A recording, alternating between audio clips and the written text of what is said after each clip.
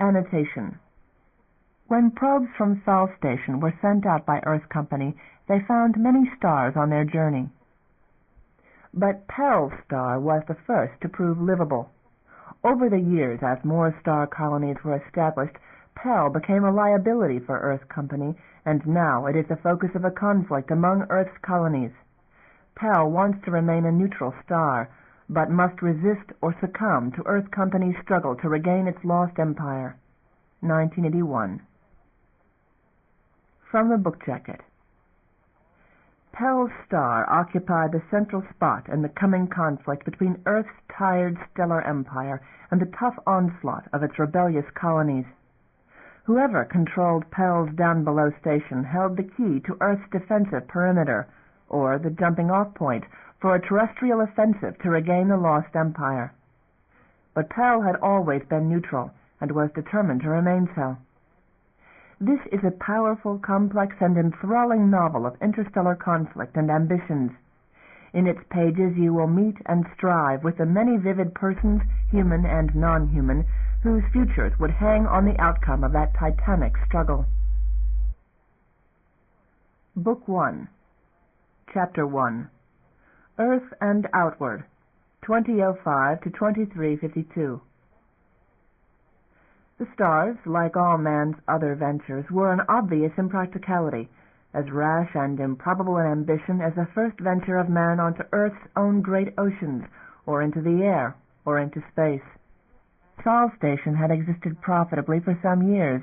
There were the beginnings of mines, the manufactories, the power installations in space, which were beginning to pay. Earth took them for granted as quickly as it did all its other comforts.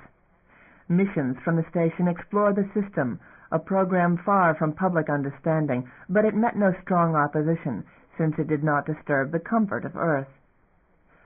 So quietly, very matter-of-factly, that first probe went out to the two nearest stars, unmanned, to gather data and return, a task in itself of considerable complexity.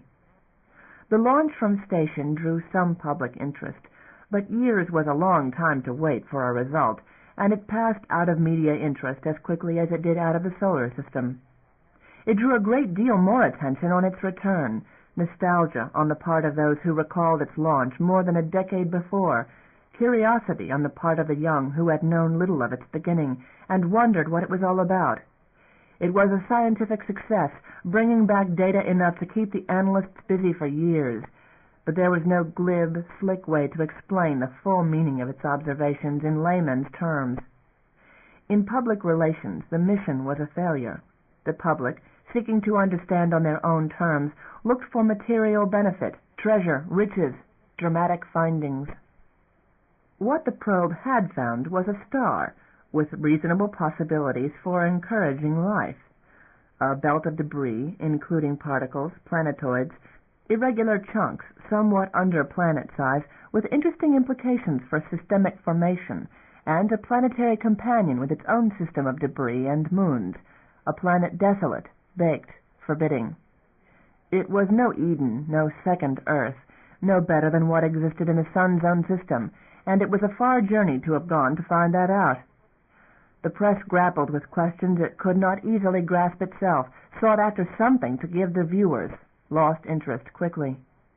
If anything, there were questions raised about cost, vague and desperate comparisons offered to Columbus, and the press haired off quickly onto a political crisis in the Mediterranean, much more comprehensible and far bloodier. The scientific establishment on Sol Station breathed a sigh of relief, and with equal quiet caution invested a portion of its budget in a modest manned expedition to voyage in what amounted to a traveling miniature of Sol Station itself, and to stay a time making observations in orbit about that world. And very quietly, to further imitate Sol Station, to test manufacturing techniques which had built Earth's great second satellite in stranger conditions. Sol Corporation supplied a generous grant, having a certain curiosity, a certain understanding of stations and what profits could be looked for from their development. That was the beginning. The same principles which had made Sol Station practical made the first star station viable. It needed a bare minimum of supply and biostuffs from Earth, mostly luxuries to make life more pleasant for the increasing number of techs and scientists and families stationed there. It mined, and as its own needs diminished, would send back the surplus of its ores, so the first link in the chain was made. No need at all, that first colony had proven, that a star have a world friendly to humans, no need even for a moderate sun-type star, just the solar wind and the usual accompanying debris of metals and rock and ice. One station built, a station module could be hauled to the next star, whatever it was. Scientific bases, manufacture. Bases from which the next hopeful star could be reached, and the next, and the next, and the next.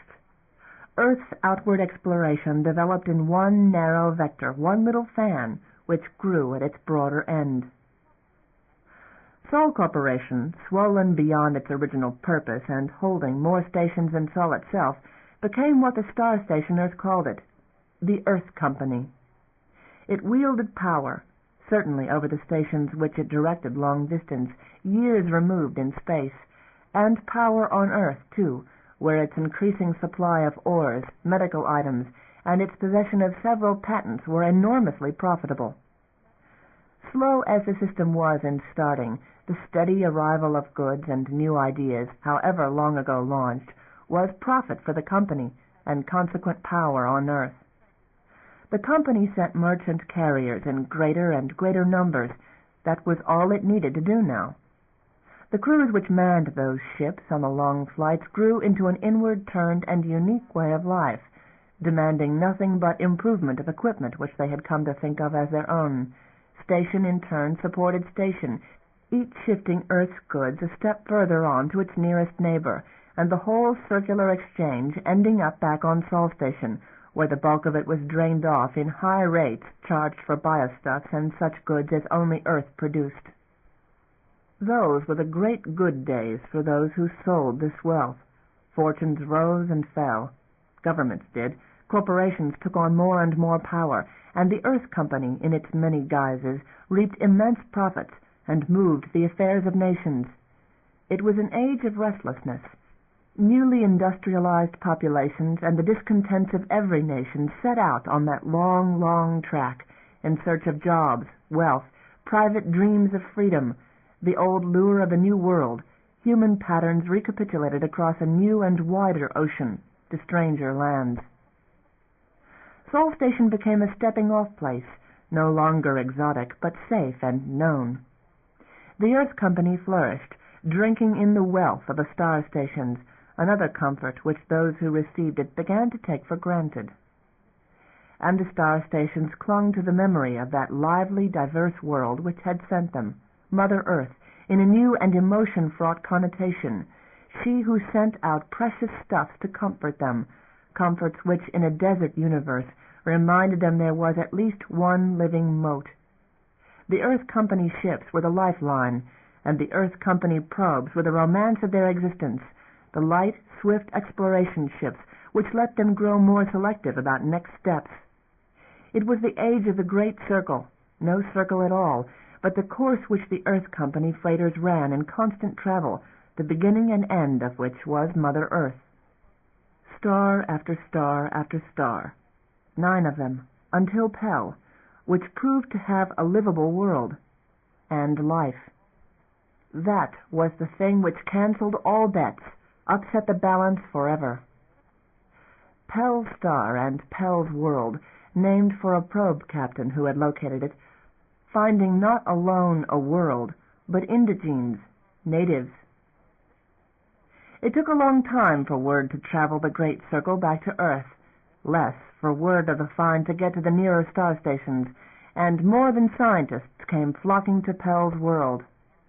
Local station companies who knew the economics of the matter came rushing to the star, not to be left behind. Population came, and 2 of the stations orbiting less interesting stars nearby were dangerously depleted, ultimately to collapse altogether.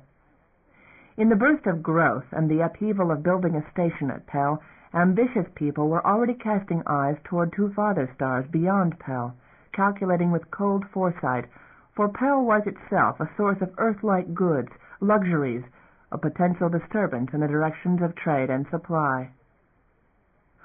For Earth, as word rode in with arriving freighters, a frantic haste to ignore Pell. Alien life. It sent shock waves through the company, touched off moral debates and policy debates, in spite of the fact that the news was almost 2 decades old, as if they could set hand now to whatever decisions were being made out there in the beyond. It was all out of control. Other life. It disrupted man's dearly held ideas of cosmic reality. It raised philosophical and religious questions, presented realities some committed suicide rather than face. Cults sprang up.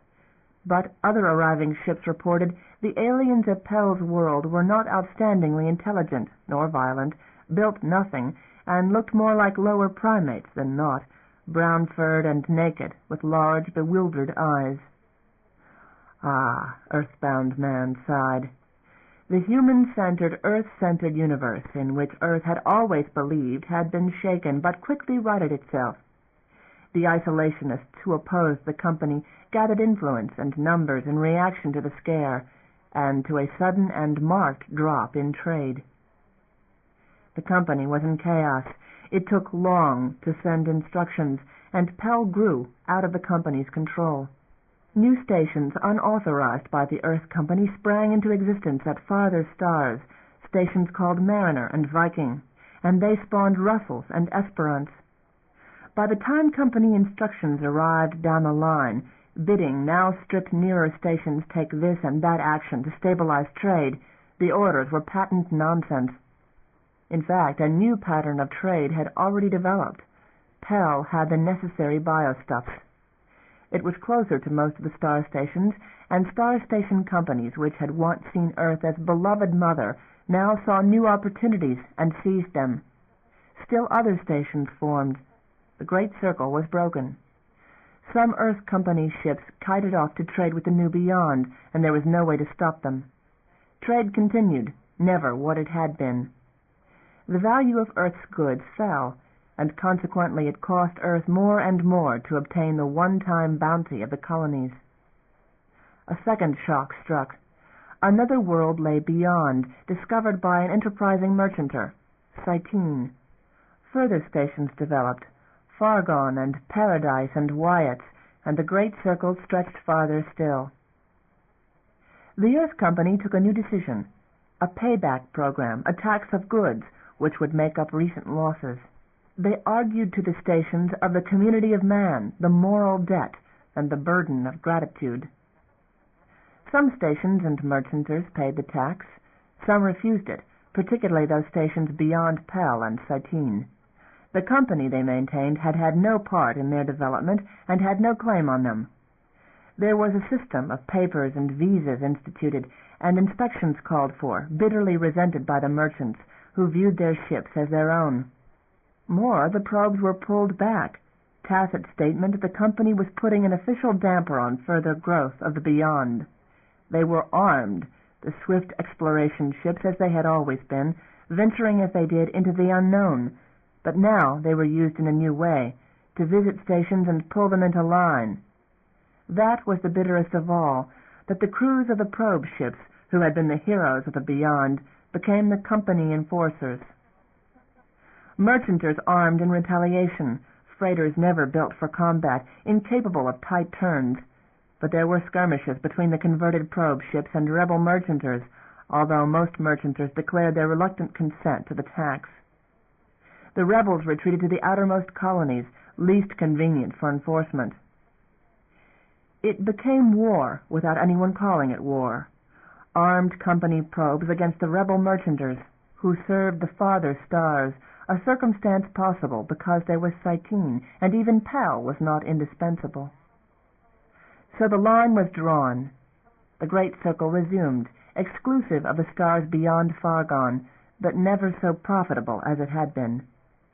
Trade continued across the line after strange fashion, for tax-paying merchanters could go where they would, and rebel merchanters could not, but stamps could be faked, and were.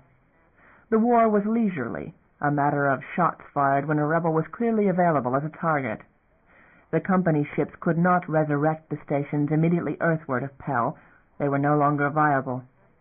The populations drifted to Pell and Russell's and Mariner and Viking, and to Fargon and farther still. Ships were built, as stations had been in the beyond. The technology was there, and merchanters proliferated. Then jump arrived. A theory originated in the new beyond at Cytene, quickly seized upon by shipbuilders at Mariner on the company side of the line. And that was the third great blow to Earth. The old light-bound way of figuring was obsolete. Jump freighters skipped along in short transits into the between, but the time it took from star to star went from years to periods of months and days. Technology improved. Trade became a new kind of game, and strategy in the long war changed. Stations knit closer together. Suddenly, out of this, there was an organization among the rebels farthest beyond. It started as a coalition of Fargon and its mines. It swept to Cytene, gathered to itself Paradise and Wyeth, and reached for other stars and the merchanters who served them. There were rumors of vast population increases going on for years, unreported. Technology once suggested on the company side of the line, when the need was for men, for human lives to fill up the vast dark nothingness, to work and to build. Cytene had been doing it. This organization, this union as it called itself, bred and multiplied geometrically, using installations already in operation, birth labs. Union grew. It had, in the course of 2 decades, increased enormously in territory and in population density. It offered a single, unswerving ideology of growth and colonization, a focused direction to what had been a disorganized rebellion. It silenced dissent, mobilized, organized, pushed hard at the company. And in final outraged public demand for results in the deteriorating situation, the Earth Company back on Sol Station gave up the tax, diverted that fund to the building of a great fleet, all jump ships, engines of destruction, Europe and America, and all their deadly kindred. So was Union building, developing specialized warships, changing style as it changed technology.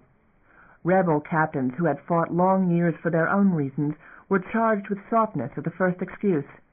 Ships were put into the hands of commanders with the right ideology, with more ruthlessness. Company successes grew harder.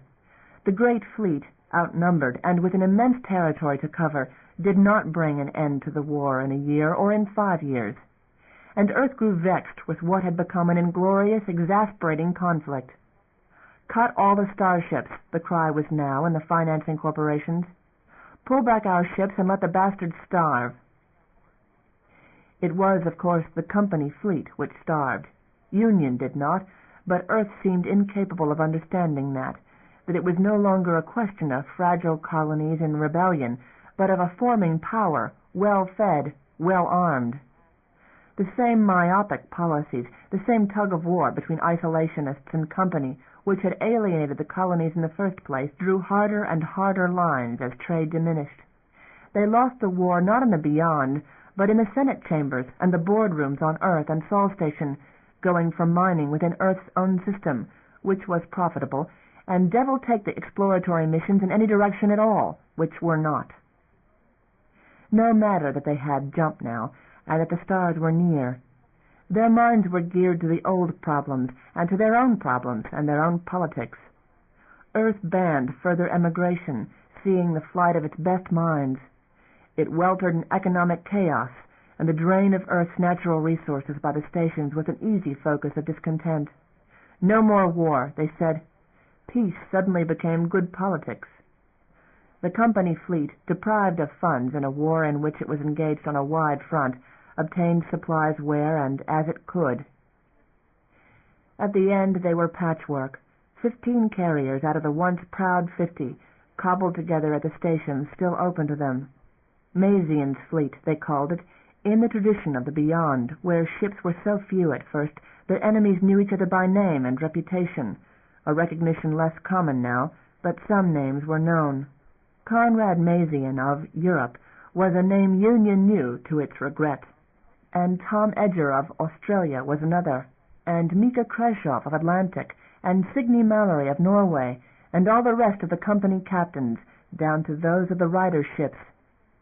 They still served Earth and the company, with less and less love of either. None of this generation was Earth-born. They received few replacements, none from Earth, none from the stations in their territory either, for the stations feared obsessively for their neutrality in the war. Merchanters were their source of skilled crew and of troops, most of them unwilling. The Beyond had once begun with the stars nearest Earth, and now it started with Pell, for the oldest stations were all shut down as earthward trade phased out, and the pre-jump style of trade passed forever. The hinder stars were all but forgotten, unvisited. There were worlds beyond Pell, beyond Cytene, and Union had them all now, real worlds, of the far-between stars which Jump could reach, where Union used the birth labs still to expand populations, giving them workers and soldiers. Union wanted all the Beyond, to direct what would be the course of the future of man. Union had the Beyond, all but the thin arc of stations which Mazian's fleet still thanklessly held for Earth and the company, because they had once been set to do that, because they saw nothing they could do but that. At their backs was only Pell, and the mothballed stations of the hinder stars. Remoter still, isolate, sat Earth, locked in its inner contemplations and its complex fragmented politics. No trade of substance came out of Sol now or to it. In the insanity which was the war, free merchanters plied Union side and company stars alike, crossed the battle lines at will, although Union discouraged that traffic by subtle harassment, seeking to cut company supply. Union expanded, and the company fleet just held on, worldless but for Pell, which fed them, and Earth, which ignored them. On Union side, stations were no longer built on the old scale. They were mere depots for worlds now, and probes sought still further stars. They were generations which had never seen Earth, humans to whom Europe and Atlantic were creatures of metal and terror, generations whose way of life was stars, infinities, unlimited growth, and time which looked to forever. Earth did not understand them. But neither did the stations which remained with the company, or the free merchanters who carried on that strange cross-lines trade. Chapter 2, Part 1. In Approach to Pell, 5/2/52.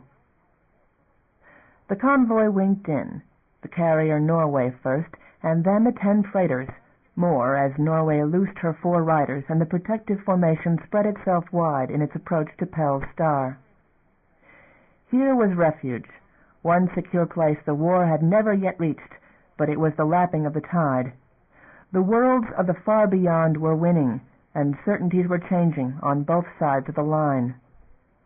On the bridge of the ECS-5, the jump carrier Norway, there was rapid activity, the 4 auxiliary command boards monitoring the riders, the long aisle of comm operations, and that of scan, and that of their own command. Norway was in constant comm link with the 10 freighters, and the reports passed back and forth on those channels were terse, ship's operations only. Norway was too busy for human disasters. No ambushes. The station at Pell's World received signal and gave reluctant welcome. Relief whispered from post to post of the carrier, private, not carried on intership comm. Signe Mallory, Norway's captain, relaxed muscles she had not known were tense, and ordered Armscomp downgraded to standby. She held command over this flock, 3rd captain in seniority of the 15 of Mazian's fleet. She was 49. The Beyonder Rebellion was far older than that, and she had been freighter pilot, rider captain, the whole gamut, all in the Earth Company's service. Her face was still young. Her hair was silver gray. The rejuve treatments which caused the gray kept the rest of her at somewhere near biological 36, and considering what she shepherded in and what it portended, she felt aged beyond the 49. She leaned back in her cushion, which looked over the up-curving narrow aisles of the bridge, punched in on her arm console to check operations, stared out over the active stations and the screens which showed what vid picked up and what scan had. Safe. She lived by never quite believing such estimations, and by adapting. They all did, all of them who fought this war.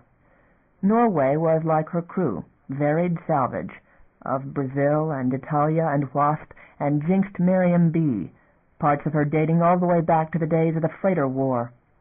They took what they could, gave up as little as possible, as from the refugee ships she guided under her protection. There had been, in decades before, a time of chivalry in the war, of quixotic gestures, of enemy rescuing enemy and parting under truce. They were human, and the deep was wide, and they all had known it. No more. From among these civilians, neutrals, she had extracted the useful ones for herself, a handful who might adapt. There would be protests at Pell. It would do them no good. No protests would, on this or other matters. The war had taken another turn, and they were out of painless choices. They moved slowly, at the crawl which was the best the freighters could manage in real space, distance Norway or the riders, unencumbered, could cross, pushing light. They had come in dangerously close to the mass of Pell's star, out of plane with the system, risking jump accident and collisions. It was the only way these freighters could make haste, and lives rode on making time. Receiving approach instructions from Pell, Com told her. "Graf," she said to her lieutenant, "take her in." And punching in another channel, "Di, put all troops on standby, full arms and gear." She switched back to Com. "Advise Pell it had better evacuate a section and seal it. Tell the convoy if anyone breaks formation during approach, we'll blow them. Make them believe it." "Got it," Com Sr. said, and in due time, "Station master's on in person." The station master protested. She had expected so. "You do it," she told him. Angelo Constantine, of the Constantines of Pell. "You clear that section or we do. You start now. Strip out everything of value or hazard, down to the walls, and you put those doors on lock and weld the access panels shut. You don't know what we're bringing you. And if you delay us, I may have a shipload dead. Hansford's life support is going. You do it, Mr. Constantine, or I send the troops in. And you don't do it right, Mr. Constantine, and you have refugees scattered like vermin all over your station, with no ids and ugly desperate. Forgive my bluntness. I have people dying in their own filth. We number 7,000 frightened civs on these ships, what left Mariner and Russell Star. They're out of choices and out of time. You're not going to tell me no, sir." There was a pause, distance, and more than enough delay for distance. "We've sounded the evacuation for sections of Yellow and Orange Dock, Captain Mallory. Medical services will be available, all that we can spare. Emergency crews are moving. We copy regarding sealing of the affected areas. Security plans will be set in motion at once. We hope that your concern is as great for our citizens. This station will not permit the military to interfere in our internal security operations or to jeopardize our neutrality, but assistance under our command will be appreciated. Over." Signy relaxed slowly, wiped sweat from her face, drew an easier breath. "Assistance will be given, sir. Estimated docking 4 hours if I delay this convoy all I can. I can give you that much time to get ready. Has news about Mariner gotten to you yet?" "It was blown, sir. Sabotage. Over." "We copy 4 hours. We appreciate the measures you urge us to take, and we are taking them in earnest. We are distressed to hear about the Mariner disaster. Request detailed briefing. Further advise you we have a company team here at the moment. It's highly distressed at these proceedings." She breathed an obscenity into the calm. "And they're demanding to have all of you turned down for some other station. My staff is attempting to explain to them the condition of the ships and the hazard to life aboard them, but they're putting pressure on us. They consider Pell's neutrality threatened. Kindly appreciate that in your approach, and bear in mind the company agents have requested contact with you in person. Over." She repeated the obscenity, expelled a breath. The fleet avoided such meetings when possible, rare as they were in the last decade. "Tell them I'll be busy. Keep them off the docks and out of our area. Do they need pictures of starving colonists to take back with them? Bad press, Mr. Constantine. Keep them out of our way. Over." "They're armed with government papers, Security Council, that kind of company team. They have rank to use, and they're demanding transport deeper beyond. Over." She chose a second obscenity and swallowed it. Thank you, Mr. Constantine. I'll capsule you my recommendations on procedures with the refugees. They've been worked out in detail. You can, of course, ignore them, but I'd advise against it. We can't even guarantee you that what we're disembarking on Pell isn't armed. We can't get among them to find out. Armed troops can't get in there, you understand? That's what we're giving you. I'd advise you keep the company boys out of our docking area entirely before we have hostages to deal with. Copy? End transmission. We copy. Thank you, Captain. End transmission. She slumped in place, glared at the screens, and shot an order to COM to capsule the instructions to Station Command. Company men and refugees from lost stations.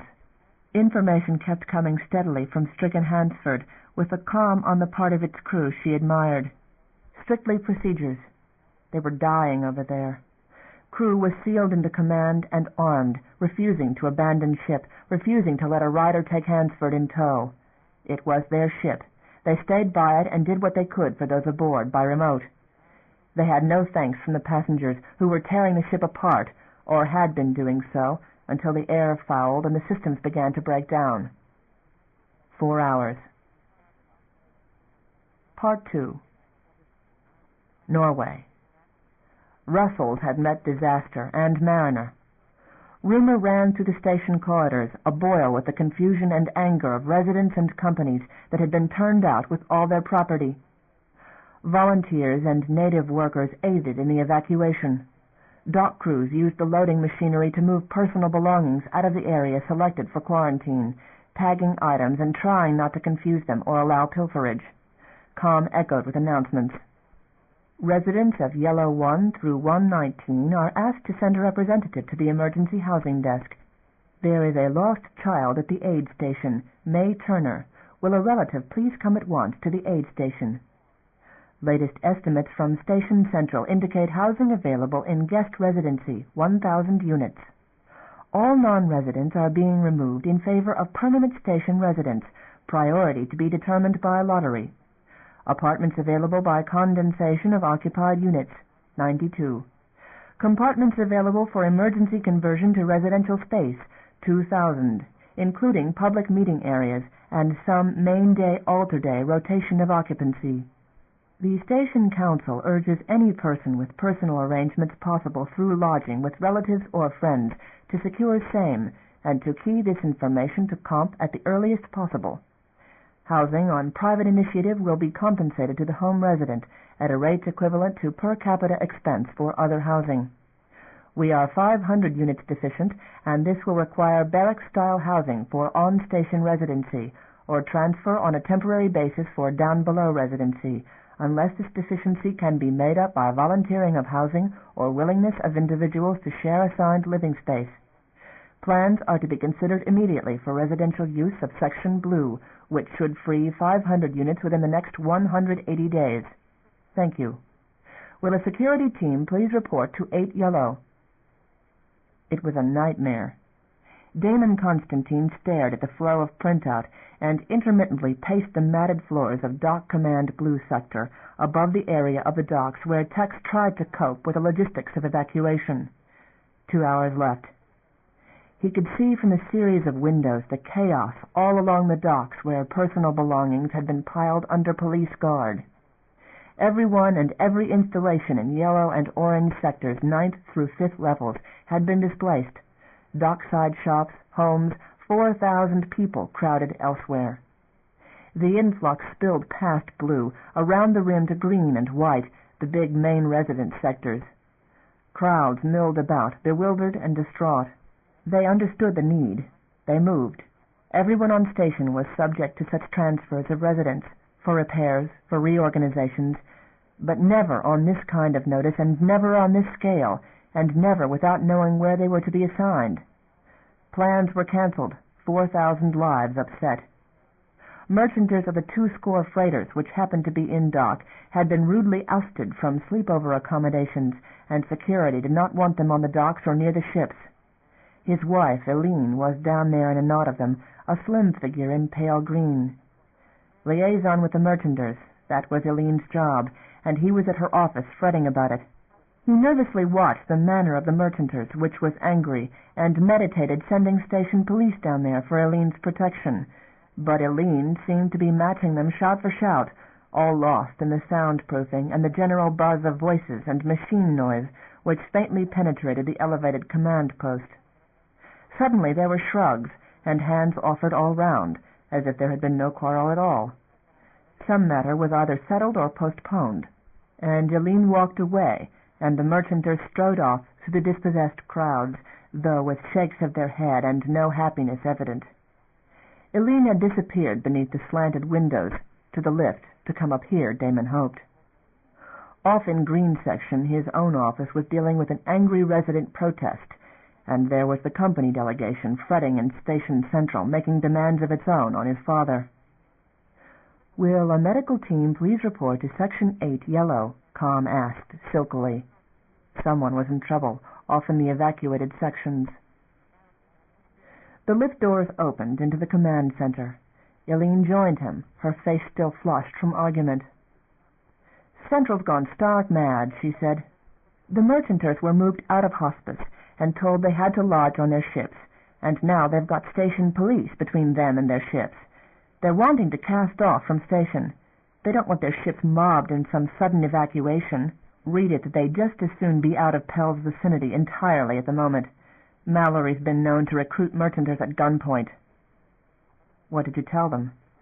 "To stand fast and figure there are going to be some contracts handed out for supplies to take care of this influx, but they won't go to any ship that bolts the dock or that tangles with our police, and that has the lid on them, at least for a while." Eileen was afraid. It was clear behind the brittle, busy calm. They were all afraid. He slipped his arm about her. Hers fitted his waist, and she leaned there, saying nothing. Merchanter Eileen Quinn, off the freighter Estelle, which had gone its way to Russell's and to Mariner. She had missed that run for him, to consider tying herself to a station for good, for his sake, and now she ended up trying to reason with angry crews who were probably right and sensible in her eyes, with the military in their laps. He viewed matters in a cold, quiet panic, stationer's fashion. Things which went wrong on station went wrong sitting still, by quadrants and by sections, and there was a certain fatalism bred of it. If one was in a safe zone, one stayed there. If one had a job which could help, one did it, and if it was one's own area in trouble, one still sat fixed. It was the only heroism possible. A station could not shoot, could not run, could only suffer damage and repair it if there was time. Merchanters had other philosophies and different reflexes in time of trouble. "It's all right," he said, tightening his arm briefly. He felt her answering pressure. "It's not coming here. They're just putting civilians far behind the lines. They'll stay here till the crisis is over and then go back. If not, we've had big influxes before, when they shut down the last of the Hinder Stars. We added sections. We'll do it again. We just get larger." Eileen said nothing. There were dire rumors drifting through Com and down the corridors regarding the extent of the disaster at Mariner, and Estelle was not one of the incoming freighters. They knew that now for certain. She had hoped when they had gotten the first news of the arrival, and feared, because there was damage reported on those ships out there, moving at freighters' slow pace, jammed with passengers they were never designed to handle, in the series of small jumps a freighter's limited range made necessary. It added up to days and days in real space as far as they had come in, and living hell on those vessels.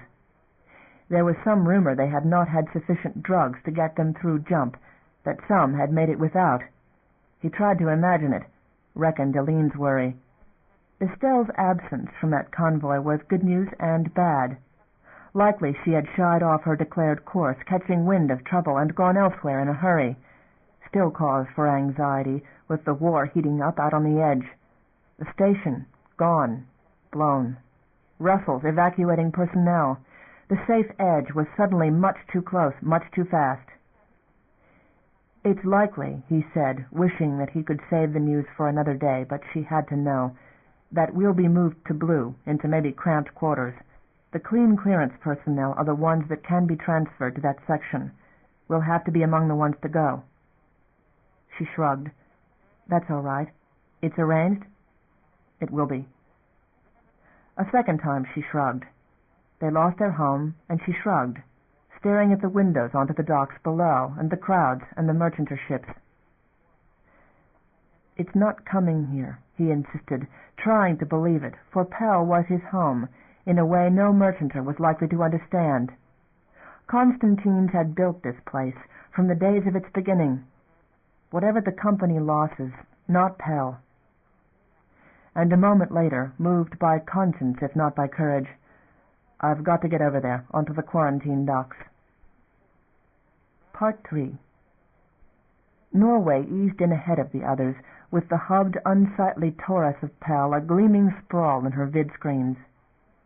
The riders were fanned out, fending off the freighters for the moment. The merchanter crews in command of those refugee ships wisely held the line, giving her no trouble. The pale crescent of Pell's world, down below, in Pell's matter-of-fact nomenclature, hung beyond the station, swirled with storms.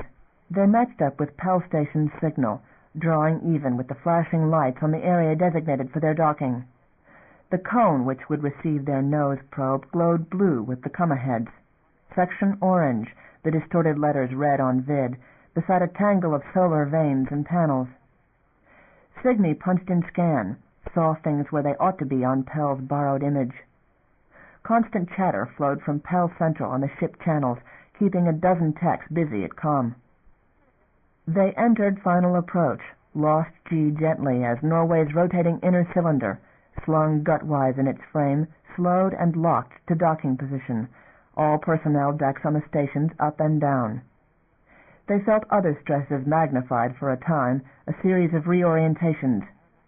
The cone loomed, easy dock, and they met the grapple, a dragging confirmation of the last slam of G, opened accesses for Pell dock crews, stable now, and solidly part of Pell's rotation. "I'm getting it all quiet on dockside," Graf said. "The station master's police are all over the place." "Message," comm said. "Pell Station Master to Norway.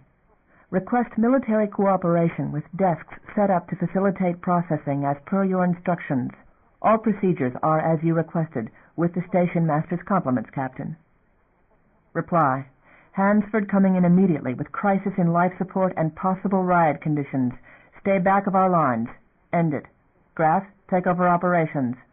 Di, get me those troops out on that dock, double time."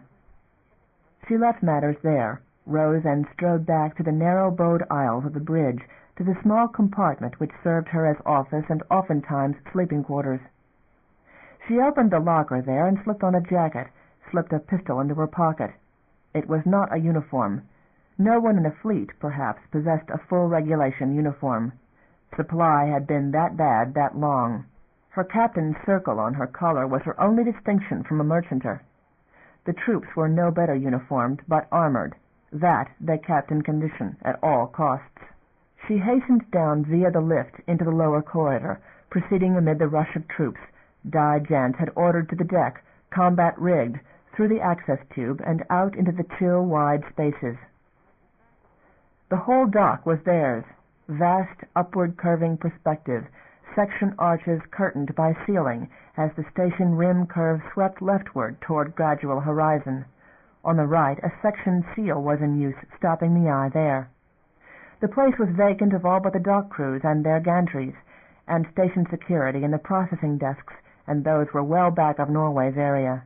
There were no native workers, not here, not in this situation. Debris lay scattered across the wide dock, papers, bits of clothing, evidencing a hasty withdrawal. The dockside shops and offices were empty. The niner corridor midway of the dock showed likewise vacant and littered. Di Jans's deep bellow echoed in the metal girders overhead as he ordered troops deployed about the area where Hansford was coming in. Pell dockers moved up. Signy watched and gnawed her lip nervously, glanced aside as a sieve came up to her, youngish, darkly aquiline, bearing a tablet and looking like business in his neat blue suit. The plug she had in one ear kept advising her of Hansford's status, a constant clamor of bad news. "What are you?" she asked. "Damon Constantine, Captain, from Legal Affairs." She spared a second look. A Constantine. He could be that. Angelo had had 2 boys before his wife's accident. "Legal affairs," she said with distaste. "I'm here if you need anything, or if they do. I've got a comlink with Central." There was a crash. Hansford made a bad dock, grated down the guidance cone, and shuddered into place. "Get her hooked up and get out," Dye roared at the dock crews. No calm for him. Graf was ordering matters from Norway's command. Hansford's crew would stay sealed on their bridge, working debarkation by remote. "Tell them walk out," she heard relayed from Graf. "Any rush at troops will be met with fire." The hookups were complete. The ramp went into place. "Move!" Dye bellowed. Dockers pelted behind the lines of troops. Rifles were leveled. The hatch opened, a crash up the access tube. A stench rolled out onto the chill of a dock. Inner hatches opened, and a living wave surged out, trampling each other, falling. They screamed and shouted and rushed out like madmen, staggering as a burst of fire went over their heads. "Hold it!" Dye shouted. "Sit down where you are and put your hands on your heads." Some were sitting down already, out of weakness. Others sank down and complied. A few seemed too dazed to understand, but came no farther. The wave had stopped. At Signy's elbow, Damon Constantine breathed a curse and shook his head. No word of laws from him. Sweat stood visibly on his skin. His station stared riot in the face. Collapse of systems, Hansford's death 10,000-fold. There were 100, maybe 150 living, crouched on the dock by the umbilical gantry. The ship's stench spread. A pump labored, flushing air through Hansford's systems under pressure. There were 1,000 on that ship. "We're going to have to go in there," Signy muttered, sick at the prospect. Dye was moving the others one at a time, passing them under guns into a curtained area where they were to be stripped, searched, scrubbed, passed on to the desks or to the medics. Baggage there was none, not with this group, nor papers worth anything. "Need a security team suited up for a contamination area," she told young Constantine. "And stretchers. Get us a disposal area prepared. We're going to vent the dead, it's all we can do. Have them ID'd as best you can. Fingerprints, photos, whatever. Every corpse passed out of here unidentified is future trouble for your security." Constantine looked ill. That was well enough. So did some of her troops. She tried to ignore her own stomach. A few more survivors had made their way to the opening of the access, very weak, almost unable to get down the ramp. A handful, a scant handful. Lila was coming in, her approach begun in her crew's panic, defying instructions and riders' threats. She heard Graf's voice reporting it, activated her own mic. "Stall them off. Clip a vein off them if you have to. We've got our hands full. Get me a suit out here." They found 78 more living, lying among the decomposing dead. The rest was cleanup, and no more threat. Signy passed decontamination, stripped off the suit, sat down on the bare dock, and fought a heaving stomach. A Civ aid worker chose a bad time to offer her a sandwich. She pushed it away, took the local herbal coffee, and caught her breath in the last of the processing of Hansford's living. The place stank now of antiseptic fogging. A carpet of bodies in the corridors. Blood. Dead. Hansford's emergency seals had gone into place during a fire. Some of the dead had been cut in two. Some of the living had broken bones from being trampled in the panic. Urine, vomit, blood, decay. They had had closed systems, had not had to breathe it. The Hansford survivors had had nothing at the last but the emergency oxygen, and that had possibly been a cause of murder. Most of the living had been sealed into areas where the air had held out less foul than the badly ventilated storage holds where most of the refugees had been crammed. "Message from the station master," Com said into her ear, "requesting the captain's presence in station offices at the earliest." "No," she sent back shortly. They were bringing Hansford's dead out. There was some manner of religious service, assembly line fashion, some amenity for the dead before venting them. Caught in Downbelow's gravity well, they would drift in that direction eventually. She wondered vaguely whether bodies burned in falling. Likely, she thought. She had not much to do with worlds. She was not sure whether anyone had ever cared to find out. Lila's folk were exiting in better order. They pushed and shoved at the first, but they stopped it when they saw the armed troops facing them. Constantine intervened with useful service over the portable loudspeaker, talking to the terrified civs in stationers' terms and throwing stationers' logic in their faces, the threat of damage to fragile balances, the kind of drill and horror story they must have heard all their confined lives. Signy put herself on her feet again during the performance, still holding the coffee cup, watched with a calmer stomach as the procedures she had outlined began to function smoothly, those with papers to one area and those without to another, for photographing and ID by statement. The handsome lad from Legal Affairs proved to have other uses, a voice of ringing authority when it regarded disputed paper or confused station staff.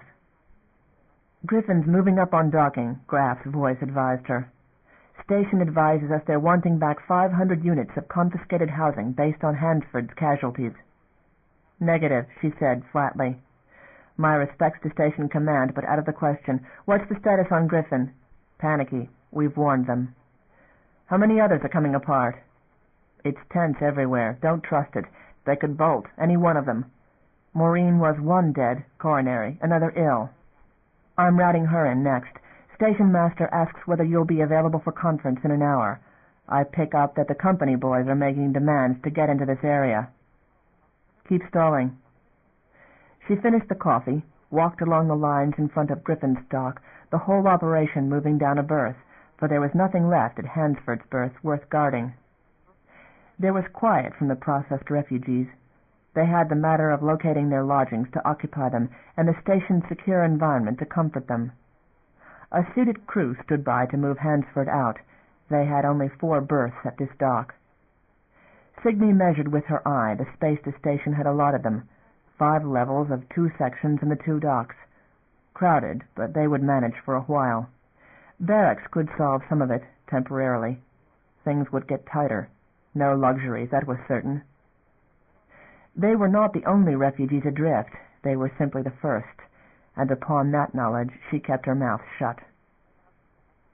It was Dinah that broke the peace, a man caught with weapons in scan, a friend who turned ugly on his arrest, 2 dead then, and sobbing hysterical passengers afterward.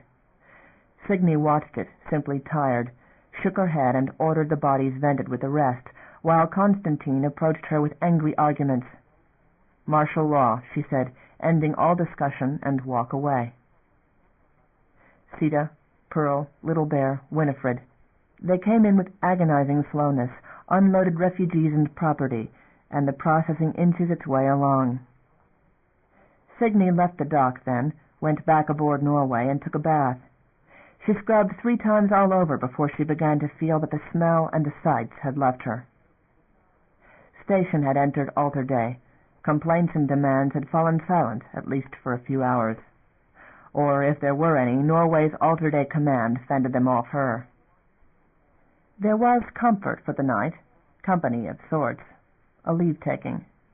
He was another item of salvage from Russell's and Mariner, not for transport on the other ships. They would have torn him apart. He knew this, and appreciated matters. He had no taste for the crew either, and understood his situation. "You're getting off here," she told him, staring at him, who lay beside her. The name did not matter. It confused itself in her memory with others, and sometimes she called him by the wrong one, late, when she was half asleep. He showed no emotion at that statement, only blinked, indication that he had absorbed the fact. The face intrigued her. Innocence, perhaps. Contrasts intrigued her. Beauty did. "You're lucky," she said. He reacted to that the same way as he reacted to most things. He simply stared, vacant and beautiful. They had played with his mind on Russell's. There was a sordidness in her sometimes, a need to deal wounds, limited murder, to blot out the greater ones, to deal little terrors, to forget the horror outside. She had sometime nights with Graff, with Di, with whoever took her fancy. She never showed this face to those she valued, to friends, to crew. Only sometimes there were voyages like this one, when her mood was black. It was a common disease in the fleet, in the sealed worlds of ships without discharge, among those in absolute power. "Do you care?" she asked, He did not, and that was, perhaps, his survival. Norway remained, her troops visibly on duty on the dock side, the last ship berthed in quarantine.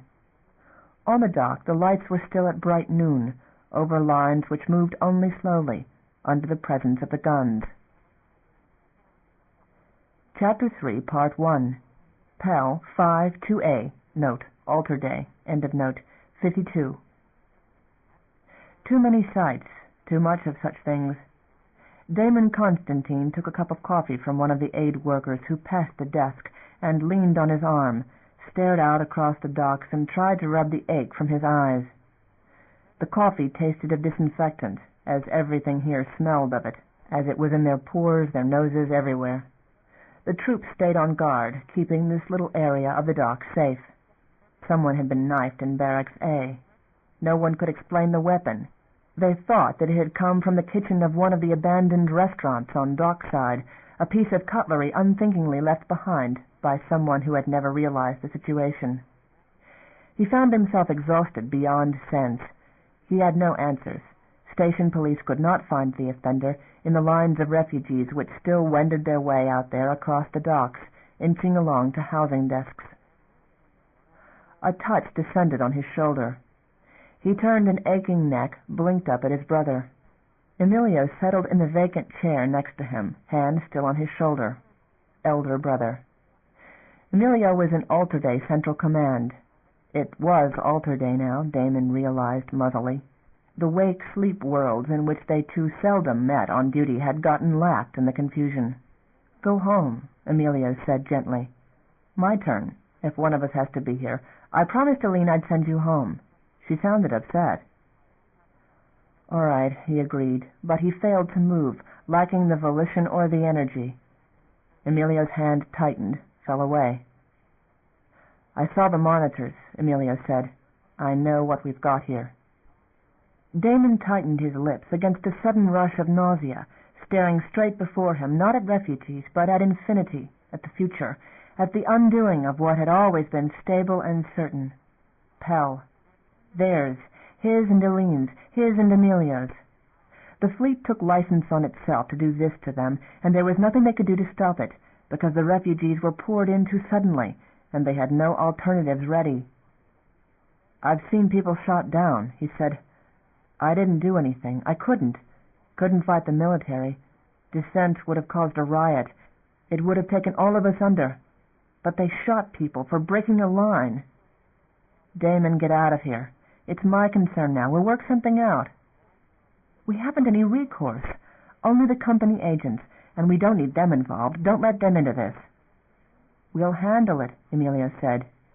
"There are limits. Even the fleet understands them. They can't jeopardize Pell and survive. Whatever else they do, they won't risk us." "They have," Damon said, focused his eyes on the lines across the docks, turned a glance then on his brother, on a face the image of his own plus 5 years. "We've gotten something I'm not sure we can ever digest. So when they shut down the Hinder Stars, we managed. 2 stations, 6,000 people reach us out of what, 50, 60,000? In Union hands, I'd surmise," Emilio muttered. "Or dead with Mariner, no knowing what casualties there. Or maybe some got out in other freighters, went elsewhere." He leaned back in the chair, his face settled into morose lines. "Father's probably asleep. Mother, too, I hope. I stopped by the apartment before I came. Father says it was crazy for you to come here. I said I was crazy, too, and I could probably clean up what you didn't get to." He didn't say anything, but he's worried. "Get on back to Aline. She's been working the other side of this chaos, passing papers on the refugee merchanters. She's been asking questions of her own. Damon, I think you ought to get home." Estelle. Apprehension hit through to him. "She's hunting rumors." "She went home. She was tired or upset. I don't know. She just said she wanted you to get home when you could." "Something's come in." He pushed himself to his feet, gathered up his papers, realized what he was doing, pushed them at Emilio, and left in haste, past the guard point, into the chaos of the dock on the other side of the passage which divided manned station from quarantine.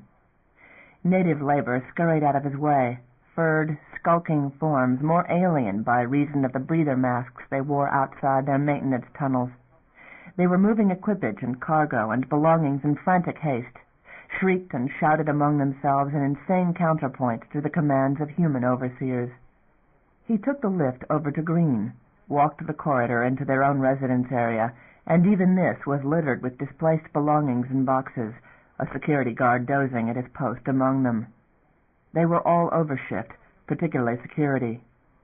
Damon passed him, turned a face to a belated and embarrassed challenge, walked to the door of the apartment. He keyed it open, saw with relief the lights on, heard the familiar rattle of plastic in the kitchen. "Eileen?" He walked in. She was watching the oven, her back to him. She did not turn. He stopped, sensing disaster, another world amiss. The timer went off. She removed the plate from the oven, set it on the counter, turned, managed composure to look at him. He waited, hurting for her, and after a moment came and took her in his arms. She gave a short sigh. "They're gone," she said. And a moment later another short gasp and a release. "Blown with Mariner. Estelle's gone, with everyone aboard, no possible survivors. Sita saw her go. They couldn't get undocked, all those people trying to get aboard. Fire broke out, and that part of the station went. That's all. Exploded, blew the nose shell off. 56 aboard. Father, mother, cousins, remoter relatives. A world unto itself, Estelle. He had his own, however damaged. He had a family. Hers was dead." She said nothing more, no word of grief for her loss or of relief to have been spared, to have stayed behind from the voyage. She gave a few more convulsive breaths, hugged him, turned dry-eyed to put a second dinner in the microwave.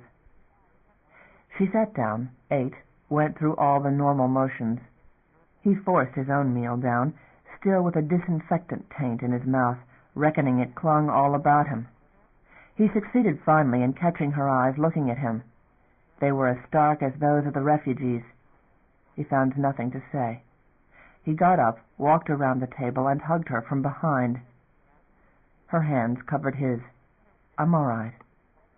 I wish you'd called me." She let go his hands and stood up, touched his arm, a weary gesture. Looked at him suddenly, directly, with that same dark tiredness. "There's one of us left," she said. He blinked, perplexed, realized then that she meant the Quens, Estelle's folk. Merchanters owned names as stationers had a home. She was Quen. That meant something he knew he did not understand in the months they had been together. Revenge was a merchanter commodity. He knew that. Among folk where name alone was a property and reputation went with it. "I want a child," she said. He stared at her, struck with the darkness in her eyes. He loved her. She had walked into his life off a merchanter ship and decided to try station life, though she still spoke of her ship. 4 months. For the first time in their being together he had no desire for her, not with that look and Estelle's death and her reasons for revenge. He said nothing. They had agreed there would be no children until she knew for certain whether she could bear to stay. What she offered him might be that agreement, it might be something else. It was not the time to talk about it, not now, with insanity all about them. He simply gathered her against him, walked with her to the bedroom, held her through the long dark hours. She made no demands, and he asked no questions. Part 2. "No," the man at the operations desk said, without looking this time at the printout, and then with a weary impulse toward humanity. "Wait, I'll do another search. Maybe it wasn't posted with that spelling." Vasily Kresich waited, sick with terror, as despair hung all about this last forlorn gathering of refugees which refused to leave the desks on dockside. Families and parts of families who hunted relatives, who waited on word. There were 27 of them on the benches near the desk, counting children. He had counted. They had gone from station main day into altar day, and another shift of operators at the desk, which was station's one extension of humanity toward them, and there was nothing more coming out of comp but what had been there before. He waited. The operator keyed through time after time. There was nothing. He knew that there was nothing by the look the man turned toward him. Of a sudden he was sorry for the operator, too, who had to sit out here obtaining nothing, knowing there was no hope, surrounded by grieving relatives, with armed guards stationed near the desk in case. Cresset sat down again, next to the family who had lost a son in the confusion. It was the same tale for each. They had loaded in panic, the guards more concerned for getting themselves onto the ships than for keeping order and getting others on. It was their own fault. He could not deny that. The mob had hit the docks, men forcing their way aboard who had no passes allotted to those critical personnel meant for evacuation. The guards had fired in panic, unsure of attackers and legitimate passengers. Russell Station had died in riot. Those in the process of loading had been hurried aboard the nearest ship at the last. Doors had been sealed as soon as the counters reached capacity. Jen and Rami should have been aboard before him. He had stayed, trying to keep order at his assigned post. Most of the ships had gotten sealed in time. It was Hansford the mob had gotten wide open, Hansford where the drugs had run out, where the pressure of lives more than the systems could bear had broken everything down, and a shock-crazed mob had run riot. Griffin had been bad enough. He had gotten aboard well before the wave the guards had had to cut down, and he had trusted that Jen and Rami had made it into Lila. The passenger list had said that they were on Lila, at least what printout they had finally gotten in the confusion after launch. But neither of them had gotten off at Pell. They had not come off the ship. No one of those critical enough to be taken to Station Hospital matched their descriptions. They could not be impressed by Mallory. Jen had no skills Mallory would need, and Rami, somewhere the records were wrong.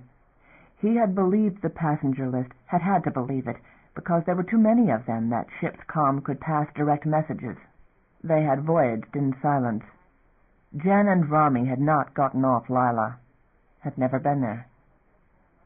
They were wrong to throw them out in space, the woman nearest him moaned. They didn't identify them. He's gone. He must have been on the Hansford. Another man was at the desk again, attempting to check, insisting that Mallory's ID of impressed civilians was a lie, and the operator was patiently running another search, comparing descriptions, negative again. He was there, the man shouted at the operator. He was on the list and he didn't get off, and he was there. The man was crying. Cresset sat numb. On Griffin they had read out the passenger list and asked for IDs. Few had had them.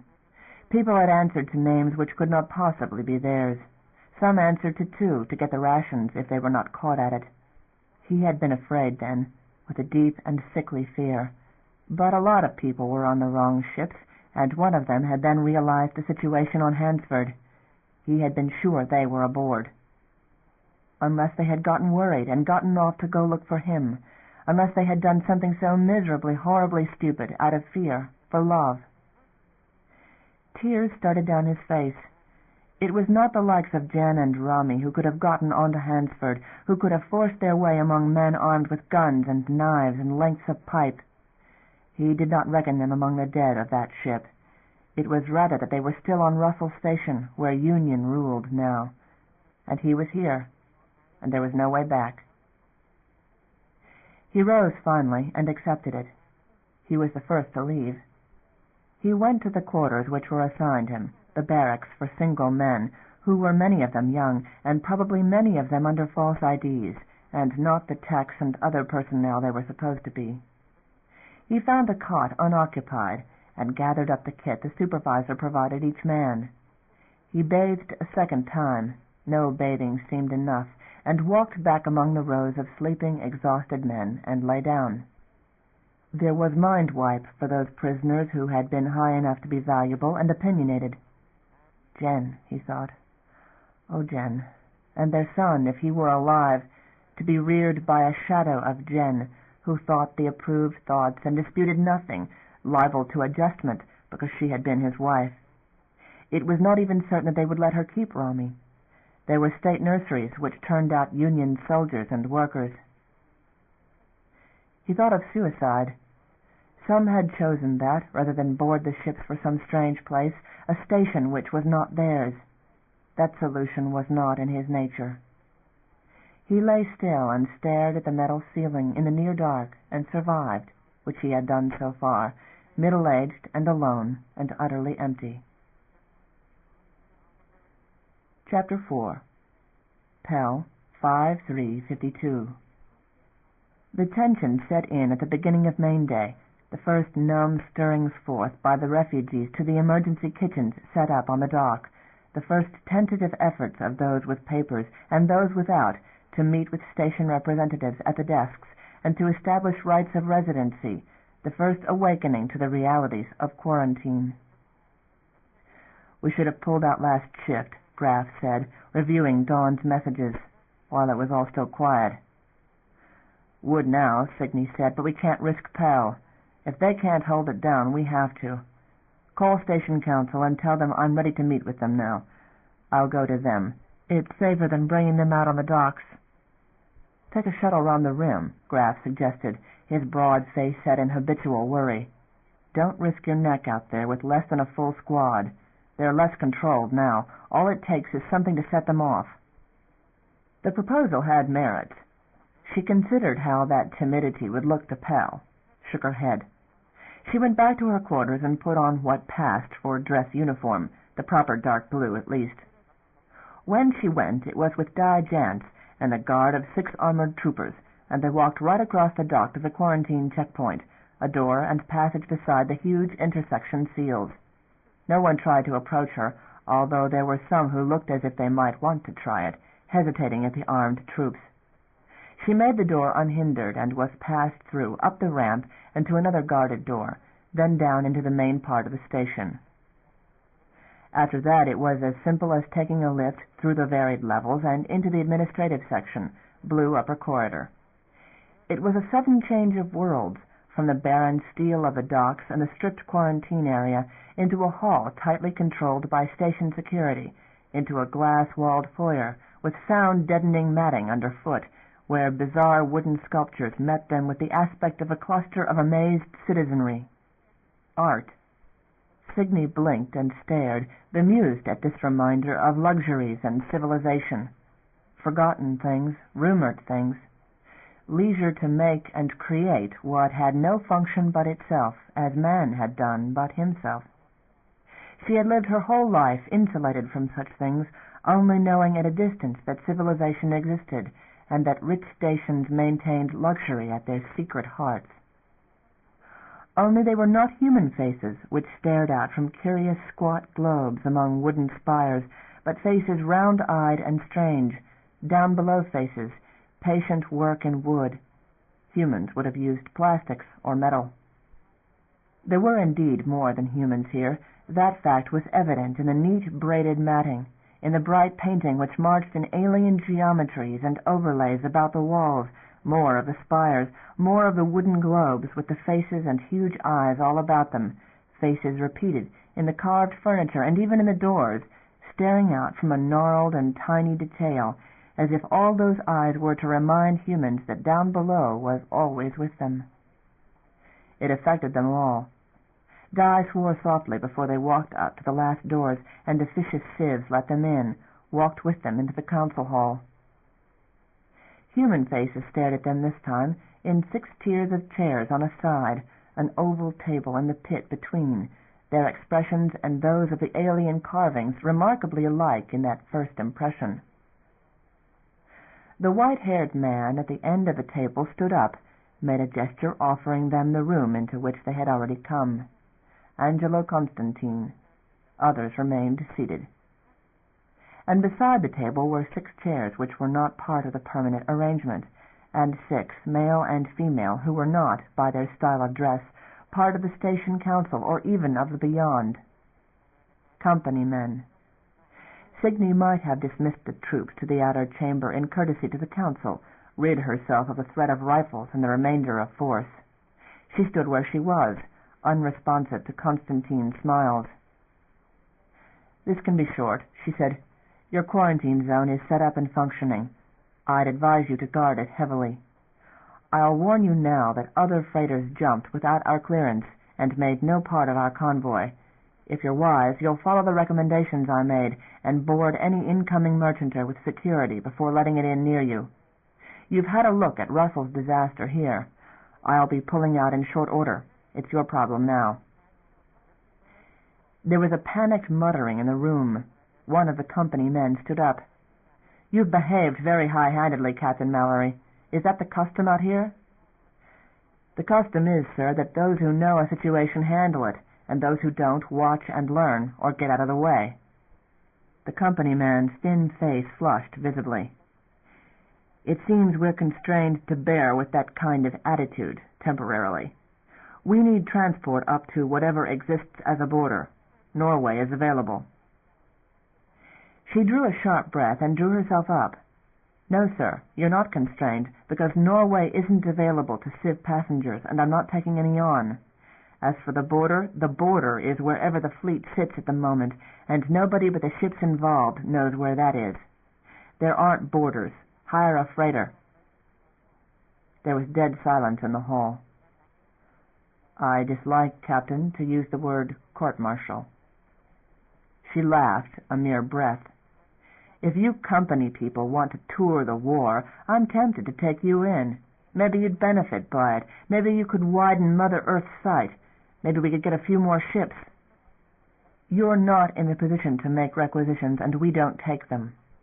We're not here to see only what it's determined we should see. We'll be looking at everything, Captain, whether or not it suits you." She set her hands on her hips and surveyed the lot of them. "Your name, sir?" "Seagust Ayres, of the Security Council, Second Secretary." "Second Secretary. Well, we'll see what space we come up with. No baggage beyond a duffel. You understand that? No frills. You go where Norway goes. I don't take my orders from anyone but Mazian." "Captain," another put forth, "your cooperation is earnestly requested." "You have what I'll give, and not a step further." There was silence, a slow murmuring from the tears. The man Ayres's face reddened further, his precise dignity that instinctively galled her now further and further ruffled. "You're an extension of the company, Captain, and you hold your commission from it. Have you forgotten that?" "Third Captain of the Fleet, Mr. Second Secretary, which is military, and you're not. But if you intend to come, be ready within the hour." "No, Captain," Ayres declared firmly. "We'll take your suggestion about freighter transport. It got us here from Saul. They'll go where they're hired to go." "Within reason, I don't doubt." Good. That problem was shed. She could reckon Mazian's consternation at that in the midst of them. She looked beyond Ayres at Angelo Constantine. "I've done my service here. I'm leaving. Any message will be relayed." "Captain." Angelo Constantine left the head of the table and walked forward, offered his hand, an unusual courtesy, and the stranger considering what she had done to them, leaving the refugees. She took the firm hand clasp, met the man's anxious eyes. They knew each other remotely, had met in years past. 6 generations beyonder, Angelo Constantine, like the young man who had come down to help on the dock, a 7th. The Constantines had built Pell, were scientists and miners, builders and holders. With this man and the others she felt a manner of bond, for all their other differences. This kind of man the fleet had for its charge, the best of them. "Good luck," she wished them, and turned and left, taking Di and the troopers with her. She returned the way she had come, through the beginning establishment of Q-Zone, and back into the familiar environs of Norway, among friends, where law was as she laid it down, and things were as she knew.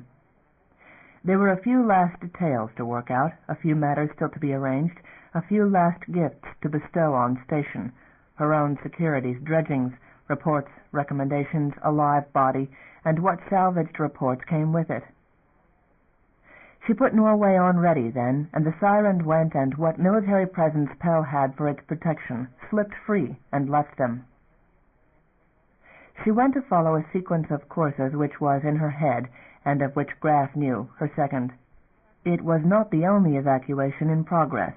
The Pan-Paris station was under Kreshov's management. Sung of Pacific had moved in on Esperance. By now other convoys were on their way toward Pell, and she had only set up the framework. The push was coming. Other stations had died, beyond their reach, beyond any salvage. They moved what they could, making Union work for what they took. But in her private estimate they were themselves doomed, and the present maneuver was one from which most of them would not return. They were the remnant of a fleet against a widespread power which had inexhaustible lives and supply and worlds, and they did not. After so long a struggle, her generation, the last of the fleet, the last of company power, she had watched it go, had fought to hold the two together, Earth and Union, humanity's past and future, still fought with what she had, but no longer hoped. At times she even thought of bolting the fleet, of doing what a few ships had done and going over to Union. It was supreme irony that Union had become the pro-space side of this war, and the founding company fought against. Irony that they who most believed in the beyond ended up fighting against what it was becoming, to die for a company which had stopped caring. She was bitter. She had long ago stopped being politic in any discussion of company policies. There had been a time, years ago, when she had looked differently on things, when she had looked as an outsider on the great ships and the power of them, and when the dream of the old exploration ships had drawn her into this, a dream long revised to the realities the company captain's emblem had come to mean. Long ago she had realized there was no winning. Perhaps, she thought, Angelo Constantine knew the odds too. Maybe he had taken her meaning, answered it, behind the gesture of saying farewell, offered support in the face of company pressure. For a moment it had seemed so. Maybe many of the stationers knew, but that was too much to expect of stationers. She had 3 feints to make, which would take time, a small operation, and a jump afterward to a rendezvous with Mazian on a certain date. If enough of their ships survived the initial operation, if Union responded as they hoped, it was madness. The fleet went it alone, without merchanter or stationer support, as they had gone it alone for years before this. Chapter 5. Pell, 5/5/52. Angelo Constantine looked up sharply from the desk covered with notes and emergencies which wanted immediate attention. "Union?" he asked in dismay. "A prisoner of war," the security head told him, standing uncomfortably before the desk. "Part of the Russell's evacuation. Turned over to our security separate of the others. A pickup from a capsule. Minor ship, armed scomper. Confined at Russell's. Norway carried him in. No turning him loose among the refugees. They'd kill him. Mallory added a note to his file. He's your problem now. Her words, sir." Angelo opened the file, stared at a young face, a record of several pages of interrogation, Union ID, and a scrap of notepaper with Mallory's signature and a scrawl, "Young and scared." Joshua Halbrate Talley, arms comper, Union Fleet Minor Probe. He had 500 individuals and groups who had thought they were headed back to their original housing. Warnings of further evacuations and the secret instructions Mallory had left, which was going to take at least most of Orange and Yellow sections, dislocating more offices, and 6 company agents who thought they were headed beyond to inspect the war, with no merchanter who would agree to take company scrip to take them aboard. He did not need problems from lower levels. The boy's face haunted him. He turned back to that page, leafed again through the interrogation report, scanned it, remembered the security chief still standing there. "So what are you doing with him?" "Holding him in detention. None of the other officers agrees what to do with him." Pell had never had a prisoner of war. The war had never come here. Angelo thought it over and fretted the more for the situation. "Legal affairs have a suggestion?" "Suggested I get a decision here." "We're not equipped for that kind of detention." "No, sir," the security chief agreed. It was a hospital facility down there. The setup was for retraining, adjustment, what rare times it had ever been needed. We can't treat him. Those cells aren't set up for long stays, sir. Maybe we could rig up something more comfortable. We've got people without lodgings as it is. How are we going to explain that? We could set up something in detention itself, take a panel out, at least get a bigger room. Postpone that.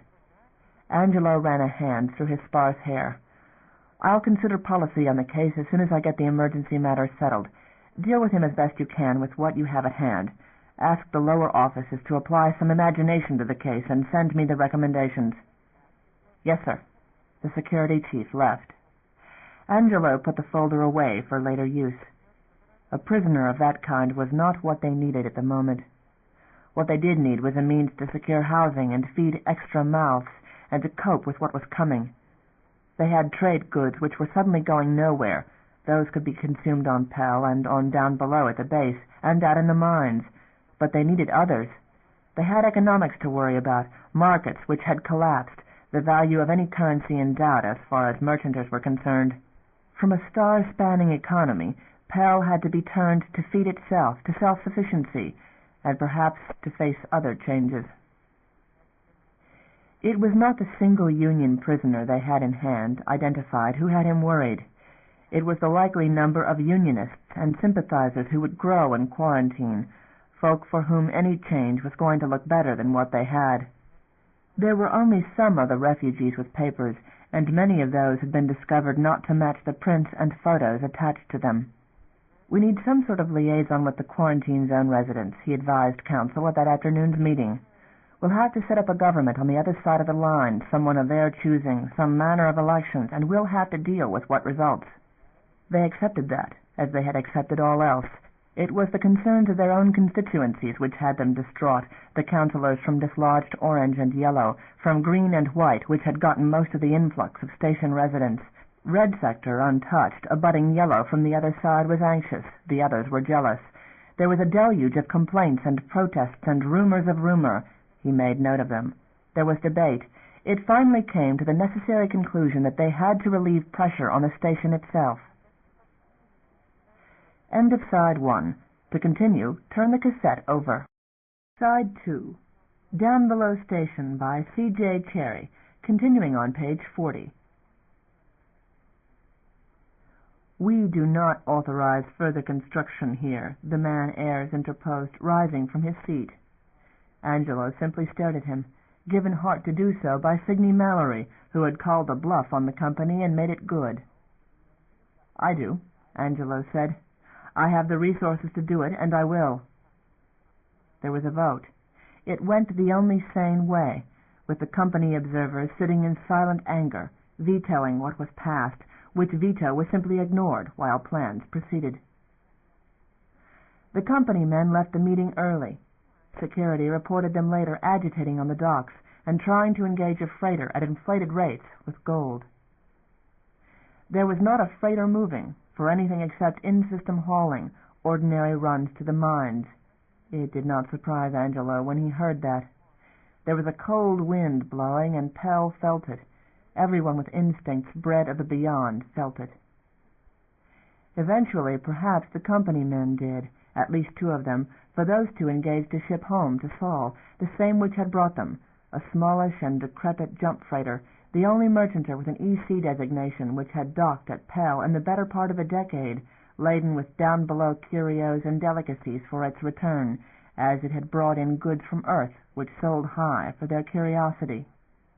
The four other company representatives upped their offers and boarded a freighter for an unguaranteed run on the freighter's own schedule to call at Viking and wherever else the uncertain times left safe. They accepted Mallory's conditions from a merchanter captain and paid for the privilege. Chapter 6, Part 1. Down below main base, 5/20/52. It was storm on Down Below when the shuttle came down, and that was not uncommon on a world of abundant cloud, when all the winter on the northern continent was wrapped in sea-spawned, overcast, seldom cold enough to freeze, not warm enough for human comfort, never a clear sight of sun or stars for month on dreary month.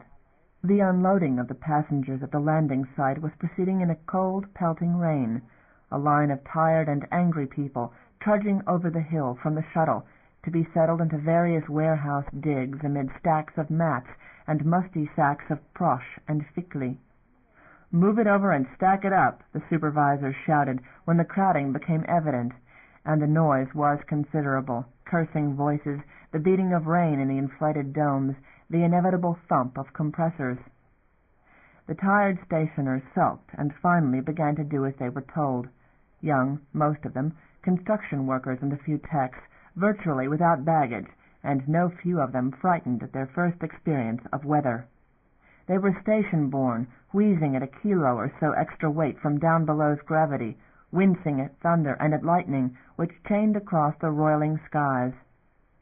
No sleep for them until they could set up some manner of dormitory space, no rest for anyone, native or human, who labored to carry foodstuffs over the hill to lade the shuttle, or the crews trying to cope with the inevitable flooding in the domes. John Lucas oversaw some of it, scowling, walked back to the main dome where the operations center was.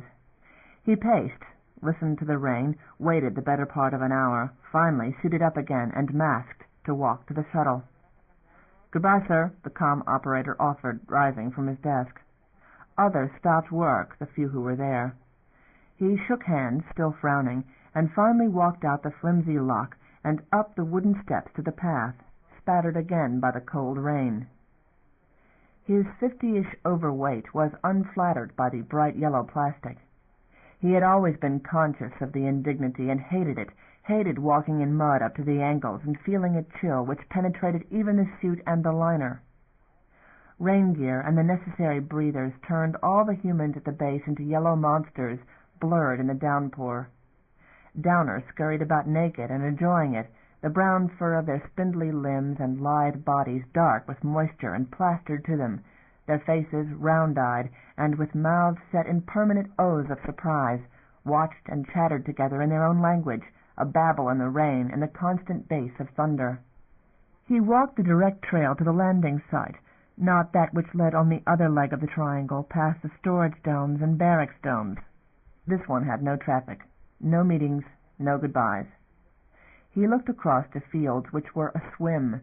The gray-green brush and the ribbon trees on the hills about the base showed through curtains of rain, and the river was a broad, overflowed sheet on the far side bank where a marsh tended to form for all their attempts to drain it.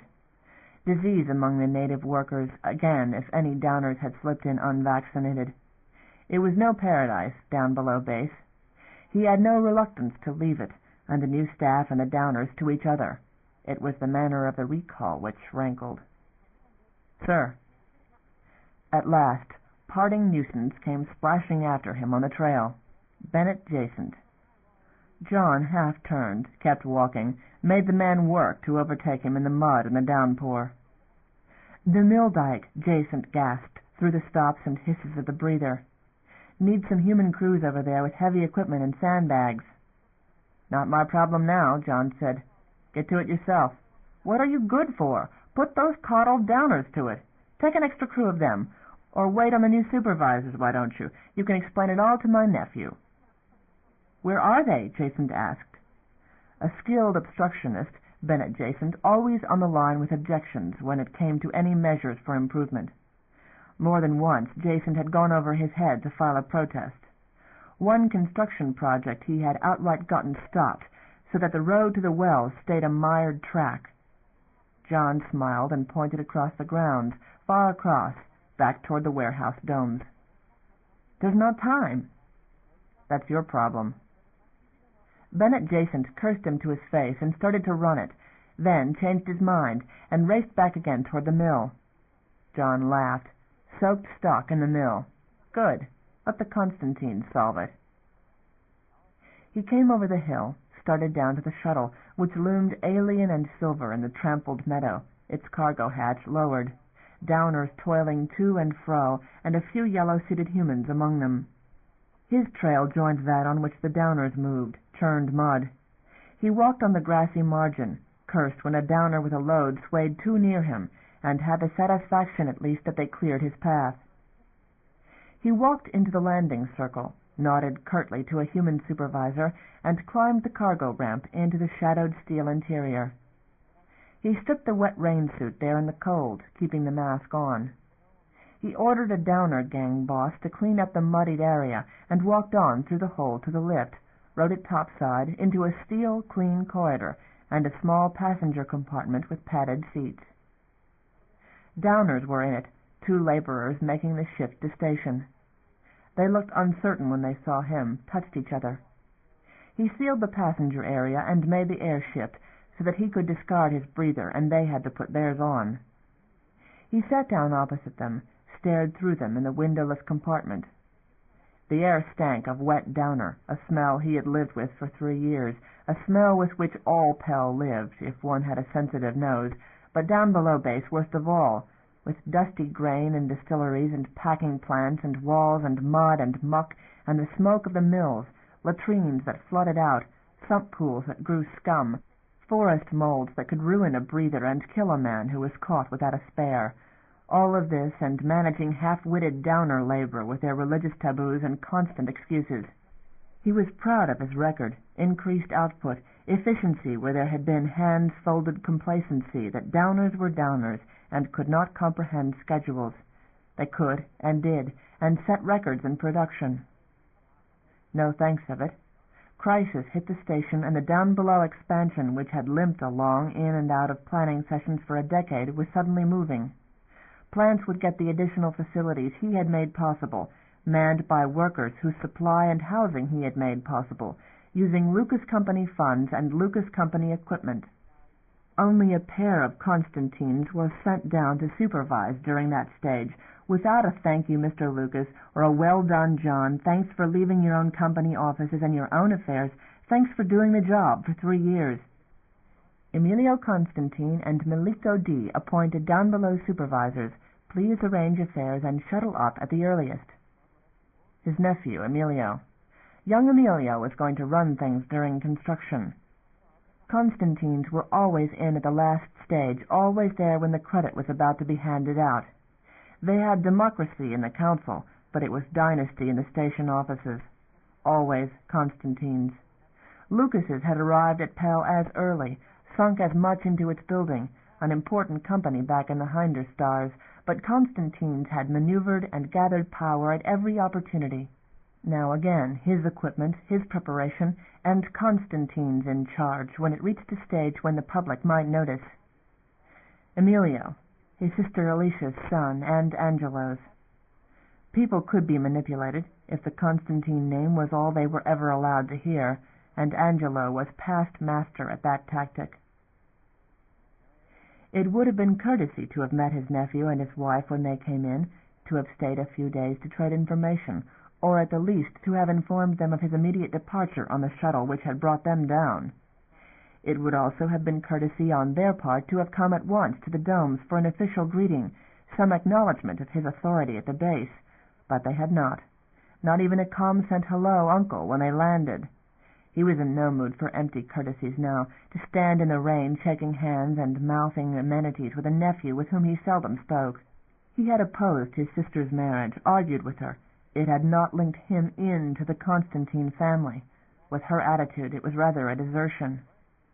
He and Alicia had not spoken since, save officially, not even that in the last several years. Her presence depressed him. And the boys looked like Angelo, as Angelo had been in his younger days. He avoided them, who probably hoped to get their hands on Lucas Company, at least a share of it, after him as nearest kin. It was that hope, he was still persuaded, which had attracted Angelo to Alicia. Lucas Company was still the biggest independent on Pell. But he had maneuvered out of the trap, surprised them with an air, not one to his taste, but a live body all the same. He had worked these years on Downbelow, reckoning at first it might be possible to expand Lucas Company down here, through construction. Angelo had seen it coming, had maneuvered the council to block that. Ecological concerns. Now came the final move. He accepted the letter of his instruction to return, took it just as rudely as it was delivered, left without baggage or fanfare, like some offender ordered home in disgrace. Childish it might be, but it might also make a point with counsel. and if all the stock in the mill was soaked on the first day of the Constantine administration here, so much the better. Let them feel shortages on station. Let Angelo explain that to council. It would open a debate in which he would be present in council to participate, and he wanted that. He had deserved something more than this. Engines finally activated, heralding lift. He got up, searched up a bottle and glass from the locker. He received a query from the shuttle crew, declared he needed nothing. He settled in, belted, and the shuttle began lift. He poured himself a stiff drink, nerving himself for flight, which he always hated, drank, with the amber liquid quivering in the glass under the strain of his arm and the vibration of the ship. Across from him the downers held each other and moaned. Part 2. PAL detention. Red Sector 1. 5:20:52. 0900 hours. The prisoner sat still at the table with the three of them, stared at the guard supervisor in preference, his eyes seeming focused somewhere beyond. Damon laid the folder on the table again and studied the man, who was most of all trying not to look at him. Damon found himself intensely uncomfortable in this interview. Different from the criminals he dealt with in legal affairs, this man, this face like an angel in a painting, this too perfect humanity with blonde hair and eyes that gazed through things. Beautiful, the word occurred to him. There were no flaws. The look was complete innocence. No thief, no brawler, but this man would kill, if such a man could kill, for politics, for duty, because he was Union and they were not. There was no hate involved. It was disturbing to hold the life or death of such a man in his hands. It gave him choices in turn, mirror-imaged choices, not for hate but for duty, because he was not Union, and this man was. We're at war, Damon thought miserably. Because he's come here, the war has. An angel's face. No trouble to you, is he? Damon asked the supervisor. No. I've heard he's a good midge player. That got a flicker from both of them. There were illicit gamblings at the detention station, as in most slow posts during altar day. Damon offered a smile when the prisoner looked his way, the least shifting of the pale blue eyes, went sober again as the prisoner failed to react. I'm Damon Constantine, Mr. Talley, of the station legal office. You've given us no trouble, and we appreciate that. We're not your enemies. We'd dock a Union fleet as readily as a company ship, in principle. But you don't leave stations neutral any longer, not from what we hear, so our attitude has to change along with that. We just can't take chances having you loose. Repatriation? No. We're given other instructions. Our own security. You understand that? No response. Your counsels made the point that you're suffering in this close confinement, and that the cells were never meant for long-term detention, that there are people walking loose in Q who are far more a threat to this station, that there is a vast difference between a saboteur and an armed scomper in uniform who had the bad luck to be picked up by the wrong side.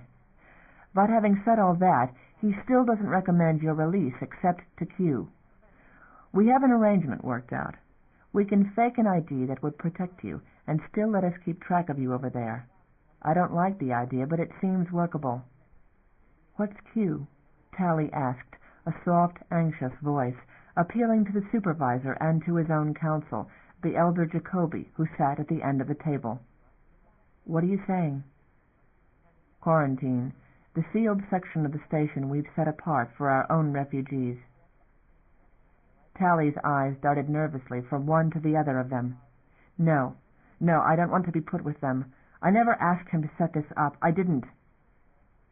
Damon frowned uncomfortably.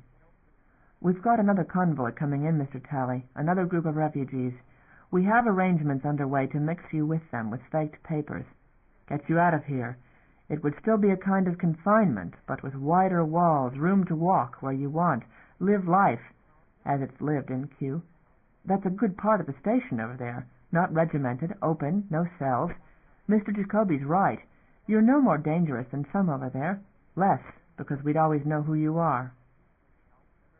Talley cast another look at his counsel, shook his head, pleading. You absolutely reject it? Damon prodded him. vexed. All solutions and arrangements collapsed. It's not prison, you understand.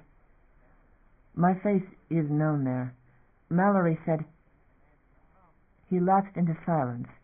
Damon stared at him, marked the fevered anxiety, the sweat which stood on Tally's face. What did Mallory say? That if I made trouble, she'd transfer me to one of the other ships. I think I know what you're doing. You think if there are Unionists with them, they'd contact me if you put me over there in your quarantine. Is that it? But I wouldn't live that long. There are people who know me by sight. Station officials, police. They're the kind who got places on those ships, aren't they? And they'd know me. I'll be dead in an hour if you do that. I heard what those ships were like. Mallory told you. Mallory told me. There are some, on the other hand, Damon said bitterly, who'd balk at boarding one of Mazian's ships, stationers who'd swear an honest man's survival wasn't that likely. But I'd reckon you had a soft passage, didn't you? Enough to eat and no worries about the air. The old spacer-stationer quarrel. Leave the stationers to suffocate and keep her own deck spotless. But you rated differently. You got special treatment. It wasn't all that pleasant, Mr. Constantine. Not your choice either, was it? No. The answer came hoarsely. Damon suddenly repented his baiting, nagged by suspicions, evil rumor of the fleet. He was ashamed of the role in which he was cast, in which Pell was. War and prisoners of war, he wanted no part of it. You refuse the solution we offer, he said. That's your privilege. No one will force you. We don't want to endanger your life, and that's what it would be if things are what you say. So what do you do? I suppose you go on playing midge with the guards. It's a very small confinement. Did they give you the tapes and player? You got that? I would like... The words came out like an upwelling of nausea. I want to ask for adjustment. Jacoby looked down and shook his head. Damon sat still. If I were adjusted, I could get out of here, the prisoner said. Eventually do something. It's my own request. A prisoner always has the option to have that, doesn't he? Your side uses that on prisoners, Damon said. We don't. I ask for it. You have me locked up like a criminal. If I'd killed someone, wouldn't I have a right to it? If I'd stolen or... I think you ought to have some psychiatric testing if you keep insisting on it.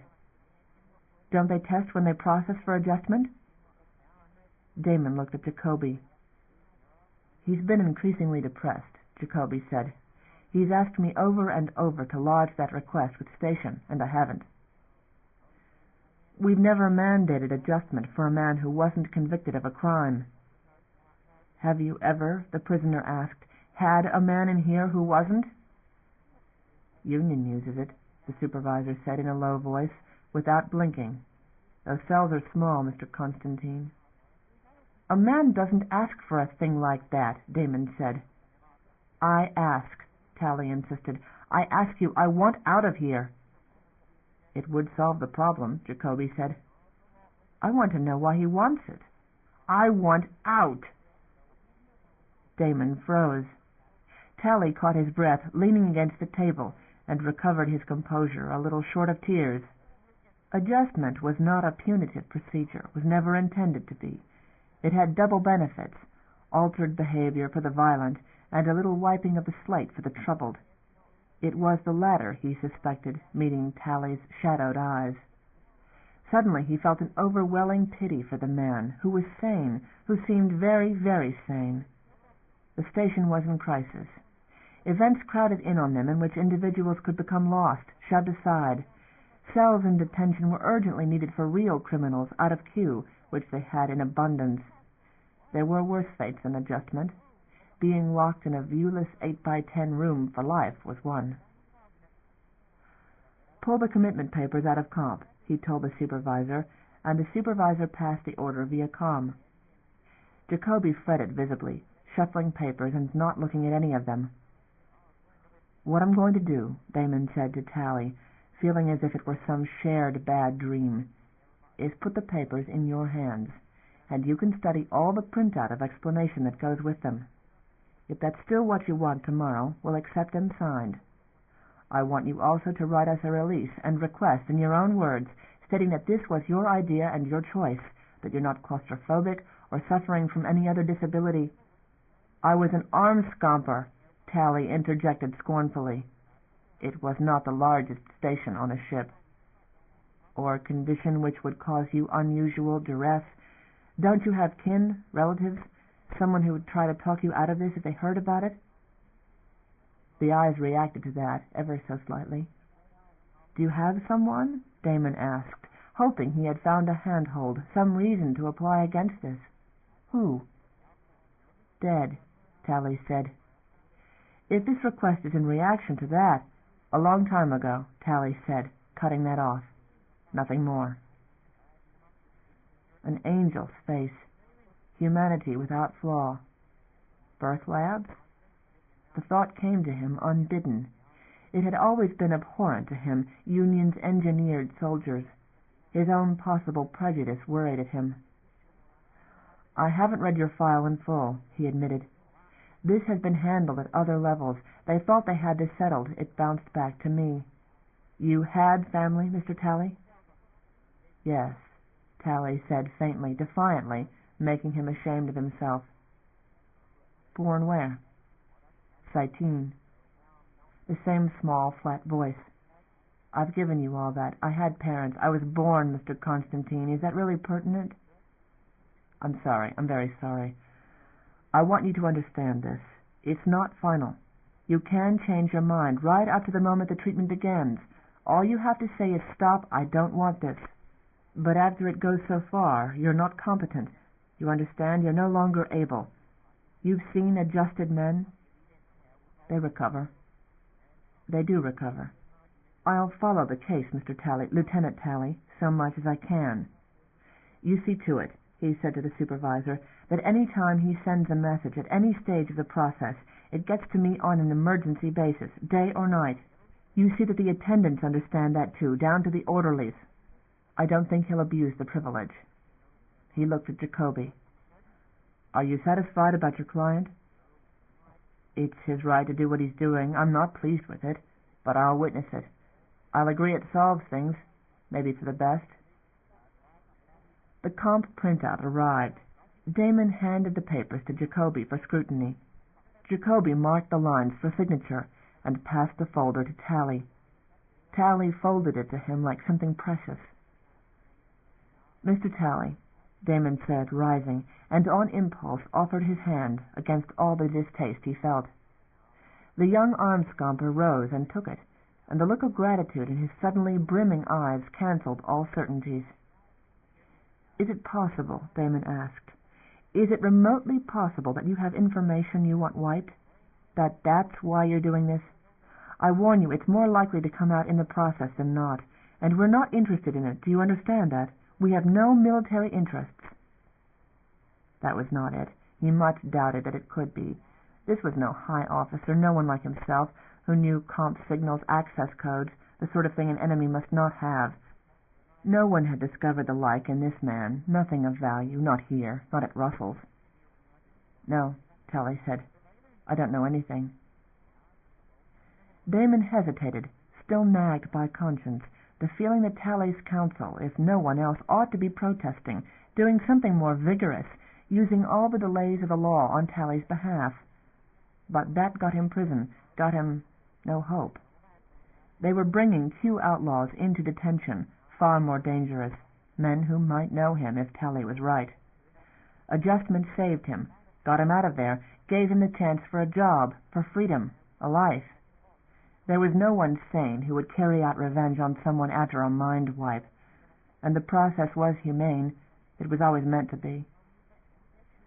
Tally, have you complained against Mallory or the personnel of Norway? No. Your counsel is present. It would be put on record if you wanted to make such a complaint. No. So that trick would not work. No delaying it for investigation. Damon nodded, walked out of the room, feeling unclean. It was a manner of murder he was doing, an assistance in suicide. They had an abundance of those, too, over in Q. Part 3. Pell, Sector Orange 9, 5, 20, 52, 1900 hours. Cresich winced at the crash of something down the hall beyond the sealed door, tried not to show his terror. Something was burning, smoke reaching them through the ventilation system. That more frightened him, and the 100 gathered with him in this section of hallway. Out on the docks the police and the rioters still fired at each other. The violence was subsiding. The few with him, the remainder of Russell's own security police, a handful of elite stationers, and a scattering of young people and old, they had held the hallway against the gangs. "We're afire," someone muttered, on the edge of hysteria. "Old rags or something," he said. Shut it up, he thought. They did not need panic. In a major fire, Station Central would blow a section to put it out. Death for all of them. They were not valuable to Pell. Some of them were out there shooting at Pell police with guns they had gotten off dead policemen. It had started with the knowledge that there was another convoy coming in, more ships, more desperate people to crowd into the little they had started with the simple word that this was about to happen, and a demand for faster processing of papers, then raids on barracks, and gangs confiscating papers from those who did have them. "Burn all records!" the cry had gone out through quarantine, in the logic that, recordless, they would all be admitted. Those who would not yield up their papers were beaten and robbed of them, of anything else of value. Barracks were ransacked. Gangs of the ruffians who had forced Griffin and Hansford gained membership among the desperate, the young, the leaderless, and the panicked. There was quiet for a time outside. The fans had stopped. The air began to go foul. Among those who had seen the worst of the voyage there was panic, quietly contained. A good number were crying. Then the lights brightened, and a cool draft came through the ducts. The door whipped open. Cresich got to his feet and looked into the faces of station police, and the barrels of leveled rifles. Some of his own band had knives, sections of pipe and furniture, whatever weapons they had improvised. He had nothing, held up frantic hands. "No," he pleaded. No one moved, not the police, not his own. "Please, we weren't in it. We only defended this section from them. None of these people were involved. They were the victims." The police leader, face haggard with weariness and soot and blood, motioned with his rifle toward the wall. "You have to line up," Cresich explained to his ill-assorted companions, who were not the sort to understand such procedures, except only the ex-police. "Drop whatever weapons you have." They lined up, even the old and the sick and the 2 small children. Cresich found himself shaking while he was searched and after, left leaning against the corridor wall while the police muttered mysteriously among themselves. One seized him by the shoulder, faced him about. An officer with a slate walked from one to the other of them, asking for IDs. "They were stolen," Cresich said. "That's how it started. The gangs were stealing papers and burning them." "We know that," the officer said. "Are you in charge? What's your name and origin?" "Vasily Cresich, Russell's." "Others of you know him?" Several confirmed it. "He was a counselor on Russell's station," said a young man. "I served there in security." "Name?" The young man gave it. "Nino Colletti." Cresich tried to recall him and could not. One by one the questions were repeated. Cross-examination of identifications, mutual identifications, no more reliable than the word of those who gave them. A man with a camera came into the hallway and photographed them all standing against the wall. They stood in a chaos of calm chatter and discussion. "You can go," the police leader said, and they began to file out, but when Cresich started to leave, the officer caught his arm.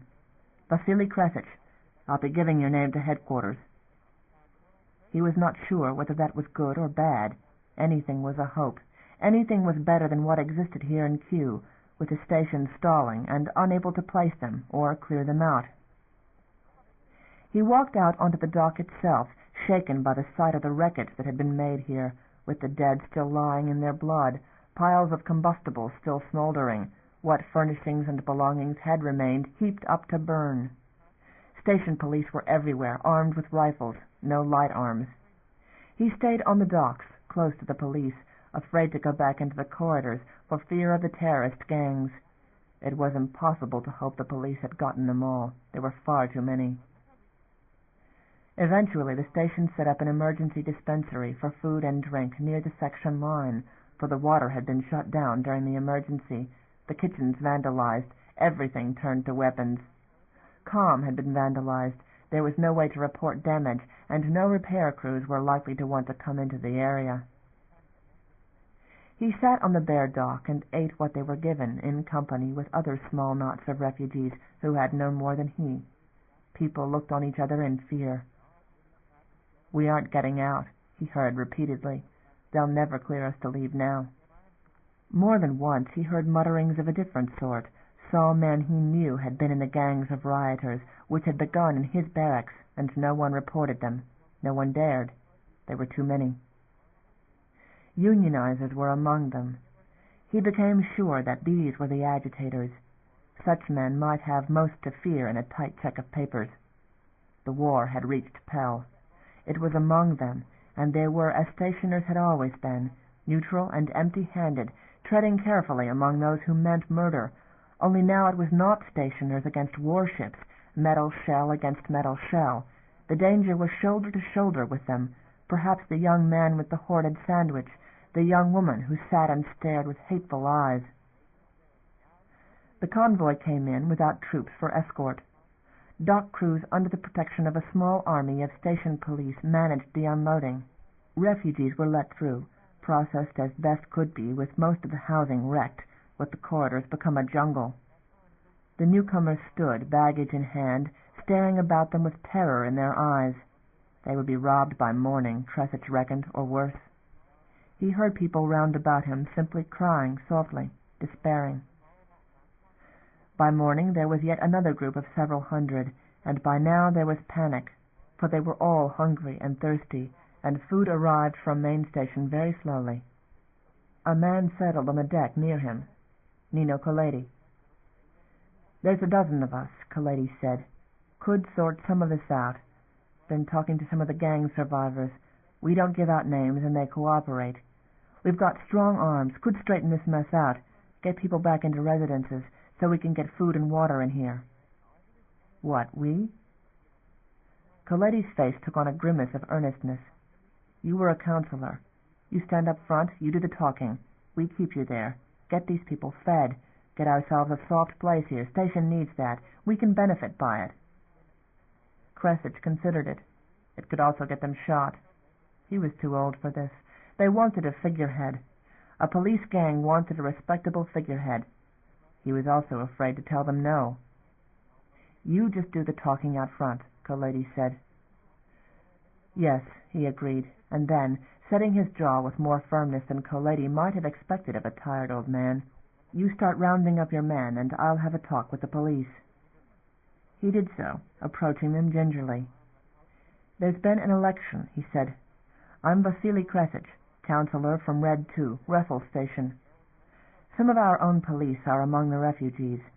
We're prepared to go into the corridors and establish order without violence. We know faces. You don't. If you'll consult your own authorities and get it cleared, we can help." They were not sure of that. There was hesitation even about calling in. Finally a police captain did so, and Kressich stood, fretting. The captain nodded at last. "If it gets out of hand," the captain said, "we won't discriminate in firing. But we're not going to tolerate any killing on your part, Councillor Kressich. It's not an open license." "Have patience, sir," Kressich said, and walked away, mortally tired and frightened. Colletti was there, with several others, waiting for him by the Niner corridor access. In a few moments there were more drifting to them, less savory than the first. He feared them. He feared not to have them. He cared for nothing now except to live, and to be atop the force and not under it.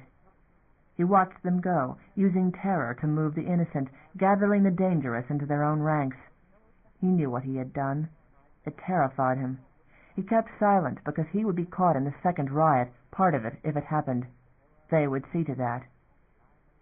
He assisted, used his dignity and his age, and the fact that his face was known to some. Shouted directions, began to have folk addressing him respectfully as Councillor Kressich.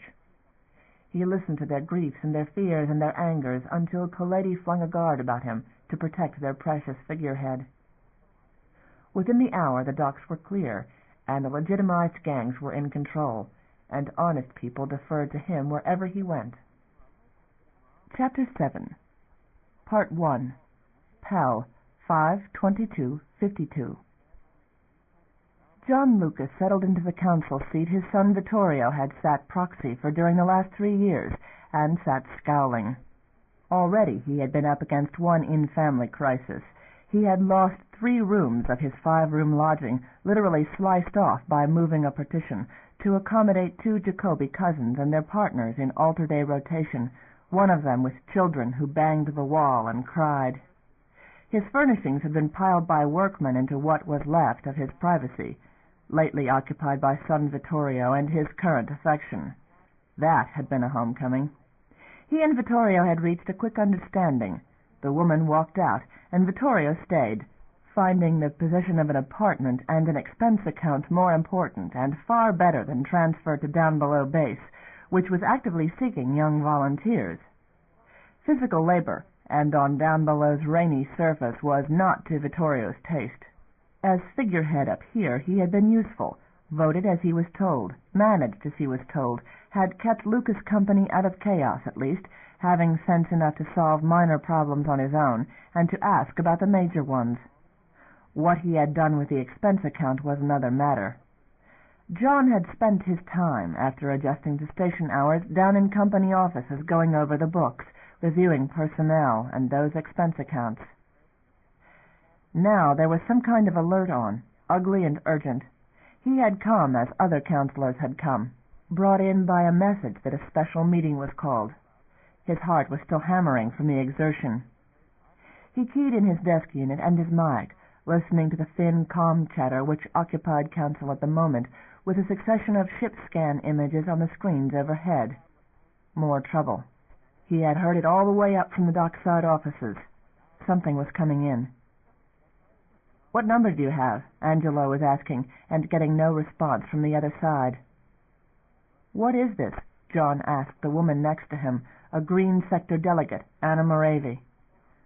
"More refugees coming in, and they're not saying anything. The carrier Pacific. Aspirant station. That's all we know. We're not getting any cooperation. But that's Soong out there. What do you expect?" Other counselors were still arriving, the tiers filling rapidly. He slipped the personal audio into his ear, punched in the recorder, trying to get current of the situation. The convoy on scan had come in far too close for safety, above system plane. The voice of the council secretary whispered on, summarizing, offering visuals to his desk screen, none of it much more than what they had before them live. A page worked through to the back row, leaned over his shoulder, and handed him a handwritten note. "Welcome back," he read, perplexed. "You are designated proxy to Emilio Constantine's seat, number 10. Your immediate experience of Downbelow deemed valuable. A. Constantine." His heart sped again, for a different reason. He gathered himself to his feet, laid down the earplug, and turned off the channels, walked down the aisle, under the view of all of them, to that vacant seat on the central council, the table amid the tiers, the seats which carried most influence. He reached that seat, settled into the fine leather and the carved wood, one of the 10 of Pell, and felt an irrepressible flush of triumph amid these events. Justice done, finally, after decades. The great Constantines had held him off and maneuvered him out of the 10 all his life, despite his strivings and his influence and his merits, and now he was here. Not by any change of heart on Angelo's part, he was absolutely sure. It had to be voted. He had won some general vote here in council, the logical consequence of his long, tough service on Downbelow. His record had found appreciation in a council majority. He met Angelo's eyes down the table, Angelo holding the audio plug to his ear, looking at him still with no true welcome, no love, no happiness whatsoever. Angelo accepted his elevation because he must, that was clear. John smiled tightly, not with his eyes, as if it were an offer of support. Angelo returned it, and not with the eyes either. "Put it through again," Angelo said to someone else via comm. "Keep sending. Get me contact direct to Soong." The assembly was hushed, reports still coming in, chatter from Central, the slow progress of approaching freighters, but Pacific was gathering speed, going into comp-projected haze on scan. "Sung here," a voice reached them. "Salutations to Pell Station. Your own establishment can attend the details." "What is the number you're giving us?" Angelo asked. "What number is on those ships, Captain Sung?" 9,000. A murmur of horror broke in the chamber. "Silence," Angelo said. It was obscuring calm. "We copy, 9,000. This will tax our facilities beyond safety. We request you meet us here in council, Captain Sung. We have had refugees come in from Russell on unescorted merchanters. We were constrained to accept them. For humanitarian reasons, it is impossible to refuse such dockings. Request you inform Fleet Command of this dangerous situation. We need military support. Do you understand, sir? Request you come in for urgent consultation with us. We are willing to cooperate, but we are approaching a point of very difficult decision. We appeal for fleet support. Repeat, will you come in, sir?" There was a little silence from the other side. The council shifted in their seats, for approach alarms were flashing, screens flickering and crowding madly in their attempt to reckon with the carrier's accelerating approach. "A last scheduled convoy," the reply came, "is coming in under Khrushchev of Atlantic from Pan-Paris. Good luck, Pell Station." The contact was abruptly broken. Scan flashed, the vast carrier still gathering speed more than anything should in a station's vicinity. John had never seen Angelo angrier. The murmur in the council chamber deafened, and finally the microphone established relative silence again. Pacific shot to their zenith, disrupting the screens into breakup. When they cleared, it had passed on to take an unauthorized course, leaving them at Flotsam, the freighters moving in at their slow, inexorable pace toward dock. Somewhere there was a muted call for security to queue. "Reserve forces," Angelo ordered one of the section chiefs over comm. "Call up off-duty personnel. I don't care how many times they've had call-up. Keep order in there if you have to shoot to do it. Central, scramble crews to the shuttles. Herd those merchanters into the right docks. Throw a cordon of short-haulers in the way if that's what it takes." And after a moment, as the collision alarms died and there was only the steady remaining report of the freighters on their slow way toward station, "We have to get more space for queue," Angelo said, staring around him. "And with regret, we're going to have to take those 2 levels of red section, partition them in with queue, immediately." There was a sorrowful murmur from the tiers, and the screens flashed with an immediate registered objection from red section delegates. It was perfunctory. There were no supporters on the screen to second their objection and bring it to vote. "Absolutely," Angelo continued, without even looking at it.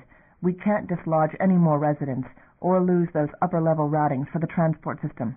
Can't. If we can't get support from the fleet, we have to take other measures, and on a major scale we have to start shifting population somewhere. John Lucas, with apologies for short notice, but we wish you could have made yesterday's meeting. That tabled proposal of yours, our on-station construction can't handle security risk workers. At one time you had plans in some detail for widening the base on Downbelow. What's the status of those?" He blinked, suspicious and hopeful at once, frowned at the barb Angelo had to sling even now. He gathered himself to his feet, which he did not need to do, but he wanted to see faces. "If I had received notification of the situation, I would have made every effort. As it was, I came with all possible haste. As for the proposal, by no means impossible. Housing that number on Downbelow could be done in short order, with no difficulty, except for those housed there. The conditions, after 3 years, I can tell you, are primitive. Downer labor making pit housing, air-tightened to a reasonable extent, enough compressors, and the simplest locally available materials for the bracing. Downer labor is always the most efficient down there. No inconvenience of breathers, but humans in great numbers can replace them. Field work, manufacture, clearing land, digging their own dome shells. Just enough Pell staff to supervise and guard them. Confinement is no problem. Particularly your more difficult cases would do well down there.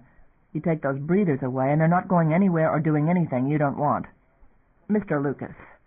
Anton Eisel stood up, an old man, a friend of Angelo's, and a stubborn do-gooder. "Mr. Lucas, I must misunderstand what I'm hearing. These are free citizens. We're not talking about establishing penal colonies. These are refugees. We're not turning Downbelow into a labor camp." "Tour Q," someone shouted from the tiers. "See what a wreck they've made out of those sections. We had homes there, beautiful homes. Vandalism and destruction. They're tearing up the place. They've attacked our security people with pipes and kitchen knives, and who knows if we got all the guns back after the riot." "There've been murders over there," someone else shouted. "Gangs of hoodlums." "No," said a third, a strange voice in council. Heads turned to the thin man who had taken a seat, John saw, in the place he himself had vacated above. The person stood up, a nervous, sallow-faced individual. "My name is Vasily Kresich. I was invited to come out of Q. I was a counselor on Russell Station. I represent Q. All that you say did happen in a panic, but there's order now, and the hoodlums have been removed to your detention." John drew a breath. "Welcome to Counselor Kresich. But for the sake of Q itself, pressure should be relieved. Population should be transferred. The station has waited a decade on the Downbelow expansion, and now we have the manpower to begin it on a large scale. Those who work become part of the system. They build what they themselves live in. Does the gentleman from Q not agree?" "We need our papers cleared. We refuse to be transferred anywhere without papers. This happened to us once, and look at our situation. Further transfers without clear paper can only add to our predicament, taking us further and further from any hope of establishing identity. The people I represent will not let it happen again." "Is this a threat, Mr. Kresich?" Angelo asked. The man looked close to collapse. "No," he said quickly. "No, sir. Only I am speaking the opinion of the people I represent. Their desperation. They have to have their papers cleared.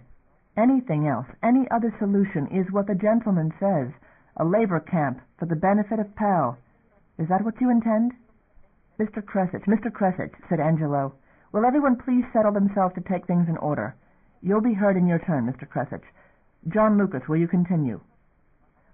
"I'll have the precise figures as soon as I can have access to Central Comp. I need to be brought current with the keys. Every facility on Downbelow can be expanded, yes. I still have the detailed plans. I'll have a cost and labor analysis available within a matter of days."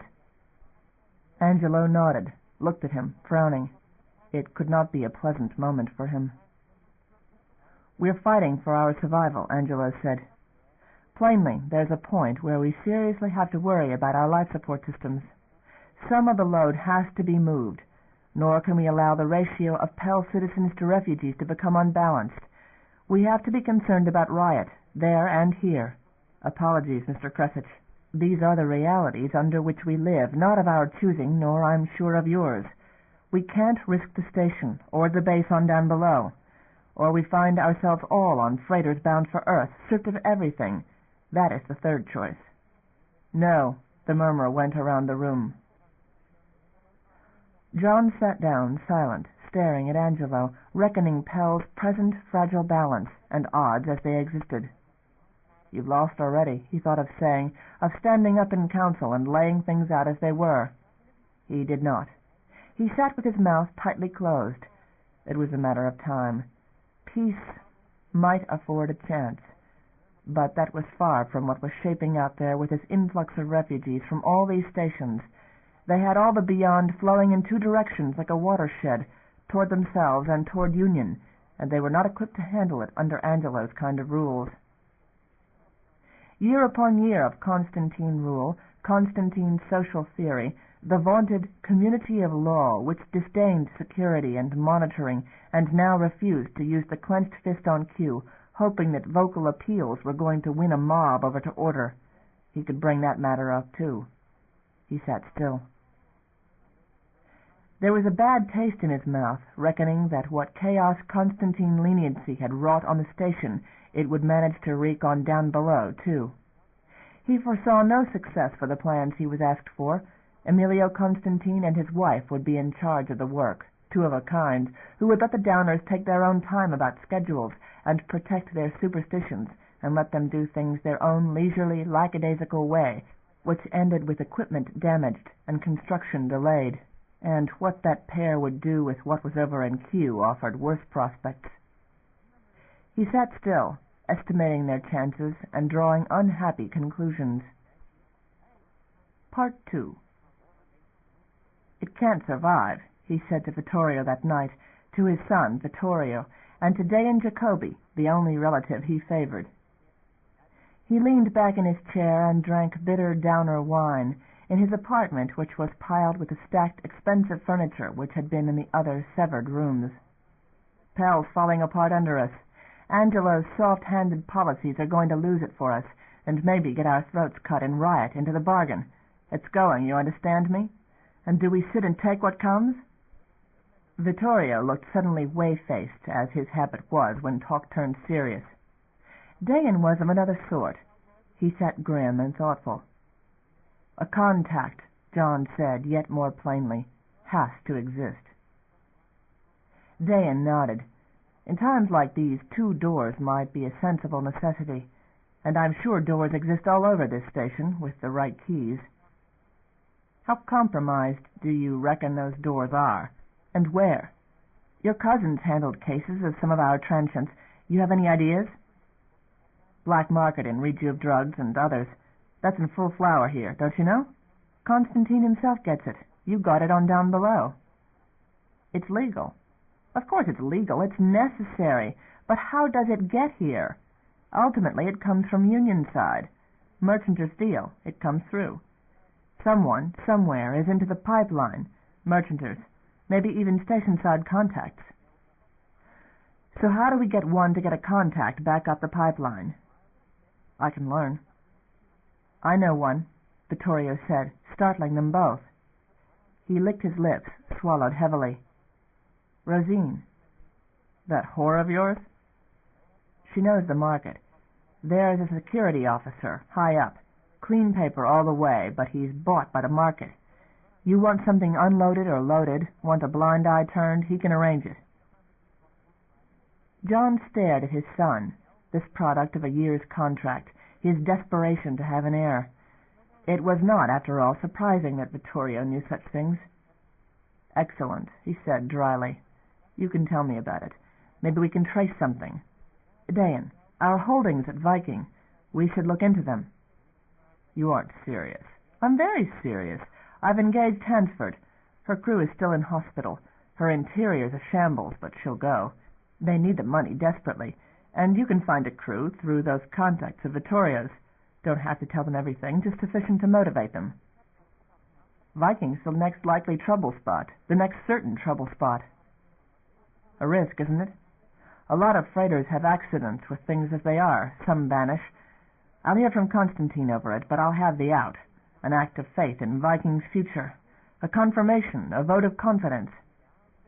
He drank the wine with a twist of his mouth.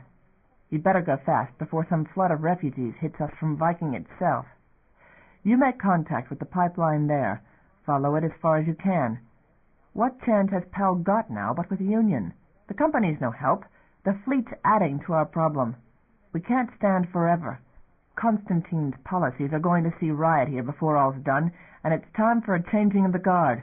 You'll make that clear to Union. You understand? They get an ally. We get as much as we can get out of the association. That second door to jump through at worst. If Pell holds, we just sit still, safe. If not, we're better off than others, aren't we?" "And I'm the one risking my neck," Dayan said. "So would you rather be here when a riot finally breaks through those barriers, or would you rather have a chance to make some personal gain with a grateful opposition? Line your own pockets. I'm sure you will, and I'm sure you'll have deserved it." "Generous," Dayan said sourly. "Life here," John said, "isn't going to be any better. It could be very uncomfortable. It's a gamble. What isn't?" Dayan nodded slowly. "I'll run down some prospects for a crew." "Thought you would." "You trust too much, John." "Only this side of the family, never Constantine's. Angelo should have left me there on Downbelow. He probably wishes he could have. But council voted otherwise, and maybe that was lucky for them. Maybe it was."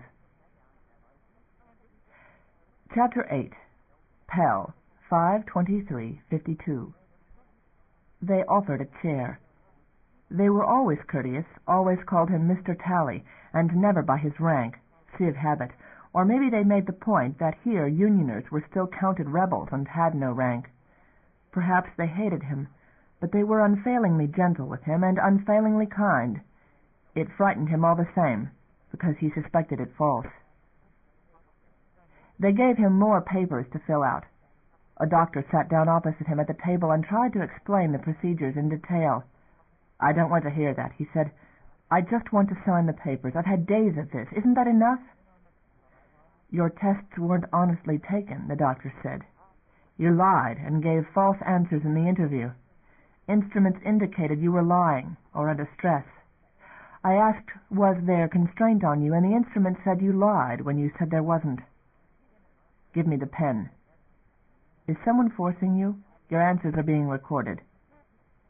"No one's forcing me." "This is also a lie, Mr. Tally." "No."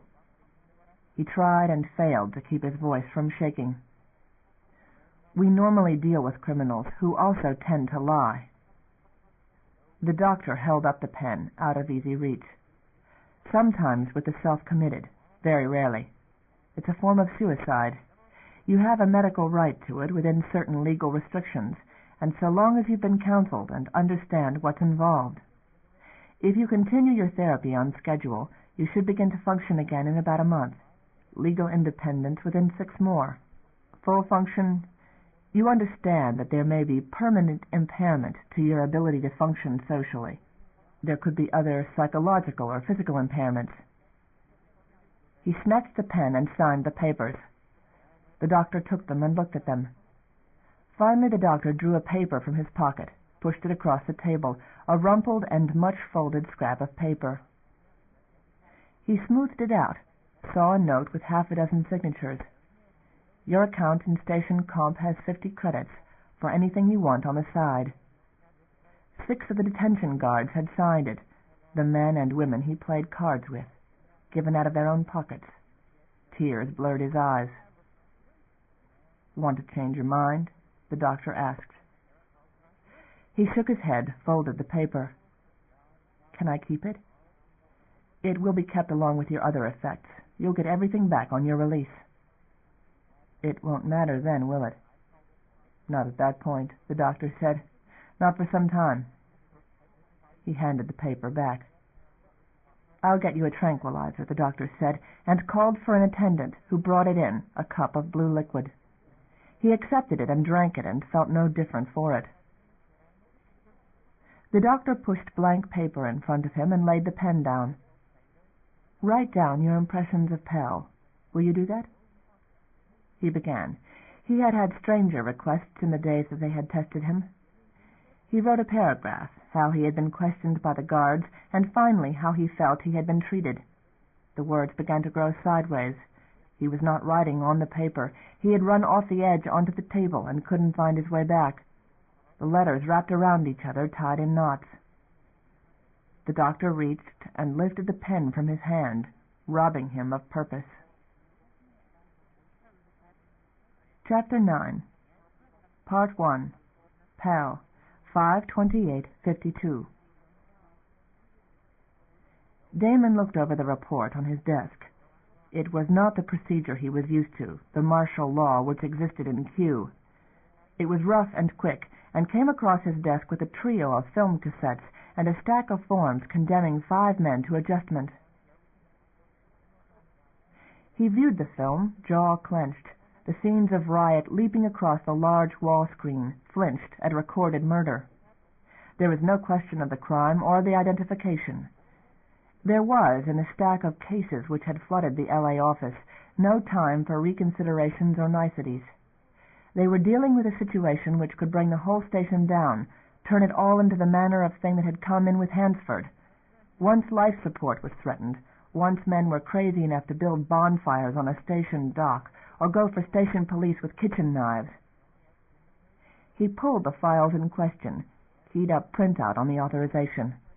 There was no fairness in it, for they were the 5 the security police had been able to pull across the line, 5 out of many more as guilty. But they were 5 who would not kill again, nor threaten the frail stability of a station containing many thousands of lives. Total adjustment, he wrote, which meant personality restruct. Processing would turn up injustice if he had done one. Questioning would determine innocence, if any existed at this point. He felt foul in doing what he did, and frightened. Martial law was far too sudden. His father had agonized the night long in making one such decision after a board had passed on it. A copy went to the public defender's office. They would interview in person, lodge appeals if warranted. That procedure, too, was curtailed under present circumstance. It could be done only by producing evidence of error, and evidence was in queue, unreachable. Injustices were possible. They were condemning on the word of police under attack, and the viewing of film which did not show what had gone before. There were 500 reports of theft and major crimes on his desk, when before there had been a queue they might have dealt with 2 or 3 such complaints a year. Comp was flooded with data requests. There had been days of work done on IDs and papers for Q, and all of that was scrapped. Papers had been stolen and destroyed to such an extent in Q that no paper could be trusted to be accurate. Most of the claims to paper were probably fraudulent, and loudest from the dishonest. Affidavits were worthless where threat ruled. People would swear to anything for safety. Even the ones who had come in good order were carrying paper they had no confirmation on.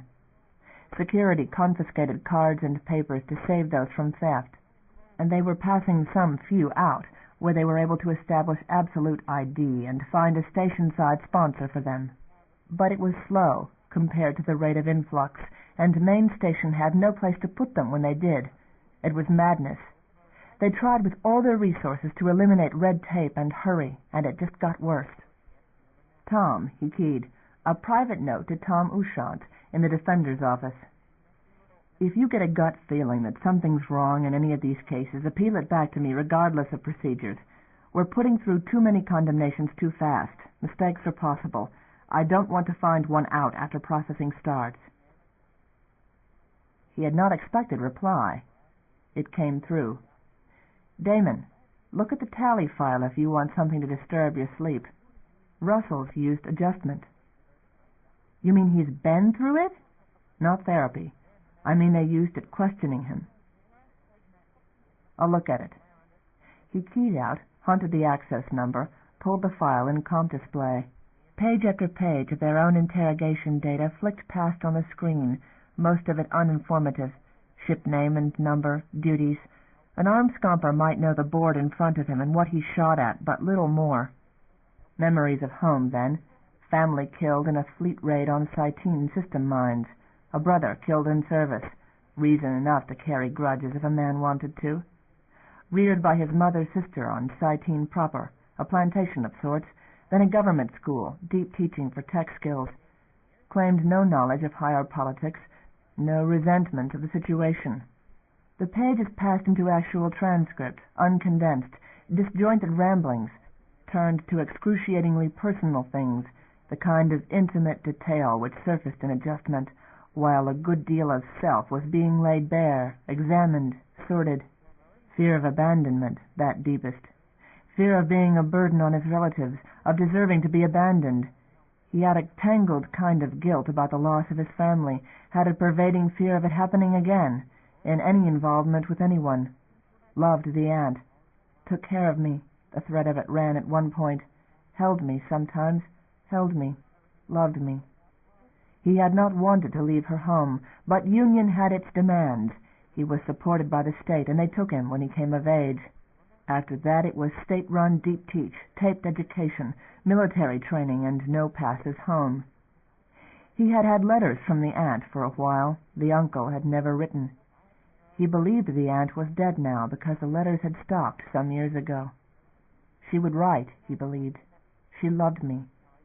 But there were deeper fears that she had not, that she had really wanted the state money, and there was guilt that he had not come home, that he had deserved this parting too.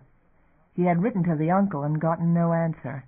That had hurt him, though he and the uncle had never loved each other.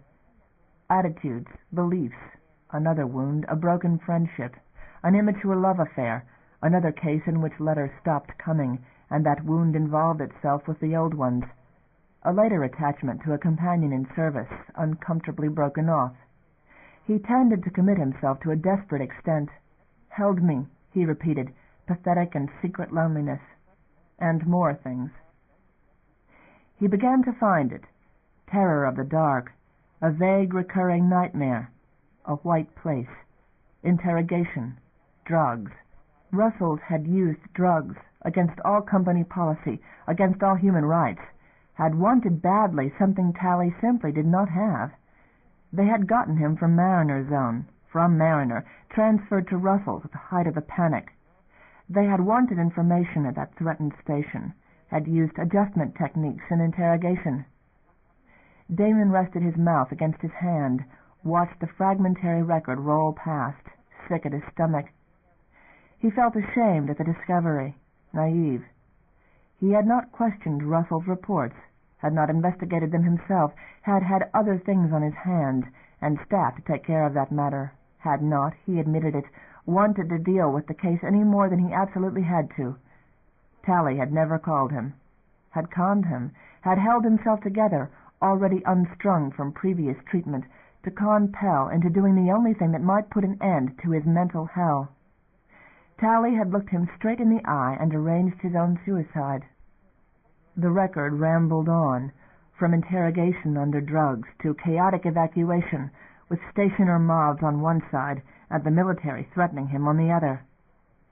And what it had been, what had happened during that long voyage, a prisoner on one of Mazian's ships, Norway, and Mallory. He killed the screen, sat staring at the stack of papers, the unfinished condemnations. After a time he set himself to work again, his fingers numb as he signed the authorizations. Men and women had boarded at Russell's Star, folk who, like Tally, might have been sane before it all started. What had gotten off those ships, what existed over in Q, had been made of folk no different than themselves. He simply pushed the destruct on lives like Tally's which were already gone, on men like himself, he thought, who had gone over civilized limits in a place where civilization had stopped meaning anything. Mazian's fleet, even they, even the likes of Mallory, had surely started differently. "I'm not going to challenge," Tom told him, over a lunch they both drank more than ate. And after lunch he went to the small adjustment facility over in Red, and back into the treatment area. He saw Josh Tally. Tally did not see him, although perhaps it would not have mattered. Tally was resting at that hour, having eaten. The tray was still on the table, and he had eaten well. He sat on the bed with a curiously washed expression on his face, all the lines of strain erased. Part 2. Angelo looked up at the aide, took the report of the ship outbound, and scanned the manifest, looked up. "Why Hansford?" The aide shifted his weight, distressed. "Sir?" 24 ships idle, and Hansford has a commission to launch? Unfitted? And with what crew? "I think crew was hired off the inactive list, sir." Angelo leafed through the report. Lucas Company. Viking bound, with a stripped ship and a dock-bound crew, and Day and Jacoby for a passenger? Get John Lucas on the comm. "Sir," the aide said, "the ship has already left dock." "I can see the time. Get me John Lucas." "Yes, sir." The aide went out. In moments the screen on the desk went bright, and John Lucas came on. Angelo took a deep breath, calmed himself, angled the report toward the pickup. "See that?" "You have a question?" "What's going on here?" "We have holdings at Viking, business to carry on. Shall we let our interest there sink into panic and disorder? They're due some reassurance." "With Hansford?" "We had an opportunity to engage a ship at below standard. Economics, Angelo." "Is that all?" "I'm not sure I take your meaning." "She carried nothing like full cargo. What kind of commodity do you plan to pick up at Viking?" "We carry as much as we can with Hansford in her present condition. She'll refit there, where facilities are less crowded. Refitting is the hire for which we got her use, if you must know. What she carries will pay the bill. She'll lade full on return, critical supplies. I'd think you'd be pleased. Dayan is aboard to supervise and to administer some business at our Viking office. You're not minded, are you, that this full lading include Lucas Company personnel or others? You're not going to sell passage off Viking. You're not going to pull that office out. Ah, that's your concern. That has to be my concern when ships go out of here with no sufficient cargo to justify their moving, headed for a population we can't handle if it panics. I'm telling you, John, we can't take chances on some loose talk or some single company pulling its favorite employees out and starting a panic on another station. You hear me? I did discuss the matter with Dayan. I assure you our mission is supportive. Commerce has to continue, doesn't it, or we strangle. And before us, Viking. Stations they rely on have collapsed. Let Viking start running into shortages, and they may be here in our laps with no invitation. We're taking them foodstuffs and chemicals. Nothing Pell may run short of, and we have the only 2 usable holds on the ship fully loaded. Is every ship launched subject to this inquisition? I can provide you with the company books if you want to see them. I take this amiss. Whatever our private feelings, Angelo, I think Dayan deserves commendation for being willing to go out there under the circumstances. It doesn't deserve a fanfare. We asked for none, but we would have expected something other than accusations. Do you want the books, Angelo? Hardly. Thank you, John, and my apologies. So long as Dayan and your ship's master appreciate the hazards. Every ship that launches is going to be scrutinized, yes. Nothing personal. Any questions you have, Angelo, so long as they're equally applied. Thank you. Thank you, John.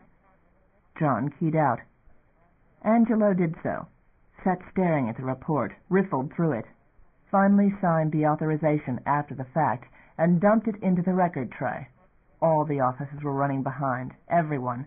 They were using too many man-hours and too much comp time on the queue processing. Sir, it was his secretary, Mills. Your son, sir. He keyed acceptance of a call, looked up in some surprise as the door opened instead, and Damon walked in. I brought the processing reports myself, Damon said. He sat down, leaned on the desk with both arms. Damon's eyes looked as tired as he himself felt, which was considerable. I've processed 5 men into adjustment this morning. 5 men isn't a tragedy, Angelo said wearily. I've got a lottery process set up for comp to pick who goes and stays on station. I've got another storm on Downbelow, and that's flooded the mill again, and they've just found the victims from the last washout. I've got ships pulling at the tether now that the panic's worn down, 1 that's just slipped, 2 more to go tomorrow. If rumor has it that Mazian's chosen Pell for a refuge, where does that leave the remaining stations? What when they panic and head here by the shipload? And how do we know that someone isn't out there right now, selling passage to more frightened people? Our life support won't take much more. He gestured loosely toward a stack of documents. We're going to militarize what freighters we can, by some pretty strong financial coercion. To fire on refugee ships? If ships come in that we can't handle, yes. I'd like to talk to Aline sometime today. She'd be the one to make the initial approach to the merchanters. I can't muster sympathy for 5 rioters today, forgive me. His voice cracked.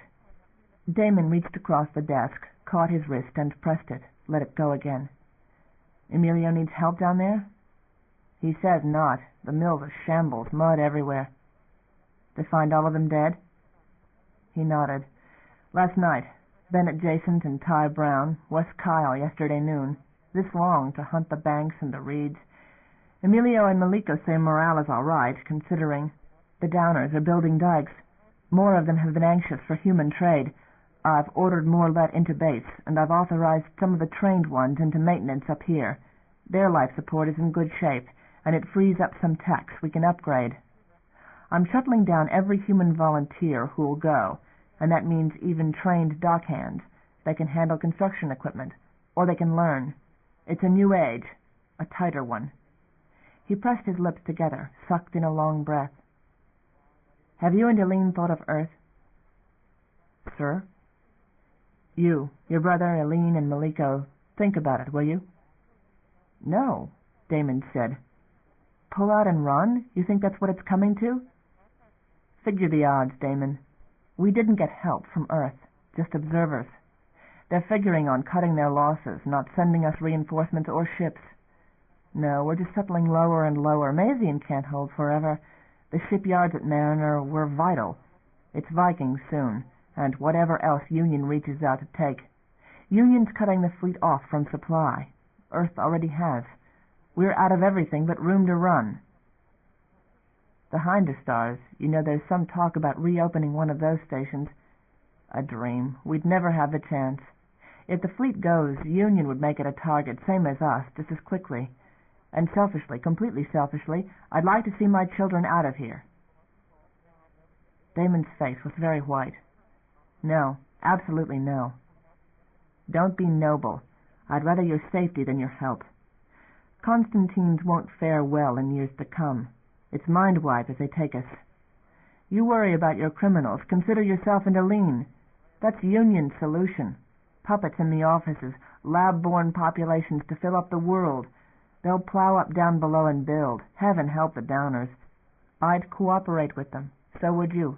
To keep Pell safe from the worst excesses. But they won't have things that easy way. And I don't want to see you in their hands. We're targets. I've lived all my life in that condition. Surely it's not asking too much that I do one selfish thing, that I save my sons. What did Emilio say? Emilio and I are still discussing it. He told you no. Well, so do I. Your mother will have a word with you. Are you sending her? Angelo frowned. You know that's not possible. So, I know that. And I'm not going. And I don't think Emilio would choose to either. My blessing to him if he does, but I'm not. Then you don't know anything, Angelo said shortly. We'll talk about it later. We won't, Damon said. If we pulled out, panic would set in here. You know that. You know how it would look. Besides that, I won't do it in the first place. It was true. He knew that it was. No, Damon said again, and laid his hand atop his father's, rose and left. Angelo sat, looked toward the wall, toward 3 portraits which stood on the shelf, a succession of tried figures. Alicia before her accident, young Alicia and himself, a succession of Damons and Emilios from infancy to manhood, to wives and hopes of grandchildren. He looked at all the figures assembled there, at all the gathered ages of them, and reckoned that the good days hereafter would be fewer. After a fashion he was angry with his boys, and after another proud. He had brought them up what they were. Emilio, he wrote to the succession of images and the sun on down below, your brother sends his love. Send me what skilled downers you can spare. I'm sending you 1,000 volunteers from the station. Go ahead with the new base if they have to backpack equipment in. Appeal to the downers for help, trade for native foodstuffs. All love. And to security.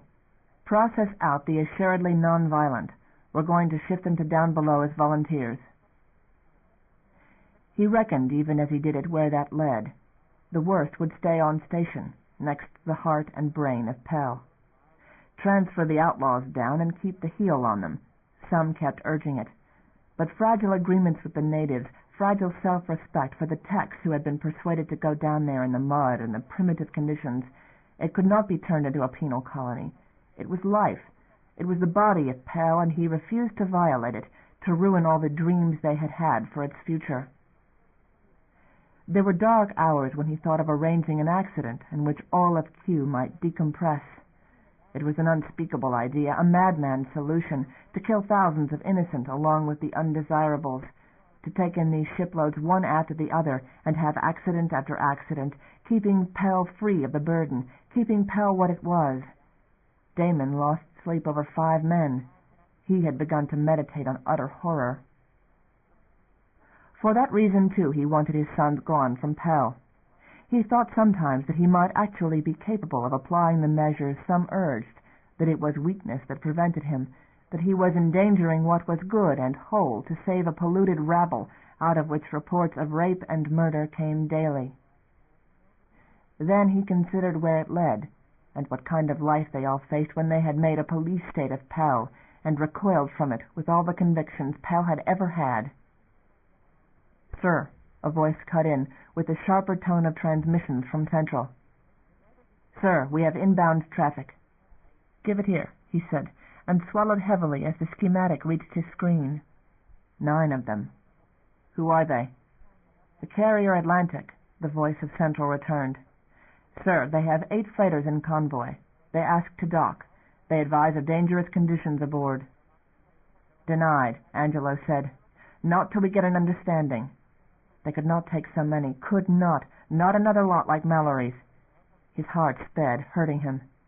"Get me Krezhov on Atlantic. Get me contact." Contact was refused from the other end. The warship would do as it pleased. There was nothing they could do to prevent it. The convoy moved in, silent, ominous with the load it bore, and he reached for the alert for security. Part 3. Downbelow Main Base, 5/28/52. The rain still came down, the thunder dying. Tom Utsapitan watched the humans come and go, arms locked about her knees, her bare feet sunk in mire, the water trickling slowly off her fur. Much that humans did made no sense. Much that humans made was of no visible use, perhaps for the gods, perhaps that they were mad. But graves, this sad thing, the Haisa understood. Tears shed behind masks, the Haisa understood. She watched, rocking slightly, until the last humans had gone, leaving only the mud and the rain in this place where humans laid their dead. And in due time she gathered herself to her feet and walked to the place of cylinders and graves, her bare toes squelching in the mud. They had put the earth over Bennett Jacent and the 2 others. The rain made of the place one large lake, but she had watched. She knew nothing of the marks humans made for signs to themselves, but she knew the one. She carried a tall stick with her, which Old One had made. She came naked in the rain, but for the beads and the skins which she bore on a string about her shoulder. She stopped above the grave, took the stick in both her hands, and drove it hard into the soft mud. The spirit face she slanted, so that it looked up as much as possible, and about its projections she hung the beads and the skins, arranging them with care, despite the rain which sheeted down. Steps sounded near her in the puddles, the hiss of human breath. She spun and leapt aside, appalled that a human had surprised her ears, and stared into a breather-masked face. "What are you doing?" the man demanded. She straightened, wiped her muddy hands on her thighs. To be naked thus embarrassed her, for it upset humans. She had no answer for a human. He looked at the spirit stick, at the grave offerings, at her. What she could see of his face seemed less angry than his voice had promised. "Bennett?" the man asked of her. She bobbed a yes, distressed still. Tears filled her eyes to hear the name, but the rain washed them away. Anger, that too she felt, that Bennett should die and not others. "I'm Emilio Constantine," he said, and she stood straight at once, relaxed out of her fight-flight tenseness. "Thank you for Bennett Jacent. He would thank you." Constantine man. She amended all her manner and touched him, this very tall one of a tall kind. "Love Bennett man, all love Bennett man. Good man. Say he friend. All downers are sad."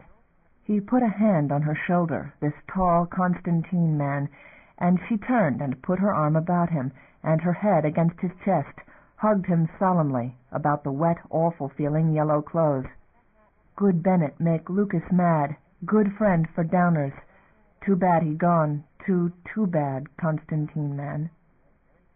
"I've heard," he said. "I've heard how it was here." Constantine man, good friend. She lifted her face at his touch, looked fearlessly into the strange mask, which made him very horrible to see. "Love good mans. Downers work hard, hard for Constantine. Give you gifts. Go no more away." She meant it.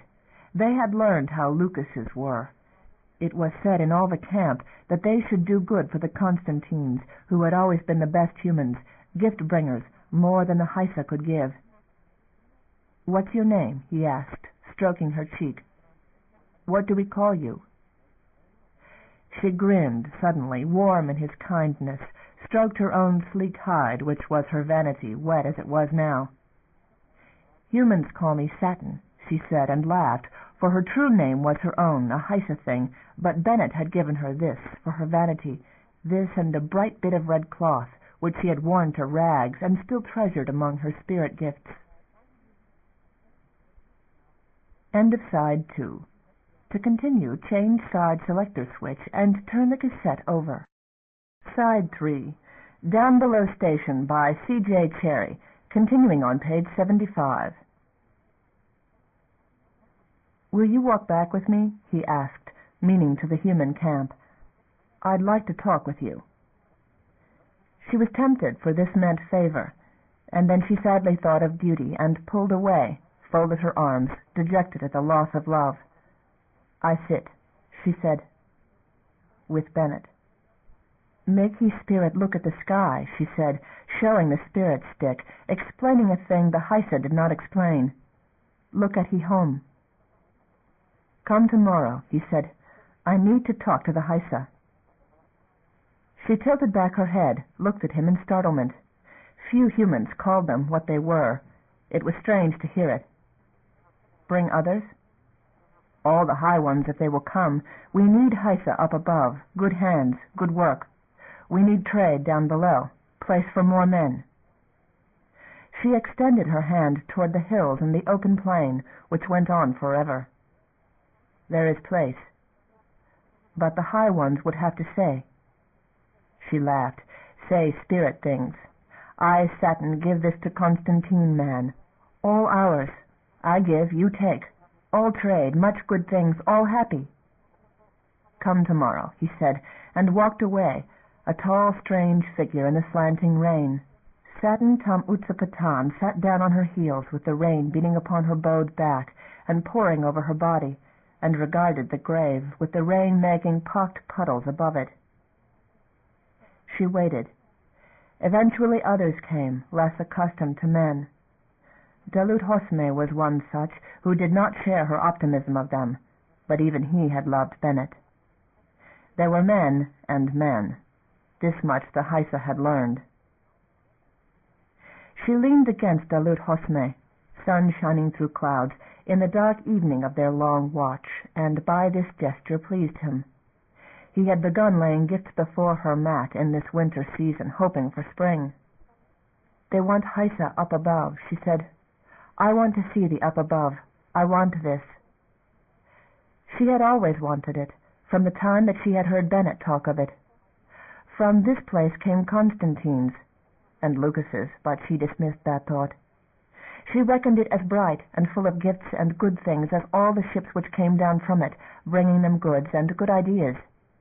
Bennett had told them of a great metal place, holding out arms to the sun, to drink his power, where ships vaster than they had ever imagined came and went like giants.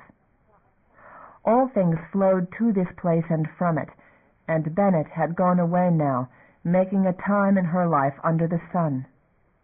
It was a manner of pilgrimage, this journey she desired to mark this time, like going to the images of the plain, like the sleep night in the shadow of the images. They had given human images for the up above, too, to watch there. It was fit to call it pilgrimage, and the time regarded Bennett, who came from that journey. "Why do you tell me?" Dalut Hosme asked. "My spring will be there, on up above." He nestled closer. She could feel his heat. His arm went about her. "I will go," he said. It was cruel, but the desire was on her for her first traveling, and his was on him for her, would grow as gray winter passed and they began to think toward spring, toward warm winds and the breaking of the clouds, and Bennett, cold in the ground, would have laughed his strange human laughter and bidden them be happy. So always the Heisa wandered, of springs and the nesting. Part 4.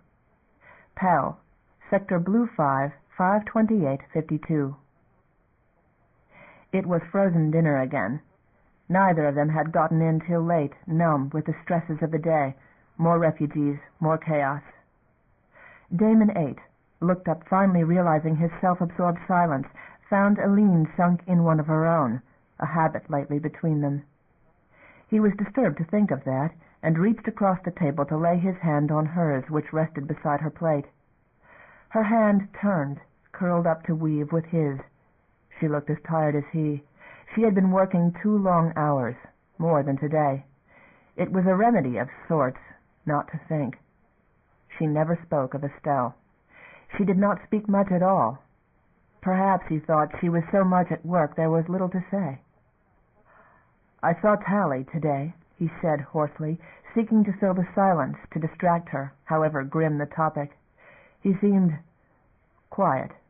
No pain at all. Her hand tightened. "Then you did right by him after all, didn't you?" "I don't know. I don't think there is a way to know." "He asked." "He asked," he echoed. "You did all you could to be right. That's all you can do." "I love you." She smiled. Her lips trembled until they could no longer hold the smile. "Aline?" She drew back her hand. "Do you think we're going to hold Pell?" "Are you afraid not?" "I'm afraid you don't believe it." "What kind of reasoning is that? Things you won't discuss with me." "Don't give me riddles. I'm not good at them. I never was." "I want a child. I'm not on the treatment now. I think you still are." Heat rose to his face. For half a heartbeat he thought of lying. "I am. I didn't think it was time to discuss it. Not yet." She pressed her lips tightly together, distraught. "I don't know what you want," he said. "I don't know. If Aline Quinn wants a baby, all right. Ask. It's all right. Anything is. But I'd hoped it would be for reasons I'd know." "I don't know what you're talking about." "You've done a lot of thinking. I've watched you. But you haven't done any of it aloud. What do you want? What do I do? Get you pregnant and let you go? I'd help you if I knew how. What do I say?" "I don't want to fight. I don't want to fight. I told you what I want." "Why?" She shrugged. "I don't want to wait any more." Her brow furrowed. For the first time in days he had the feeling of contact with her eyes, of Aline as she was, of something gentle. "You care," she said. "I see that." "Sometimes I know I don't hear all you say." "On ship, it's my business, having a child or not. Ship family is closer in some things and further apart in others. But you with your own family, I understand that. I respect it. Your home, too. It's yours." She managed the faintest of smiles, an offering, perhaps. "So what do you say to it?" Officers of station planning were giving out dire warnings, advice otherwise, pleadings otherwise.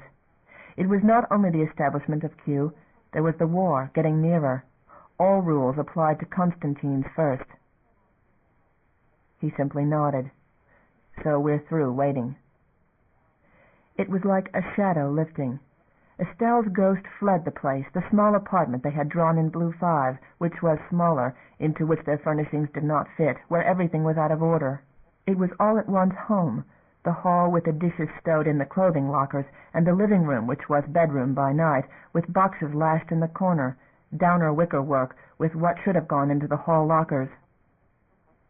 They lay in the bed that was the daytime couch, and she talked, lying in his arms for the first time in weeks, talked, late into the night, a flow of memories she had never shared with him in all their being together. He tried to reckon what she had lost in Estelle. Her ship, she still called it that. Brotherhood, kinship. Merchanter morals, the stationer proverb ran, but he could not see Aline among the others like them, rowdy merchanters off ship for a dockside binge and a sleepover with anyone willing. Could never believe that. "Believe it," she said, her breath stirring against his shoulder. "That's the way we live. What do you want instead? Inbreeding? There were my cousins on that ship." "You were different," he insisted. He remembered her as he had first seen her, in his office on a matter involving a cousin's troubles, always quieter than the others. A conversation, a re-meeting, another, a second voyage, and Pell again. She had never gone bar-haunting with her cousins, had not made the merchanter hangouts, had come to him, had spent those days on station with him, failed to board again. Merchanters rarely married. Eileen had. "No," she said, "you were different." "You'd take anyone's baby?" The thought troubled him. Some things he had never asked Eileen because he thought he knew, and Eileen had never talked that way. He began belatedly to revise all he thought he knew, to be hurt and to fight that. She was Eileen. That quantity he still believed in, trusted. "Where else could we get them?" she asked, making strange, clear sense. "We love them, do you think not? They belong to the whole ship. Only now there aren't any." She could talk of that suddenly. He felt the tension ebb, a sigh against him. "They're all gone." "You called Elt Clen your father, Tia James your mother. Was it that way?" He was. She knew.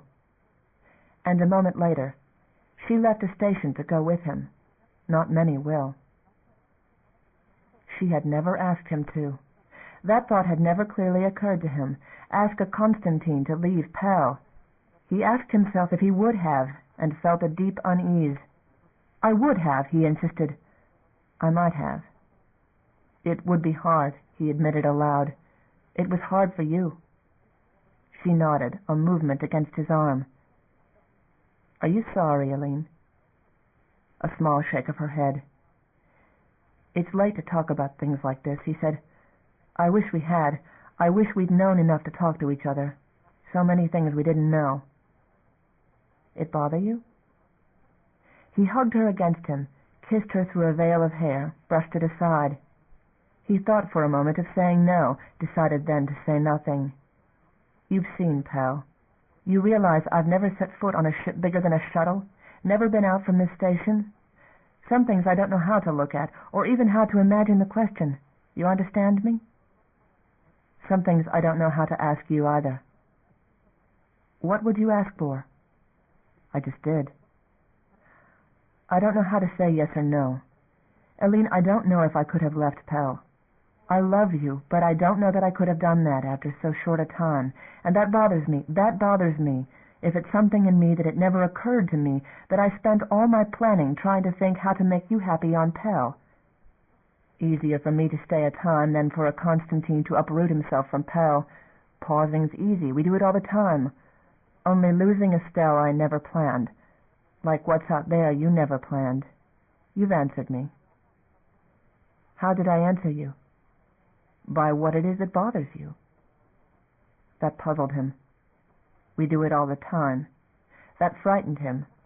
But she talked more, lying against him, about more than things, deep feelings, the way childhood was for a merchanter, the first time she had set foot on a station, aged 12, and frightened by rude stationers who assumed any merchanter was fair game. How a cousin had died on Mariner years back, knifed in a stational quarrel, not even comprehending a stationer's jealousy that had killed him. And an incredible thing, that in the loss of her ship, Eileen's pride had suffered. Pride. The idea set him back, so that for some time he lay staring at the dark ceiling, thinking about it. The name was diminished. A possession like the ship. Someone had diminished it, and too anonymously to give her an enemy to get it back from. For a moment he thought of Mallory, the hard arrogance of an elite breed, the aristocracy of privilege, sealed worlds and a law unto itself, where no one had property and everyone had it, the ship and all who belonged to it. Merchanters who would spit in a dockmaster's eye made grumbling retreat when a Mallory or a Quen ordered it. She felt grief at losing Estelle. That had to be, but shame, too, that she had not been there when it mattered. That Pal had set her in the dockside offices where she could use that reputation the Quins had. But now there was nothing at her back, nothing but the reputation she had not been there to pay for. A dead name, a dead ship. Maybe she detected pity from other merchanters. That would be bitterest of all. One thing she had asked of him. He had cheated her of it without discussing it, without seeing. "The first child," he murmured, turning his head on the pillow to look at her, "goes by Quen. You hear me, Eileen? Pal has Constantines enough. My father may sulk, but he'll understand. My mother will. I think it's important it be that way." She began to cry, as she had never cried in his presence, not without resisting it. She put her arms about him and stayed there till morning. Chapter 10. Viking Station 6552. Viking hung in view, a gleam in the light of an angry star. Mining, industry regarding metals and minerals, that was its support. Sigurd heirs watched, from their vantage of the freighter's bridge, the image on the screens. And something was wrong. The bridge whispered with alarm passed from station to station, frowns on faces and troubled looks. Ayres glanced at his three companions. They had caught it too, stood uneasily, all of them trying to keep out of the way of procedures that had officers darting from this station to that to supervise. Another ship was coming in with them. Ayres knew enough to interpret that. It moved up until it was visual on the screens, and ships were not supposed to ride that close, not at this distance from station. It was big, many-vaned. "It's in our lane," Delegate Marsh said. The ship moved closer still to them, and the merchant captain rose from his place, walked across to them. "We have trouble," he said. "We're being escorted in. I don't recognize the ship that's riding us. It's military. Frankly, I don't think we're in company space anymore." "Are you going to break and run?" Ayres asked. "No. You may order it, but we're not about to do it. You don't understand the way of things. It's wide space. Sometimes ships get surprises. Something's happened here. We've wandered into it. I'm sending a steady no fire. We'll go in peaceably, and if we're lucky, they'll let us go again." "You think Union is here?" "There's only them and us, sir." "And our situation?" "Very uncomfortable, sir, but those are the chances you took. I won't give odds you people won't be detained. No, sir. Sorry." Marsh started to protest. Ayres put out a hand. "No. I'd suggest we go have a drink in the main room and simply wait it out. We'll talk about it." Guns made Ayres nervous. Marched by rifle-carrying juveniles across a dock much the same as Pell's, crowded into a lift with them, these two same young revolutionaries, he felt a certain shortness of breath and worried for his companions, who were still under guard near the ship's berth. All the soldiers he had seen in crossing the Viking dock were of the same stamp, green coveralls for a uniform, a sea of green on that dock side overwhelming the few civilians visible, guns everywhere, and emptiness along the upward curve of the docks beyond, deserted distances. There were not enough people. Far from the number of residents who had been at Pell, in spite of the fact that there were freighters docked all about Viking Station. Trapped, he surmised. Merchanters perhaps dealt with courteously enough. The soldiers who had boarded their own ship had been coldly courteous, but it was a good bet that ship was not going to be leaving. Not the ship that had brought them in, not any of the others out there. The lift stopped on some upper level. "Out," the young captain said, and ordered him left down the hall with a wave of the rifle barrel. The officer was no more than 18 at most. Crop-headed, male and female, they all looked the same age. They spilled out before and after him, more guards than a man of his age and physical condition warranted. The corridor leading to windowed offices ahead of them was lined with more such, rifles all fixed at a precise attitude, all 18 or thereabouts, all with close-clipped hair, all attractive. That was what urged at his attention. There was an uncommon, fresh-faced pleasantness about them, as if beauty were dead, as if there were no more distinction of the plain and the lovely.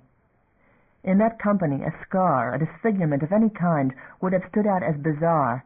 There was no place for the ordinary among them. Male and female, the proportions were all within a certain tolerance, all similar, though they varied in color and features, like mannequins. He remembered Norway's scarred troops, and Norway's gray-haired captain, the disrepute of their equipment, the manner of them, who seemed to know no discipline. Dirt, scars, age. There was no such taint on these, no such imprecision. He shuddered inwardly, felt cold gathered at his belly as he walked in among the mannequins, into offices, and further into another chamber, and before a table where sat older men and women.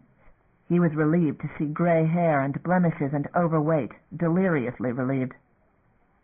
"Mr. Ayres." A mannequin announced him, rifle in hand. "Company delegate." The mannequin advanced to lay his confiscated credentials on the desk in front of the central figure, a heavy-bodied woman, gray-haired.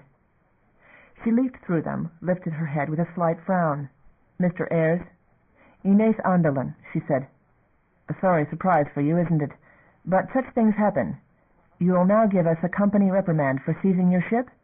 Feel free to do so."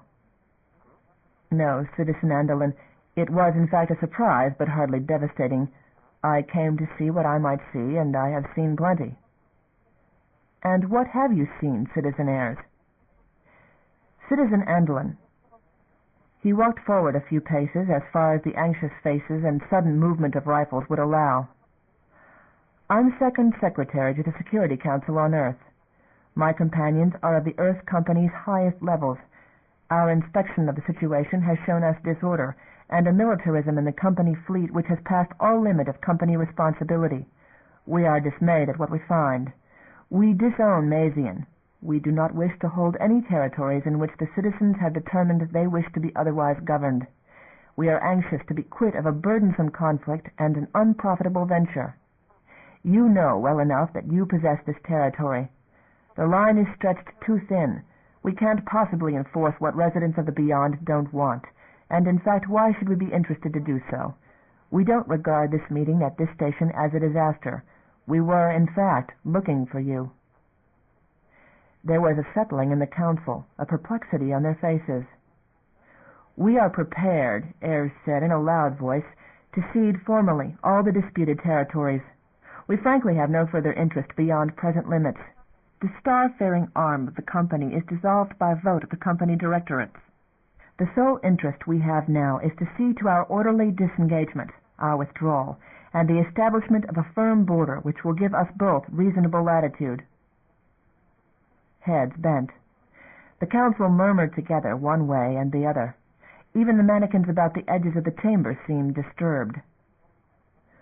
"We are a local authority," said Anderlin at last. "You'll have opportunity to carry your offers higher. Can you leash the Maziani and guarantee our security?" Ayres drew in his breath. "Mazian's fleet?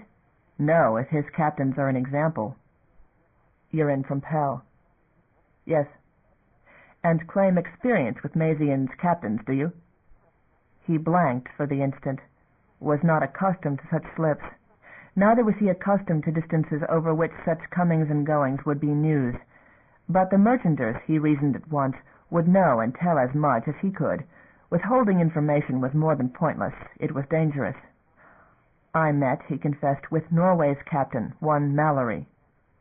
Anderlin's head inclined sullenly. "Signe Mallory. A unique privilege." "None to me. The company refuses responsibility for Norway. Disorder, mismanagement, denial of responsibility, and yet Pell is well reputed for order. I am amazed at your report. What happened there?" "I do not serve as your intelligence." "You do, however, disown Mazian and the fleet. This is a radical step." "I don't disown the safety of Pell. That's our territory." "Then you are not prepared to cede all the disputed territories?" "By disputed territories, of course, we mean those starting with Fargon." "Ah. And what is your price, Citizen Ayres?"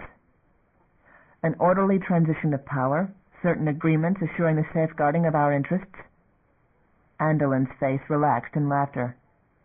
"You seek a treaty with us. You throw aside your own forces and seek a treaty with us." "A reasonable solution to a mutual difficulty. 10 years since the last reliable report out of the Beyond. Many more years than that, with a fleet out of our control, refusing our direction, in a war which consumes what could be a mutually profitable trade. That is what brings us here." There was deathly silence in the room. At last Anderlin nodded, her chins doubling. "Mr. Ayres, we shall wrap you in cotton wool and hand you on most gently, most gently, to Cytine, with great hope that at last someone on Earth has come to his senses. A last question, rephrased. Was Mallory alone at Pell?" "I can't answer." You have not yet disowned the fleet, then? I retain that option in negotiations. Andelin pursed her lips. You need not worry about giving us critical information. The merchanters will deny us nothing. Were it possible for you to restrain the Maziani from their immediate maneuvers, I would suggest you try. I'd suggest that to demonstrate the seriousness of your proposal, you at least make a token gesture toward that restraint during negotiations. We cannot control Mazian. You know that you will lose, said Andelin. In fact, that you have already lost, and you're attempting to hand us what we have already won, and get concessions for it. There's little interest for us in pursuing hostilities, win or lose. It seems to us that our original object was to make sure the stars were a viable commercial venture, and you patently are viable. You have an economy worth trading with, in a different kind of economic relationship from what we had before, saving us the entanglements with the beyond we don't want. We can agree on a route, a meeting point where your ships and ours can come and go as a matter of common right. What you do on your side doesn't interest us. Direct the development of the beyond as you like. Likewise, we will be withdrawing some jump freighters home for the commencement of that trade. If we can possibly secure some restraint on Conrad Mazian, we'll recall those ships as well. I'm being very blunt with you. The interests we pursue are so far from each other, there's no sane reason to continue hostilities. You are being recognized in all points as the legitimate government of the outer colonies. I am the negotiator and the interim ambassador if the negotiations are successful. We don't consider it defeat if the will of the majority of the colonies has supported you. The fact that you are the government in these regions is persuasive of that fact. We extend you formal recognition from the new administration which has taken charge in our own affairs, a situation I will explain further to your central authorities, and we are prepared to open trade negotiations at the same time. All military operations within our power to control will be stopped. Unfortunately, it isn't within our power to stop them, only to withdraw support and approval.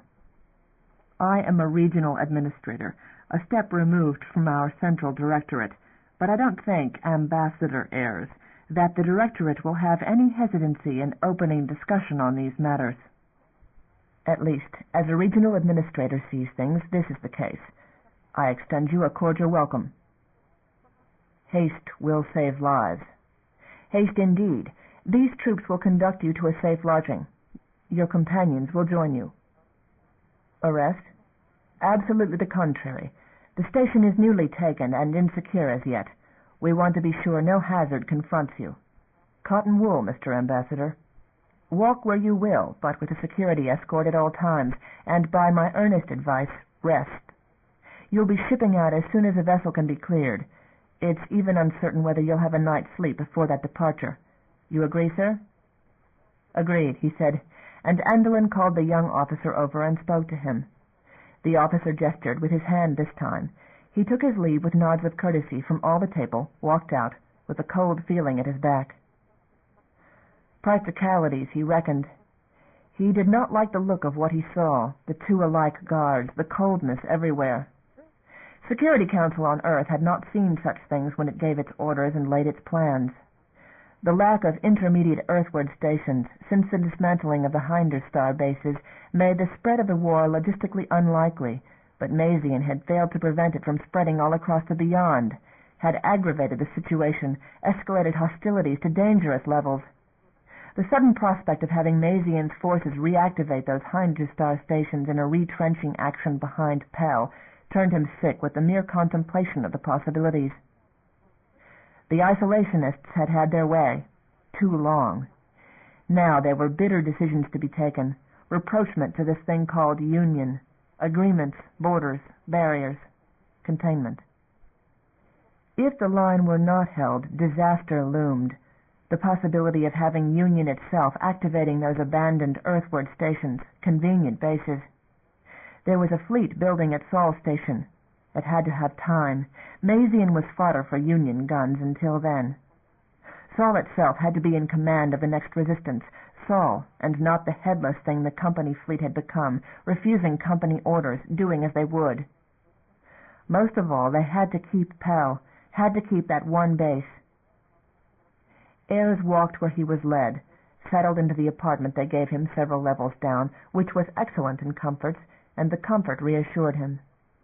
He forced himself to sit and appear relaxed to await his companions, that they assured him would come, and they did come finally, in a group and unnerved by their situation. Ayres thrust their escort out, closed the door, made a shifting of his eyes toward the peripheries of the compartment, silent warning against free speech. The others, Tedmarsh, Carl-Bella, Ramona Diaz, understood and said nothing, as he hoped they had not spoken their minds elsewhere. Someone on Viking Station, a freighter crew, was in great difficulty, he had no doubt. Supposedly merchanters were able to pass the battle lines with no worse than occasional shepherding to different ports than they had planned, or sometimes, if it was one of Mazian's ships that stopped them, confiscation of part of the cargo or a man or woman of the crew. The merchanters lived with it. And the merchanters who had brought them to Viking would survive detention until what they had seen at Pell and here ceased to be of military value. He hoped for their sakes that this was the case.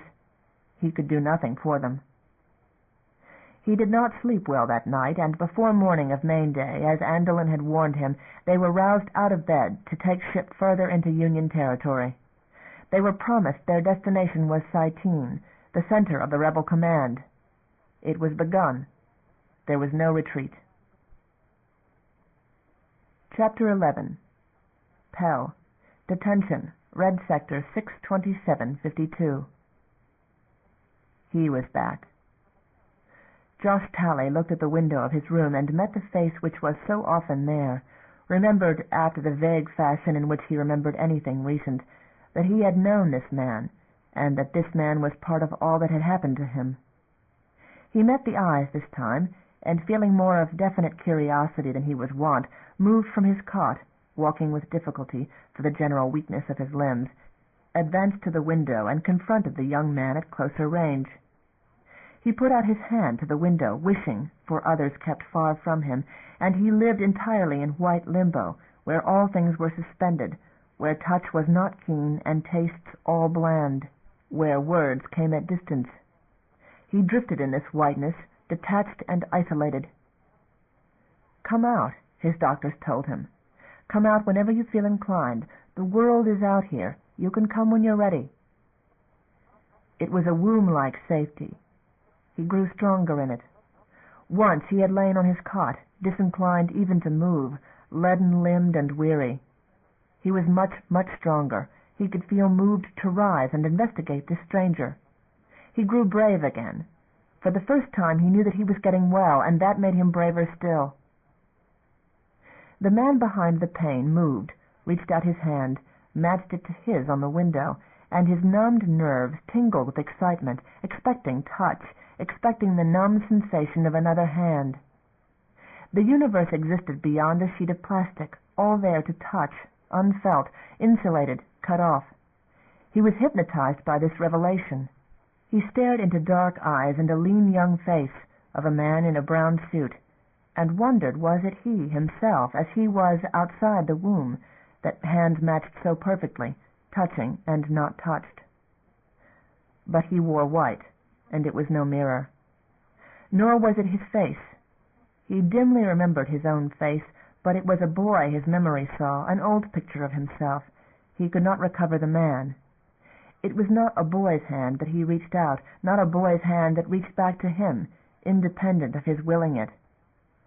A great deal had happened to him, and he could not put it all together, did not want to. He remembered fear.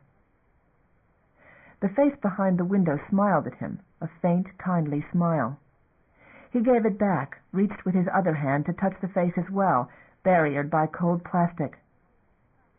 "Come out," a voice said from the wall. He remembered that he could. He hesitated, but the stranger kept inviting him. He saw the lips move with the sound which came from elsewhere. And cautiously he moved to the door which was always, they said, open when he wanted it. It did open to him. Of a sudden he must face the universe without safety. He saw the man standing there, staring back at him, and if he touched it would be cold plastic, and if the man should frown there was no hiding. "Josh Talley," the young man said.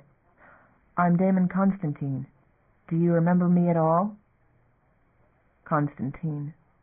The name was a powerful one. It meant peril and power.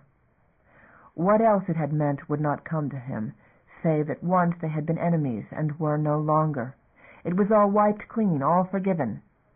Josh Talley. The man knew him. He felt personally obligated to remember this Damon, and could not. It embarrassed him. "How are you feeling?" Damon asked. That was complicated. He tried to summarize and could not. It required associating his thoughts, and his strayed in all directions at once. "Do you want anything?" Damon asked. "Pudding," he said, "with fruit." That was his favorite. He had it every meal but breakfast. They gave him what he asked for. "What about books? Would you like some books?" He had not been offered that. "Yes," he said, brightening with the memory that he had loved books. "Thank you." "Do you remember me?" Damon asked. Josh shook his head. "I'm sorry," he said miserably. "We've probably met, but you see, I don't remember things clearly. I think we must have met after I came here." "It's natural you'd forget. They tell me you're doing very well. I've been here several times to see about you."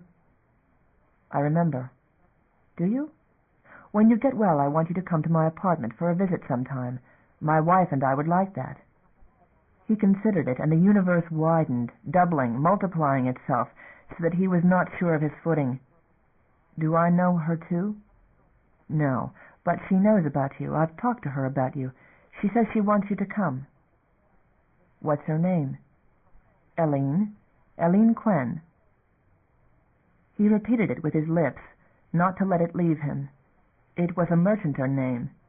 He had not thought of ships. Now he did. Remembered dark and stars. He stared fixedly at Damon's face, not to lose contact with it, this point of reality in a shifting white world.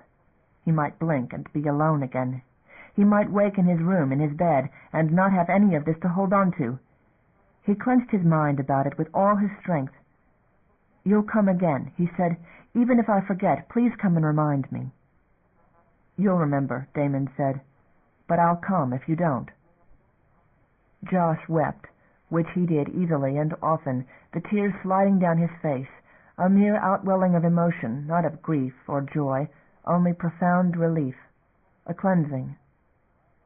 "Are you all right?" Damon asked. "I'm tired," he said, for his legs were weak from standing, and he knew he should go back to his bed before he became dizzy. "Will you come in?" "I have to stay in this area," Damon said. "I'll send you the books, though." He had forgotten the books already. He nodded, pleased and embarrassed at once. "Go back," Damon said, releasing him. Josh turned and walked back inside. The door closed. He went to his bed, dizzier than he had thought. He must walk more. Enough of lying still. If he walked he would get well faster. Damon. Eileen. Damon. Eileen. There was a place outside which became real to him, to which for the first time he wanted to go, a place to reach for when he turned loose of this. He looked to the window. It was empty. For a terrible, lonely moment he thought that he had imagined it all, that it was a part of the dream world which shaped itself in this whiteness, and that he had created it. But it had given him names. It had detail and substance independent of himself. It was real, or he was going mad. The books came, 4 cassettes to use in the player, and he held them close to his chest, and rocked to and fro, smiling to himself and laughing, cross-legged on his bed, for it was true. He had touched the real outside, and it had touched him. He looked about him, and it was only a room, with walls he no longer needed. Book 2. Chapter 1, Part 1. Downbelow Main Base, 9/2/52. The skies were clear for the morning, only a few fleecy puffs overhead, and a line of them marshalling themselves across the northern horizon beyond the river. It was a long view. It usually needed a day and a half for the horizon clouds to come down to Downbelow Base, and they planned to take advantage of that break, patching the washout which had cut them off from Base 4 and all the further camps down the chain. It was, they hoped, the last of the storms of winter. The buds on the trees were swelling to bursting, and the grain sprouts, crowded by flood against the crossed beam lattices in the fields, would soon want thinning and transplanting to their permanent beds. Main Base would be the first to dry out, and then the bases downriver. The river was some bit lower today, so the report came in from the mill. Emilio saw the supply crawler off on its way down the muddy road downriver, and turned his back, walked the slow, well-trampled way toward higher ground, and the domes sunk in the hills, domes which had gotten to be twice as numerous as before, not to mention those that had transferred down the road. Compressors thunked along out of rhythm, the unending pulse of humanity on down below. Pumps labored, adding to the thumping, belching out the water which had seeped into the domes despite their best efforts to waterproof the floors, more pumps working down by the mill dikes and over by the fields. They would not cease until the logs in the fields stood clear. Spring. Probably the air smelled delightful to a native. Humans had little impression of it, breathing in wet hisses and stops through the masks. Emilio found the sun pleasant on his back, enjoying that much of the day. Downers skipped about, carrying out their tasks with less address than exuberance, would rather make 10 scurrying trips with a handful than one uncomfortable laden passage to anywhere. They laughed, dropped what light loads they bore to play pranks on any excuse. He was frankly surprised that they were still at work with spring coming on so in earnest. The first clear night they had kept all the camp awake with their chatter, their happy pointing at the starry heavens and talking to the stars. The first clear dawn they had waved their arms to the rising sun and shouted and cheered for the coming light. But humans had gone about with a brighter mood that day too, with the first clear sign of winter's ending. Now it was markedly warmer. The females had turned smugly alluring, and the males had turned giddy. There was a good deal of what might be downer singing from the thickets and the budding trees on the hills, trills and chatter and whistles, soft and sultry. It was not as giddy as it would get when the trees sprang into full bloom. There would come a time that the Heisa would lose all interest in work, would set off on their wanderings, females first and solitary, and the males doggedly following, to places where humans did not intrude. A good number of the third-season females would spend the summer getting rounder and rounder, at least as round as the wiry Heisa became, to give birth in winter, snugged away in hillside tunnels, little mites all limbs and ruddy baby fur, who would be scampering about on their own in the next spring, what little humans saw of them. He passed the Heisa games, walked up the crushed rock pathway to operations, the dome highest on the hill. His ears picked up a crunching on the rocks behind him, and he looked back to find Satin limping along in his wake, arms out for balance, bare feet on sharp stones, and her imp's face screwed up in pain from the path designed for human boots. He grinned at the imitation of his strides. She stood and grinned at him, unusually splendid in soft pelts and beads, and a red rag of synthetic cloth. "Shuttle comes, Constantine man." It was so. There was a landing due on this clear day. He had promised her, despite good sense, despite axioms that world-synced pairs were unstable in the spring season, that she and her mate might work a term on station. If there was a downer who had staggered about under too heavy loads, it was Satin. She had tried desperately to impress him. "See, Constantine man, I work good." "Packed to go," he observed of her. She displayed the several small bags of no knowing what which she had hung about her person, patted them, and grinned delightedly. "I packed." And then her face went sad, and she held out her open arms. "Come love you, Constantine man, you and your friend." Wife. The Heisa had never figured out husband and wife. "Come in," he bade her, touched by such a gesture. Her eyes lit with pleasure. Downers were discouraged even from the vicinity of the operations dome.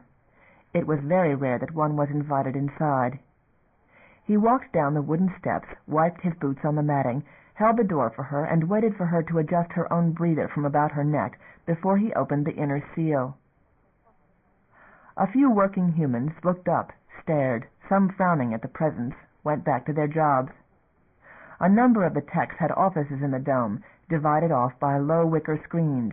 The area he shared with Maliko was farthest back, where the only solid wall in the great dome afforded him and Maliko private residential space, a 10-foot section with a woven mat floor, sleeping quarters and office at once. He opened that door beside the lockers, and Satin followed him in, staring about her as if she could not absorb the half of what she saw. Not used to roofs, he thought, imagining how great a change it was going to be for a downer suddenly shipped to station. No winds, no sun, only steel about. Poor Satin. "Well," Maliko exclaimed, looking up from the spread of charts on their bed. "Love you," Satin said, and came with absolute confidence, embraced Maliko, hugged her cheek to cheek around the obstacle of the breather. "You're going away," said Maliko. "Go to you home," she said. "See Bennett home." She hesitated, folded hands diffidently behind her, bobbed a little, looking from one to the other of them. "Love Bennett, man. See he home. Fill up eyes he home. Make warm, warm wee eyes." Sometimes downer talk made little sense. Sometimes meanings shot through the babble with astonishing clarity. Emilio gazed on her with somewhat of guilt, that for as long as they had dealt with downers, there was none of them who could manage more than a few of the chattering downer words. Bennett had been best at it. The Hyso loved gifts. He thought of one, on the shelf by the bed, a shell he had found by the riverside. He got it and gave it to her, and her dark eyes shone. She flung her arms about him. "Love you," she announced. "Love you too, Satin," he told her, and he put his arms about her shoulders, walked her out through the outer offices to the lock, set her through. Beyond the plastic she opened the outer door, took her mask off and grinned at him, waved her hand. "I go work," she told him. The shuttle was due. A human worker would not have been working on the day he was leaving assignment, but Satin headed away with a slam of the flimsy door and anxious enthusiasm, as if at this late date someone's mind could be changed. Or perhaps it was unfair to attach to her any human motives. Perhaps it was joy or gratitude. Downers understood no wages. Gifts, they said. Bennett Jacent had understood them. The downers tended that grave, laid shells there, perfect ones, skins, set up the strange knobby sculptures that meant something important to them. He turned, walked back to the operations center, to his own quarters and Maliko. He took off his jacket, hung it on the peg, breather still about his neck, an ornament they all wore from the time clothing went on in the morning till it went off at night. "Got the weather report from station," Maliko said. "We're going to catch it again in a day or so after the next one hits us. There's a big storm brewing out to sea." He swore. So much for hopes of spring. She made a place for him among the charts on the bed, and he sat down and looked at the damages she had red-penciled. Flood areas station was able to show them, down the long chains of beads which were the camps they had established, along unpaved, hand-hacked roads.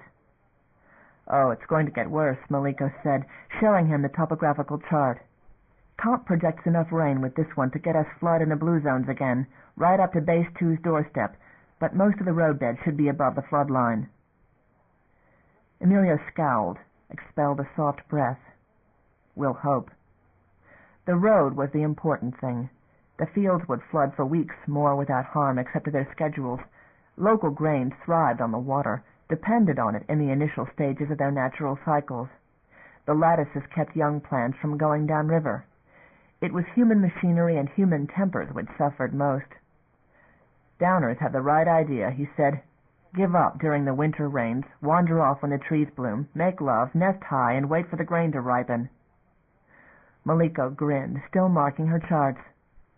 He sighed, unregarded, pulled over the slab of plastic which served him as a writing desk, and started making out personnel assignments, rearranging priorities with the equipment. Perhaps, he thought, perhaps if he pleaded with the downers, arranged some special gifts, they would hang on a little longer before their seasonal desertion. He regretted losing Satin and Bluetooth. The pair of them had been of enormous help, persuading their fellows in outright argument when it came to something their Constantine man wanted very badly. But that went both ways. Satin and Bluetooth wanted to go, They wanted something now in his power to give, and it was their time to have their way, before their spring came on them and they passed all self-control. They were dispersing old hands and trainees and queue assignees down the road to each of the new bases, trying to keep proportions which would not leave staff vulnerable to riot, trying to make the queue folk into workers, against their belief that they were being used, tried to work with morale. It was the willing ones they moved out, and the surliest main base had to keep, in that one huge dome, many times enlarged and patched onto until dome was a misnomer. It spread irregularly over the next hill, a constant difficulty to them. Human workers occupied the several domes next, choice ones, comfortable ones. They were always reluctant to be transferred out to more primitive conditions at the wells or the new camps, alone with the forest and the floods and Q and strange Haisa. Communication was always the problem. They were linked by comm, but it was still lonely out there. Ideally, they wanted aircraft links, but the one flimsy aircraft they had built some years back had crashed on the landing field 2 years ago. Light aircraft and down-below storms did not agree. Hacking a landing site for shuttles, that was on the schedule, at least for Base 3, but the cutting of trees had to be worked out with the downers, and that was touchy. With the tech level they managed on-world, crawlers were still the most efficient way of getting about, patient and slow as the pace of life on down below had always been, chugging away through mud and flood to the wonderment and delight of downers. Petrol and grains, wood and winter vegetables, dried fish, an experiment in domesticating the knee-high pitsu which downers hunted. "You bad," downers had declared in the matter. "Make they warm and you camp and you eat. No good this thing." But downers at Base 1 had become herders, and they had all learned to eat domestic meat. Lucas had ordered it, and this was one Lucas project that had worked well. Humans on down below fared well enough, equipped and fed themselves and station, even with the influx they had gotten. That was no small task. The manufactories up on station and the manufactories here on down below were working non-stop. Self-sufficiency, to duplicate every item they normally imported, to fill every quota not alone for themselves, but for the overburdened station, and to stockpile what they could. It was all falling into their laps here on down below, the excess population, the burden of station-bred people, their own and refugees, who had never set foot on a world. They could no longer depend on the trade which had once woven Viking and Mariner, Esperance and Pan-Paris and Russell and Voyager, and others into a great circle of their own, supplying each other's needs. None of the other stations could have gone it alone. None had the living world it took, a living world and hands to manage it. There were plans on the board now, the first crews moved, to go for the on-world mining they had long delayed, duplicating materials already available in Pell System at large, just in case things got worse than anyone wanted to think. They would get massive new programs underway this summer, when downers were receptive to approach again, get it well moving in fall, when the downers hit their working season, when cool winds made them think of winter again, and they seemed never to rest, working for humans and working to carry soft mosses into their tunnels in the wooded hills. Down below was due to change. Its human population had quadrupled. He mourned it. Maliko did. They had gridded off areas already, Maliko's ever-present charts, places which no human should ever touch, the beautiful places, the sites they knew for holy, and the places vital to the cycles of Haisa and wild things alike. Ram it through council in their own generation, even this year, before the pressures mounted. Set up protections for the things which had to endure. The pressure was already with them. Scars were already on the land, the smoke of the mill, the stumps of trees, the ugly domes and fields imposed on the riverside and being hacked out all along the muddy roads. They had wanted to beautify it as they went, make gardens, camouflage roads and domes, and that chance was gone. They would not, he and Maliko were resolved together, would not let more damage happen. They loved down below, the best and the worst of it, the maddening Haisa and the violence of the storms. There was always the station for human refuge, antiseptic corridors and soft furniture were always waiting. But Maliko thrived here as he did. They made pleasant love at night, with the rain pattering away on the plastic dome, with the compressors thumping away in the dark, and down below's night creatures singing madly just outside. They enjoyed the changes the sky made hour by hour, and the sound of the wind in the grass and the forest about them, laughed at downer pranks, and ruled the whole world with power to solve everything but the weather. They missed home, missed family, and that different, wider world, but they talked otherwise, had talked even of building a dome to themselves in their spare time in years to come, when homes could be built here, a hope which had been closer a year or so ago, when the Downbelow establishment had been quiet and easy, before Mallory and the others had come, before Q. Now they simply figured how to survive at the level at which they were living, moved population about under guard for fear of what that population might try to do, opened new bases at the most primitive level, ill-prepared, tried to care for the land and the Downers at once, and to pretend that nothing was amiss on station. He finished the assignments, walked out, and handed them to the dispatcher, Ernst, who was also accountant and comp man. They all did a multitude of jobs. He walked back again into his bedroom office, surveyed Maliko and her lap full of charts. "Want lunch?" he asked. He reckoned on going to the mill in the afternoon, hoped now for a quiet cup of coffee and first access to the microwave, which was the dome's other luxury of rank, time to sit and relax. "I'm nearly done," she said. A bell rang, 3 sharp pulses, disarranging the day. The shuttle was coming in early. He had assumed it for the evening slot. He shook his head. "There's still time for lunch," he said. The shuttle was down before they were done. Everyone in operations had come to the same conclusion, and the dispatcher, Ernst, directed things between bites of sandwich. It was a hard day for everyone. Emilio swallowed the last bite, drank the last of his coffee, and gathered up his jacket. Maliko was putting hers on.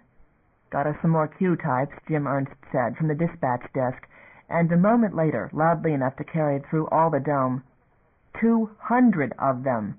They've got them jammed in that frigging hold like dried fish. Shuttle, what are we supposed to do with them?" The answer crackled back, garble, and a few intelligible words. Emilio shook his head in exasperation and walked over to lean above Jim Ernst. "Advise Q, Dome, they're going to have to accept some crowding until we can make some more transfers down the road." "Most of Q is home at lunch," Ernst reminded him. As policy, they avoided announcements when all of Q was gathered. They were inclined to irrational hysteria. "Do it," he told Ernst, and Ernst relayed the information. Emilio pulled the breather up and started out, Maliko close behind him. The biggest shuttle had come down, disgorging the few items of supply they had requested from station. Most of the goods flowed in the other direction, canisters of Downbelow product waiting in the warehouse domes to be loaded and taken up to feed Pal. The first of the passengers came down the ramp as they reached the landing circle beyond the hill, crushed-looking folk in coveralls, who had probably been frightened to death in transfer, jammed into a cargo hold in greater number than should have been, certainly in greater number than they needed on Downbelow all at one moment. There were a few more prosperous-looking volunteers, losers in the lottery process. They walked aside. But guards off the shuttle waited with rifles to herd the Q assignees into a group. There were old people with them, and a dozen young children at least, families and fragments of families if it held to form, all such folk as did not survive well in station quarantine. Humanitarian transfer.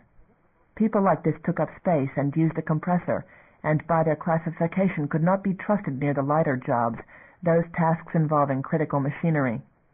They had to be assigned manual labor, such of it as they could bear. And the children, at least there were none too young to work, or too young to understand about wearing the breathers, or how to change a breather cylinder in a hurry. "So many fragile ones," Maliko said. "What does your father think we are down here?" He shrugged.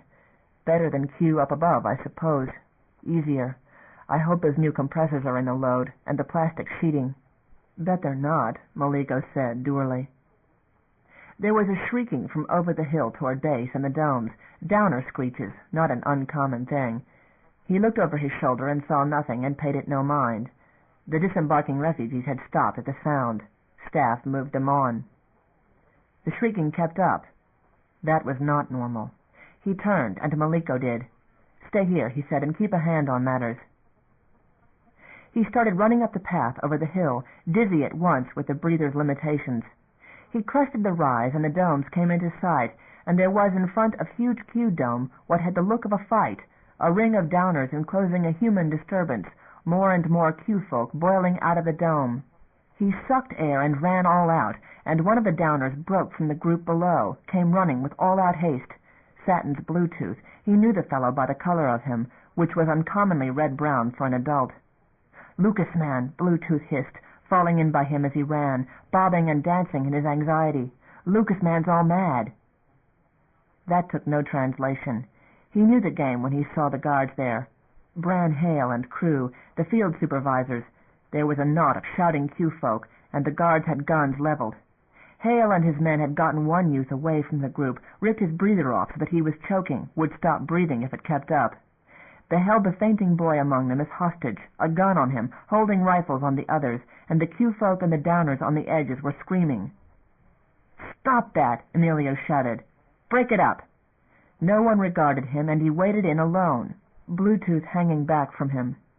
He pushed men with rifles and had to push more than once, realizing all at once that he had no gun, that he was bare-handed and alone, and that there were no witnesses but downers and Q. They gave ground. He snatched the boy from those who held him, and the boy collapsed to the ground. He knelt down, feeling his own back, naked, picked up the breather that lay there and got it over the boy's face, pressed it there. Some of the Q folk tried to close in, and one of Hale's men fired at their feet.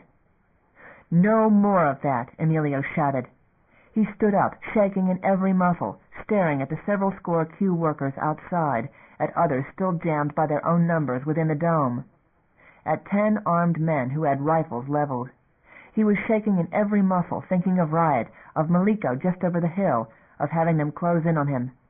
"Back up," he yelled at Q. "Ease off," and rounded on Bran Hale, young, sullen, and insolent. "What happened here?"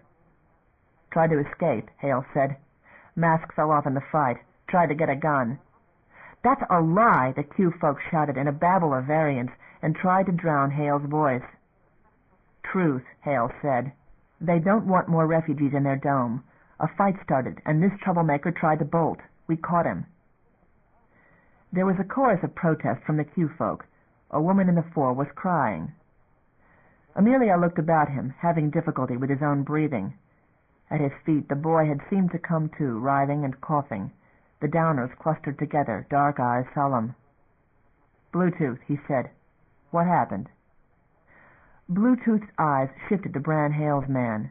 No more than that. "Me eyes see," said another voice. Satin strode through, braced herself with several bobs of distress. Her voice was high-pitched, brittle. "Hale push he friend hard with gun. Bad push she." There were shouts from Hale's side, derision. Shouts from the Q side. He yelled for quiet. It was not a lie. He knew downers and he knew Hale. It was not a lie. They took his breather? "Take," Satin said, and clamped her mouth firmly shut. Her eyes showed fear. "All right." Emilio sucked in a deep breath, looked directly at Bran Hale's hard face. "We'd better continue this discussion in my office." "We talk right here," Hale said. He had his crowd about him, his advantage. Emilio matched him stare for stare. It was all he could do, with no weapons and no force to back him. "Downer's word," Hale said, "isn't testimony. You don't insult me on any Downer's word, Mr. Constantine. No, sir." He could walk away, back down. Surely operations and the regular workers could see what was going on. Maybe they had looked out from their domes and preferred not to see. Accidents could happen in this place, even to a Constantine. For a long time the authority on Downbelow had been John Lucas and his hand-picked men. He could walk away, maybe reach operations, call help for himself from the shuttle, if Hale let him, and it would be told for the rest of his life how Emilio Constantine handled threats. "You pack," he said softly, "and you be on that shuttle when it leaves. All of you." "On a Downer bitch's word?" Hale lost his dignity, chose to shout. He could afford to. Some of the rifles had turned his way. "Get out," Emilio said. "On my word. Be on that shuttle. Your tour here is over." He saw Hale's tension, the shift of eyes. Someone did move. A rifle went off, sizzled into the mud. One of the Q men had struck it down. There was a second when it looked like riot. "Out," Emilio repeated. Suddenly the balance of power was shifted. Young workers were to the fore of Q, and their own gang boss Wei. Hale shifted eyes left and right, remeasured things, finally gave a curt nod to his companions. They moved out. Emilio stood watching them in their swaggering retreat to the common barracks, even yet not believing that trouble was over. Beside him, Bluetooth let out a long hiss, and Satin made a spitting sound. His own muscles were quivering with the fight that had not happened. He heard a sough of air, the dome sagging as the rest of Q surged out, all 300 of them, breaching their lock wide open. He looked at them, alone with them. "You take those new transfers into your dome, and you take them in without bickering and without argument. We'll make new diggings. You will and they will, quick as possible. You want them to sleep in the open? Don't you give me any nonsense about it." "Yes, sir," Wei answered after a moment. The woman who had been crying edged forward. Emilio stepped back, and she bent down to help the stricken boy, who was struggling to sit up. Mother, he reckoned. Others came and helped the boy up. There was a good deal of commotion about it. Emilio grasped the youth's arm. "Want you in for a medical," he said. "Two of you take him over to operations." They hesitated. Guards were supposed to escort them. There were no guards, he realized in that instant. He had just ordered all the security forces in main base off-world. "Go on inside," he said to the rest. "Get that dome normalized. I'll talk to you about it later." And while he had their attention, "Look around you. There's all of a world here, blast you all. Give us help. Talk to me if there's some complaint. I'll see you get access. We're all crowded here, all of us. Come look at my quarters if you think otherwise. I'll give some of you the tour if you don't believe me. We live like this because we're building. Help us build, and it can be good here for all of us." Frightened eyes stared at him. No belief. They had come in on overcrowded, dying ships, had been in Q on station, lived here in mud and close quarters, moved about under guns. He let go his breath and his anger. "Go on," he said. "Break it up. Get about your business. Make room for those people." They moved, the boy and a couple of the young men toward operations, and the rest back into their dome. The flimsy doors closed in sequence this time, locking them through, group after group, until all were gone, and the deflated dome crest began to lose some of its wrinkles as the compressor thumped away. There was a soft chattering, a bobbing of bodies. The Downers were still with him. He put out his hand and touched Bluetooth. The Downer touched his hand in turn, a calloused brush of flesh, bobbed several times in the residue of excitement. At his other side stood Satin, arms clenched about her, her dark eyes darker still and wide. All about him, Downers with that same disturbed look. Human quarrel, violence, alien to them. Downers would strike in a moment's anger, but only to sting. He had never seen them quarrel in groups, had never seen weapons. Their knives were only tools and hunting implements. They killed only game. What did they think, he wondered? What did they imagine at such a sight, humans turning guns on each other? "We go up above," Satin said. "Yes," he agreed. "You still go. It was good, Satin, Bluetooth, all of you. It was good you came to tell me." There was a general bobbing, expressions of relief among all the Hysa, as if they had not been sure. The thought occurred to him that he had ordered Hale and his men off on that same shuttle, that human spite might still make things uncomfortable. "I'll talk to the man in charge of the ship," he told them. "You and Hale will be in different parts of the ship. No trouble for you, I promise." "Good, good, good," Satan breathed, and hugged him. He stroked her shoulder, turned and received an embrace from Bluetooth as well, patted his rougher pelt. He left them and started toward the crest of the hill, on the track to the landing site, and stopped at the sight of several figures standing there. Maliko, two others. All had rifles. He felt a sudden surge of relief to think he had had someone at his back after all. He waved his hand that it was all right, hastened toward them. Maliko came quickest, and he hugged her. Maliko's two companions caught up, two guards off the shuttle. "I'm sending some personnel up with you," he said to them. "Discharged, and I'm filing charges. I don't want them armed. I'm also sending up some Downers, and I don't want the two groups near each other, not at any time." "Yes, sir." The 2 guards were blank of comment, objected to nothing. "You can go back," he said. "Start moving the assignees this way. It's all right." They went about their orders. Maliko kept the rifle she had borrowed of someone, stood against his side, her arm tight about him, his about her. "Hale's lot," he said. "I'm packing them all off." "That leaves us no guards." "Q wasn't the trouble. I'm calling station about this one."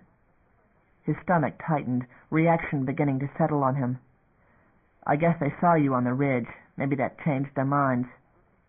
"Station's got a crisis alert. I thought sure it was Q. Shuttle called Station Central." "Better get to operations then and cancel it."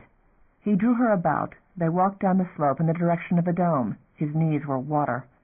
"I wasn't up there," she said. "Where?" "On the ridge. By the time we arrived up there, they were just Downers and Q." He swore, marveling then that he had won that bluff. "We're well rid of Bran Hale," he said. They reached the trough among the hills, walked the bridge over the water hoses and up again, across to operations. Inside, the boy was submitting to the medic's attention, and a pair of techs was standing armed with pistols, keeping a nervous watch on the Q folk who had brought him in. Emilio motioned a negative to them. They cautiously put them away, looked unhappy with the whole situation. Carefully neutral, Emilio thought. They would have gone with any winner of the quarrel out there, no help to him. He was not angry for it, only disappointed. "You all right, sir?" Jim Ernst asked. He nodded, stood watching, with Malika beside him. "Call station," he said after a moment. "Report it settled." Part 2. They nestled in together in the dark space humans had found for them in the great empty belly of the ship, a place which echoed fearfully with machinery. They had to use the breathers, first of what might be many discomforts. They tied themselves to the handholds, as humans had warned them they must, to be safe, and sat and hugged Bluetooth Belut Hosme, hating the feel of the place and the cold and the discomfort of the breathers, and most of all fearing because they were told that they must tie themselves for safety. She had not thought of ships in terms of walls and roofs, which frightened her. Never had she imagined the flight of the ships as something so violent that they might be dashed to death, but as something free as the soaring birds, grand and delirious. She shivered with her back against the cushions humans had given them, shivered and tried to cease, felt Bluetooth shiver too. "We could go back," he said, for this was not of his choosing.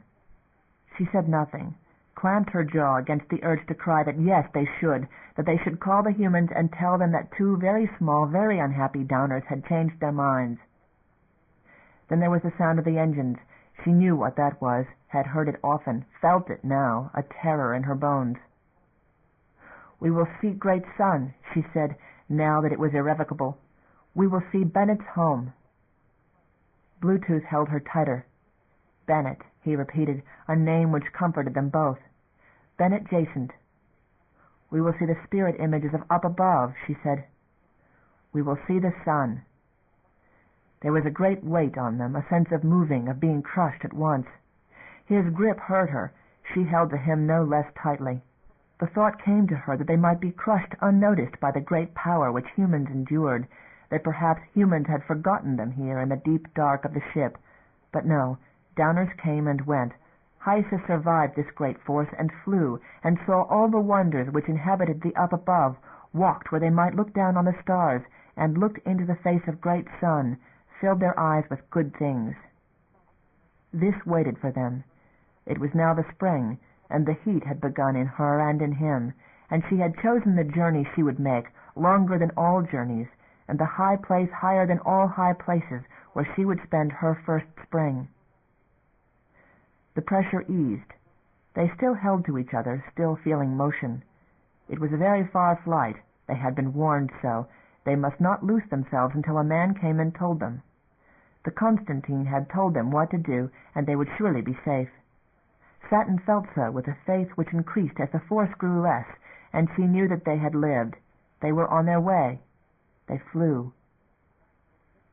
She clutched the shell which Constantine had given her, the gift which marked this time for her, and about her was the red cloth which was her special treasure, the best thing, the honor that Bennett himself had given her a name.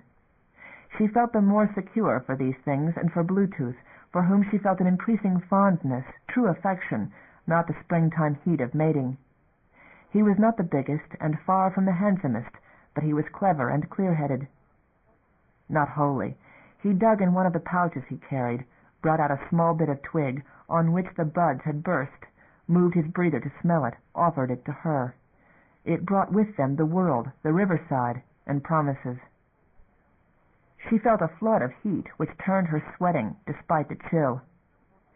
It was unnatural being so close to him and not having the freedom of the land, places to run, the restlessness which would lead her further and further into the lonely lands where only the images stood.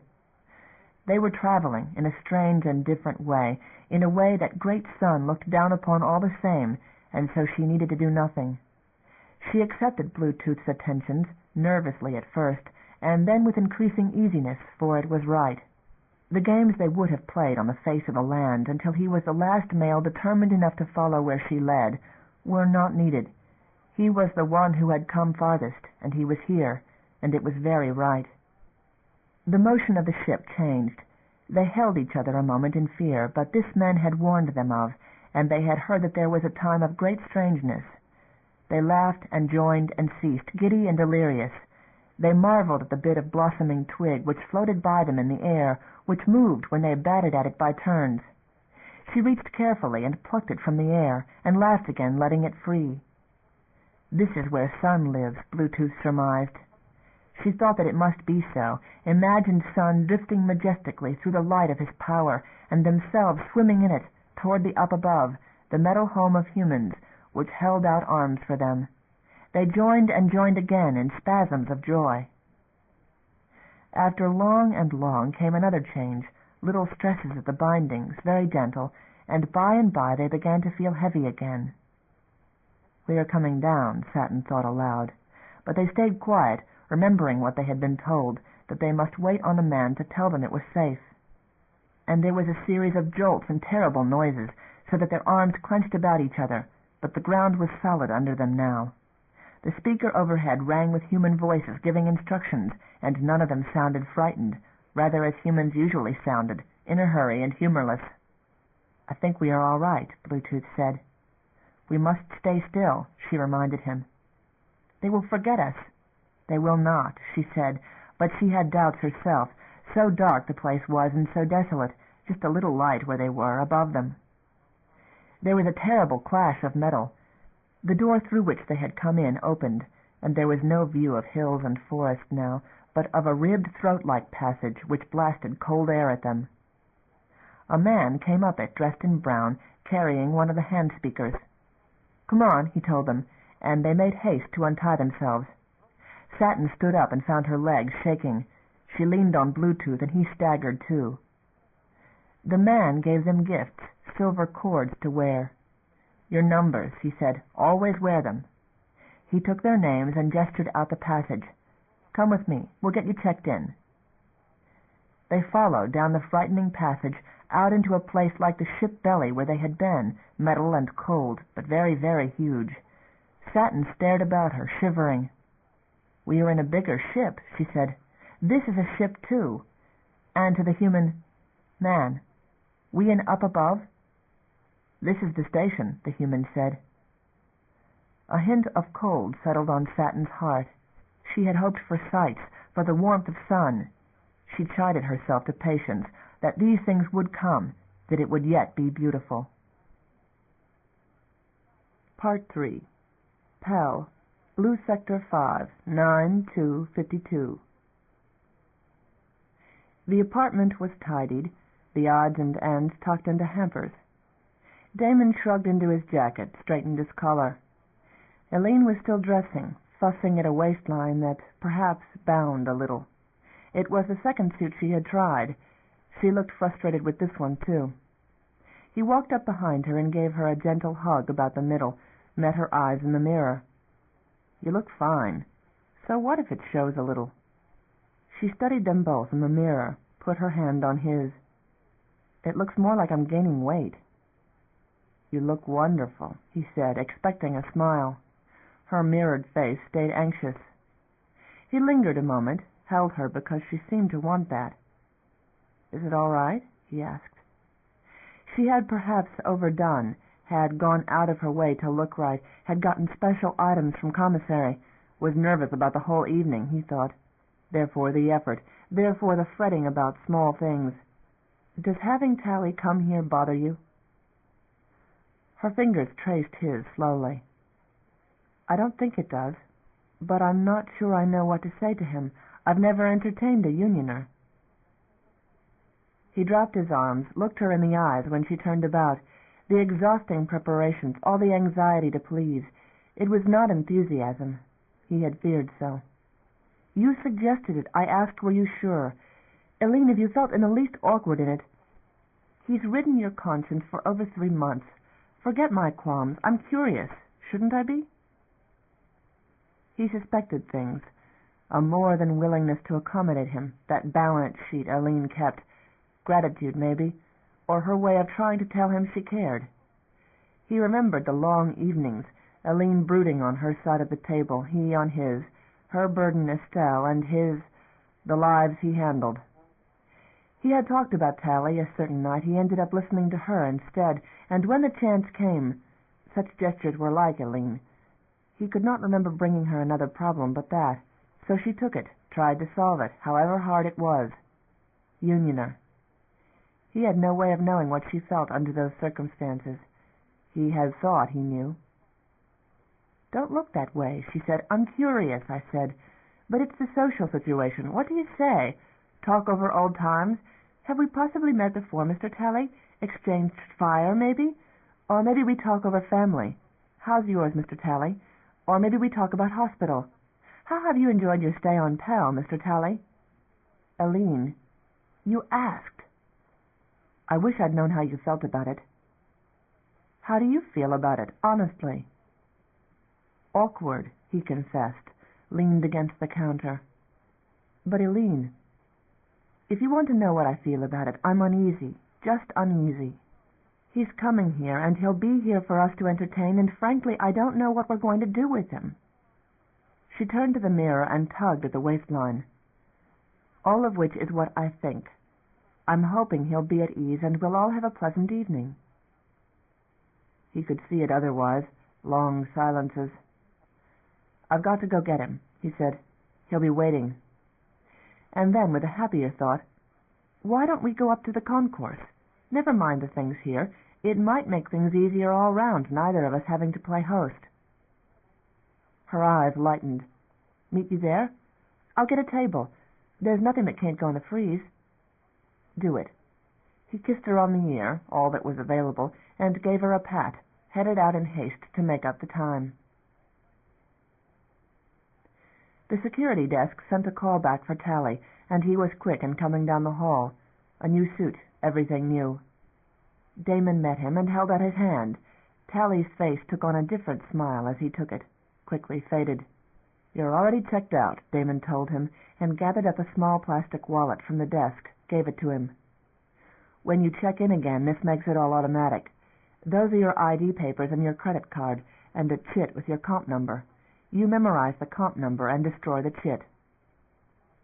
Tally looked at the papers inside, visibly moved. "I'm discharged?" Evidently staff had not gotten around to telling him. His hands trembled, slender fingers shaking in their course over the fine printed words. He stared at them, taking time to absorb the matter, until Damon touched his sleeve, drew him from the desk and down the corridor. "You look well," Damon said. It was so.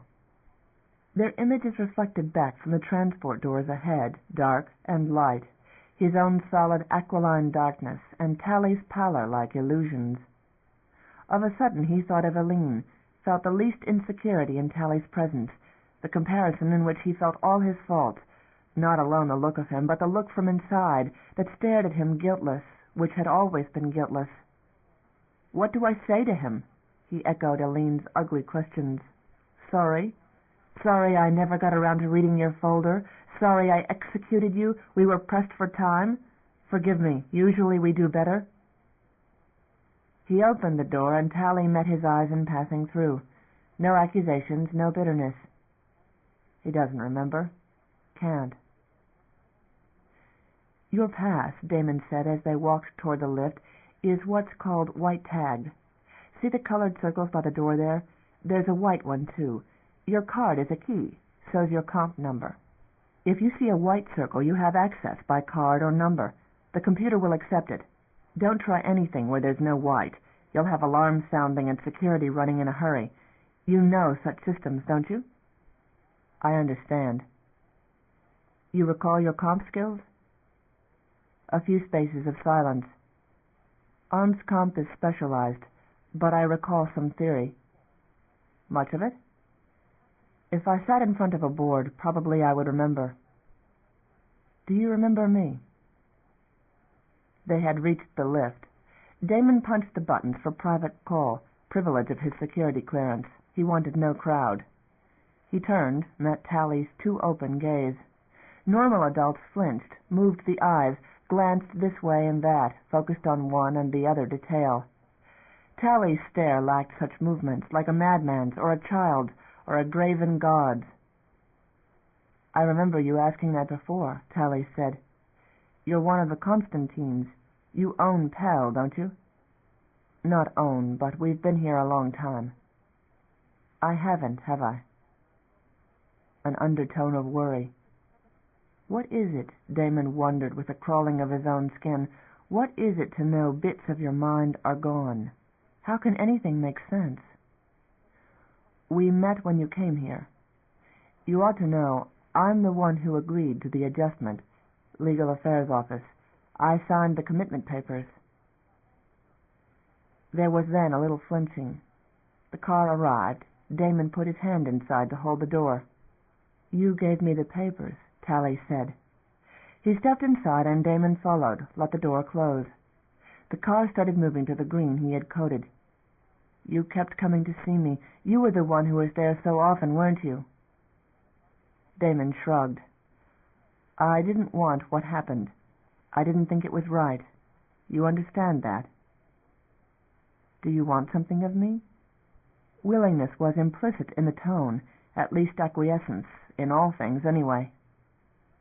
Damon returned the stare. "Forgiveness, maybe," he said, cynical. "That's easy." "Is it?" "That's why you came? That's why you came to see me? Why you asked me to come with you now?" "What did you suppose?" The wide-field stare clouded a bit, seemed to focus. "I have no way to know. It's kind of you to come." "Did you think it might not be kind?" "I don't know how much memory I have. I know there are gaps. I could have known you before. I could remember things that aren't so. It's all the same. You did nothing to me, did you?" "I could have stopped it." "I asked for adjustment, didn't I? I thought that I asked." "You asked, yes." "Then I remember something right. Or they told me. I don't know. Shall I go on with you? Or is that all you wanted?" "You'd rather not go?" End of Side 3. To continue, turn the cassette over. Side 4. Downbelow Station by C.J. Cherryh, continuing on page 111. A series of blinks. "I thought, when I wasn't so well, that I might have known you. I had no memory at all then. I was glad you came. It was someone outside the walls. And the books, thank you for the books. I was very glad to have them." "Look at me." Tally did so, an instant centering, a touch of apprehension. "I want you to come. I'd like you to come. That's all." "To where you said? To meet your wife?" "To meet Eileen, and to see Pell. The better side of it." "All right." Tally's regard stayed with him. The drifting, he thought, that was defense, retreat. The direct gaze trusted. From a man with gaps in his memory, trust was all-encompassing.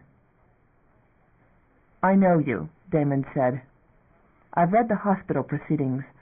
I know things about you I don't know about my own brother. I think it's fair to tell you that. Everyone's read them." "Who everyone?" "Everyone I know. The doctors, all of them in the center." He thought that over. Hated the thought that anyone should submit to that much intrusion. The transcript will be erased. Like me. The ghost of a smile quirked Tally's mouth. Sadness. It wasn't a total restruct, Damon said. Do you understand that? I know as much as they told me. The car was coming slowly to rest in Green 1. The doors opened on one of the busiest corridors in Pell. Other passengers wanted in. Damon took Tally's arm, shepherded him through. Some few heads turned at their presence in the crowd, the sight of a stranger of unusual aspect, or the face of a Constantine. Mild curiosity. Voices babbled, undisturbed. Music drifted from the concourse, thin, sweet notes. A few of the Downer workers were in the corridor, tending the plants which grew there. He and Tally walked with the general flow of traffic, anonymous within it. The hall opened onto the concourse, a darkness, the only light in it coming from the huge projection screens which were its walls. Views of stars, of Downbelow's crescent, of the blaze of the filtered sun, the docks viewed from outside cameras. The music was leisurely, an enchantment of electronics and chimes, and sometime quiver of bass, balanced moment by moment to the soft tenor of conversation at the tables which filled the center of the curving hall.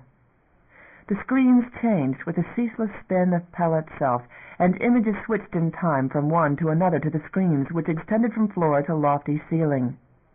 The floor and the tiny human figures and the tables alone were dark.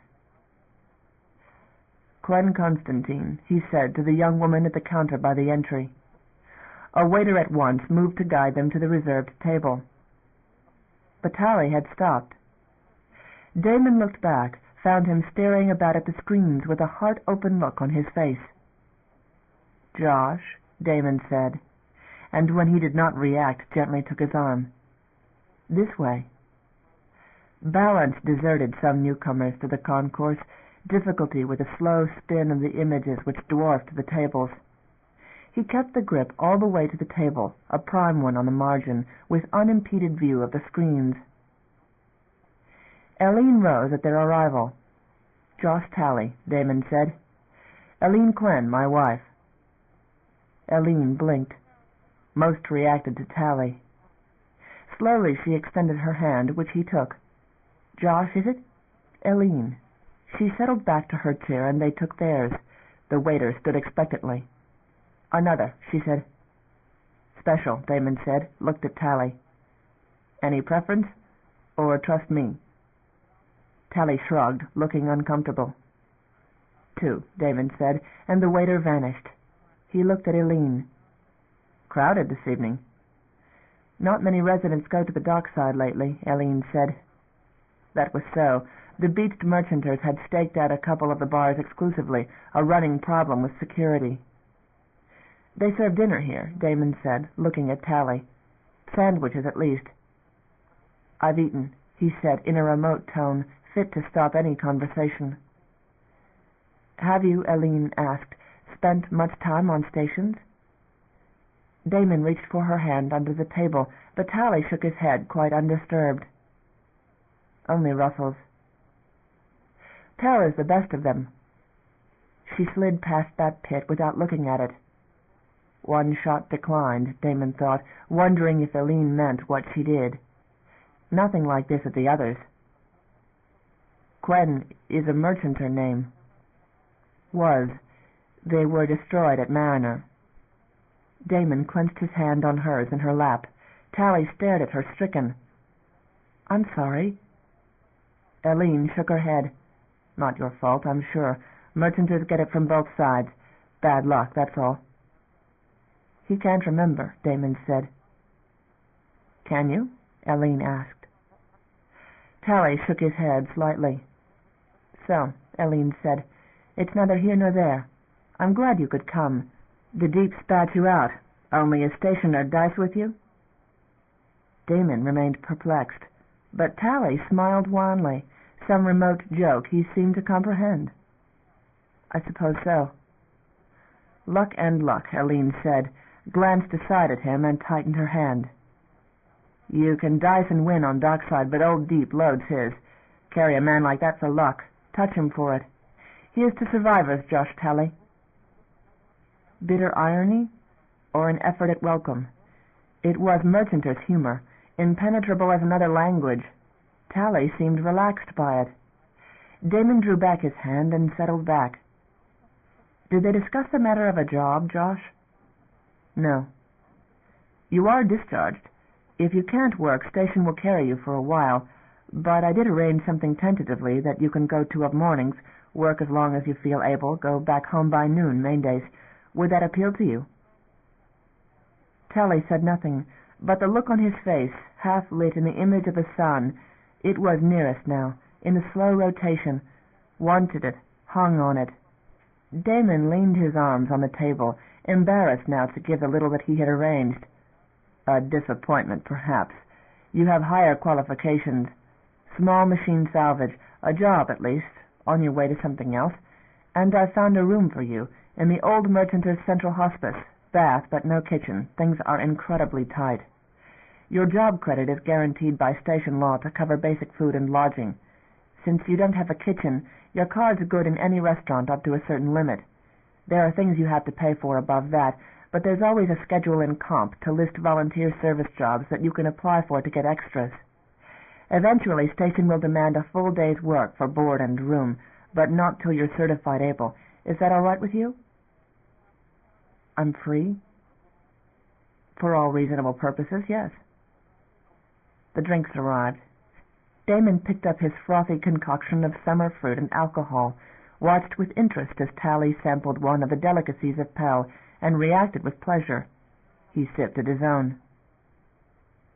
"You're no stationer," Aline observed after some silence. Tally was gazing beyond them to the walls, the slow ballet of stars. "You don't get much view on a ship," Aline had said once, trying to explain to him. "Not what you'd think. It's the being there, the working of it, the feel of moving through what could surprise you at any moment. It's being a dust speck in that scale, and pushing your way through all that empty on your own terms, that no world can do, and nothing spinning around one. It's doing that, and knowing all the time old Goblin Deep is just the other side of the metal you're leaning on. You stationers like your illusions, and world folk, blue skyers, don't even know what real is." He felt a chill suddenly, felt apart, with Aline and a stranger across the table making a set of two. His wife and the god image that was Tally. It was not jealousy, it was a sense of panic. He drank slowly, watched Tally, who looked at the screens as no stationer did, like a man remembering breathing. "Forget station," he had heard in Aline's voice. "You'll never be content here." As if she and Tally spoke a language he did not, even using the same words. As if a merchanter who had lost her ship to Union could pity a Unioner who had lost his, beached, like her. Damon reached out beneath the table, sought Aline's hand, closed it in his. "Maybe I can't give you what you most want," he said to Tally, resisting hurt, deliberately courteous. "Pal won't hold you forever now, and if you can find some merchanter to take you on after your papers are entirely clear, that's open too some day in the future. But take my advice. Plan for a long stay here. Things aren't settled, and the merchanters are moving nowhere but to the mines and back." "The long haulers are drinking themselves blind on dockside," Aline muttered. "We'll run out of liquor before we run out of bread on Pell. No, not for a while. Things will get better. God help us, we can't contain what we've swallowed forever." "Aline." "Isn't he on Pell too?" she asked. "And aren't we all? His living is tied up with it." "I would not," Tally said, "harm Pell."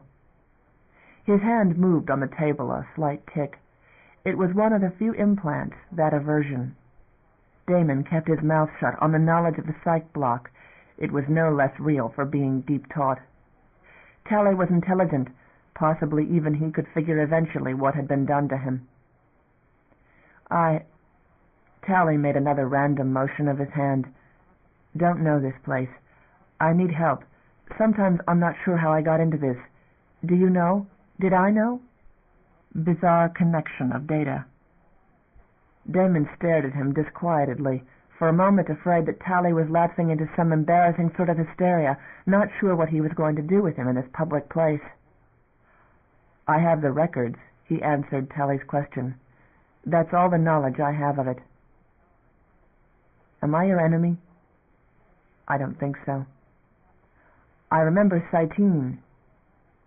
"You're making connections I'm not following, Josh." Lips trembled. "I don't follow them either." "You said you needed help. In what, Josh?" "Here, the station. You won't stop coming by." "You mean visiting you? You won't be in the hospital anymore." Suddenly the sense of it dawned on him, that Tally knew that. "You mean, do I set you up with a job and cut you loose on your own? No, I'll call you next week, depend on it." "I was going to suggest," Eileen said smoothly, "that you give Josh comp clearance to get a call through to the apartment. Troubles don't keep office hours, and one or the other of us would be able to untangle situations. We are legally your sponsors. If you can't get hold of Damon, call my office." Tally accepted that with a nod of his head. The shifting screens kept their dizzying course.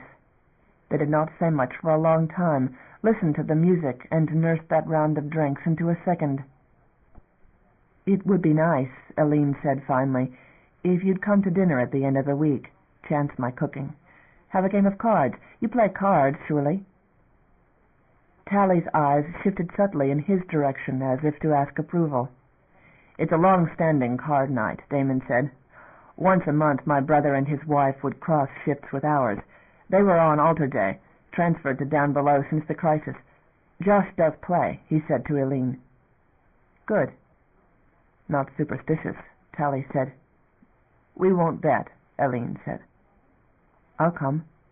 "Fine," she said, and a moment later Josh's eyes half-lidded. He was fighting it, came around in an instant.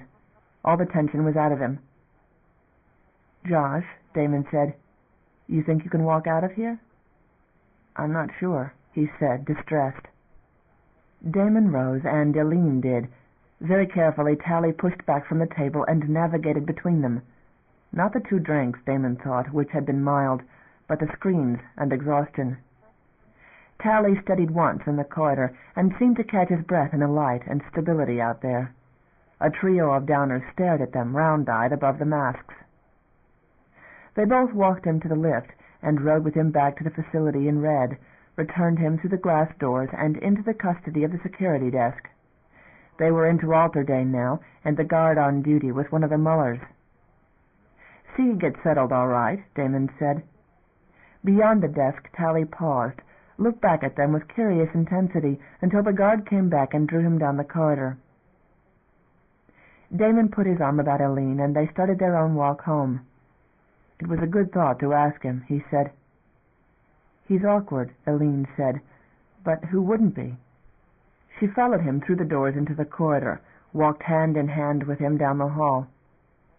"The war has nasty casualties," she said. "If any quents could have come through Mariner, it would be that, just the other side of the mirror, wouldn't it, for one of my own? So God help us, help him. He could as well be one of ours." She had drunk rather more than he, grew morose whenever she did so. He thought of the baby, but it was not the moment to say anything hard with her. He gave her hand a squeeze, ruffled her hair, and they headed home. Chapter 2. Saitine Station, Security Area 9852. Marsh had not yet arrived, not baggage or man. Ayres settled in with the others, chose his room of the 4, which opened by sliding partitions onto a central area, the whole thing an affair of movable panels, white on silver tracks. The furniture was on tracks, spare, efficient, not comfortable. It was the 4th such change of lodging they had suffered in the last 10 days, lodging not far removed from the last, not visibly different from the last, no less guarded by the young mannequins, ubiquitous and armed in the corridors, the same for the months they had been at this place before the shifting about started. They did not, in effect, know where they were, whether on some station near the first or orbiting Saitine itself. Questions obtained only evasions. Security, they said of the moves, and patience. Ayres maintained calm before his companion delegates, the same as he did before the various dignitaries and agencies, both military and civilian, if that had any distinction in Union, which questioned them, interrogations and discussions, both singly and in a group. He had stated the reasons and the conditions of their appeal for peace until the inflections of his voice became automatic, until he had memorized the responses of his companions to the same questions, until the performance became just that, performance, an end in itself, something which they might do endlessly, to the limit of the patience of their hosts, interrogators. Had they been negotiating on earth, they would have long since given up, declared disgust, applied other tactics. That was not an option here. They were vulnerable. They did as they could. His companions had borne themselves well in this distressing circumstance, save Marsh. Marsh grew nervous, restless, tense. And it was, of course, Marsh the Unionists singled out for particular attention. When they were in single session, Marsh was gone from their midst longest. In the 4 times they had been shifted lately, Marsh was the last to move in. Bela and Diaz had not commented on this. They did not discuss or speculate on anything. Ayres did not remark on it, settling in one of the several chairs in the living area of their suite, and picking up from the inevitable vid set the latest propaganda the Unionists provided for their entertainment, either closed circuit, or if it were station vid, it indicated mentalities incredibly tolerant of boredom, histories years old, accounts cataloging the alleged atrocities committed by the company and the company fleet. He had seen it all before. They had requested access to the transcripts of their own interviews with the local authorities, but these were denied them. Their own facilities for making such records, even writing materials, had been stolen from their luggage, and their protests were deferred and ignored. These folk had an utter lack of respect for diplomatic conventions, typical, Ayres thought, of the situation, of authority upheld by rifle-bearing juveniles with mad eyes and ready recitations of regulations. They most frightened him, the young, the mad-eyed, the 2 same young ones, fanatic, because they knew only what was poured into their heads, put in on tape, likely, beyond reason. Don't talk with them, he had warned his companions. Do whatever they ask and make your arguments only to their superiors. He had long since lost the thread of the broadcast. He cast a look up and about, where Diaz sat with her eyes fixed on the screen, where Bela played a game of logic with makeshift pieces. Surreptitiously Ayres looked at his watch, which he had tried to sync with the hours of the Unionists, which were not Earth's hours, nor Pell's, nor the standard kept by the company. An hour late now, an hour since they had arrived here. He bit at his lips, doggedly turned his mind to the material on the screen, which was no more than anesthetic, and not even effective at that. The slanders they had gotten used to. If this was supposed to annoy them, it did not. There was eventually a touch at the door. It opened. Ted Marsh slipped in, carrying his 2 bags. There was a glimpse of 2 young guards in the corridor, armed. The door closed. Marsh walked through with his eyes downcast, but all the bedroom doors were slit closed. Which, he asked, compelled to stop and ask of them. Other side, other way, Ayres said. Marsh slung back across the room and set his bags down at that door. His brown hair fell in disorder, thin strands about his ears. His collar was rumpled. He would not look at them. All his movements were small and nervous. "Where have you been?" Ayres asked sharply before he could escape. Marsh darted a look back. "Foul up in my assignment here. Their computer had me listed somewhere else." The others had looked up, listened. Marsh stared at him and sweated. Challenge the lie? Show distress? The rooms were all monitored, they were sure of it.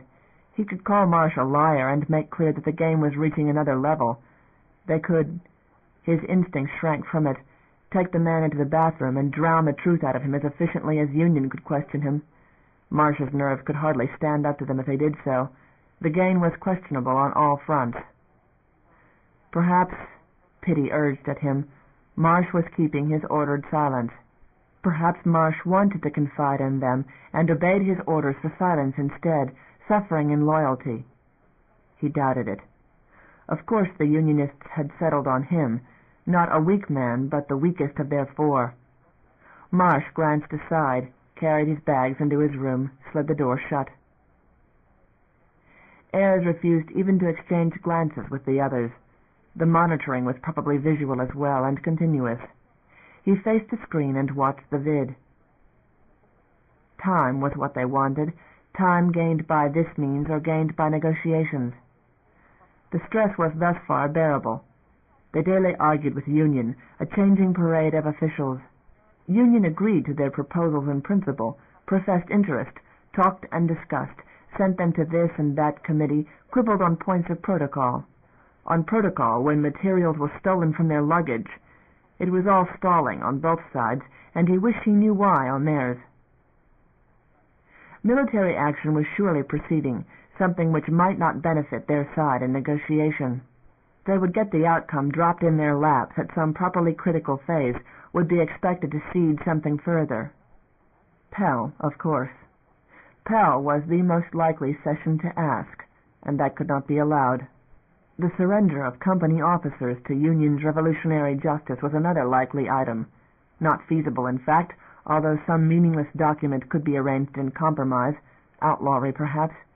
He had no intention of signing fleet personnel lives away if he could help it, but a yielding of objection on prosecution of some station officials classed as state enemies, that might have to be. Union would do as it wished anyway, and what happened this far remote would have little political impact on Earth. What the visual media could not carry into living rooms, the general public could not long remain exercised about. Statistically, a majority of the electorate could not or did not read complicated issues. No pictures, no news. No news, no event. No great sympathy on the part of the public, nor sustained interest from the media. Safe politics for the company. Above all, they could not jeopardize the majority they had won on other issues, the half-century of careful maneuvering, the discrediting of isolationist leaders, the sacrifices already made. Others were inevitable. He listened to the idiot vid, searched the propaganda for evidence to clarify the situation, listened to the reports of Union's alleged benefits to its citizens, its vast programs of internal improvement. Of other things he would wish to know, the extent of Union territory in directions other than earthward, the number of bases in their possession, what had happened at the fallen stations, whether they were actively developing further territories, or whether the war had effectively engaged their resources to the utmost. These pieces of information were not available. Nor was there information to indicate just how extensive the rumored birth labs were, what proportion of the citizenry they produced, or what treatment those individuals received. 1,000 times he cursed the recalcitrance of the fleet, of Signe Mallory in particular.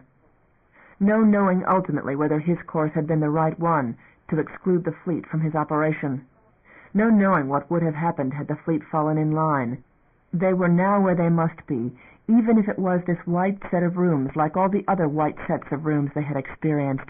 They were doing what they had to, without the fleet, which could have given them negotiating strength, minor, or proven a frighteningly random third side in the negotiations.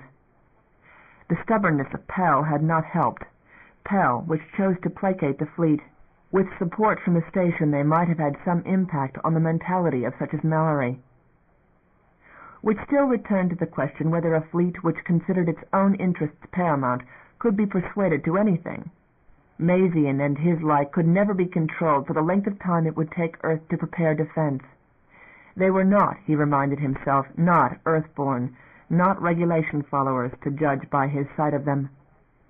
Like the scientific personnel who had reacted to Earth's emigration bans and summons homeward back in the old days by deserting further beyond, to Union ultimately. Or to be like the Constantines, who had been tyrants so long in their own little empire that they felt precious little responsibility toward Earth. And this terrified him when he let himself think about it. He had not expected the difference out there, had not expected the Union mentality, which seemed to slant off toward some angle of behavior, neither parallel nor quite opposite to their own. Union tried to break them down, this bizarre game with Marsh, which was surely a case of divide and conquer. Therefore he refused to engage Marsh. Marsh, Bela, and Diaz did not have the detailed information in them. They were simply company officers, and what they knew was not that dangerous. He had sent back to Earth the two delegates who, like himself, knew too much, sent them back to say that the fleet could not be managed and that stations were collapsing. That much was done.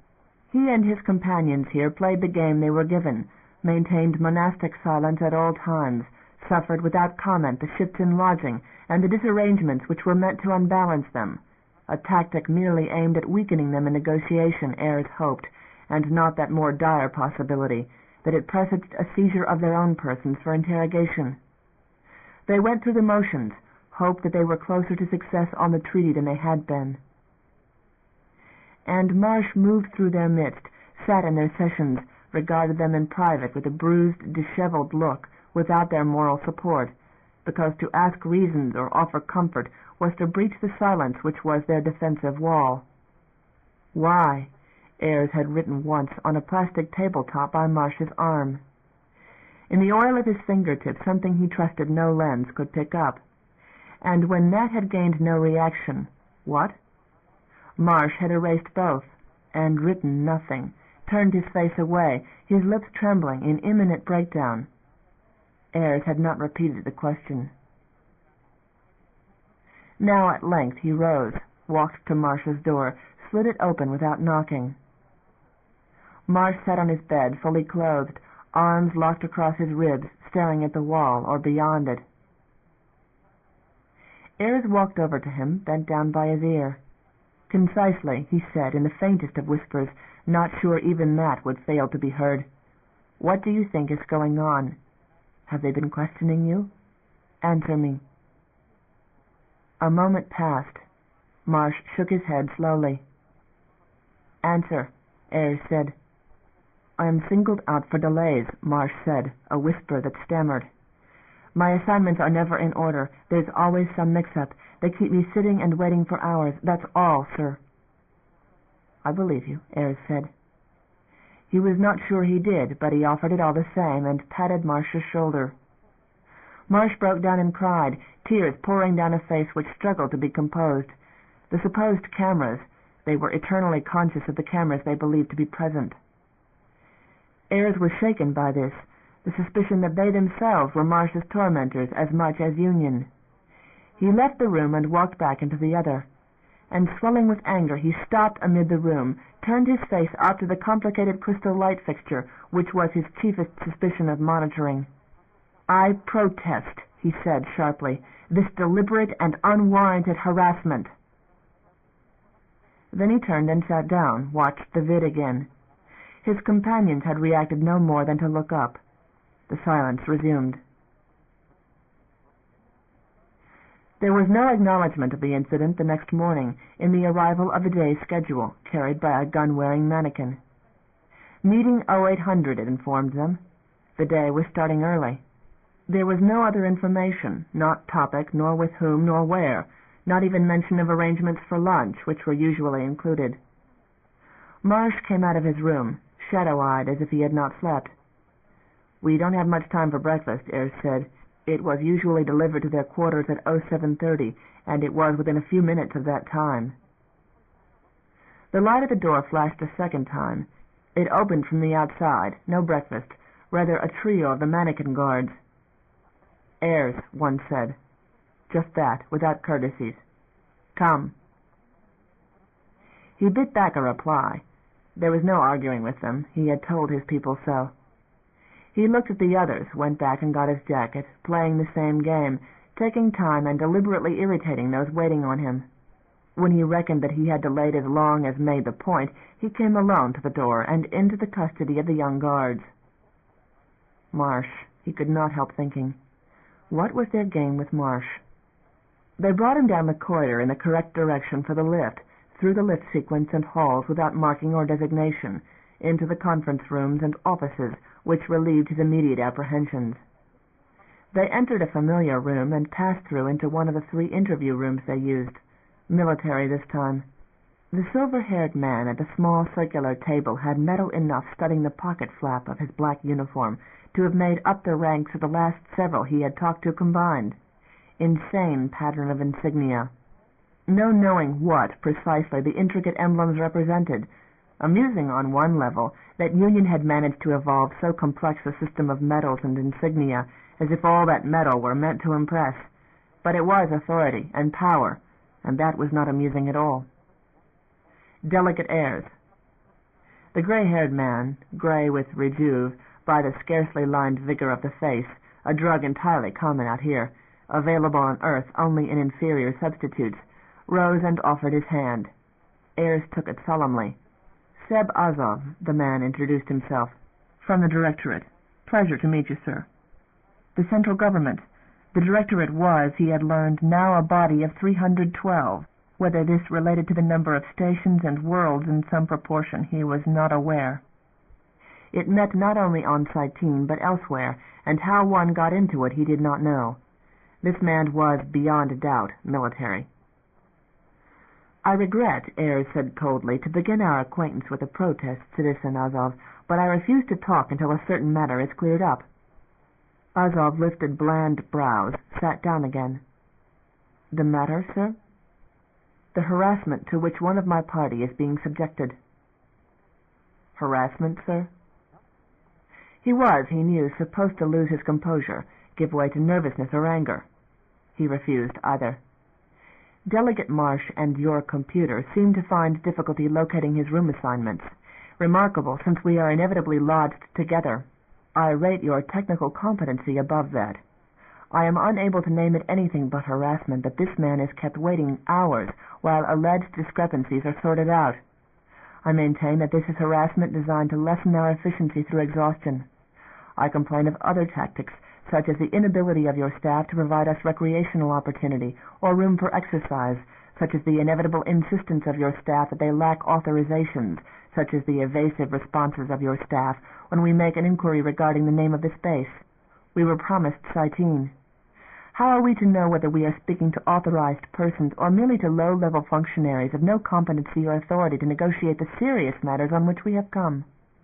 We have traveled a far distance, citizen, to settle a grievous and dangerous situation, and we have received precious little cooperation from the persons we have met here. It was not improvisation. He had prepared this speech for an occasion of opportunity, and the visible brass presented the target. Clearly Azov was a little taken aback by the attack. Ayres maintained a front of anger, the best miming he had yet done, for he was terrified. His heart hammered against his ribs, and he hoped his color had not changed perceptibly. "It will be attended," Azov said after a moment. "I should prefer," said Ayres, "stronger assurance." Azov sat staring at him a moment. "Take my word," he said in a tone that quivered with force. "You will be satisfied. Will you sit, sir? We have some business at hand. Accept my personal apology for the inconvenience to Delegate Marsh. It will be investigated and remedied." He considered walking out, considered further argument, considered the man in front of him, and took the offered chair. Azov's eyes fixed on him with, he thought, some measure of respect. "On your word, sir," Ayres said. "I regret the matter. I can say little more at the moment. There is a pressing matter regarding the negotiations. We've come upon what you might call a situation." He pressed a button on the table console. "Kindly send in Mr. Jacoby." Ayres looked toward the door, slowly, betraying no strong anxiety, although he felt it. The door opened. A man in civilian clothing came in. Civilian, not the uniforms or uniform-like suits which had distinguished all who had previously dealt with them. "Mr. Seagust Ayres, Mr. Dayan Jacoby of Pell Station. I understand you've met." Ayres rose, extended his hand to this arrival in cold courtesy, liking it all less and less. "A casual meeting, perhaps. Forgive me, I don't remember you." "Counsel, Mr. Ayres." The hand gripped his and withdrew without warmth. Jacoby accepted the gestured offer of a third chair at the round table. "A three-cornered conference," Azov murmured. "Your terms, Mr. Ayres, claim Pell and stations in advance of it as the territory you wish to protect. This doesn't seem to be in accord with the wishes of the citizens of that station, and you are on record as supporting the principle of self-determination." "This man," Ayres said without looking at Jacoby, "is no one of consequence on Pell, and has no authority to make agreements. I suggest you consult with Mr. Angelo Constantine, and send appropriate inquiries to the station council. I don't in fact know this person, and as for any claim he makes to be on the council, I can't attest to their validity." Azov smiled. "We have an offer from Pell which we are accepting. This does throw into question the proposals under discussion, since without Pell you would be laying claim to an island within Union territory, stations which, I must tell you, are already part of Union territory by similar decisions. You have no territory in the beyond. None." Ayres sat still, feeling the blood draining from his extremities. "This is not negotiation in good faith. Your fleet is now without a single base, sir. We have utterly cut them off. We call on you to perform a humanitarian act. You should inform them of the fact and of their alternatives.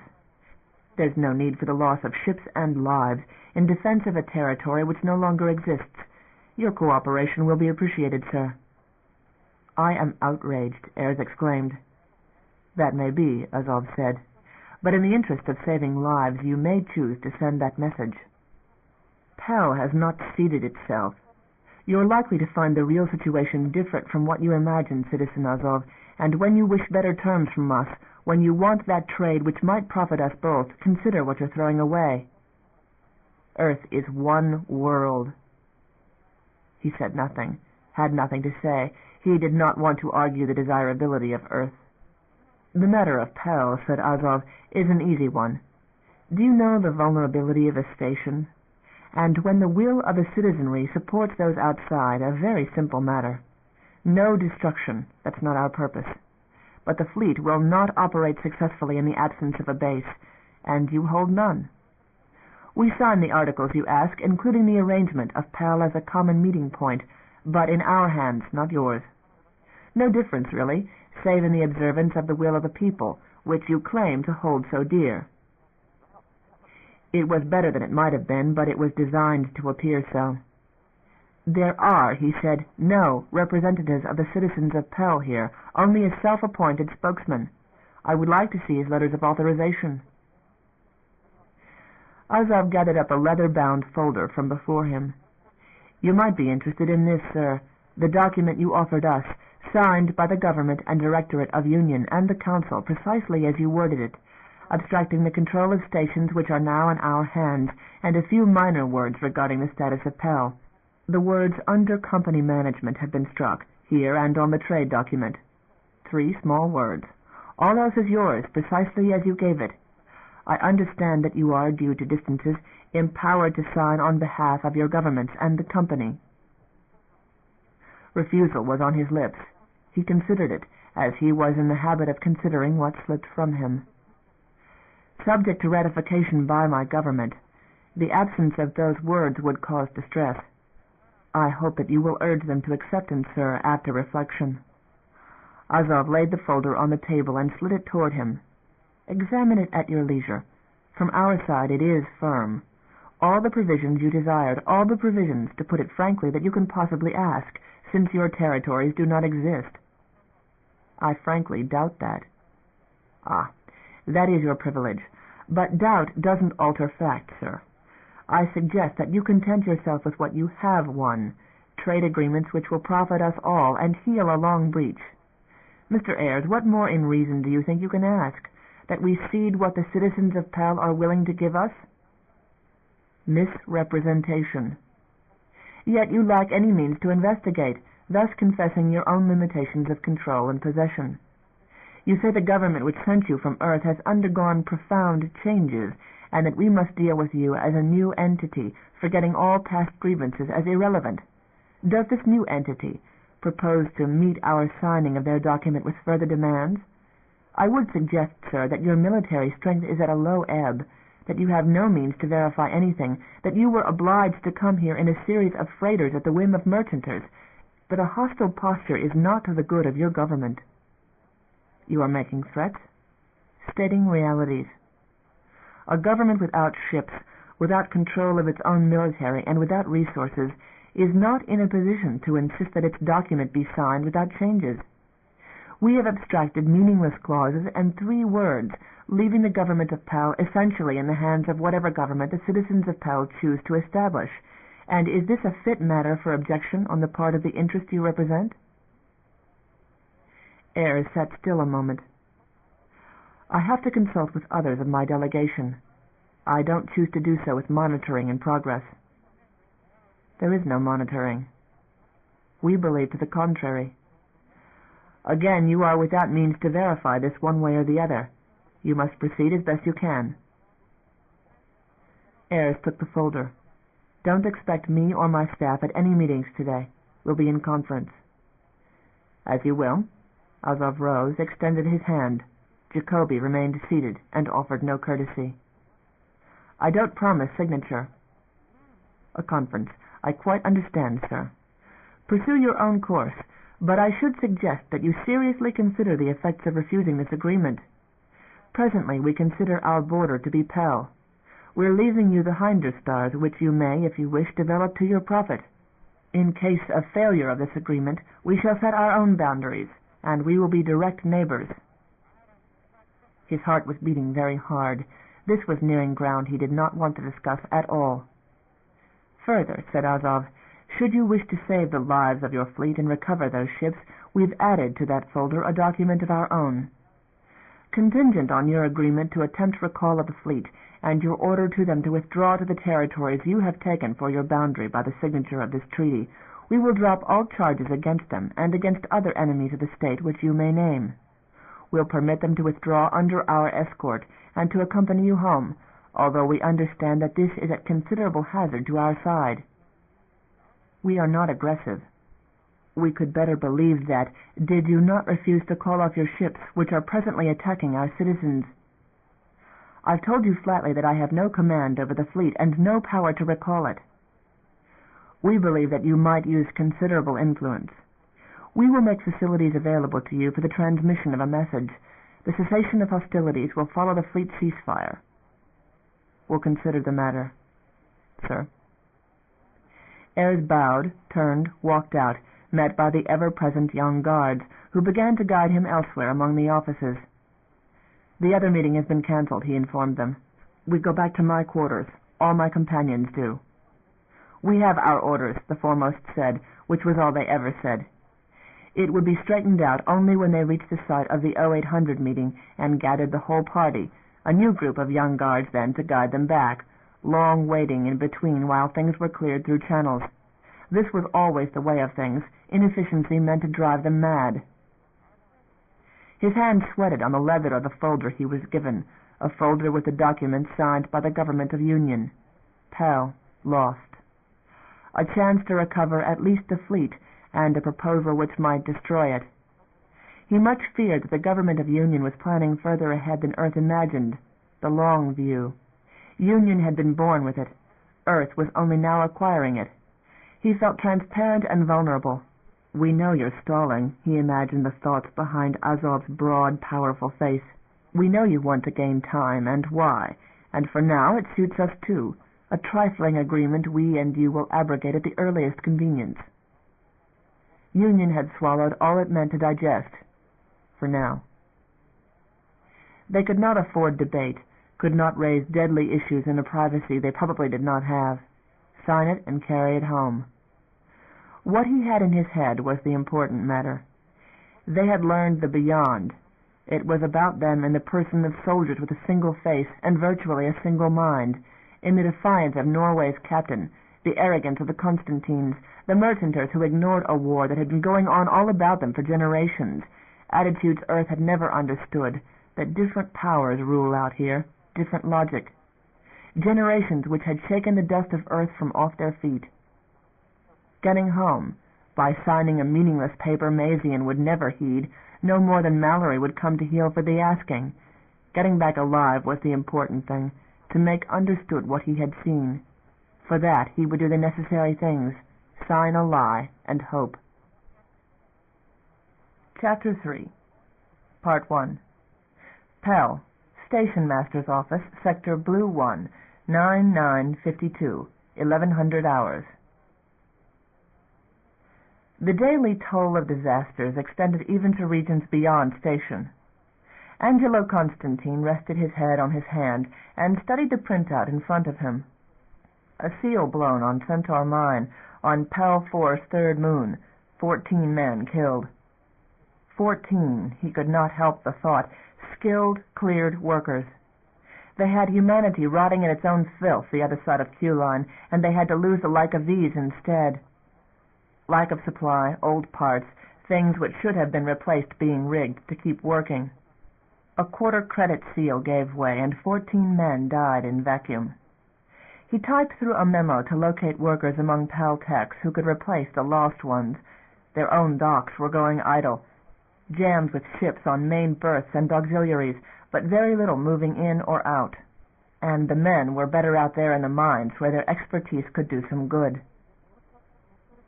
Not all the transferred workers had necessary skills at what they were set to do. A worker had been killed on Downbelow, crushed trying to direct a crawler out of the mud where an inexperienced partner had driven it.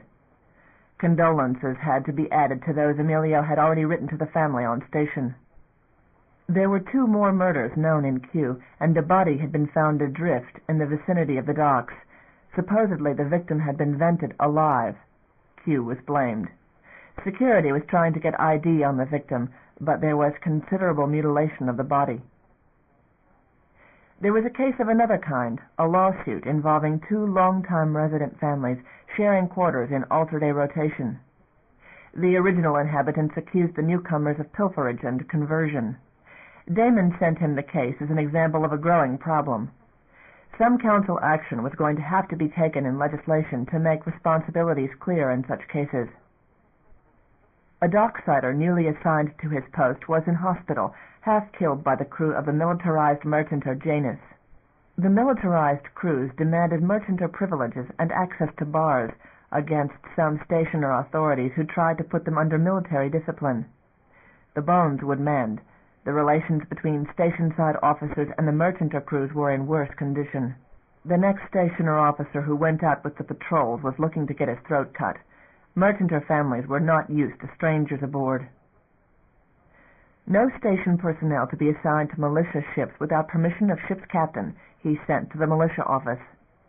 Militia ships will patrol under their own officers pending resolution of morale difficulties. That would create anguish in some quarters.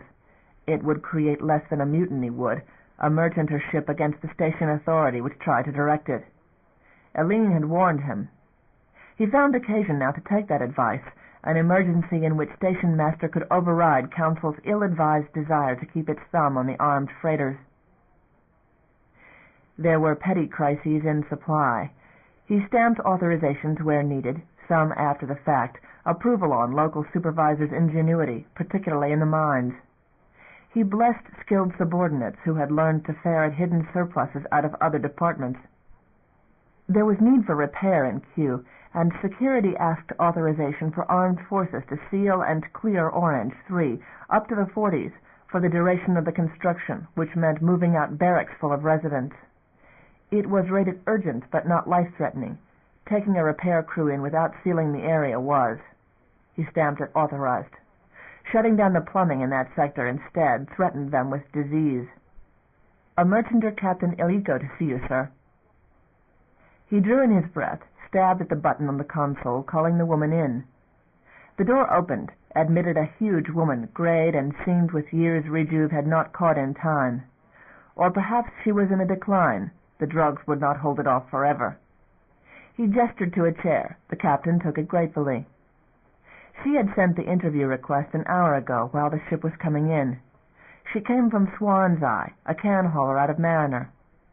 He knew the locals, but not this woman. She was one of their own now, militarized.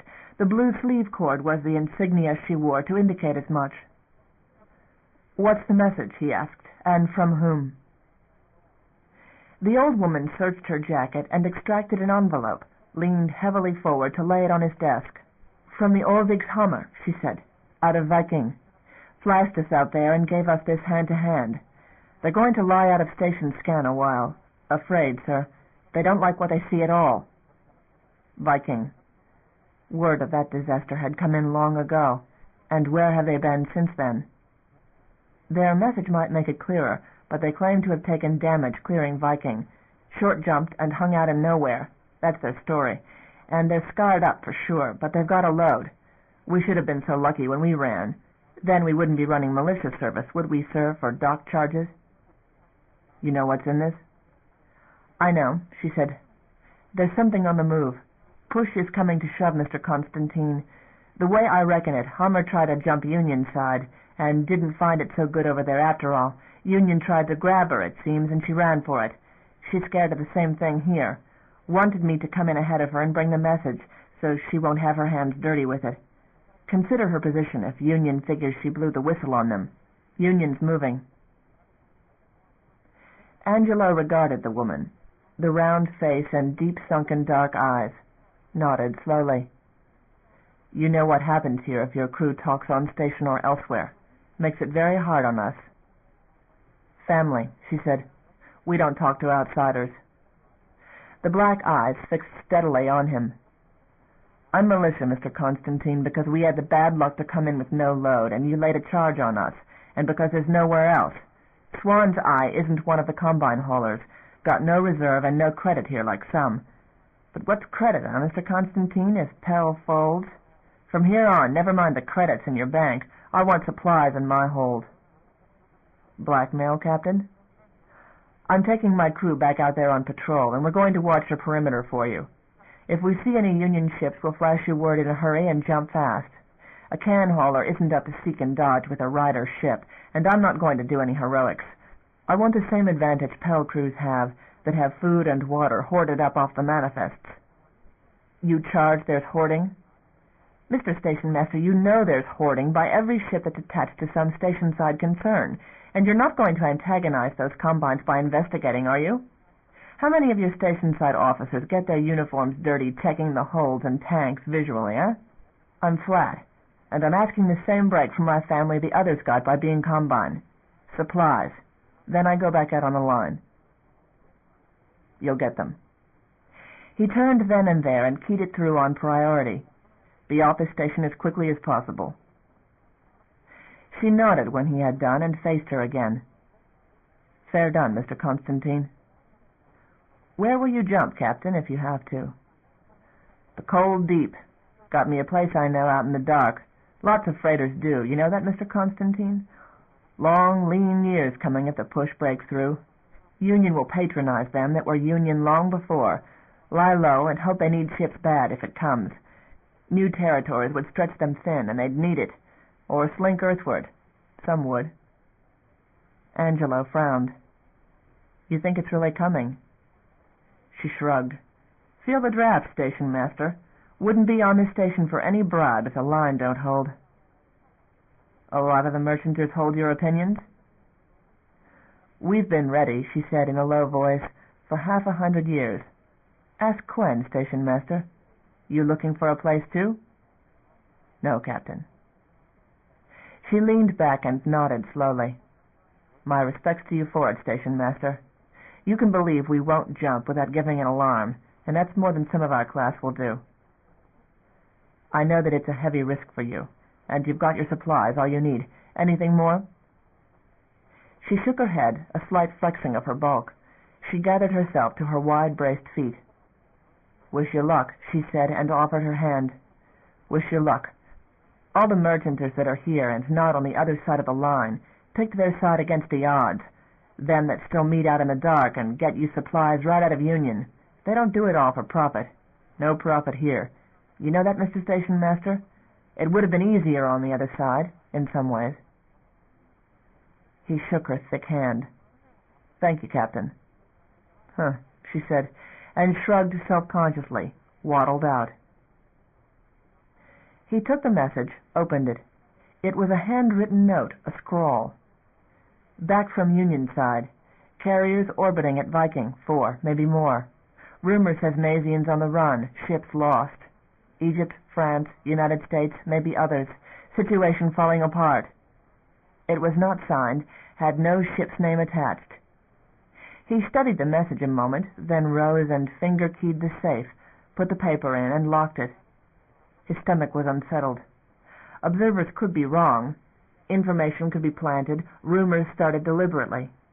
This ship would not come in. Hammer would observe a while, Possibly come in, possibly run. Any attempt to drag them in for direct questioning would be bad politics with other merchanters. Freighters circled Pell, hoping for food, for water, consuming station supplies, using up combine credit, which they had to honor for fear of riot, old debts to vanished stations. Using up station supplies rather than the precious hoards which they had conserved aboard, against the day they might have to run. Some brought in supplies, true, but more consumed them. He keyed through to the desk outside. "I'm closing up for the day," he said. "I can be reached at home. If it can't wait, I'll come back." "Yes, sir," the murmur came back. He gathered up a few of his less disturbing papers, put them in his case, put on his jacket, and walked out with a nod of courtesy to his secretary, to the several officials who had their offices in the same room, and entered the corridor outside. He had been working late the last several days, was due at least a chance to work in greater comfort, to read the case full of documents without interruption. He had had trouble on Downbelow. Emilio had shipped it all station-side last week with a scathing denunciation of the personnel involved and the policies they represented. Damon had urged the troublemakers shipped out to the mining posts, a quick way to fill out the needed number of workers. Counsel for the defense protested prejudice in the Legal Affairs Office and urged clearing of the tainted service records with full reinstatement. It had flared into something bitter. John Lucas had made offers, made demands. They finally had that settled. Presently he had 50 files on Q residents being processed out as provisionals. He thought of stopping by the executive lounge for a drink on the way, doing some of the paperwork there, taking his mind off what still had him sweating. He had a paper in his pocket, was never without it, even with Com to rely on. He thought about it. He went home, that little distance down Blue 112, quietly opened the door. "Angelo?" Alicia was awake then.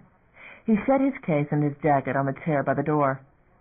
"I'm home," he said, smiled dutifully at the old downer female who came out of Alicia's room to pat his hand and welcome him. "Good day, Lily?" "Have a good day," Lily affirmed, grinning her gentle smile. She made herself noiseless in gathering up what he had put down, and he walked back into Alicia's room, leaned down over her bed, and kissed her.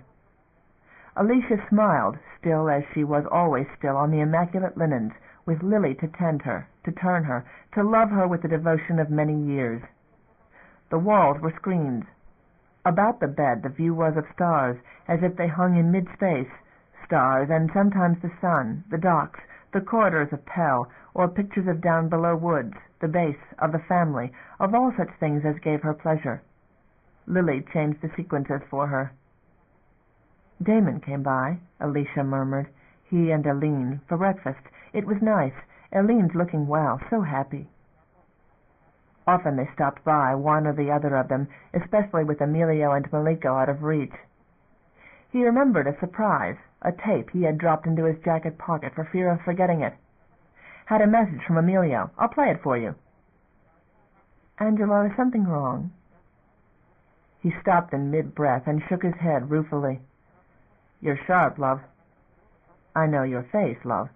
Bad news?" "Not from Emilio. Things are going very well down there, much better. He reports considerable progress with the new camps. They haven't had any trouble out of Q personnel.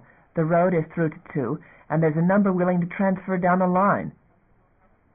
"I think I get only the better side of the reports. I watch the halls. I get that too, Angelo." He gently turned her head for her, so that she could look at him more easily. "War's heating up," he said. "Is that grim enough?" The beautiful eyes, still beautiful, in a thin, pale face, were vital and steady. "How close now?" "Just merchanters getting nervous.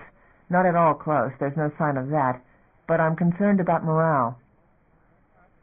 She moved her eyes about, a gesture at the walls. "You make all my world beautiful. Is it beautiful out there?" "No harm has come to Pell. There's nothing imminent. You know I can't lie to you." He sat down on the edge of the bed, the clean, smooth sheets, took her hand. "We've seen the war get hot before, and we're still here." "How bad is it?" "I talked to a merchanter a few moments ago who talked about merchanter attitudes. spoke about places out in the deep good for sitting and waiting. Thought comes to me, do you know, that there are other stations of a kind, more than Pell, left. Chunks of rock in unlikely places, things merchanters know about, maybe Mazian, surely Mazian, just places where ships know to go. So if there are storms, there are havens, aren't there? If it comes down to any bad situation, we do have some choices. You'd leave? He shook his head. Never, never. But there's still a chance of talking the boys into it, isn't there? We persuaded one to Downbelow. Work on your youngest. Work on Eileen. She's your best hope. She has friends out there. She knows. And she could persuade Damon. He pressed her hand. Alicia Lucas Constantine needed Pell, needed the machinery, equipment a ship could not easily maintain. She was wedded to Pell and the machines. Any transfer of her entourage of metal and experts would be public, doomsday headlined on vid. She had reminded him of that. I am Pell, she had laughed, not laughing. She had been once, beside him. He was not leaving. In no wise did he consider that, without her, abandoning what his family had built over the years, what they had built together. It's not close, he said again, but he feared it was. Part 2. Pell, White Dock, Lucas Company office is 1100 hours. John Lucas gathered the pertinent papers together, glared up at the men who crowded his dock front office, glared for a long moment to make the point. He laid the papers down on the front of the desk, and Bran Hale gathered them up and passed them to the rest of the men. We appreciate it, Hale said. Lucas Company has no need of employees. You understand that. Make yourselves useful. This is a personal favor, a debt, if you like. I appreciate loyalty. There'll be no trouble, Hale said. Just stay low. Temper cost you your security clearance. You won't exercise that temper working for me. I warned you. I warned you when we worked together on Downbelow. I remember, Hale said. But we were run off, Mr. Lucas, for personal reasons. Constantine was looking for an excuse. He's changing your policies, tearing up things, disarranging everything you've done. And we tried, sir. Can't help that, John said. I'm not down there. I'm not running things. And now you're not. I'd rather Jacoby could have gotten you off with something lighter, but there you are. You're in private employ now. He leaned back at the desk. I could need you, he said soberly. Figure on that, too. So it could have turned out worse for you. Station life now. No more mud, no more headaches from bad air. You work for the company at whatever comes up, and you use your heads. You'll do all right. Yes, sir, Hale said. And Lee. John looked at Lee Quayle, a level, sober stare. You may be standing guard on Lucas property from time to time. You just may have a gun on your person. And you don't fire it. You know how close you came to adjustment on that account? Bastard hit the barrel, Quayle muttered. Damon Constantine runs legal affairs. Emilio's brother, man. Angelo's got it all in his pocket. If he'd had a better case, he'd have sent you through the mill. Think about the odds the next time you cross the Constantines on your own. The door opened. Vittorio slipped in, ignoring his instant frown of discouragement. Vittorio came up beside his chair, leaned close to his ear. Man came in. Vittorio whispered. Off a ship named Swan's Eye. I don't know any Swan's Eye, he hissed back. He can wait. No, Vittorio persisted, leaned close a second time. Listen to me. I'm not sure he's authorized. How not authorized? Papers. I'm not sure he's supposed to be on station at all. He's out there. I don't know what to do with him. John drew a quick breath, suddenly cold. An office full of witnesses, a dock full of them. Send him in, he said. And to Hale and the others. Go on outside, fill out the papers, and hand them to personnel. Take whatever they give you for today. Go on! There were dark looks from them, suspicion of offense. Come on, Hale said, shepherding the others out. Vittorio hastened out after them, vanished, leaving the door open. A moment later, a man, merchanter clad, slipped through and closed it. Like that, closed it. No fear, no furtiveness in that move, as if he commanded. An ordinary face, a 30-ish man of no distinction at all. His manner was cold and quiet. "Mr. John Lucas," the newcomer said. "I'm John Lucas." Eyes lifted meaningfully to the overhead, about the walls. "No monitoring," John said, short of breath. "You walk in here in public and you're afraid of monitoring?" "I need a cover." "What's your name? Who are you?" The man walked forward and wrenched a gold ring from his finger, took a station ID card from his pocket, laid both on the desk in front of him. "Dayan's." "You made a proposal," the man said. John sat frozen. "Get me cover, Mr. Lucas." "Who are you?" "I came on Swan's Eye. Time's limited. They'll take on supplies and head out." "Name, man. I don't deal with non-entities." "Give me a name. A man of your own to walk onto Swan's Eye. A hostage, one who can deal in your name if need be. You have a son." "Vittorio." "Send him." He'd be missed. The newcomer stared at him, coldly adamant. John pocketed card and ring, reached a numb hand for the intercom. "Vittorio?" The door opened. Vittorio slipped in, eyes quick with apprehension, let the door close again. "The ship that brought me," the man said, "will take you, Vittorio Lucas, to a ship called Hummer, out on the peripheries, and you needn't have apprehensions of the crew of either. They're trusted, all of them. Even the captain of Swan's Eye has a powerful interest in your safety, wanting her own family back. You'll be safe enough." "Do as he says," John said. Vittorio's face was the color of paste. "Go? Like that?" "You're safe," John said. "You're precious well safe. Safer than you'd be here, not when it comes to what it's coming to. Your papers, your card, your key. Give them to him. Go on Swan's Eye with one of the deliveries. Just don't look guilty and don't get off. It's easy enough."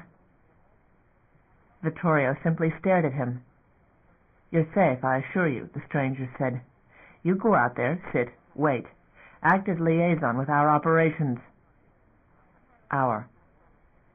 "I'm told you understand me." Vittorio reached to his pocket, handed over all his papers. There was a numb terror on his face. "Comp number," the other prompted. Vittorio wrote it down for him on the desk pad.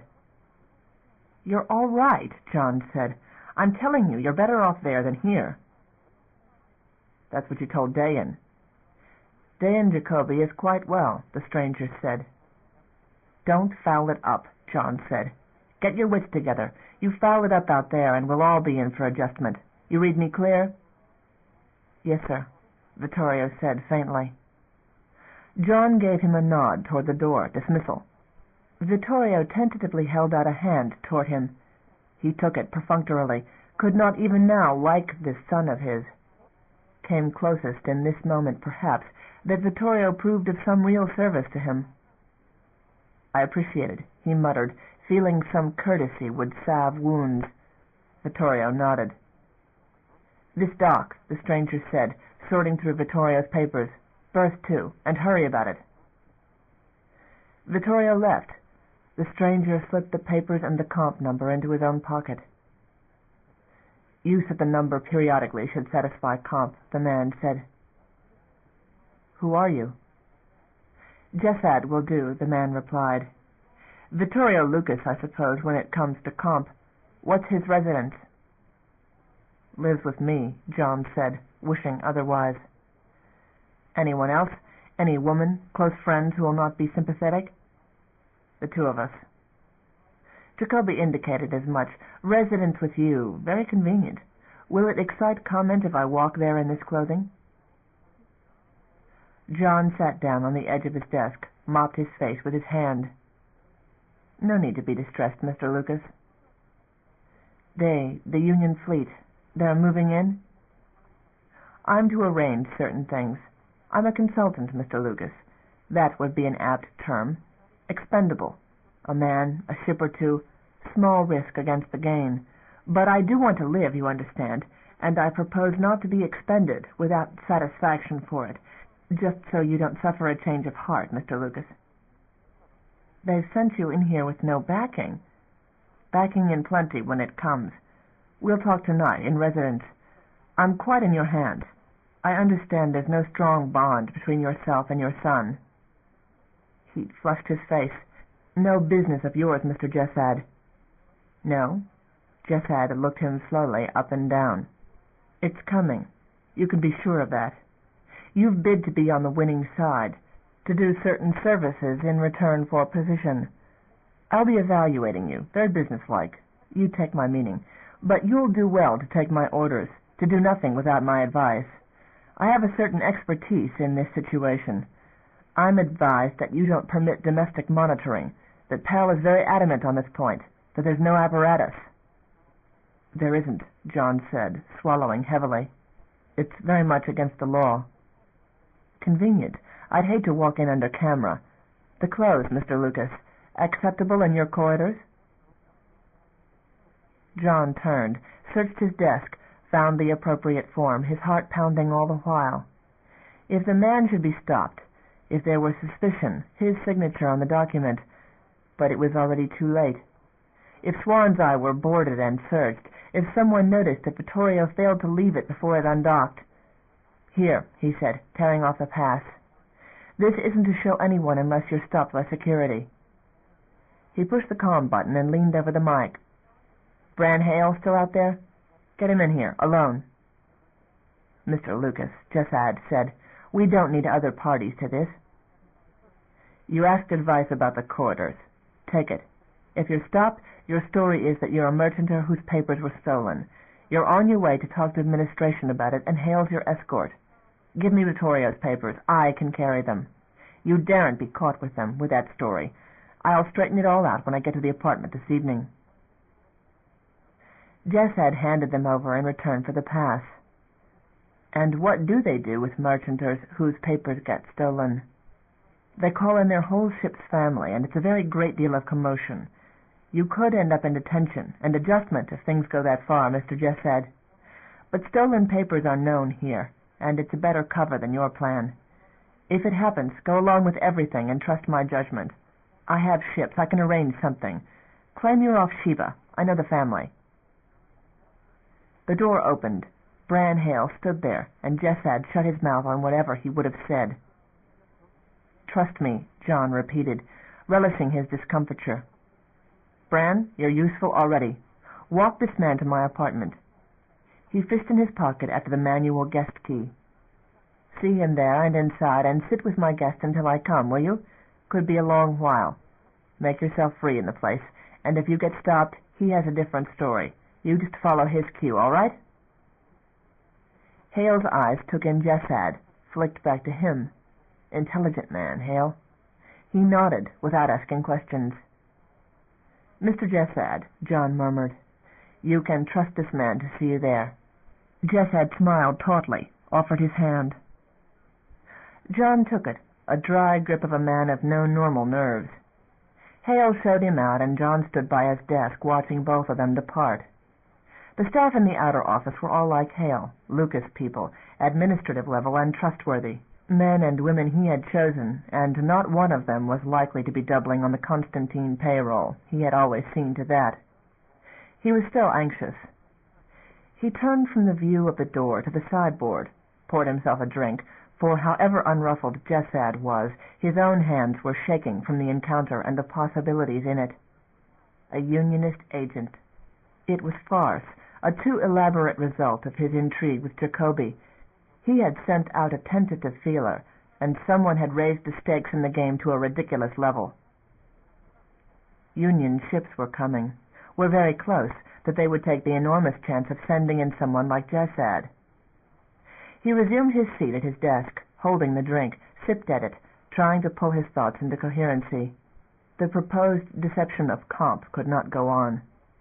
He reckoned the life of the Jessad-Vittorio charade in days, and if something went wrong, he would be the one quickest caught, not Jessad, who was not in comp. Jessad was expendable in union plans, perhaps, but he was more so. He drank, trying to think. seized up paper with sudden inspiration, more forms, started the call-up procedure for a short hauler. There were crews in Lucas' employ who would not talk, like Sheba, men who would take a ship out and carry a ghost aboard, falsify manifests, falsify crew or passenger listings. The tracing of the black market routes had turned up all manner of interesting data that some captains did not want known. So this afternoon another ship would go out to the mines, and Vittorio's comp number could be changed into the station log. A little ripple, a ship moving. No one paid attention to short haulers. Out to the mines and back again. A ship incapable of threatening security because it lacked speed and star capacity and weapons. He might still have some questions to answer from Angelo, but he knew all the right answers to give. He transmitted the order to Comp, watched in satisfaction as Comp swallowed the order and sent out notification to Lucas Company that any ship moving had to carry some station items to the mines, free-freighted. Ordinarily, he would have kicked hard at the size of the assessment for free transport. It was outrageous. He keyed back at it. Accepted 1/4 station lading. Will depart 1700 main day. Comp took it. He leaned back with a great sigh of relief, his heart settling down to a more reasonable rhythm. Personnel was an easy matter. He knew his better men. He set to work again, pulling names from Comp, choosing the crew, a merchanter family long in Lucas's pay. "Send the Killens in the moment they hit the office," he told his secretary over the comm. "There's a commission waiting for them. Make it out and hurry about it. Scramble together anything we've meant to freight out and get it going. Then get an extra dock crew to make a pickup from station lading for free freighting. No quarrels. Take whatever they're given and get back here. You make sure those papers are flawless and that there's no snag, absolutely no snag in comp entries. You understand me?" "Yes, sir," the answer came back. And a moment later, "Contact made with the Killens. They're on their way, and thank you for the commission, sir." Annie was convenient, a ship comfortable enough for a prolonged tour of Lucas mine interests, small enough for obscurity. He had taken such tours in his youth, learning the business. So Vittorio might. He sipped at his drink and thumbed the papers on his desk, fretting. Part 3. Pell. Central cylinder 9952. 1200 hours. Josh sank down to the matting, sat, collapsed backward in the gym's reduced G. Damon leaned over him, hands on bare knees, the suspicion of amusement on his face. "I'm done," Josh said when he had a breath. His sides hurt. "I'd exercise, but not this much." Damon sank to his knees by him on the mat, hunched and himself hard breathing. "Doing all right anyhow. I'm ready to call it." He sucked air and let out a slower breath, grinned at him. "Need help?" Josh grunted and rolled over, heaved himself up on one arm, gathered himself gracelessly to his feet, shaking in every muscle, and conscious of the men and women in better form who passed them on the steep track which belted all Pell's inner core. It was a crowded place, echoing with shouted conversation. It was freedom, and the worst there was to fear here was a little laughter. He would have kept going if he could, had already run longer than he should, but he hated to have the time end. His knees shook and his belly ached. "Come on," Damon said, rising with more ease. Damon caught his arm and guided him toward the dressing rooms. "Take a steam bath, a chance to get the knots out at least. I've got a little while before I have to get back to the office." They went into the chaotic locker room, stripped, and tossed the clothing into the common laundry. Towels were stacked there for the taking.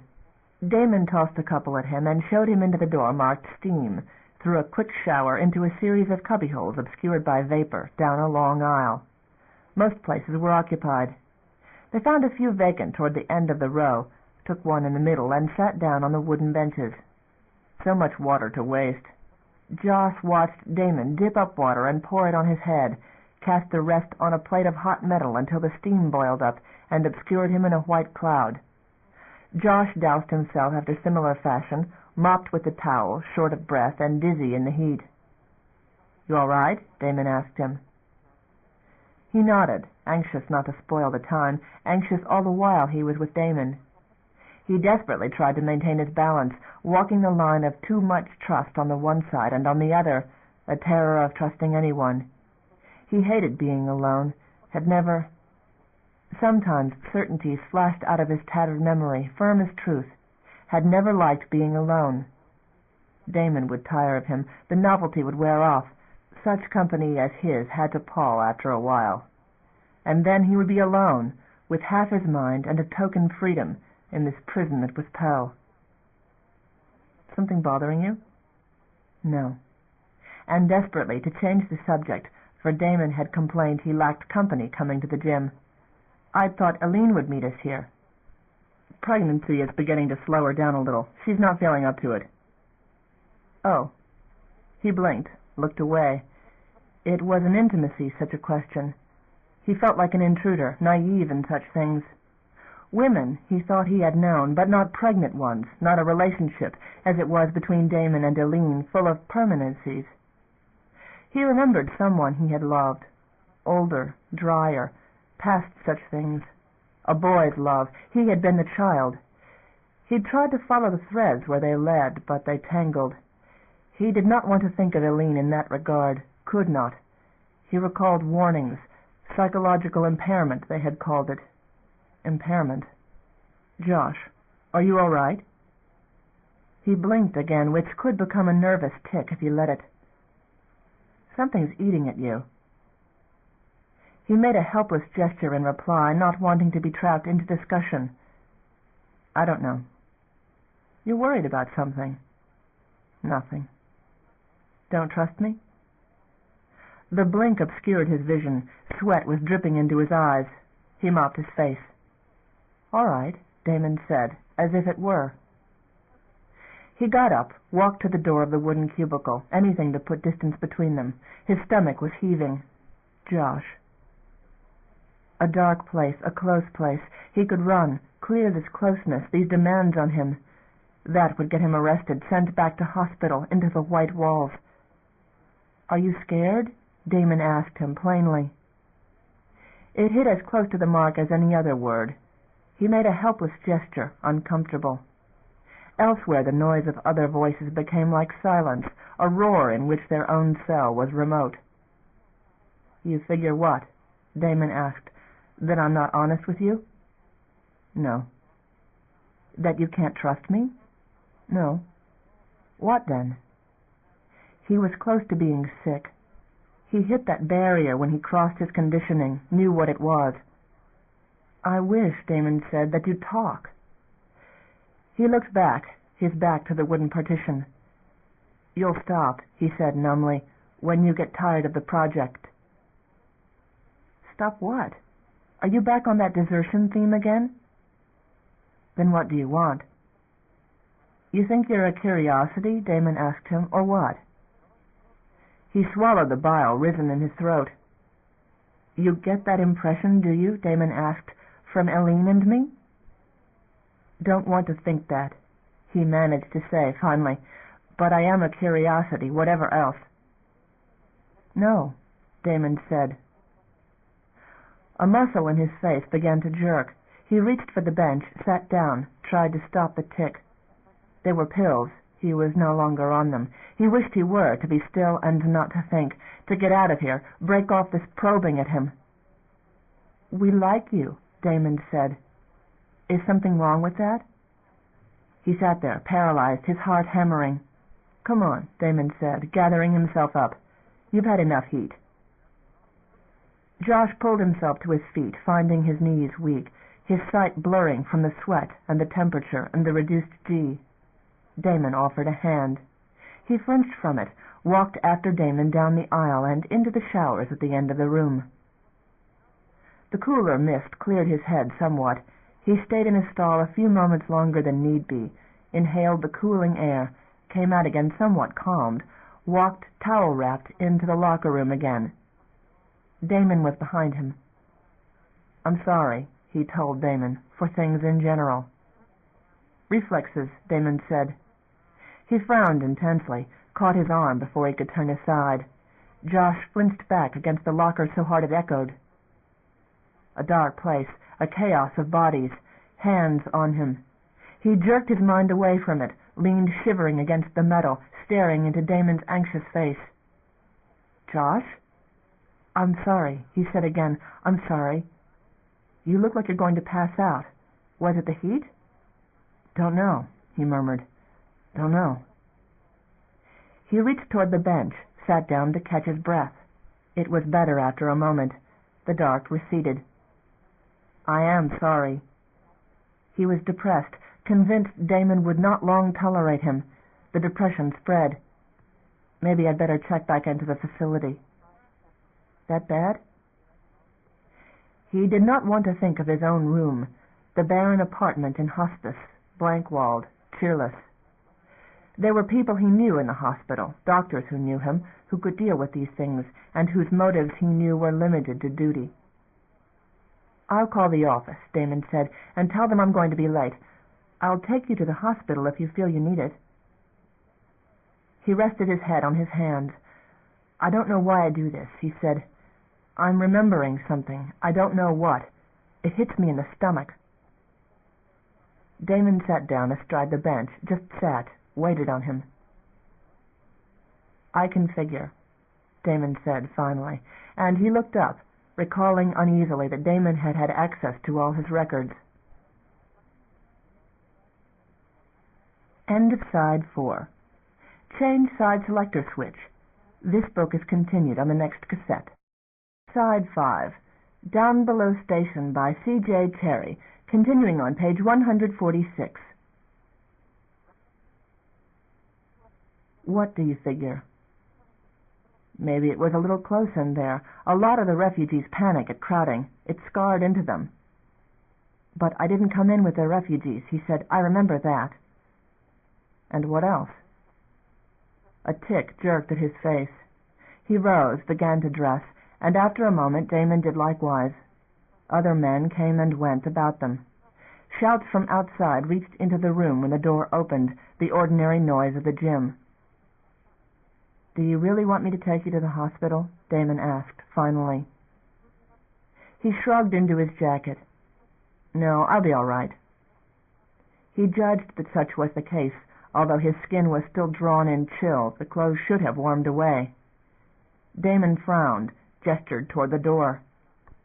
They walked out into the cold outer chamber, entered the lift with half a dozen others, rode at the dizzying straight drop into outer shell G.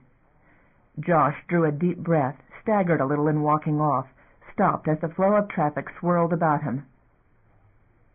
Damon's hand closed on his elbow, moved him gently in the direction of a seat along the corridor wall. He was glad to sit down, to rest a moment, and watch the people pass them. They were not on Damon's office level, but on a green one. The strains of music from the concourse floated out to them from the far end. They should have ridden it on down, had stopped, Damon's idea. Near the track around to the hospital, he reasoned, or just a place to rest. He sat, taking his breath. "A little dizzy," he confessed. "Maybe it would be better if you went back at least for a checkup. I should never have encouraged you to this." "It's not the exercise." He bent, rested his head in his hands, drew several quiet breaths, straightened finally. "Damon, the names. You know the names in my records. Where was I born?" "Cytine." "My mother's name. Do you know it?" Damon frowned. "No, you didn't say. Mostly you talked about an aunt. Her name was Mavis." The older woman's face came to him again, a warm rush of familiarity. "I remember." "Had you forgotten even that?" The tic came back to his face. He tried not to acknowledge it, desperate for normalcy. "I have no way to know, you understand, what's memory and what's imagination or dreams. Try dealing with things when you don't know the difference and can't tell." "The name was Mavis." "Yes. You lived on a farm." He nodded, treasuring a sudden glimpse of sunlit road, a weathered fence. He was often on that road in his dreams, bare feet in slick dust, a house, a prefab and peeling dome, many such, field upon field, ripe gold in the sun. Plantation, a lot larger than a farm. I lived there until I went into the service school. That was the last time I was ever on a world, wasn't it?" "You never mentioned any other." He sat still a moment, holding on to the image, excited by it, by something beautiful and warm and real. He tried to recover details, the size of the sun in the sky, the color of sunsets, the dusty road that led to and from the small settlement. A large, soft, comfortable woman, and a thin, worried man who spent a lot of time cursing the weather. The pieces fit, settled into place. Home. That was home. He ached after it. "Damon," he said, gathering courage, for there was more than the pleasant dream. "You don't have any reason to lie to me, do you? But you did, when I asked you for the truth a while ago about the nightmare. Why?" Damon looked uncomfortable. "I'm scared, Damon. I'm scared of lies. Do you understand that? Scared of other things." He stammered uncontrollably, impatient with himself, with muscles that jerked, and a tongue that would not frame things, and a mind like a sieve. "Give me names, Damon. You've read the record. I know you have. Tell me how I got to Pell." "When Russell's collapsed, like everyone else." "No, starting with Cytine. Give me names." Damon laid an arm along the back of the bench, faced him, frowning. "The first service you mentioned was a ship named Kite. I don't know how many years. Maybe it was the only ship. You'd been taken off the farm, I take it, into the service school, whatever you call the place, and you were trained in Armscomp. I take it that the ship was a very small one." "Scout and recon," he murmured, and saw in his mind the exact boards, the cramped interior of Kite, where the crew had to hand over hand their way in 0G. A lot of time at Fargon Station, a lot of time there, and out on patrol, out on missions, just looking for what they could see. Kitha and Lee. Childlike Kitha. He had had particular affection for her. And Ulf. He recovered faces, glad to remember them. They had worked close, in more than one sense, for the Dart ships had no cabins, no privacy.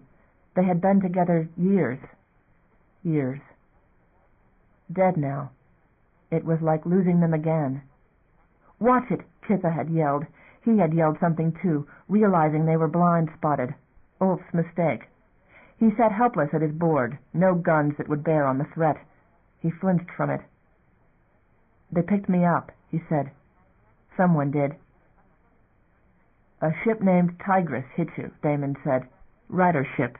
But it was a freighter in the area that homed in on your capsule signal." "Go on."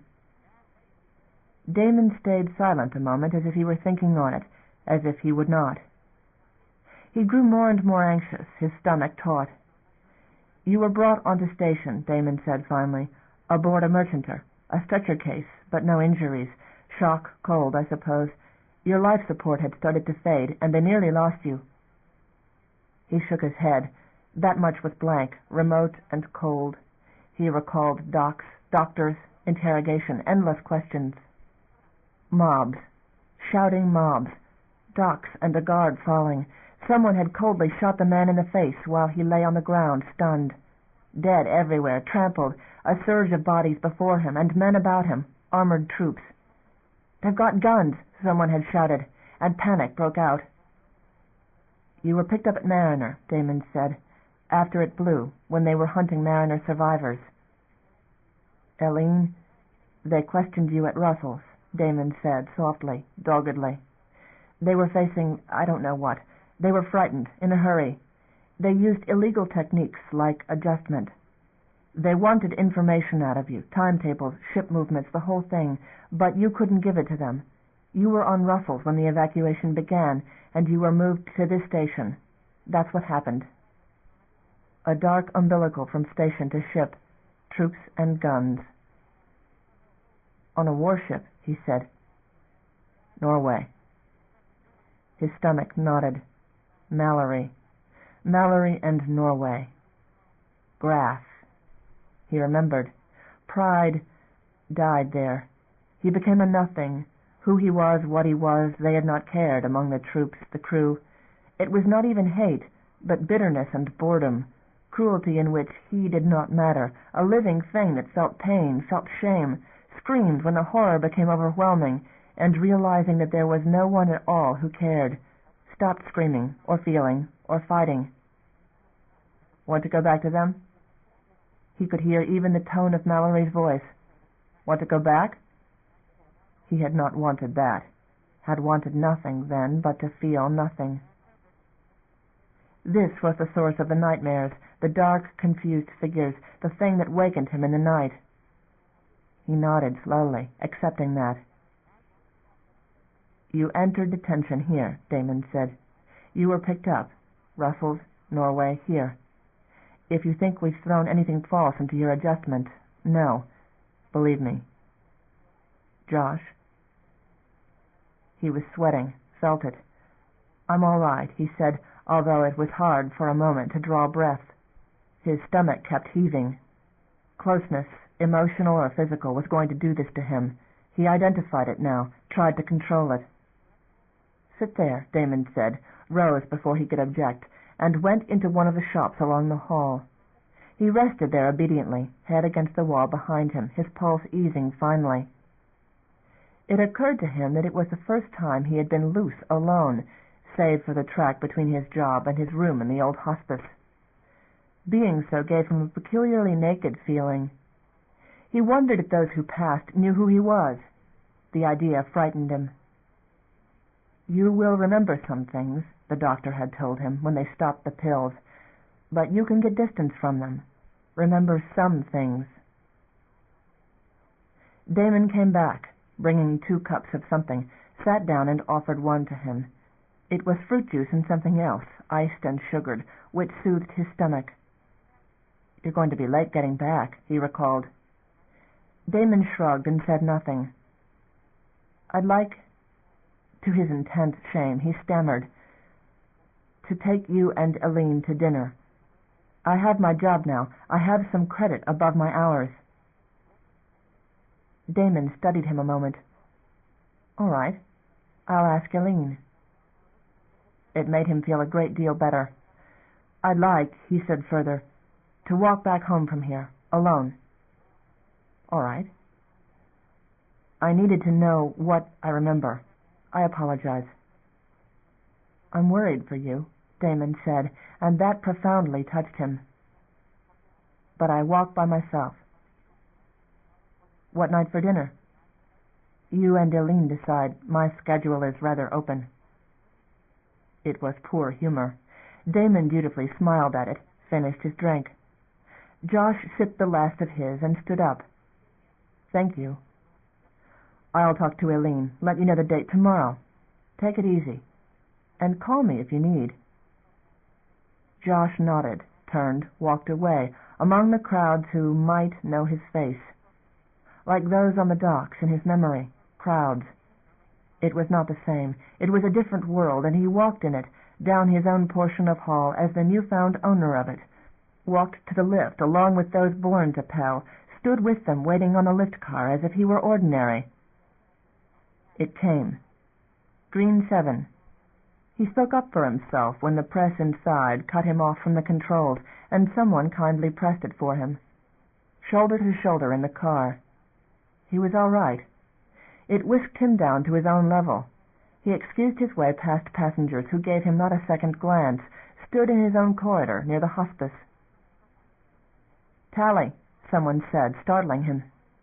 He glanced to his right at uniformed security guards. One nodded pleasantly to him. His pulse raced and settled. The face was distantly familiar. You live here now? The guard asked him. Yes, he said, and in apology, I don't remember well from before.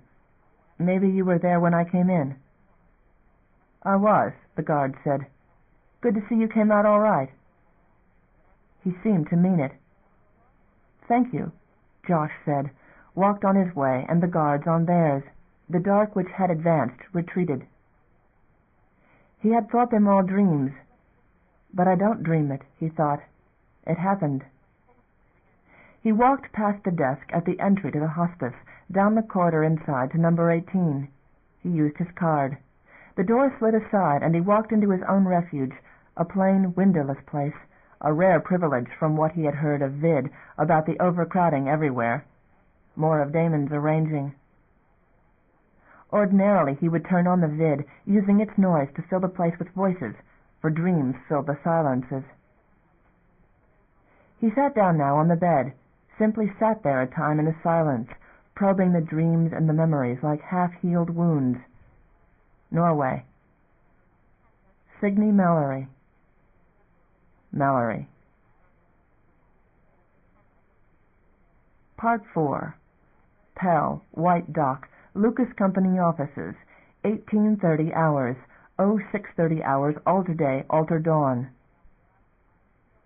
There were no disasters.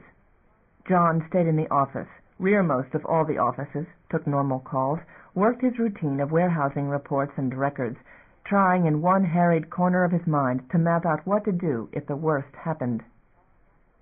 He stayed later than usual, after the lights had dimmed slightly on the docks, after a good deal of the first shift staff had left for the day, and the main day activity had settled down. Just a few clerks out in the other offices to answer comm, and 10 things till the alter-day staff came in. Swan's Eye went out unchallenged at 14:46. Annie and the Culins left with Vittorio's papers at 17:03, without question or commotion more than the usual close inquiries about schedules and routing for the militia.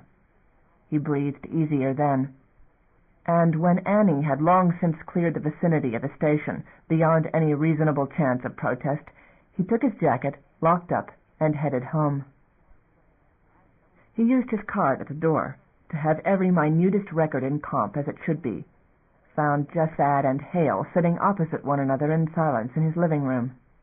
There was coffee, soothing aroma after the afternoon tension. He sank into a third chair and leaned back, taking possession of his own home. "I'll have some coffee," he told Bran Hale. Hale frowned and rose to go fetch it. And to Jessad, "A tedious afternoon?" "Gratefully tedious," Jessad said softly. "But Mr. Hale has done his best to entertain." "Any trouble getting here?" "None," Hale said from the kitchen. He brought back the coffee, and John sipped at it, realized Hale was waiting. Dismiss him, and sit alone with Jessad. He was not eager for that. Neither was he eager to have Hale talking too freely, here or elsewhere. "I appreciate your discretion," he told Hale. And with a careful consideration, "You know there's something up. You'll find it worth your while more than monetarily. Only see you keep Leet Quayle from indiscretions. I'll fill you in on it as soon as I find out more. Vittorio's gone. Dayan's lost. I've need of some reliable, intelligent assistance. You read me, Bran?" Hale nodded. "I'll talk with you about this tomorrow," he said then, very quietly. "Thank you." "You all right here?" Hale asked. "If I'm not," he said, "you take care of it. Here?" Hale nodded, discreetly left. John settled back with somewhat more assurance, looked at his guest, who sat easily in front of him. "I take it you trust this person," Jessad said, "and that you want to promote him in your affairs. Choose your allies wisely, Mr. Lucas." "I know my own." He drank a sip of scalding coffee. "I don't know you, Mr. Jessad, or whatever your name is. Your plan to use my son's ID I can't permit. I've arranged a different cover, for him. A tour of Lucas interests, a ship's outbound for the mines, and his papers are on it." He expected outrage. There was only a polite lift of the brows. "I have no objection, but I shall need papers, and I don't think it wise to expose myself to interrogation obtaining them." "Papers can be gotten. That's the least of our problems." "And the greatest, Mr. Lucas?" "I want some answers. Where's Dayan?" "Safe behind the lines. No cause for worry. I'm sent as a contingency, an assumption that this offer is valid. If not, I shall die, and I hope that's not the case." "What can you offer me?" "Pell," Jessad said softly. "Pell, Mr. Lucas." "And you're prepared to hand it to me?" Jessad shook his head. "You're going to hand it to us, Mr. Lucas. That's the proposal. I'll direct you. Mine is the expertise, yours the precise knowledge of this place. You'll brief me on the situation here." "And what protection have I?" "My approval." "Your rank?" Jessad shrugged. "Unofficial. I want details. Everything from your shipping schedules to the deployment of your ships to the proceedings of your council to the least detail of the management of your own offices." "You plan to live in my apartment the whole time?" "I find little reason to stir forth. Your social schedule may suffer for it. But is there a safer place to be? This Bran Hale, a discreet man?" "Worked for me on Downbelow. He was fired down there for upholding my policies against the Constantines. Loyal." "Reliable?" "Hale is. Of some of his crew I have some small doubt, at least regarding judgment." "You must take care, then." "I am." Jessad nodded slowly. "But find me papers, Mr. Lucas. I feel much more secure with them than without." "And what happens to my son?" "Concerned? I'd thought there was little love lost there." "I asked the question." "There's a ship holding far out, one we've taken, registered to the Olvik merchanter family, but in fact military. The Olviks are all in detention, as are most of the people of Swan's Eye. The Olvik ship, Hammer, will give us advance warning, and there's not that much time, Mr. Lucas. First, will you show me a sketch of the station itself?"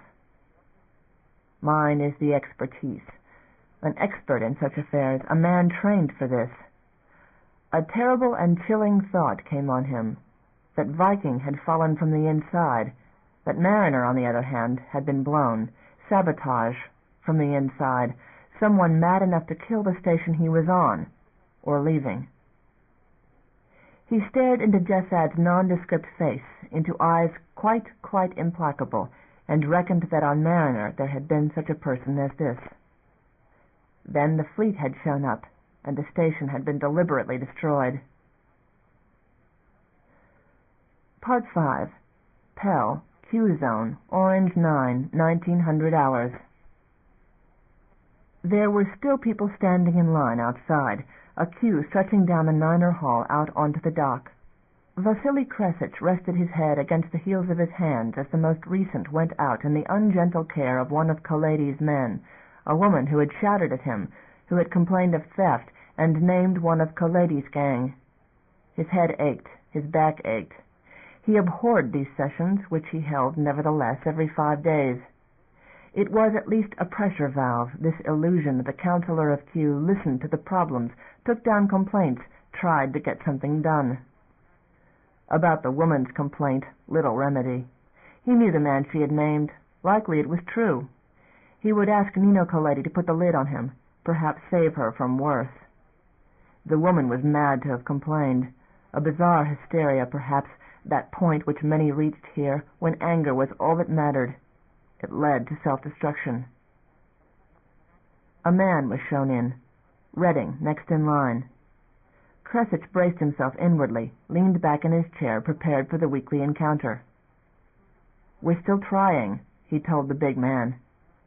"I paid," Redding said. "I paid plenty for my pass." "There are no guarantees in Downbelow applications, Mr. Redding.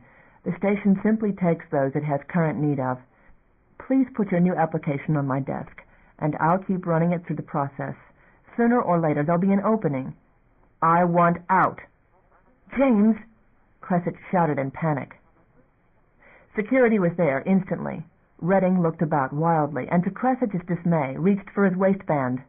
A short blade flashed into his hand, not for security. Redding turned from James. For him.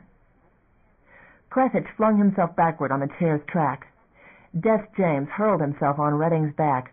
Redding sprawled face down on the desk, sending papers everywhere, slashing wildly as Kresich scrambled from the chair and against the wall. Shouting erupted outside, panic, and more people poured into the room. Kresich edged over as the struggle came near him. Redding hit the wall. Nino Kalady was there with the others. Some wrestled Redding to the ground, some pushed back the torrent of curious and desperate petitioners. The mob waved forms they hoped to turn in. "My turn!" some woman was shrieking, brandishing a paper and trying to reach the desk. They herded her out with the others. Redding was down, pinned by 3 of them. A 4th kicked him in the head, and he grew quieter. Colady had the knife, examined it thoughtfully, and pocketed it, a smile on his scarred young face. "No station police for him," James said. "You hurt Mr. Cressetch?" Colady asked. "No." He discounted bruises, felt his way to his desk. They were still shouting outside. He pulled the chair up to the desk again and sat down, his legs shaking.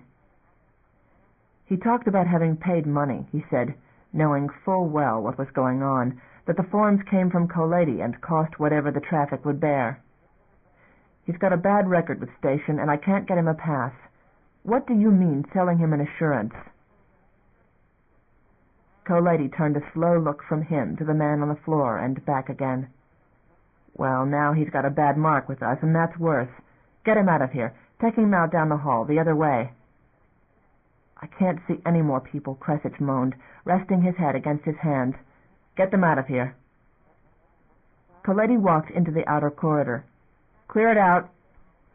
Cressetch could hear him shouting above the cries of protest and the sobbing. Some of Colady's men began to make the move, armed, some of them with metal bars. The crowd gave back, and Colady returned to the office. They were taking Redding out the other door, shaking him to make him walk, for he was beginning to recover, bleeding from the temple in a red wash which obscured his face. "They'll kill him," Cressetch thought. Somewhere in the less trafficked hours a body would find its way somewhere to be found by station. Redding surely knew it. He was trying to fight again, but they got him out and the door closed. "Mop that up," Colady told one of those who remained, and the man searched for something to clean the floor. Colady sat down again on the edge of the desk. Cressetch reached under it, brought out one of the bottles of wine with which Colady supplied him. Glasses. He poured two, sipped at the downer wine, and tried to warm the tremors from his limbs, the twinges of pain from his chest. "I'm too old for this," he complained. "You don't have to worry about Redding," Colady told him, picking up his glass. "You can't create situations like that," Cressetch snapped. "I know what you're up to, but don't sell the passes where there's no chance I'll be able to get them." Colady grinned, an exceedingly unpleasant expression. Redding would ask for it sooner or later. This way he paid for the privilege. "I don't want to know," Cressetch said sourly. He drank a large mouthful of the wine. "Don't give me the details." "We'd better get you to your apartment, Mr. Cressetch. Keep a little watch on you, just till this matter is straightened out." He finished the wine at his own rate. One of the youths in Colady's group had gathered up the stack of papers the struggle had scattered about the floor and laid it on his desk. Cressetch stood up then, his knees still weak, averted his eyes from the blood which had tracked on the matting. Colady and four of his men escorted him through that same back door which had received Redding and his guards. They walked down the corridor into the sector in which he maintained his small apartment, and he used his manual key.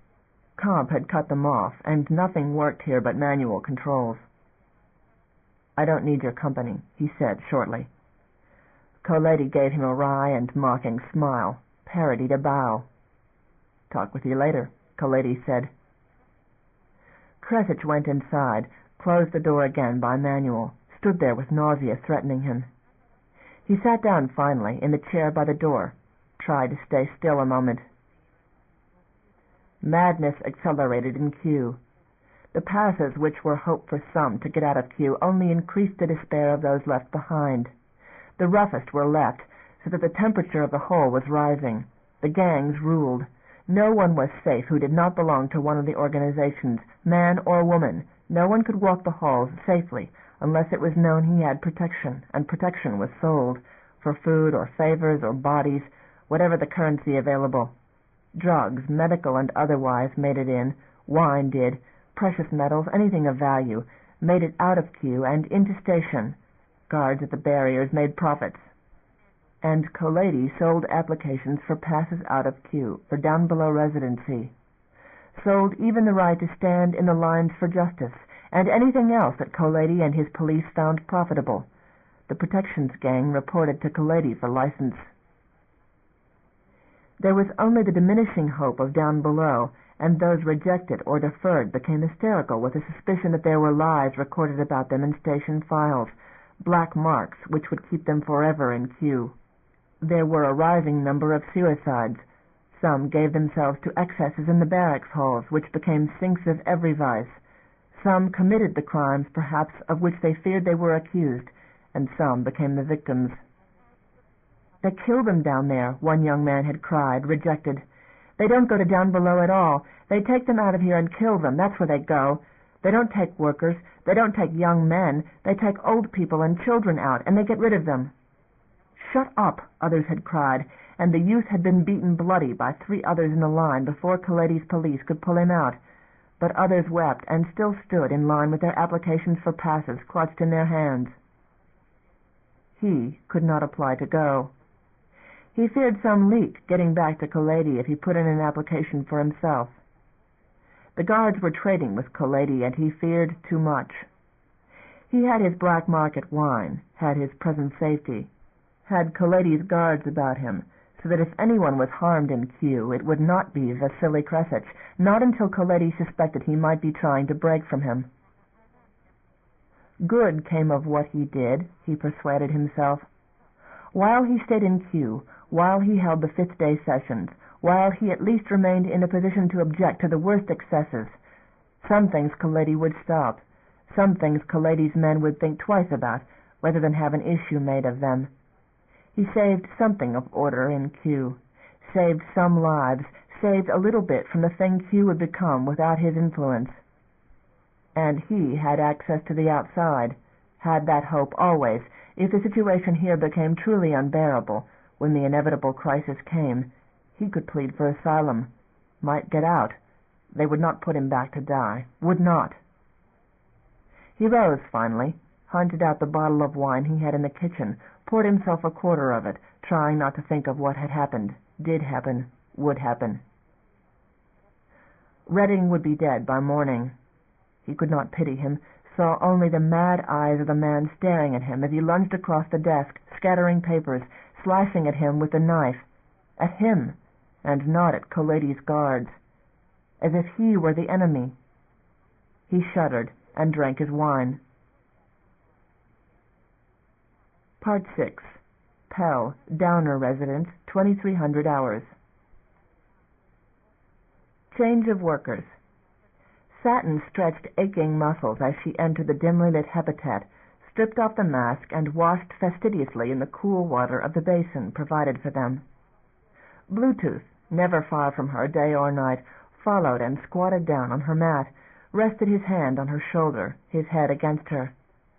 They were tired, very tired, for there had been a great load to move this day, and although the big machines did most of the work, it was Downer muscle which set the loads on the machines, and humans who did the shutting. She took his other hand and turned it palm up, mouthed the sore spots, leaned close and gave a lick to his cheek where the mask had roughed the fur. "Lucas men," Bluetooth snarled. His eyes were fixed straight forward, and his face was angry. They had worked for Lucas men this day, some who had given the trouble down below at the base. Satin's own hands hurt and shoulders ached, but it was Bluetooth she worried for, with this look in his eye. It took much to stir Bluetooth to real temper. He tended to think a great deal, and while he was thinking found no chance to be angry, but this time she reckoned he was doing both, and when he did lose his temper it would be bad for him among humans, with Lucas men about. She stroked his coarse coat and groomed him until he seemed calmer. "Eat," she said. "Come eat." He turned his head to her, lipped her cheek, licked the fur straight, and put his arm about her. "Come," he agreed, and they got up and walked through the metal tunnel to the big room where there was always food ready. The young ones in charge here gave them each a generous bowlful, and they retreated to a quiet corner to eat. Bluetooth managed good humor at last, with his belly full, sucked the porridge off his fingers in contentment. Another male came trailing in, got his bowl, and sat down by them, young Bigfellow, who grinned companionably at them, consumed one bowl of porridge, and went back after his second. They liked Bigfellow, who was not too long ago from Downbelow himself, from their own riverside, although from another camp and other hills. Others gathered when Bigfellow came back, more and more of them, a bow of warmth facing the corner they sat in. Most among them were seasonal workers who came to the up above and returned to down below again, working with their hands and not knowing much of the machines. These were warm toward them. There were other Heisa beyond this gathering of friends, the permanent workers, who did not much speak to them, who sat to themselves in the far corner, who sat much and stared, as if their long sojourning among humans had made them into something other than Heisa. Most were old. They knew the mystery of the machines, wandered the deep tunnels, and knew the secrets of the dark places. They always stayed apart. "Speak of Bennett," Bigfellow asked, for he, like the others who came and went, whatever the camp which had sent them on down below, had passed through the human camp, had known Bennett Jacint, and there had been great mourning in the up above when the news of Bennett's death had come to them. "I speak," Satin said, for she, newest here, had the telling of this tale among tales that the Heisa told in this place, and she warmed quickly to the story.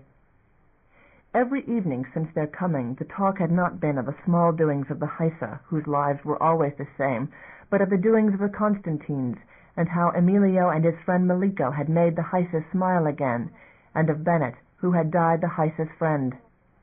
Of all who had come to the up above to tell this tale, there was none to tell it who had seen, and they made her tell it again and again.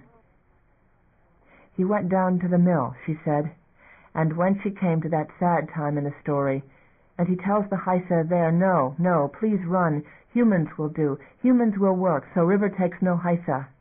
And he works with his own hands, always, always, Bennett man would work with his own hands, never shout, no, loves the Heisa. We gave him a name, I gave, because he gave me my human name and my good spirit. I call him Comes from Bright." There was a murmuring at this, appreciation and not censure, although it was a spirit word for Sun himself. Heisa wrapped their arms about themselves in a shiver, as they did each time she told this. And the Heisa do not leave Bennett man, no, no, they work with him to save the mill. Then old river, she is angry with humans, and with Heisa, always angry, but most angry because Lucas man make bare her banks and take her water. And we warn Bennett man he must not trust old river, and he hears us and come back. But we Heisa, we work, so the mill will not be lost, and Bennett not be sad. Old river she come higher, and takes the posts away, and we shout, "Quick, quick, come back, for the Heisa who work. I Satin, I work there, I see." She thumped her chest and touched Bluetooth, embellishing her tale. "Bluetooth and Satin we see, we run to help the Heisa, and Bennett, and good man's his friends, all run to help them. But old river she drinks them down, and we come too late in running, all too late. The mill breaks, st, and Bennett, he reaches for Heisa in arms of old river. She takes him too, with mans who help.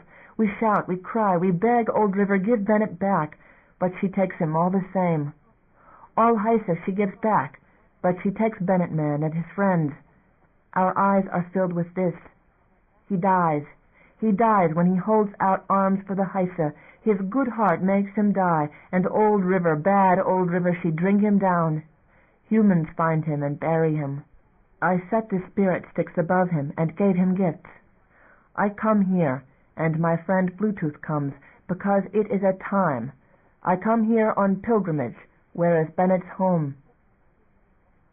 There was a murmured approval, a general swaying of the bodies which ringed them.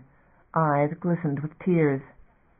And a strange and fearful thing had happened, for some of the strange up above Heisa had moved into the back fringes of the crowd, themselves swaying and watching. "He loves," one of them said, startling others. "He loves the Heisa." "So," she agreed. A knot swelled into her throat at this admission from one of the terrible strange ones, that they listened to the burden of her heart. She felt among her pouches her spirit gifts. She brought out the bright cloth and held it in gentle fingers. "This is my spirit gift, my name he gives me." Another swaying and a murmur of approval. "What is your name, storyteller?" She hugged her spirit gift close to her breast and stared at the strange one who had asked, drew in a great breath. "Storyteller." Her skin prickled at such an honor from the strange old one. "I am Sky Sees Her. Humans call me Satin." She reached a caressing hand to Bluetooth. "I am sun shining through clouds," Bluetooth said. "Friend of Sky sees her." The strange one rocked on his haunches, and by now all the strange Hypha had gathered, to a muttering of awe among the others, who gave way to leave an open space between them and her. "We hear you speak of this comes from Bright, this Bennett man. Good, good was this human, and good you gave him gifts. We make your journey welcome, and honor your pilgrimage, Sky sees her. Your words make us warm, make warm our eyes. Long time we wait." She rocked forward, respecting the age of the speaker and his great courtesy. There were increasing murmurs among the others. "This is the Old One," Big Fellow whispered at her shoulder. "He does not speak to us." The Old One spat, brushed his coat disdainfully. "The storyteller speaks sense. She marks her time with her journey. She walks with her eyes open, not only her hands." "Ah," the others murmured, taken aback, and Satin sat dismayed. "We praise Bennett Jacint," the Old One said. "He makes us warm to hear these things." "Bennett man is our human," Big Fellow said staunchly. "Downbelow human. He sent me here." "Loved us," another said, and another, "all loved him." "He defended us from Lucas's," Satin said. "And Constantine man is his friend. Send me here for my spring, for pilgrimage. We meet by Bennett's grave. I come for great sun, to see his face, to see the up above. But, Old One, we see only machines, no great brightness. We work hard, hard. We do not have the blossoms or the hills, my friend and I know, but we still hope. Bennett says here is good, here is beautiful. He says great sun is near this place. We wait to see, Old One. We asked for the images of the up above, and no one here has seen them. They say that humans hide them away from us, but we still wait, Old One." There was long silence while Old One rocked to and fro. Finally he ceased and held up a bony hand. "Sky sees her. The things you seek are here. We visit there. The images stand in the place where human Old Ones meet, and we have seen them. Sun watches over this place, yes, that is true. Your Bennett man did not deceive you. But there are things here that will make your bones cold, storyteller. We do not speak these secret things. How will Hypha down below understand them? How will they bear them? Their eyes do not see, but this Bennett man made warm your eyes and called you. Ah, long we wait, long, long, and you make warm our hearts to welcome you. St. Up above is not what it seems. The images of the plain we remember. I have seen them, I have slept by them and dreamed dreams. But the images of up above, they are not for our dreaming. You tell us of Bennett Jacint, and we tell you, storyteller, of one of us you do not see. Lily, humans call her. Her name is Sun Smiles on her, and she is the great Old One, many more than my seasons. The images we gave humans have become human images, and near them a human dreams in the secret places of the up above, in a place all bright. Great Sun comes to visit her. Never moves she, no, for the dream is good. She lies all in bright. Her eyes are warm with sun. The stars dance for her. She watches all the up above on her walls, perhaps watches us in this moment. She is the image which watches us. The great Old One cares for her, loves her, this Holy One. Good, good is her love, and she dreams us all the up above, and her face smiles forever upon great Sun. She is ours. We call her Sun, her friend. Ah, the gathering murmured, stunned at such a thing, one mated to great Sun himself. Ah, Satin murmured with the others, hugged herself and shivering, leaned forward. Shall we see this good human? No, said Old One shortly. Only Lily goes there, and myself, once I saw. Satin sank back, profoundly disappointed. Perhaps there is no such human, Bluetooth said. Now Old One's ears lay back, and there was an intake of breath all about them. It is a time, said Satin, and my journey. "We come very far, Old One, and we cannot see the images, and we cannot see the dreamer. We have not yet found the face of Sun." Old One's lips pursed and relaxed several times. "You come. We show you. This night you come. Next night others, if you are not afraid. We show you a place.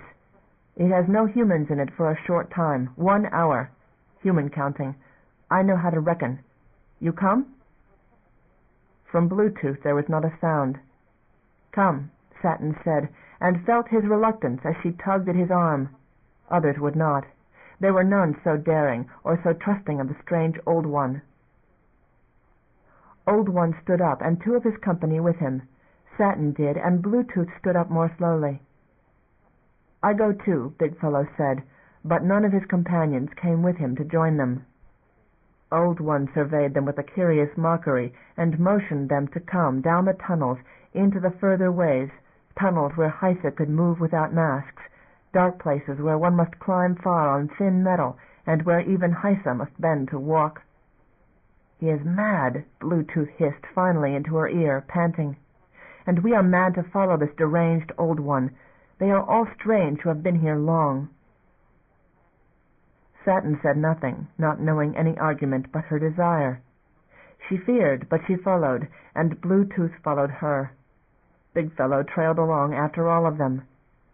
They panted when they must go a long way bent or climb far. It was a mad strength that the Old One and his 2 fellows had, as if they were used to such things and knew where they were going. Or perhaps, a thought chilled her bones, it was some bizarre humor of the Old One to strand them deep in the dark ways, where they might wander and die lost, to teach the others a lesson. And just as she was becoming convinced of that fear, the Old One and his companions reached a stopping place and drew up their masks, indicating that they were at a place which would break into human air. Satin swept hers up to her face, and Bluetooth and Big Fellow did so only just in time, for the door behind them closed, and the door before them opened on a bright hall, white floors and the green of growing things, and here and there scattered humans coming and going in a lonely, large space, nothing like the docks. Here was cleanliness and light, and vast dark beyond them, where Old One wished to lead them. Satin felt Bluetooth slip his hand into hers, and Big Fellow hovered close to both of them as they followed, into a darkness even vaster than the bright place they had left, where there were no walls, only sky. Stars shifted about them, dazzling them with the motion, magical stars which changed from place to place, burning clear and more steadily than ever Downbelow saw them. Satin let go the hand which held hers and walked forward in awe, gazing about her. And suddenly light blazed forth, a great burning disk, spotted with dark, flaring with fires. "Sun," Old One intoned. There was no brightness, no blue, only dark and stars and a terrible close fire. Satin trembled. "There is dark," Bluetooth objected. "How can there be night where Sun is?" "All stars are kindred of great Sun," said Old One. "This is a truth. The brightness is illusion. This is a truth.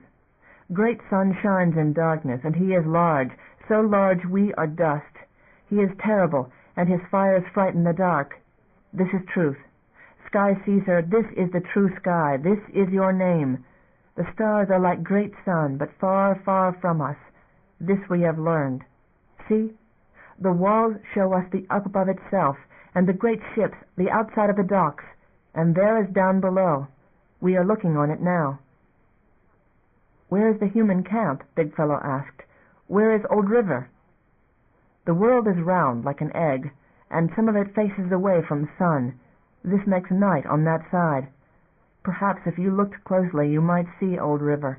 I have thought so, but never the human camp. It is too small on the face of Downbelow." Big Fellow hugged himself and shivered. But Satin walked among the tables, walked into the clear place where great Sun shone in his truth, overcoming the dark. Terrible he was, orange like fire, and filling all with his terror.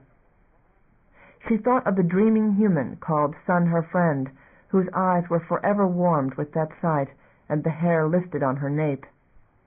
And she stretched wide her arms and turned, embracing all the sun and his far kindred, lost in them, for she had come to the place which she had journeyed to find. She filled her eyes with the sight as sun looked at her, and she could never be the same again, forever. Chapter 4.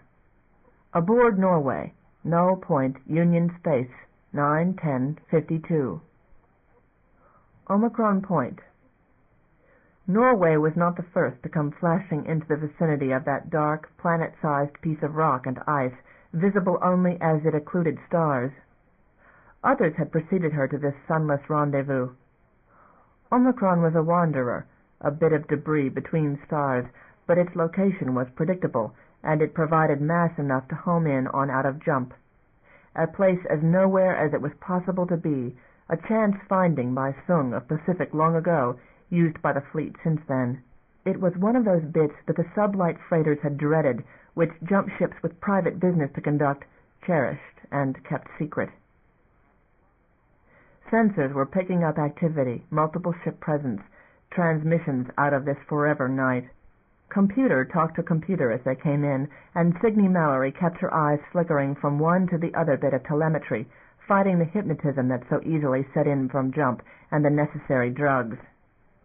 She hurled Norway into real space max, heading for those signals and out of the jump range with a sense of something on her tail, trusted her crew's accuracy, and aimed with the ship underway, the flickering few minutes of heart-in-throat transit near sea, where all they had was approximation. She cut it back quickly, started dumping velocity, no comfortable process, and the slightly speed-mad telemetry and slightly drug-mad human brain fought for precise location. Overestimate that dump and she could take Norway right into that rock or into another ship. Clear, clear, all in now but Europe and Libya, Com reported. No mean feat of navigation to find Omicron so accurately, to come in within middle scan, right in a jump range, after a start from near Russell's, far away. Fail their time, and they would have been in the jump range when something else came in, and that was disaster. Good job, she sent to all stations, looking at the reckoning graph flash to her center screen. 2 minutes off mark, but dead on distance. Can't cut it much closer at our starting range. Good signals being received. Stand by. She took her pattern in relation to Omicron, checked through data. Within the half hour there was a signal from Libya, which had just come in. Europe came in a quarter hour after that, from another plane. That was the tale of them, then. They were in one place at one time, which they had not been since their earliest operations. Unlikely as it was, Union would come in on them in strength here. They were still nervous. Computer signal came in from Europe. They were given breathing space to rest. Signe leaned back, took the comm plug from her ear, unharnessed, and got up finally, while Graf moved to the post she had vacated. They were not at the disadvantage of some. Norway was one of the main day ships, her main command staff on the schedule they were following now. Others, Atlantic, Africa, and Libya, were alter day, so that strike hours were never remotely predictable, so that there were ships with their main crews available on either schedule. But they were all main day now, a synchronization they had never undergone, and the alter day captains did the suffering, jump and reverse hours combined. Take over, she bade Graf, wandered back through the aisle, touched a shoulder here and there, walked back to her own nook in the corridor, passed it by. She walked on back instead to crew quarters, looked in on them, alter-day crew, most drugged senseless, to get their rest despite jump. A few, having an aversion to that procedure, were awake, sat in the crew main room, looking better than they probably felt. All stable, she told them. Everyone all right? They avowed so. They would drug out now, safe and peacefully. She left them to do that, took the lift down to the outer shell and the troop quarters, walked to the main corridor behind the sitting area, stopped in one barracks after another, where she interrupted knot after knot of men and women sitting and trading speculations on their prospects, guilty looks and startled ones, troopers springing to their feet in dismay to find themselves under her scrutiny, a frantic groping after bits of clothing, a hiding of this and that which might be disapproved. She did not, but the crew and troops had some quaint reticences. Some here, too, slept drugged, unconscious in their bunks. Most did not, gambled in many a compartment, while the ship shot her own dice with the deep, while flesh and ship seemed to dissolve, and the game continued on the other side of a far-stretched moment. "Going to be a bit slow down here," she would say in each case. "We're in pattern, and we're all stable. At your ease down here, but keep yourselves within a minute's prep for moving. No reason to think there's a problem, but we take no chances." Di Jans intercepted her in the main corridor after the third such visit, nodded courtesy, walked with her through this private domain of his, seeming pleased in her presence among his command. Troops braced when Di walked with her, came to blank attention. Best, she thought, to pull the pretended inspection, just to let them know command had not forgotten them down here. What was coming was the kind of operation the troops dreaded, a multiple-ship strike, which raised the hazard of getting hit. And the troops had to ride it out blind, useless, jammed in the small safety the inner structure of the ship could afford them. There were no braver when it came to walking into possible fire, boarding a stopped merchanter, landing in some ground raid, and they took in stride the usual strike, Norway sweeping in alone, hit and run. But they were nervous now. She had heard it in the muttered comments which filtered over open comm, always open, Norway tradition, that they all knew what was going on down to the newest trooper. They obeyed, would obey, but their pride was hurt in this new phase of the war in which they had no use. Important to be down here now, to make the gesture. Queasy as they were with jump and drugs, they were at their lowest, and she saw eyes brighten at a word, a touch on the shoulder in passing. She knew them by name, every one, called them by name, one and another of them. There was Mahler, whom she had taken from Russell's refugees, looking particularly sober and no little frightened. Key, from a merchanter. Di had come years ago the same way. Many, many more. Some of them were rejuved, like her, had known her for years, knew the score as well, too, she reckoned, as well as any of them knew it. Bitter to them that this critical phase was not theirs, could not be. She walked the dark limbo of the forward hold, round the cylinder rim, into the either-way world of the ridership cruise, a place like home, a memory of other days when she had had her quarters in such a place, this bizarre section where the crews of the in-system fighters, their mechanics, prep crews, lived in their own private world. A whole other command existed here, right way up at the moment, under rotation, sealing down the rare times they were docked. 2 of the 8 crews were here, Quevedos and Omarshads of Odin and Thor. 4 were off duty, 2 were riding null up in the frame, or inside their ships, because locking crews through the special lift out of the rotation cylinder took 1 rotation of the hull, and they could not spare that time if they jumped into trouble. Riding null through jump, she recalled that experience well enough. Not the pleasantest way to travel, but it was always someone's job.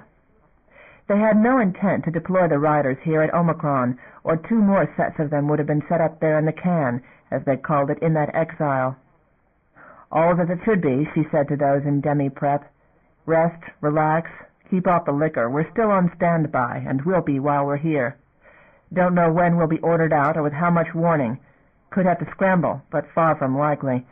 My guess is we don't make mission jump without some time for rest. This operation is on our timetable, not Union's." There was no quibble. She took the lift up to main level, walked the shorter distance around to number 1 corridor, her legs still rubbery, but the drugs were losing their numbing effect. She went to her own office quarters, paced the floor a time, finally lay down on the cot and rested, just to shut her eyes and let the tension ebb, the nervous energy that jump always threw into her, because usually it meant coming out into combat, snapping decisions rapidly, kill or die. Not this time. This was the planned one, the thing to which they had been moving for months of small strikes, raids that had taken out vital installations, that had harried and destroyed where possible. Rest a while. Sleep if they could. She could not. She was glad when the summons came. It was a strange feeling to stand again in the corridors of Europe, stranger still to find herself in the company of all the others seated in the flagship's council room, an eerie and panicky feeling, this meeting of all of them who had been working together unmet these many years, who had so zealously avoided each other's vicinities except for brief rendezvous for the passing of orders ship to ship.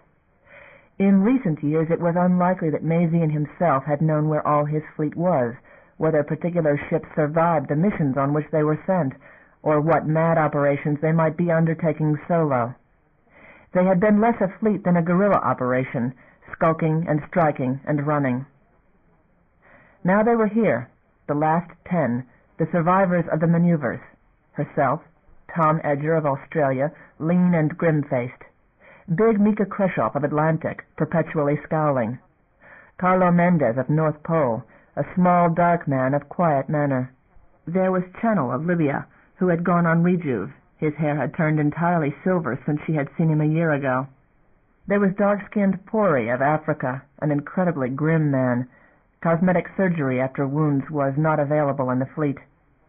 Q of India, silk-soft and confident. Sung of Pacific, all efficiency. Kant of Tibet, another of Sung's stamp. And Conrad Mazian, silver-haired with rejuve, a tall, handsome man in dark blue, who leaned his arms on the table and swept a slow glance over them. It was intended for effect. Possibly it was sincere affection, that open look. Dramatic sense and Mazian were inseparable. The man lived by it. Knowing him, knowing the manner of him, Signy still found herself drawn in by the old excitement. No preliminaries, no statement of welcome, just that look and a nod. "Folders are in front of you," Mazian said. "Closest security. Codes and coordinates are in those. Carry them back with you and familiarize your key personnel with the details, but don't discuss anything ship to ship. Key your comps for alternatives A, B, C, and so on, and go to them by that, according to the situation. But we don't reckon to be using those alternatives. Things are set up as they should be. Schematic." He called an image to the screen before them, showed them the familiar area of their recent operations, which, by stripping away vital personnel and leaving chaos on the station's left, one lone, untampered station like the narrowing of a funnel toward Pell, toward the wide straggle of hinder stars. One station. Viking. Signy had figured the pattern long since, the tactic old as earth, old as war, impossible for Union to resist, for they could not allow vacuum and power, could not allow the stations they had struggled to gain to fall into disorder, plundered of technicians and directors and security forces, deliberately allowed to collapse. Union had started this game of station-taking, so they had rammed stations down Union's throat. Union had then to move in or have stations lost, had to supply techs and other skilled personnel to replace the ones evacuated, and ships to guard them, quickly, one after the other. Union had had to stretch even its monster capacity to hold what it had been given to digest. It had had to take Viking whole, with all the internal complications of a station never evacuated, take it latest, because by ramming stations down Union's gullet in their own rapid sequence, they had dictated the sequence and direction of Union's moves of ships and personnel. Viking had been last. Central to the others, with desolation about it, stations struggling to survive. "All indication is," Mazian said softly, "that they have decided to fortify Viking. Logical choice. Viking's the only one with its comp files complete, the only one where they've had a chance to round up all the dissidents, all the resistance, where they could apply their police tactics and card everyone instantly. Now it's all clean, all sanitary for their base of operations. We've let them throw a lot into it. We take out Viking and hit at the others that are hanging by a thread in terms of viability, and then there's nothing but far waste between us and far gone, between Pell and Union. We make expansion inconvenient, costly. We herd the beast to its wider pastures in the other direction, while we can. You have your specific instructions in the folders. The fine details may have to be improvised within certain limits, according to what might turn up in your sectors. Norway, Libya, India, Unit 1. Europe, Tibet, Pacific, 2. North Pole, Atlantic, Africa, 3. Australia has its own business. If we're lucky, we won't face anything at our rear, but every contingency is covered. This is going to be a long session. That's why I let you rest. We'll simulate until there are no more questions." Signy drew a slow breath and released it, opened the folder, and in the silence Mazian afforded them to do so, scanned the operation as it was set up, her lips pressed to a thinner and thinner line. No need for drill. They knew what they were about, variations on old themes they had all run separately. But this was navigation that would try all their skill, a mass strike, a precision of arrival not synced but separate, disaster if jump ships came near each other, if an object of mass like the enemy just happened to be in the vicinity. They were going to flash in close enough to Viking to give the opposition no options, skin the hair off disaster. The presence of any enemy ship where it statistically ought not to be, the deployment of ships out from station in unusual configurations, all manner of contingencies. They took into account, too, the position of worlds and satellites in the system on their arrival date to screen themselves where possible. To flash out of jump space with nerves still sluggish, to haul dazed minds into action and try to plot instantly the location of friend and enemy, to coordinate an attack so precisely that some of them were going to overjump Viking and some underjump it, come in from all sides at once from the same start. They had one advantage over Union's sleek new ships, the fine equipment, the unscarred young crews, tape-trained, deep-taught with all the answers. The fleet had experience, could move their patched ships with a precision Union's fine equipment had not yet matched, with nerve Union conservatism and adherence to the book discouraged in its captains. They might lose a carrier in this kind of operation, maybe more than one, come jolting in too close, take each other out. The odds were in favor of its happening. They rode Mazian's luck that it would not. That was their edge, that they would do what no one sane could do, and shock aided them. The schematics appeared, one after the other. They argued, for the most part listened and accepted, for there was little to which they wished to object. They shared a meal, returned to the briefing room, argued the last round. "One day for rest," Mazian said. "We go at main dawn, day after tomorrow. Set it up in comp. Check and double-check." They nodded, parted company, each to his own ship, and there was a peculiar flavor to the parting as well, that when next they met, they would be fewer. "See you in hell," Channel muttered, and Puri grinned. A day to get it all into comp, and the appointment was waiting. Chapter 5. Cytine Station Security Area, 9/14/52. Ayres awoke, not sure what had wakened him in the quiet of their apartments. Marsh had gotten back, the latest fright they had had, when he failed to rejoin them after recreation. Tension afflicted Ayres. He realized that for some time he had slept tense, for his shoulders hurt and his hands were clenched, and he lay still now with sweat gathered on his face, not sure what had caused it. The war of nerves had not ceased. Azov had what he wanted, a message calling Mazian in. They quibbled now over some points of secondary agreements for the future of Pell, which Jacoby professed to hand to Union. They had their recreation time, that much, but they were detained in conferences, harassed by petty tactics the same as before. It was as if all his appeal to Azov had only aggravated the situation, for Azov was not accessible for the last 5 days. Gone, the lesser authorities insisted, and the difficulties raised for them now had the taint of malice. Someone was astir outside. Soft footsteps. The door slid back unannounced. Diaz's silhouette leaned into it. "Sigurd," she said. "Come. You must come. It's Marsh." He rose and reached for his robe, then followed Diaz. Carl Bela was stirring him from his room likewise, next door to him. Marsh's room was across the sitting room, next to Diaz's, and the door was open.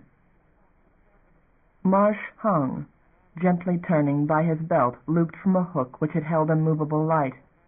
The face was horrible.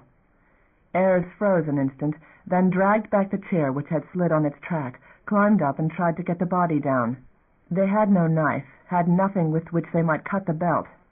It was embedded in Marsh's throat, and he could not get it free and support the body at once. Bela and Diaz tried to help, holding the knees, but that was no good. "We've got to call security," Diaz said.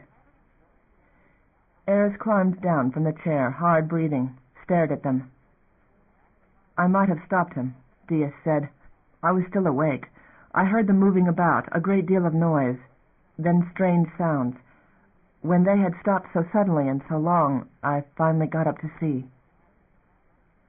Ayres shook his head, looked at Bela, then stalked out to the sitting room and the comm panel by the door, punched through a request to security. "One of us is dead," he said. "Put me through to someone in charge." "Request will be relayed," the answer came back. "Security is on its way." The contact went dead, no more informative than usual. Eyre sat down, head in hands, tried not to think of Marsh's horrible corpse slowly spinning in the next compartment. It had been coming. He had feared worse, that Marsh would break down in his tormentor's hands. A brave man after his own fashion, he had not broken. Eyre tried earnestly to believe that he had not. Or guilt, perhaps? Remorse might have driven him to suicide. Diaz and Bela sat down nearby, waited with him, faces stark and somber, hair disordered from sleep. He tried to comb his own with his fingers. Marsh's eyes. He did not want to think of them. A long time passed. What's keeping them? Bela wondered, and Eyre's recovered sense enough to glance up harshly at Bela, reprimand for that show of humanity. It was the old war. It continued even in this, especially after this. "Maybe we should go back to bed," Diaz said. At other times, in other places, a mad suggestion. Here it was sanity. They needed their rest. A systematic effort was being made to deprive them of it. A little more, and they would all be like Marsh.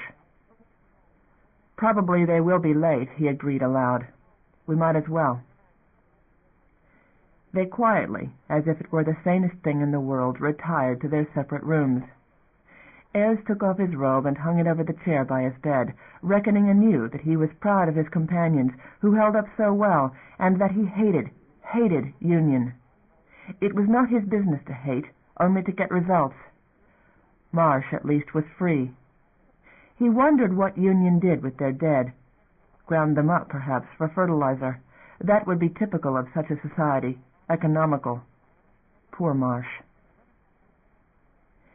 It was guaranteed that union would be perverse.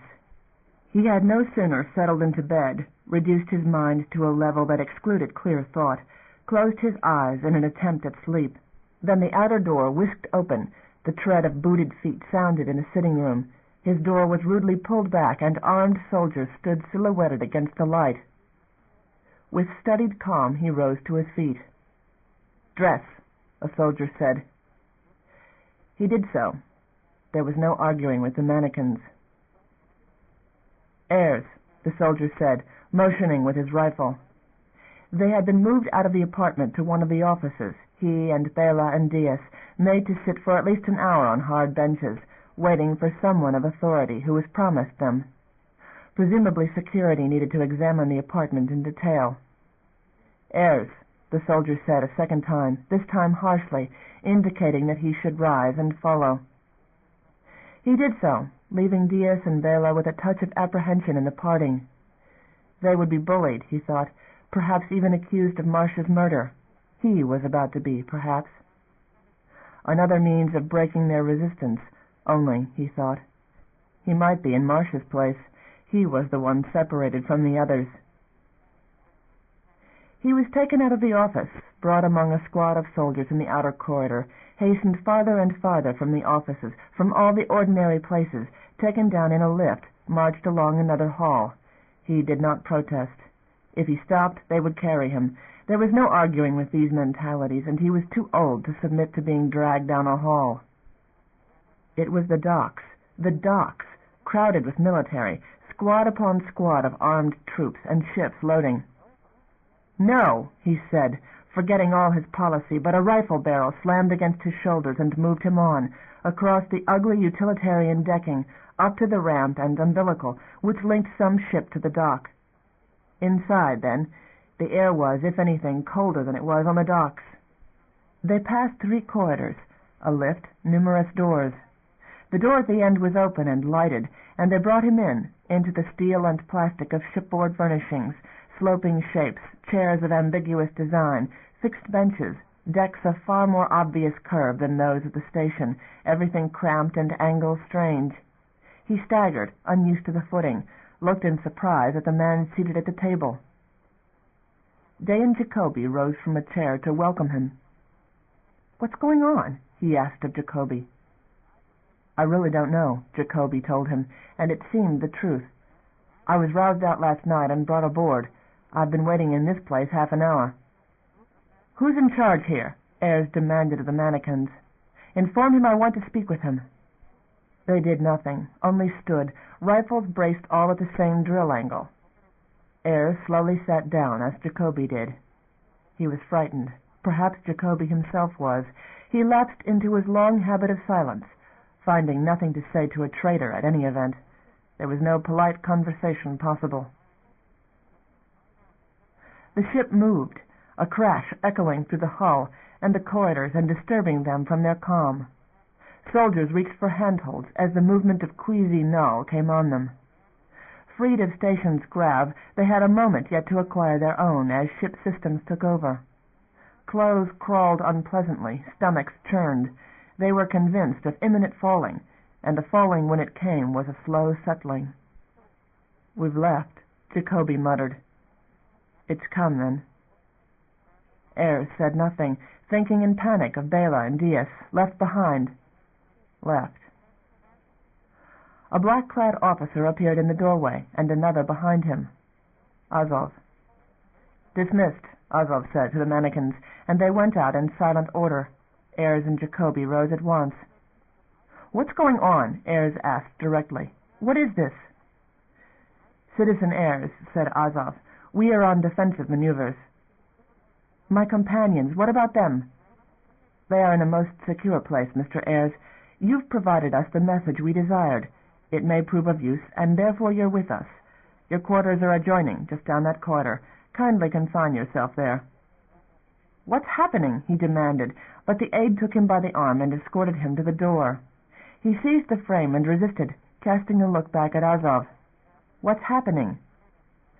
"We are preparing," Azov said, "to deliver Mazian your message, and it seems fit for you to be at hand, if further questions are raised. The attack is coming. I make my guess where, and that it will be a major one. Mazian doesn't give up stations for nothing. And we're going, Mr. Ayres, to put ourselves where he has obliged us to stand, up to the wager, as it were. He's left us no choice, and he knows it, but of course it's earnestly to be hoped that he will regard the authority you have to recall him. Should you wish to prepare a second, even more forceful message, facilities will be provided you, to be edited by your experts." Azov smiled tautly. "Do you want the fleet intact? Frankly, I doubt you can recover it. I don't think Mazian will regard your message, but as he finds himself deprived of bases, you may yet have a humanitarian role to fill." Ayres said nothing. He reckoned silence even now the wisest course. The aide took him by the arm and drew him back down the corridor, showed him into a barren compartment of plastic furniture, and locked the door. He paced a time, what few paces the compartment allowed. In time he yielded to the weariness in his knees and sat down. He had managed badly, he thought. Diaz and Bela were, wherever they were, on a ship or still on a station, and what station they had been on he still did not know. Anything might happen. He sat shivering, suddenly realizing that they were lost, that soldiers and ships were aimed at Pal and Mazian, for Jacoby was brought along too, another humanitarian function. In his own stupidity he had played to stay alive, to get home. It looked less and less likely. They were about to lose it all. "A peace has been concluded," he had said in a simple statement he had permitted to be recorded, lacking essential codes. "Security Council representative Seagust Ayres, by authority of the Earth Company, and the Security Council requests the fleet make contact for negotiation." It was the worst of all times for a major battle to be joined. Earth needed Mazian where he was, with all his ships, striking at random at Union, a nuisance, making it difficult for Union to extend its arm earthward. Mazian had gone mad, against Union's vast extent, to launch the few ships he had, and to engage on a massive scale and lose. If the fleet was wiped out, then Earth was suddenly out of the time he had come here to win. No Mazian, no Pal, and everything fell apart. And might not a message of the sort he had framed provoke some rash action, or confound maneuvers already in progress, lessening the chance of Mazian's success even further? He rose, paced again the bowed floor of what looked to be his final prison. A second message, then. An outrageous demand. If Union was as self-convinced as the mannequins, as humorlessly convinced of their purpose, they might let it pass if it fit their demands. Considering merger of company interest with Union in trade agreements, he composed in his head. Negotiations far advanced. As earnest of good faith in negotiations, cease all military operations, cease fire and accept truce. Stand by for further instructions. Treachery. To drive Mazian into retreat, into the kind of scattered resistance Earth needed at this stage. It was the only hope. Book 3. Chapter 1, Part 1. In approach to Pal, 10/4/52, 11:45 hours. Pal. Norway moved as the fleet moved, hurling their mass into real space in sync. Calm and Scan flurried into action, searching for the moat which was giant Tibet, which had jumped in before them, advance guard in this route. Affirmative. Calm sent to command with comforting swiftness. Tibet was where she was supposed to be, intact, probe untouched by any hostile activity. Ships were scattered about the system, commerce quickly evaporating bluster from some self-claimed militia. Tibet had had one merchanter skip out in panic, and that was bad news. They needed no tale-bearers running to Union, but possibly that was the last place a merchanter wanted to head at the moment. And a moment later confirmation snapped out from Europe, from the flagship's operations. They were in safe space with no action probable. Getting Calm out of Pell itself now, Graf relayed to her post at controls, still listening. Sounds good. Signy reached across the board and keyed signal to the rider captains, advising them. Fast to Norway's hull, so many parasites they did not kick loose. Calm was receiving direct and frantic IDs from the militia ships, scrambling out of their projected course if they came in-system dangerously fast, out-of-system plane. The fleet itself was more than nervous, running as they were in one body, probing their way into the last secure area they hoped to have left. They were 9 now. Channel's Libya was debris and vapor, and Q's India had lost 2 of its 4 riders. They were in full retreat, had run from the debacle at Viking, seeking a place to draw breath. They all had scars. Norway had a vein trailing a cloud of metallic viscera, if they still had the vein at all after jump. There were dead aboard, 3 techs who had not been in that section. They had not had time to vent them, not even to clean up the area, had run, saved the ship, the fleet, such as remained of company power. Signy's board still flashed with red lights. She passed the order to damage control to dispose of the corpses, whatever of them they could find. Here, too, there might have been an ambush. Was not, would not be. She stared at the lights in front of her, looked at the board, with the drug still weighting her senses, numbing her fingers as she manipulated controls to take back Norway's governance from Comp Sync.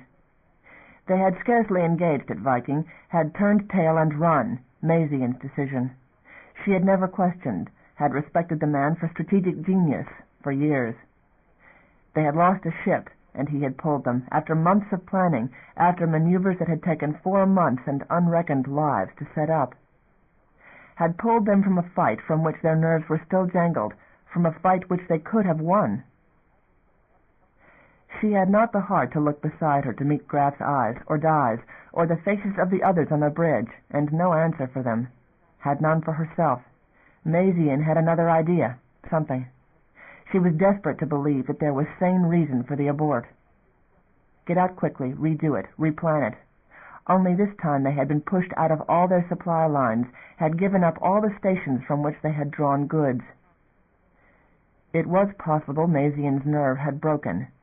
She insisted otherwise to herself, but reckoned inwardly what moves she would have called, what she would have done in command of the fleet. What any of them could have done better than had been done. Everything had worked according to plan, and Mazian had aborted. Mazian, that they worshipped. Blood was in her mouth. She had bitten her lip through.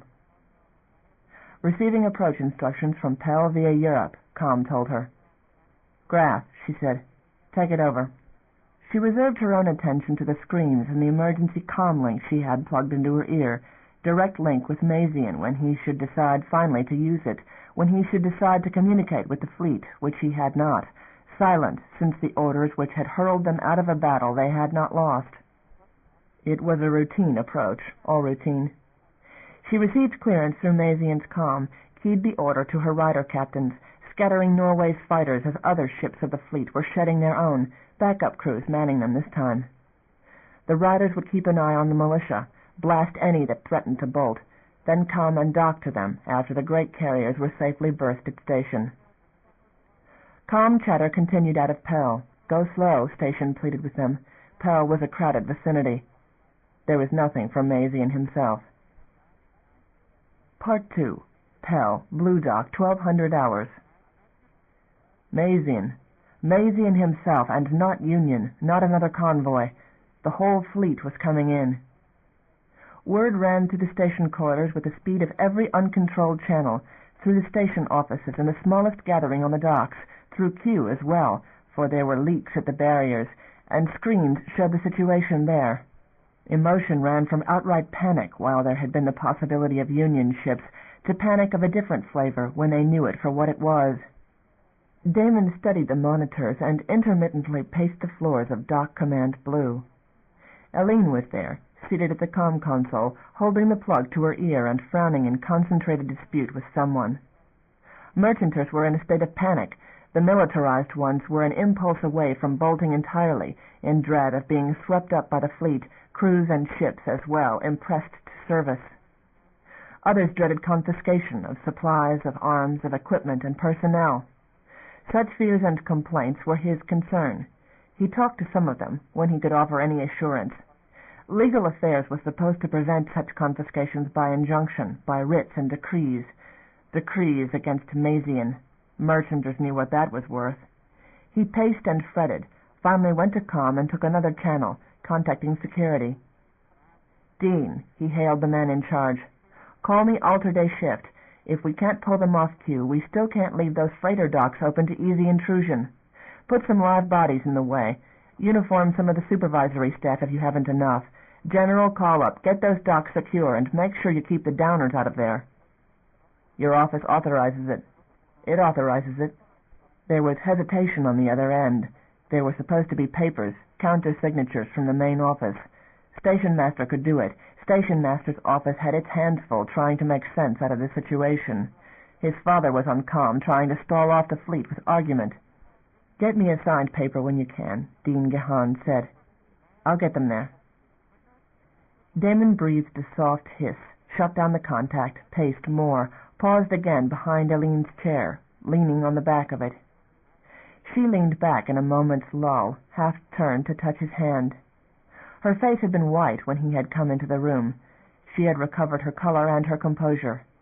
Tex kept busy, dispensing the finer details of orders to the dock crews below, preparations for Station Central to start shifting freighters out of berth to accommodate the fleet. Chaos. There were not only freighters in dock, there were 100 merchanters assigned permanent orbit with the station about Downbelow, a drifting cloud of freighters for which there had been no room. 9 ships of vast size were moving in on that, sending ships off dock out into it. Maisian's comm was firing a steady catechism of questions and authorizations at Pell, as yet refusing to specify what he wanted or where he meant to dock, if he meant to dock at all. Us next? The nightmare was with them. Evacuation. Pregnancy was no state in which to contemplate a refugee journey to God knew where, through jump, to some long-abandoned Hinder Star station, to Sol, to Earth. He thought of Hansford, thought of Eileen in that. Of what had been civilized men when they started. Maybe we won, a text said. He blinked, realized that too for a possibility, but not possible. They had always known at heart that it was impossible, that Union had grown too big, that the fleet could give them years as it had until now, but not victory, never that. The carriers would not have come in this number, not for any other reason than retreat. End of Side 5. To continue, turn the cassette over. Side 6. Downbelow Station by C.J. Cherryh, continuing on page 181. He reckoned their chances if Pell refused evacuation. reckoned what awaited any Constantine in Union hands. The military would never let him stay behind. He set his hand on Eileen's shoulder, his heart beating fit to break, realizing the possibility of being separated, losing her and the baby. He would be put aboard under arrest if there were an evacuation, the same way as it had happened on other stations to get vital personnel out of Union hands. People put on whatever ship they could reach. His father, his mother, Pell was their lives, was life itself to his mother, and Emilio and Maliko. He felt sick inside, stationer, out of generations of stationers who had never asked for war. For Eileen, for Pell, for all the dreams they had had, he would have fought, but he did not know where to begin. Part 3. Norway, 1300 hours. Signy had it visual now, the hubbed ring of Pell Station, the distant moon, the bright jewel of Downbelow, cloud-swirled. They had long since dumped velocity, moved in with dreamlike slowness compared to their former speed, as the station's smooth shape resolved itself into the chaos of angles its surface was. Freighters were jammed into every berth of the visible side, docking and standby. There was incredible clutter on scan, and they were moving slowly because it took that long for these sluggish ships to clear an approach for them. Every mercanter which had not been swept into Union hands had to be hereabouts at station, in pattern, or farther out, or hovering off in the deep, just out of system. Graf still had controls, a tedious business now. Unprecedented crowding and traffic. Chaos indeed. She was afraid when she analyzed the growing tautness of her gut. Anger had cooled, and she was afraid with a helplessness she was not accustomed to feel, a wish that by someone very wise, and at some time long ago, other choices had been made which would have saved them all from this moment and this place and the choices they had left. Carriers North Pole and Tibet will stand off from station, the notification came from Europe. Assume patrol. That was mortally necessary, and on this particular approach Signy wished herself and her crew on that assignment. There was bitter choice ahead. She did not look forward to another operation like Russell's Station, where Civ Panic had anticipated the military action for the station's dismantling, mobs at the docks. Her crew had had enough of that. She had, and disliked the thought of letting troops loose on a station when they were in the mood hers were in now. Another message came through. Pell Station advised that it had shifted a number of freighters out of berths to accommodate the warships in one sequence and without immediate neighbors on the docks. The dislodged freighters would be moving to the pattern of the orbiting ships in a direction opposite to their entry of that pattern.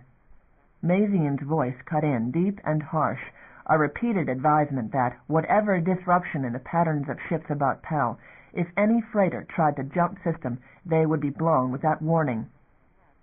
Station acknowledged. It was all they could do. Part 4. Pell, Q, 1300 hours. Nothing worked. In Q, nothing ever seemed to. Vasily Kresich punched buttons totally dead, and punched them again, hit the comm unit with the heel of his hand, and still had no response from Station Comm Central. He paced the limits of his small apartment. The breakdowns infuriated him, drove him almost to tears. They happened daily.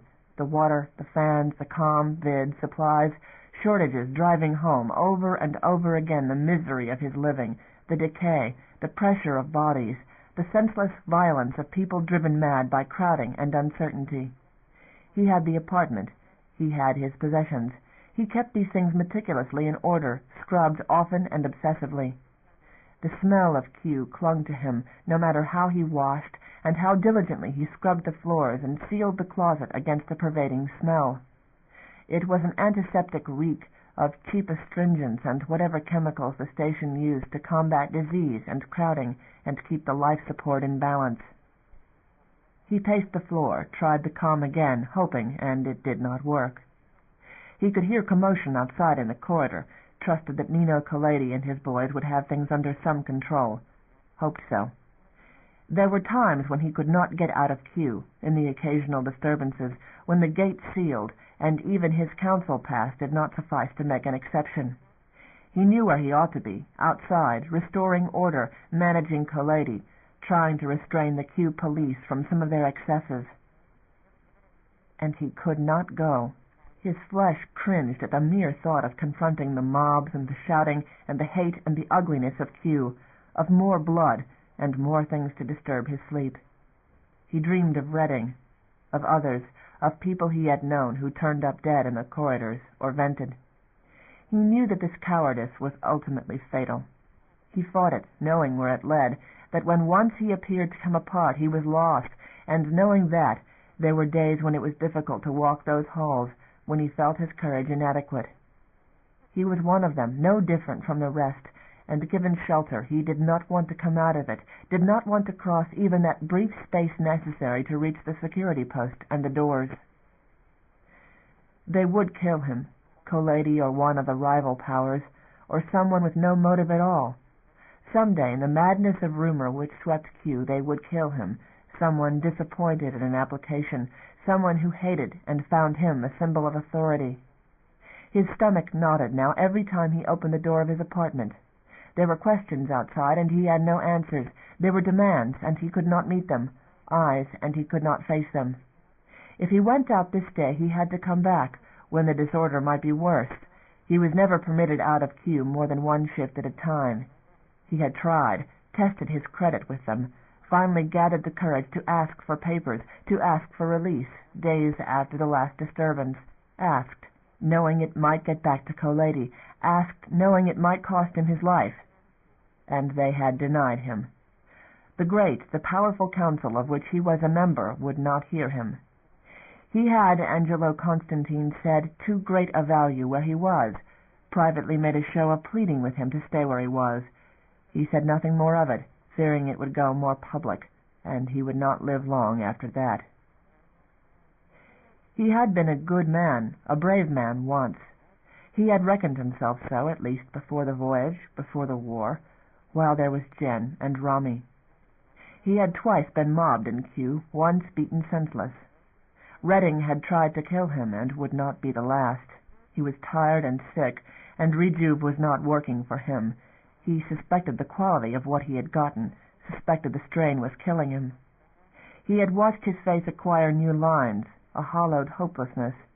He no longer recognized the man he had been a year ago. He feared obsessively for his health, knowing the quality of medical care they had in Q, where any medicines were stolen and might be adulterated, where he was dependent on Colady's largesse for drugs as well as wine and decent food. He no longer thought of home, no longer mourned, no longer thought of the future. There was only today, as horrible as yesterday, and if there was one desire he had left, it was to have some assurance it would not be worse. Again he tried calm, and this time not even the red light came on. Vandals dismantled things in Q as fast as their own repair crews could get them working. Their own crews. It took days to get Pell workmen in here, and some things stayed broken. He had nightmares of such an end for them all, sabotage of something vital by a maniac who did not consider personal suicide enough, the whole section voided. It could be done, in crisis, or at any moment. He paced the floor faster and faster, clenched his arms across his stomach, which hurt constantly when he was under stress. The pain grew, wiping out other fears. He gathered his nerve at last, put on his jacket, weaponless as most of Q was not, for he had to pass checkpoint scan. He fought nausea, setting his hand on the door release, finally nerved himself to step out into the dark, graffiti-marred corridor. He locked the door after him. He had not yet been robbed, but he expected to be, despite Colady's protection. Everyone was robbed. Safest to have little. He was known to have much. If he was safe, it was that what he had belonged to Colady in his men's eyes, that he did, if word of his application to leave had not gotten to their ears.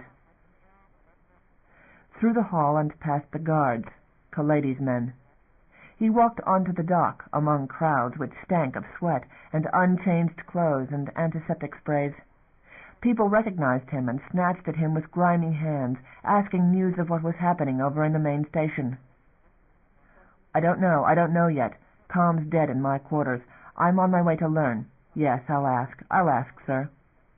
He repeated it over and over, tearing from one pair of clutching hands to the next, one questioner to the other, some wild-eyed and far gone in the madness of drugs. He did not run. Running was panic. Panic was mobs. Mobs were death. And there were the section doors ahead, the promise of safety, a place beyond which Q could not reach, where no one could go without the precious pass he carried. "It's Mazian," the rumor was running Q dockside. And with it, "They're pulling out, all Pell's pulling out and leaving us behind." "Councillor Cressich." A hand caught his arm and met business. The grip pulled him abruptly about. He stared into the face of Sachs Chambers, one of Collady's men, felt threat in the grip which hurt his arm. "Going where, Councillor?" "Other side," he said, breathless. They knew. His stomach hurt the more. "Council will be meeting in the crisis. Tell Collady. I'd better be there. No telling what council will hand us otherwise." Sachs said nothing, did nothing for a moment. Intimidation was a skill of his. He simply stared, long enough to remind Cressich that he had other skills. He let go, and Cressich pulled away. Not running. He must not run, must not look back, must not make his terror evident. He was composed on the outside, though his belly was tied in knots. A crowd was gathered about the doors. He worked his way through them, ordered them back. They moved, sullenly, and he used his pass to open their side of the access, stepped through quickly, and used the card to seal the door before any could gather the nerve to follow. For a moment, then, he was alone on the upward ramp, the narrow access in bright light and a lingering smell of Q. He leaned against the wall, trembling, his stomach heaving. After a moment he walked on down the ramp on the other side and pressed the button which should attract the guards on the other side of Q line. This button worked. The guards opened, accepted his card, and noted his presence in Pell proper. He passed decontamination, and one of the guards left his post to walk with him, routine, whenever the councillor from Q was admitted to station, until he had passed the limits of the border zone. Then he was allowed to walk alone. He straightened his clothes as he went, trying to shed the smell and the memory and the thoughts of Q. But there was alarm sounding, red lights blinking in all the corridors, and security personnel and police were everywhere evident. There was no peace this side either. Part 5. Pell, Station Central, Com Central Office, 1300 hours. The boards in Central Com were lit from end to end, jammed with calls from every region of the station at once.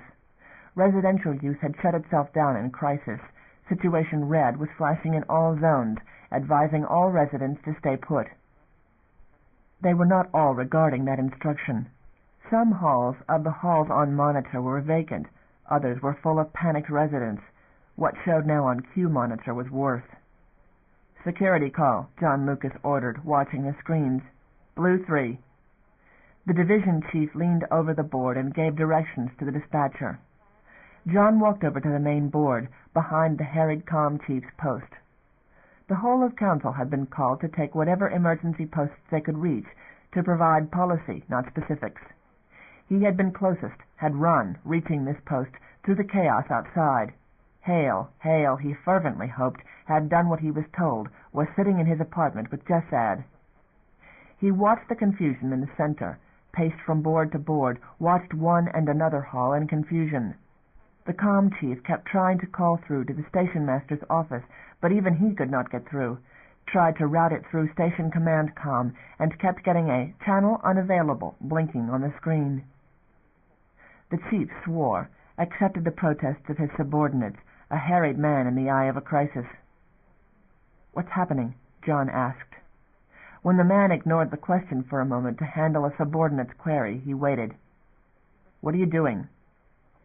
"Councillor Lucas," the chief said in a thin voice, "we have our hands full. There's no time." "You can't get through." "No, sir, I can't get through. They're tied up with command transmission. Excuse me." "Let it foul," he said, when the supervisor started to turn back to the board, and when the man looked at him, startled. Give me general broadcast."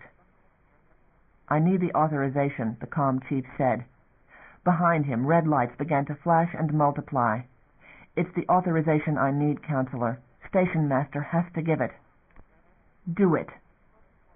The man hesitated, looked about him as if there were advice to be had from some other quarter. John seized him by the shoulder and faced him to the board, while more and more lights flashed on the jammed boards. "Hurry it," John ordered him, and the chief reached for an internal channel and punched in a mic. "General override to number 1," he ordered, and had the acknowledgement back in an instant. "Override on vid and comm. The comm center main screen lit. Camera active." John drew a deep breath and leaned into the field. The image was going everywhere, not least to his own apartment, to the man named Jessad. "This is Counselor John Lucas," he said to all Pell, breaking into every channel, operations and residential, from the stations busy directing incoming ships to the barracks of Q, to the least and greatest residents in the station. "I have a general announcement. The fleet presently in our vicinity is confirmed to be that of Mazian, proceeding in under normal operations for docking. This station is secure, but will remain under condition red until the all-clear is given. Operations in the comm center and elsewhere will proceed more smoothly if each citizen will refrain from use of communications except in the most extreme necessity. All points of the station are secure, and there has been no damage or crisis. Records will be made of calls, and failure to regard this official request will be noted. All Downer work crews, report to your section habitats at once, and wait for someone to direct you. Stay off the docks. All other workers continue about your assigned business. If you can solve problems without calling Central, do so. As yet we have nothing but operations contact with the fleet.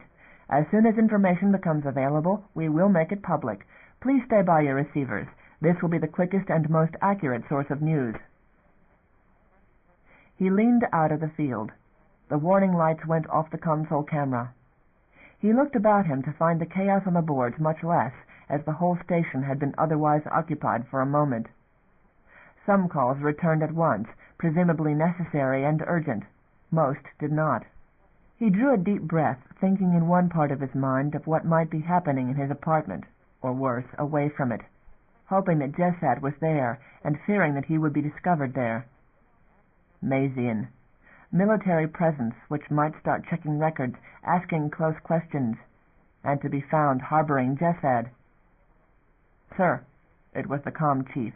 The third screen from the left was alight. Angelo Constantine, angry and flushed. John punched the call through. "Use procedures," Angelo spat, and broke off. The screen went dark as John stood clenching his hands and trying to reckon whether that was because he had caught Angelo with no good answer, or because Angelo was occupied. "Let it come," he thought, in an access of hate, the pulse pounding in his veins. Let Mazian evacuate all who would go. Union would come in after, would have need of those who knew the station. Understandings could be reached. His understanding with Jessad paved the way for that. It was no time to be timid. He was in it, and there was no retreat now. The first step, to become visible, a reassuring voice, and let Jessad see him doing it. Become known, have his face familiar all over the station. That was the advantage the Constantines had always had, monopoly of public visibility, handsomeness. Angelo looked the vital patriarch. He did not. He had not the manner, the lifelong habit of authority. But ability, that he had, and once his heart had begun to settle out of the initial dread of the disorder out there, he found advantage in the disorder, in any event that went against the Constantines. Only Jessad. He remembered Mariner, which had died when Mazian had crowded in on the situation there. Only one thing protected them now, that Jessad had to rely on him and on Hale as his arms and legs, having no network yet of his own, and at the moment Jessad was neatly imprisoned, having to trust him, because he dared not try the halls without papers, dared not to be out there with Mazian coming in. He drew in a breath, expanded with the thought of the power he actually had. He was in the best of positions. Jessad could provide insurance, or what was another body vented, another paperless body, as they sometimes ended up vented out of Q. He had never killed before, but he had known from the time he accepted Jethad's presence that it was a possibility. Chapter 2. Norway, 1400 hours. It was a slow process to berth in so many ships, Pacific first, then Africa, Atlantic, India. Norway received clearance, and Signy, from her vantage at the post central to the bridge, passed the order to Graf at controls. Norway moved in with impatient dispatch, having waited so long, was opening the ports of Pell dock crews to attach the umbilicals while Australia began its move, was completing secure for stay while the supercarrier Europe glided into dock, disdaining the pushed assist which Station wanted to give. "Doesn't look like trouble here," Graf said. "I'm getting it all quiet on dockside. Station master security is thick out there. No sign of panicked civs. They've got the lid on it." That was some comfort. Signy relaxed slightly, beginning to hope for sanity, at least while the fleet sorted out its own business. "Message," Com said then. "General Hale from Pell Station Master to Fleet at dock. Welcome aboard, and will you come to Station Council at earliest?" "Europe will respond," she murmured, and in a moment Europe's com officer did so, requesting a small delay. "All captains," she heard at last on the emergency channel she had been monitoring for hours, Mazian's own low voice. "Private conference in the briefing room at once. Leave all command decisions to your lieutenants and get over here." "Graf." She hurled herself out of her cushion. "Take over. Di, get me 10 men for escort, double quick."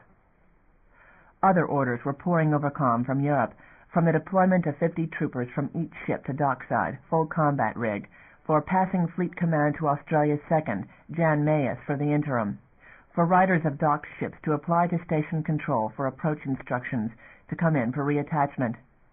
Coping with those details was Graf's job now. Mazian had something to tell them, explanations, long awaited.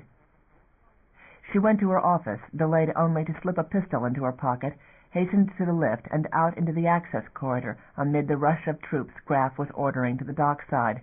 Combat rigged from the moment they had gone into station approach, headed for the hats before the echoes of Graf's voice had died in Norway's steel corridors. Di was with them, and her own escort sorted itself out and attached itself as she passed through. The whole dock was theirs. They poured out at the same moment as troops from other ships hit the dockside, and station security faded back in confusion before the businesslike advance of armored troops who knew precisely the perimeter they wanted and established it. Dock workers scrambled this way and that, uncertain where they were wanted. "Get to work," Di Jantz shouted. "Get those water lines over here." And they made up their minds at once, little threat from them, who were standing too close and too vulnerable compared to the troops. Signy's eyes were for the armed security guards beyond the lines, at their attitude, and at the shadowed tangles of lines and gantries which might shelter a sniper.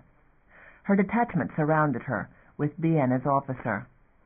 She swept them with her, moving rapidly up the row of ship berths, where a mob of umbilicals and gantries and ramps stretched as far as the eye could see up the ascending curve of the dock, like mirror reflections, impeded only by the occasional arch of a section seal and the upward horizon. Merchanters docked beyond them. Troops made themselves a screen all along the route between Norway and Europe. She followed after Australia's Tom Edger and his escort. The other captains would be at her back, coming as quickly as they could. She overtook Edger on the ramp up to Europe's access. They walked together. Q of India caught them up when they had passed the ribbed tube and reached the lift, and Pori of Africa was hard on Q's heels. They said nothing, each of them gone silent, perhaps with the same thoughts and the same anger.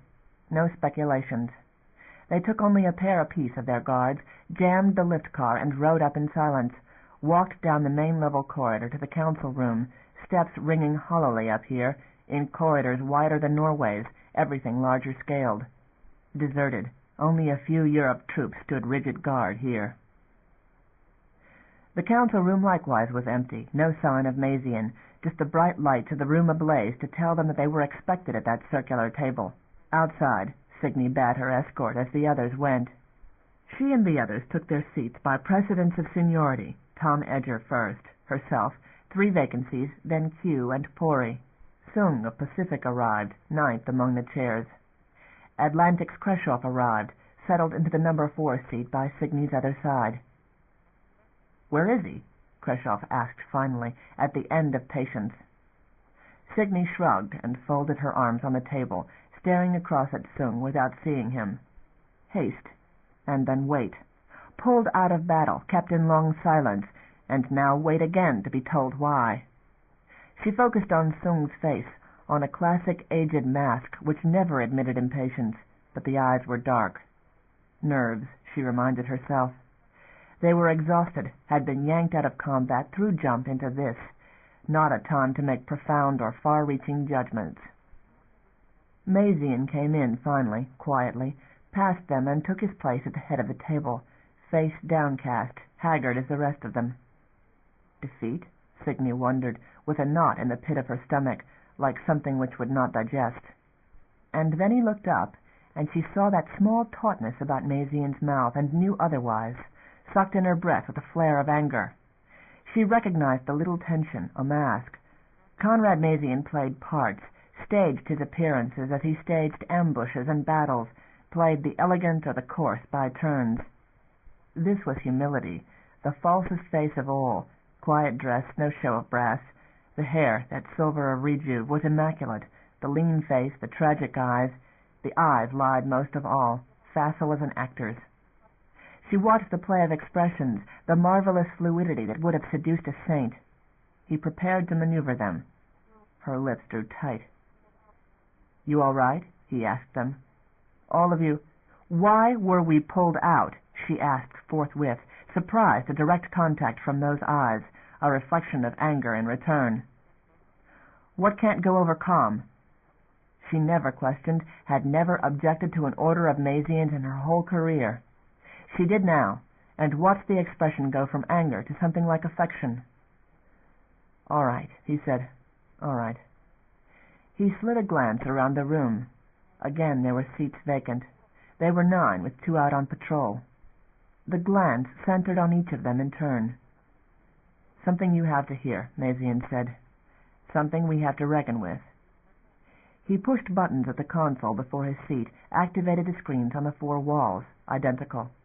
Signy looked up at the schematic they had last seen at Omicron Point, the taste of bile in her mouth, watched the area widen, familiar stars shrinking in wider scale. There was no more company territory. It was not theirs anymore, only Pell. On wider view they could see the hinder stars, not Sol. But that was in the reckoning too now. She knew well enough where it was if the schematic kept widening. It froze, ceased to grow. "What is this?" Kreshoff asked. Mazian only let them look. Long. "What is this?" Kreshoff asked again. Signy breathed. It took a conscious effort in that silence. Time seemed at a halt, while Mazian showed them in dead silence what was graven in their minds already. They had lost. They had ruled there once, and they had lost. "From one living world," Mazian said, almost a whisper. "From one living world of our beginning, humankind reached out as far as we've ever gone. One narrow reach of space here, thrust far back from what Union has, the hinder stars Pell, and the hinder stars. Tenable, and with the personnel overloading Pell, possible." "And run again?" Puri asked. A muscle jerked in Mazian's jaw. Signy found her heart beating hard and her palms sweating. It was close to falling apart, all of it. "Listen," Mazian hissed. Mask dropped. "Listen." He stabbed another button. A voice began to speak, distant, recorded. She knew it, knew the foreign inflection, knew it. "Captain Conrad Mazian," the recording began. "This is Second Secretary Seagust Ayres of the Security Council, authorization code Omar Series 3, with authority of the Council and the Company. Cease fire. Cease fire. Peace is being negotiated. As earnest of good faith, require you cease all operations and await orders. This is a Company directive. All efforts are being made to guarantee safety of Company personnel, both civilian and military, during this negotiation. Repeat, Captain Conrad Mazian. This is Second Secretary Seagust Ayres." The voice died abruptly with the push of a key. Silence lingered after it. Faces were stark with dismay. "War's over," Mazian whispered. War's over. Do you understand? A chill ran through Signy's blood. All about them was the image of what they had lost, the situation in which they were cast. Companies finally showed up to do something, Mazian said. To hand them this. He lifted a hand to the screens, a gesture which included the universe. I recorded that message relayed from the Union flagship. That message. From Seb Azov's flagship. Do you understand? The code designation is valid. Mallory, those company men who wanted passage, that's what they've done to us. She drew in her breath. All warmth had fled. If I'd taken them aboard, you couldn't have stopped them, you understand. Company men don't make solitary decisions. It was already decided elsewhere. If you'd shot them on the spot, you couldn't have stopped it, only delayed it. Until we'd drawn a different line, she replied. She stared into Mazian's pale eyes and recalled every word she had spoken with airs, every move, every intonation. She had let the man go to do this. So they got their passage somehow, Mazian said. The question is what agreement they've made first, at Pell, and just how much they've signed over to Union. There's the possibility, too, that those so-named negotiators aren't intact.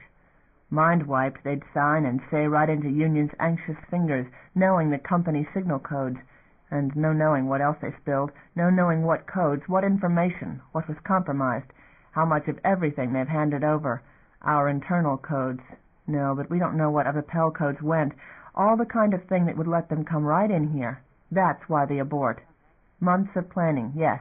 Stations gone, ships and friends gone, vast human suffering, all of that for nothing. But I had to make a fast decision. The fleet is intact, so is Pell. We've got that much, right or wrong. We could have won at Viking and gotten ourselves pinned there, lost Pell, all source of supply. That's why we pulled out. There was not a sound, not a move. It suddenly made full sense. That's what I didn't want on comm, Mazian said. It's your choice. We're at Pell, where we have a choice. Do we assume it's company men who sent that, in their right minds, unforced? That Earth still backs us? It's in question. But, old friends, does that really matter? How matter? Sung asked. Look at the map, old friends, look at it again. Here is a world, Pell. And does a power survive without it? What is Earth but that? You have your choice here. Follow what may be company orders, or we hold here, gather resources, take action. Europe staying, regardless of orders. If enough do, we can make Union think twice about putting its nose in here. They don't have crews that can fight our style of fight. We've got supply here. We have resources. But make up your minds. I won't stop you, or you can stay and do what I think you might do. And when history writes what happened to the company out here, it can write what it likes about Conrad Mazian. I made my choice. 2 of us, Edger said. 3, Signy said, no faster than the murmur from the others. Mazian passed a slow glance from one to the other, nodded. Then we hold here, but we have to take it. Maybe we'll have cooperation here, and maybe we won't. We're going to find out. And we're not all in on this yet. Sung, I want you personally to go out to North Pole and Tibet and put it to them. Explain it any way you like. And if there's any large number of dissenters in any crew or among the troops, we'll give them our blessing and let them go. Take one of the merchanters' ships here and ship them out. I leave it to individual captains to handle that. There won't be any dissent, Q said. If there are, Mazian said. The station now. We move out and disperse our own security throughout, put our own personnel in key spots. Half an hour is enough for you to break this to your own commands. Whatever they ultimately decide to do, there's no question that we need to hold Pell securely before we can take any action, either to clear a ship for some to leave or to hold on to it. Go? Khrushchev asked when silence lingered. Go, Mazian said softly, dismissing them. Signy pushed back and moved, first after Sung, past Mazian's own security at the door, gathered her 2-man escort and went, aware of others hard at her heels. Uncertainty still weighted her conscience. She had been company all her life, cursed it, hated its policies and its blindness, but she felt suddenly naked standing outside it. Timidity, she reasoned with herself. She was a student of history, valued the lessons of it. The worst atrocities began with half measures, with apologies, compromising with the wrong side, shrinking from what had to be done. The deep and its demands were absolutes, and the compromise the company had come to the beyond to try would not hold longer than the convenience of the stronger, and that was union. They served Earth, she persuaded herself, better by what they did than the company agents did by what they traded away. Chapter 3, Part 1, Pell, Sector White 2, 15:30 hours. The warning lights must still be on outside in the corridor. The salvage center kept to a deliberate pace. The supervisor walked the aisles between the machines and silenced any talk by his presence. Josh carefully kept his head down, unfastened a plastic seal from a small, worn-out motor, dropped it into a tray for further sorting, dropped clamps into yet another tray, disassembled the components into varied categories for reuse or recycling according to wear and type of material. There had been, since the original comm announcement, no further word from the screen on the forward wall. No discussion was allowed after the initial murmur of dismay at the news. Josh kept his eyes averted from the screen and from the station policeman at the door. He was more than 3 hours past his ship's quitting time. They should all have been dismissed, all those on partial. Other workers should have arrived. He had been here over 6 hours. There was no provision for meals here. The supervisor had finally sent out for sandwiches and drinks for them. There was still a cup of ice on the bench in front of him. He did not touch it, wishing to seem completely busy. The supervisor stopped a moment behind him. He did not react, did not break the rhythm of his actions. He heard the supervisor move on, and did not look to see. They did not treat him differently from the others here. It was his own troubled mind, he persuaded himself, which made him suspect they might be watching him in particular. They were all closely supervised. The girl by him, a solemn, slow-moving child, and ever so careful, was doing the most complex job of which she was capable, and nature had cheated her of much capacity.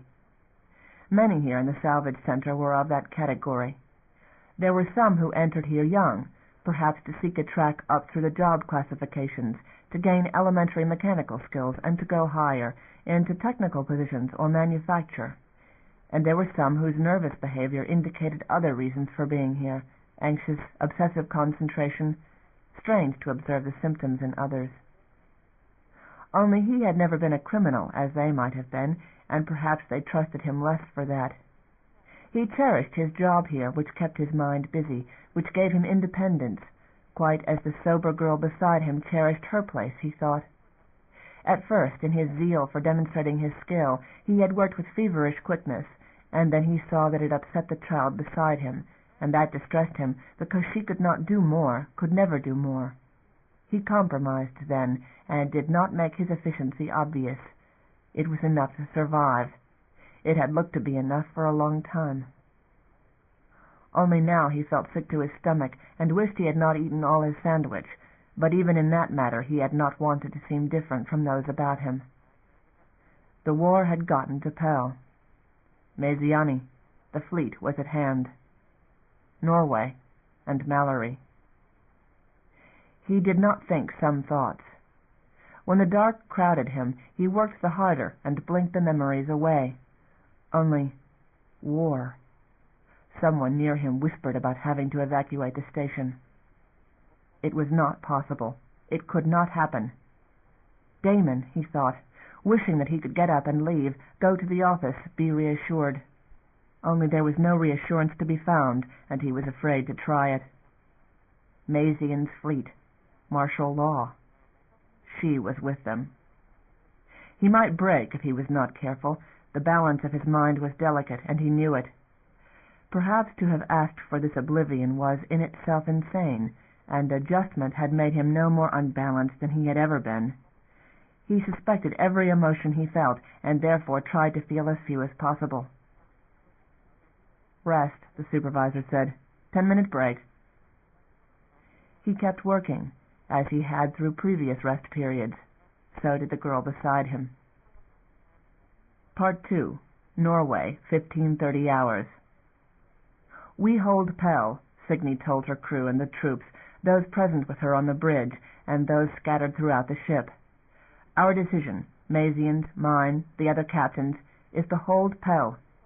Company agents have signed a treaty with Union, handed them everything in the Beyond, and called for us to stand aside while they do it.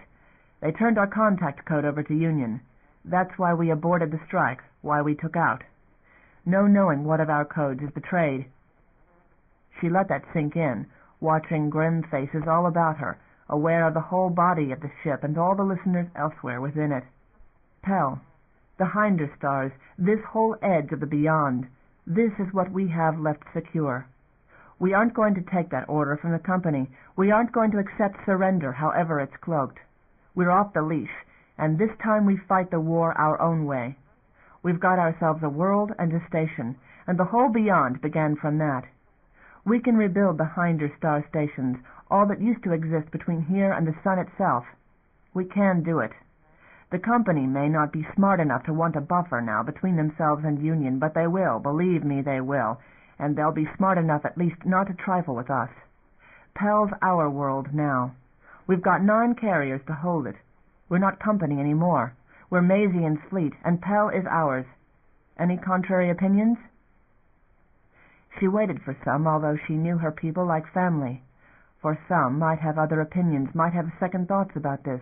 There was reason they should. A sudden cheer erupted off the troop decks, found echo, all channels open. People on the bridge were hugging one another and grinning. Graf embraced her, Armscomper Tyho did, and others of her officers of many years. Some were crying. There were tears in Graf's eyes, none in her own. Might have been, but that she felt guilt, still, irrationally, the habit of an outworn loyalty. She embraced Graf a second time, pushed back, looked around her. "Get all of us ready," she said. It was going all over the ship, open comm. "We're moving in to take Station Central before they know what's hit them. Di, hurry it." Graf started giving orders. She heard Di doing so down in the troop corridors, distinctive echo. The bridge moved into activity, techs jostling one another in the narrow aisles getting to posts. 10 minutes, she shouted. "Full armament, all available troops, arm and out." There was shouting elsewhere, the comm giving evidence of troops rushing to shoot even before the orders were officially passed. The commands began echoing through the corridors. Signy walked back to her small office quarters and took the precaution of helmet and body armor, none for her limbs, trading risk for freedom of motion. 5 minutes. She heard Di counting over the open comm, with outright chaos feeding out from various command stations. No matter. This crew and the troops knew their business in the dark and upside down. All family here. The incompatible met early accidents, and those left were close as brothers, as children, as lovers. She headed out, slipping her pistol openly into the armor holster, rode the lift down. Armored troops pouring down the corridor at a rattling run hit the wall to give her room the instant they recognized her coming through, so that she could run to the fore where she belonged. "Signy!" they cried after her, jubilant. "Bravo, Signy!" They were alive again and felt it. Part 3. Pell Council, Sector Blue 1. "No," Angelo said at once. "No, don't try to stop them. Pull back our forces immediately." Station Command acknowledged and turned to its business. Screens in the council chamber began to reflect new orders. The muffled voice of Security Command gave reports. Angelo sank back in his chair, at the table in the center of council, amid the partially filled tiers, the soft murmurings of panic among those who had contrived to get back here through the halls. He propped his mouth against his steepled hands and sat studying the incoming reports which cut across the screens in rapid sequence, views of the docks where armored troops boiled out. Some of the council had waited too long, could not get out of the sections where they worked or where they had taken up an emergency post. Damon and Eileen came in together for refuge, out of breath, hesitated at the door. Angelo beckoned his son and daughter-in-law in on personal privilege, and they approached at his urging and settled at 2 of the vacant places at the table. "Had to leave dock office in a hurry," Damon said quietly. Took the lift up. Hard behind them came John Lucas and his clutch of friends to seat themselves, the friends in the tiers and John at the table. 2 of the Jacobys made it, hair disheveled and faces glistening with sweat. It was not council. It was a sanctuary from what was happening outside.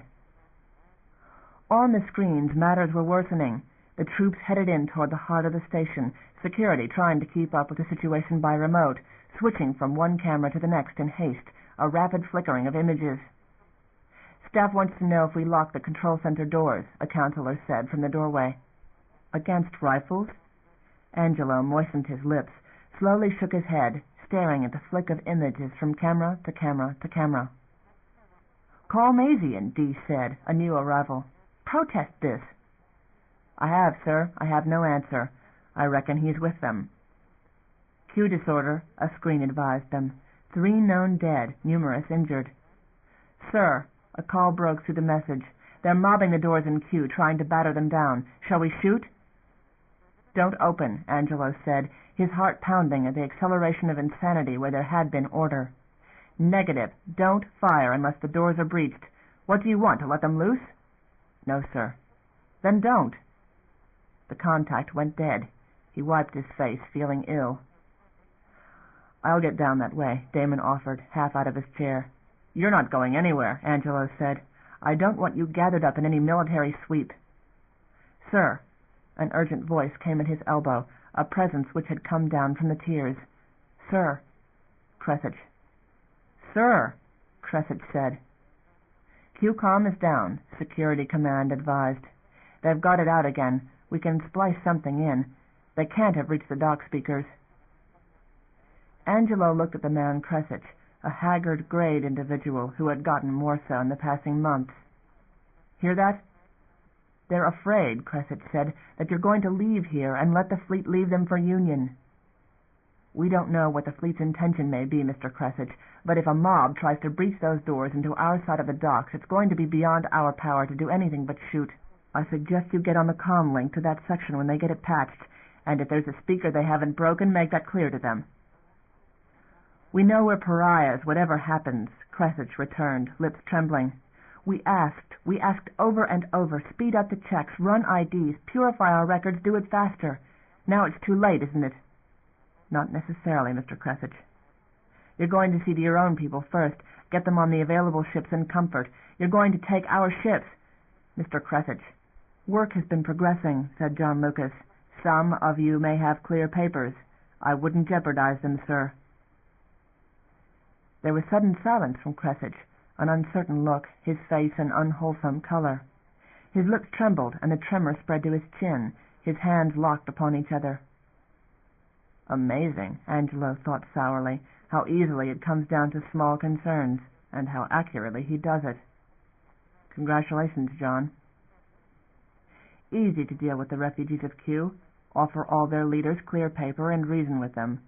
Some had, in fact, proposed that. "They've got Blue 3, Damon muttered. Angelo followed his gaze to the monitors, on which the flow of armored troops and their stationing along the corridors had become a rapid mechanical process. "Mazian," said John. "Mazian himself." Angelo stared at the silver-haired man in a lead, mentally counting off the moments it would take that tide of soldiery to flow up the spiraling emergency ramps to their level, to the doors of the council itself.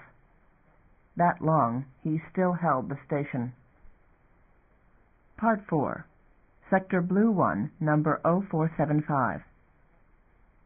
The images changed. Lily fretted, sprang up, and walked back and forth, a step toward the buttons on the box, a step toward the dreamer whose eyes were troubled. Finally she dared reach for the box to change the dream. "No," the dreamer told her sharply, and she looked back and saw the pain, the dark, lovely eyes in the pale face, the white, white sheets, all about her light save her eyes, which gazed on the sights in the halls. Lily came back to her, interposed her body between dream and dreamer, smoothed the pillow. "I turn you," she offered. "No." She stroked the brow, touched so gently. "Daltesilan, love you, love you." "They are troops, son," her friend said, in that voice so still and calm that it shed peace on others. "Men with guns, Lily. It's trouble. I don't know what may happen." "Dream them gone," Lily pleaded. "I have no power to do that, Lily. But see, there is no using the guns. No one is hurt." Lily shivered and stayed close. From time to time on the ever-changing walls the face of sun appeared, reassuring them, and stars danced, and the face of the world shone for them like the crescent moon. And the line of men in shells grew, filling all the ways of the station. Part 5. There was no resistance. Signy had not drawn her gun, although her hand was on it. Neither had Mazian or Kreshoff or Q. Threat was for the troops, leveled rifles with the safeties off. They had fired one warning burst on the docks, nothing since. They moved quickly, giving no time for thought in those who met them now, no hint that there was argument possible. And there were few who lingered to meet them at all in these sections. Angelo Constantine had given orders, Signy reckoned, the only sensible course. They changed levels, up a ramp at the end of the main hall. Boots rang in complete vacancy, the sharp report of troops in their wake filing off to station themselves at the appointed line-of-sight intervals set up other echoes. They passed from the emergency ramp to the area of station control. Troops moved in there, too, under officers, lowered rifles, while other detachments headed down the side halls to invade other offices. No shooting, not here. They kept moving down the center corridors, passed from cold steel and plastics to the sound-deadening matting, entered the hall of the bizarre wooden sculptures, whose eyes looked no less shocked now than before. And the human faces, the small group gathered in the anteroom of the council chambers, were as round-eyed. Troopers swept through, pushed at the ornate doors to open them. The lead doors swung to either side, and two troopers braced like statues, facing inward, rifles leveled. The councillors inside, in a chamber far from filled, rose and faced the guns as Signy and Mazian and the others walked through. There was dignity in their posture, if not defiance. "Captain Mazian," said Angelo Constantine, "can I offer you to sit and talk this over with us, you and your captains?" Mazian stood still a moment. Signy stood between him and Q, Kreshoff on the other side, surveying faces. Not the full council, not by half. "We don't take that much of your time," Mazian said. "You asked us here, so we're here." No one had moved, not to sit, not to shift position. "We'd like an explanation," Constantine said, "of this operation." "Martial law," Mazian said, "for the duration of the emergency. And questions, direct questions, Mr. Constantine, regarding agreements you may have made with certain company agents, understandings with Union, and the flow of classified information to Union intelligence. Treason, Mr. Constantine." Blood left faces all about the room. "No such understandings," Constantine said. "No such understandings exist, Captain. This station is neutral. We are a company station, but we do not permit ourselves to be drawn into military action or used as a base." "And this militia you have scattered about you?" "Sometimes neutrality needs reinforcement, Captain. Captain Mallory herself warned us of random refugee flights. You claim ignorance that information was handed to Union by civilian company agents. You aren't party to any agreements, arrangements, or concessions which those agents may have made with the enemy?" There was a moment of heavy silence. "We know of no such agreements. If there were any agreements to be made, Pell was not informed of them, and if we had been, we would have discouraged them." "You're informed now," Mazian said. "Information was passed, including code words and signals which jeopardize the security of this station. You've been handed to Union Station Master by the company. Earth is folding up its interests out here. You're one. We're another. We don't accept such a situation. Because of what's already been turned over, other stations have been lost. You're the border. With what forces we have, Pell is both necessary to us and tenable. Do you understand me?" "You'll have every cooperation," Constantine said. "Access to your records. Every security problem should be weeded out and set under quarantine." Constantine's eyes shifted to Signy and back again. "We've followed all your procedures as outlined by Captain Mallory, meticulously. There'll be no section of this station, no record, no machine, no apartment, if need be, where my people don't have instant access. I would prefer to withdraw most of my forces and leave yours in charge, if we can have this clearly understood. that if there are security problems, if there are leaks, if a ship bolts from pattern out there, or if order breaks down in any particular, we have our own procedures, and they involve shooting. Is that clear?" "It is," Constantine said, "abundantly clear." "My people will come and go at will, Mr. Constantine, and they'll shoot if they judge it necessary, and if we have to come in shooting to clear the way for one of ours, we will, every man and woman in the fleet. But that won't happen. Your own security will see to it, or your security with the help of ours. You tell me which way." Constantine's jaw clenched. "So we are playing on both sides, Captain Mazian.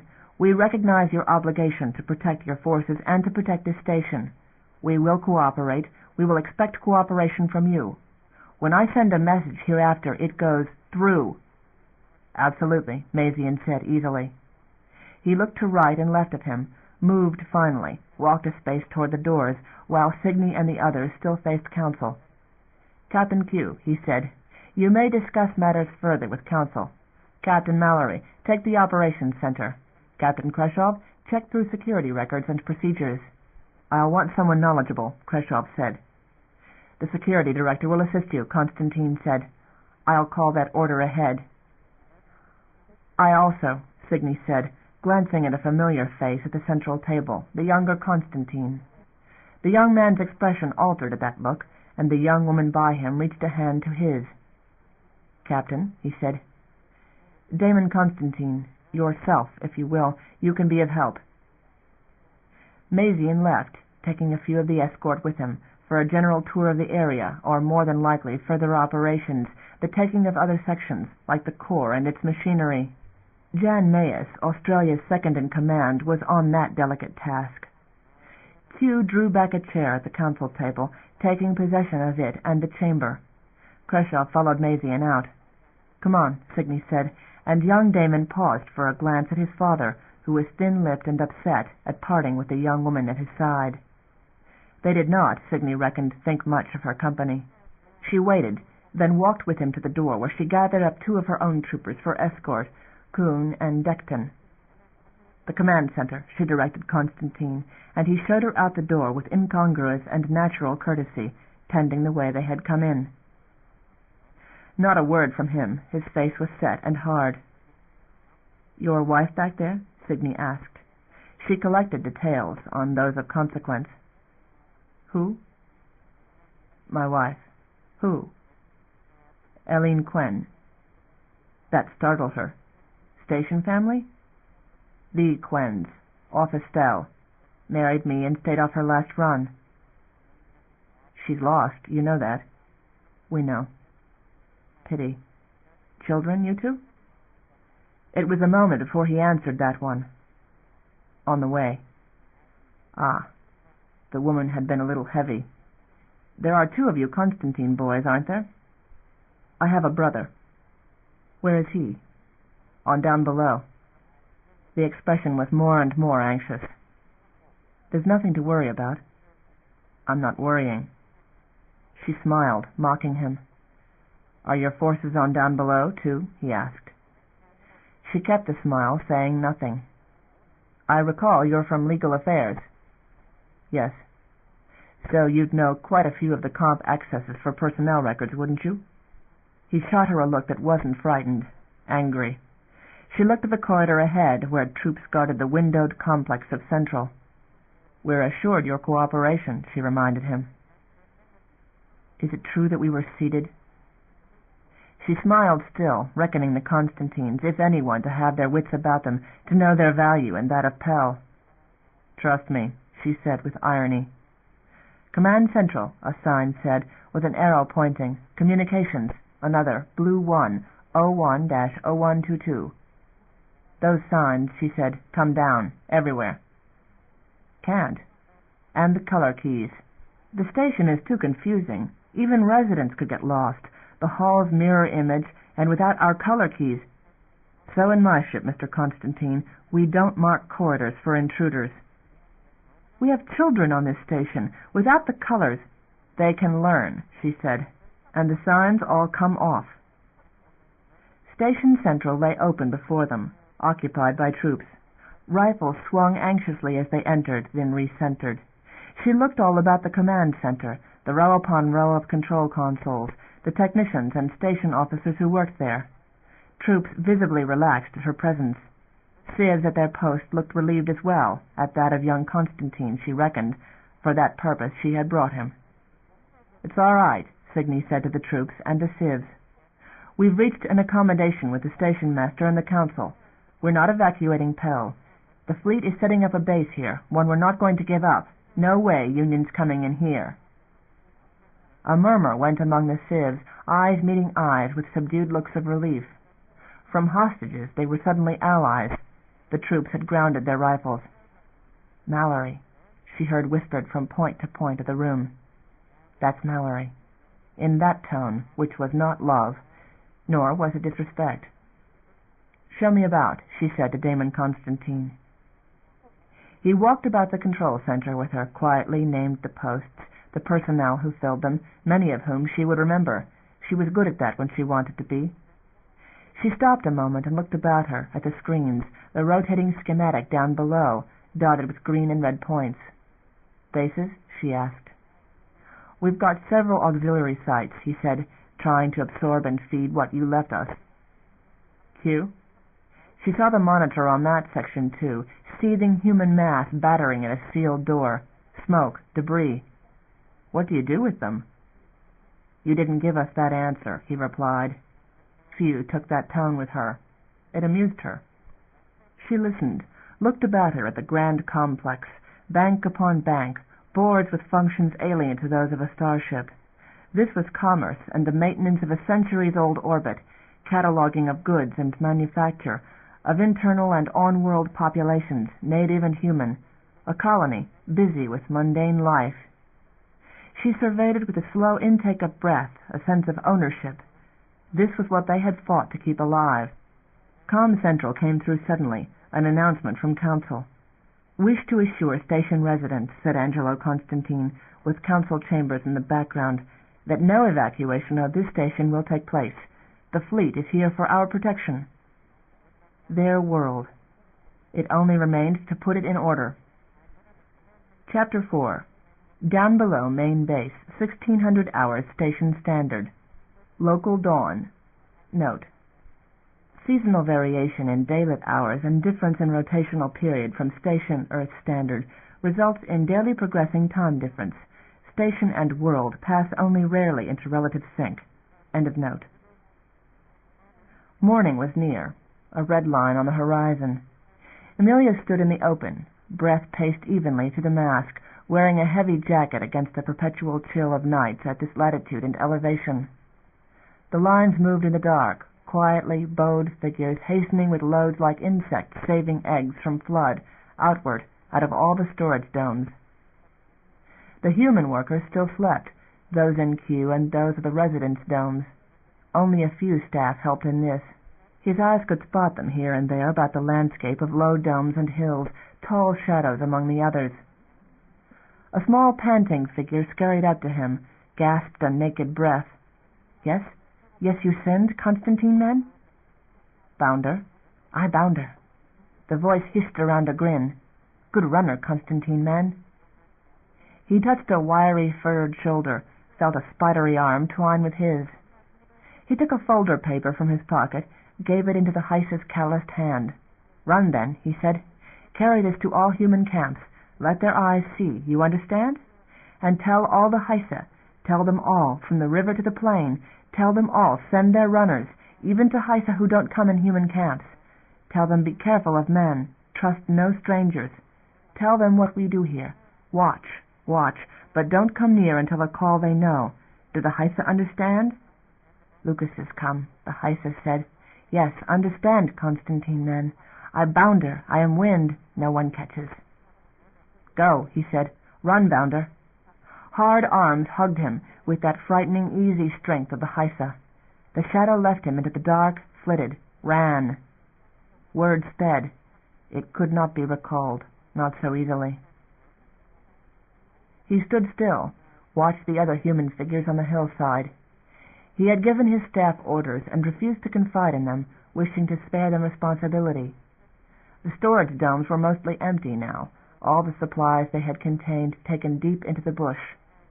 Word sped along the river by ways which had nothing to do with modern communications, nothing which listeners could monitor, word which sped with a Heisa speed and would not be stopped at any order from the station or those who held it, camp to camp, human and Heisa, wherever Heisa were in touch one with the other. A thought struck him, that perhaps never before man had the Heisa had reason to talk to others of their kind in this way, that never to their knowledge was there war, never unity among the scattered tribes, but somehow knowledge of man had gotten from one place to the other, and now humans sent a message through that strange network. He imagined it passing on river banks and in the brush, by chance meetings and by purpose, with whatever purpose moved the gentle, bewildered Heisa. And over all the area of contact Heisa would steal, who had no concept of theft, and leave their work, who had no concept of wages or of rebellion. He felt cold, wrapped as he was in layers of clothing, well insulated against the chill breeze. He could not, like Bounder, run away.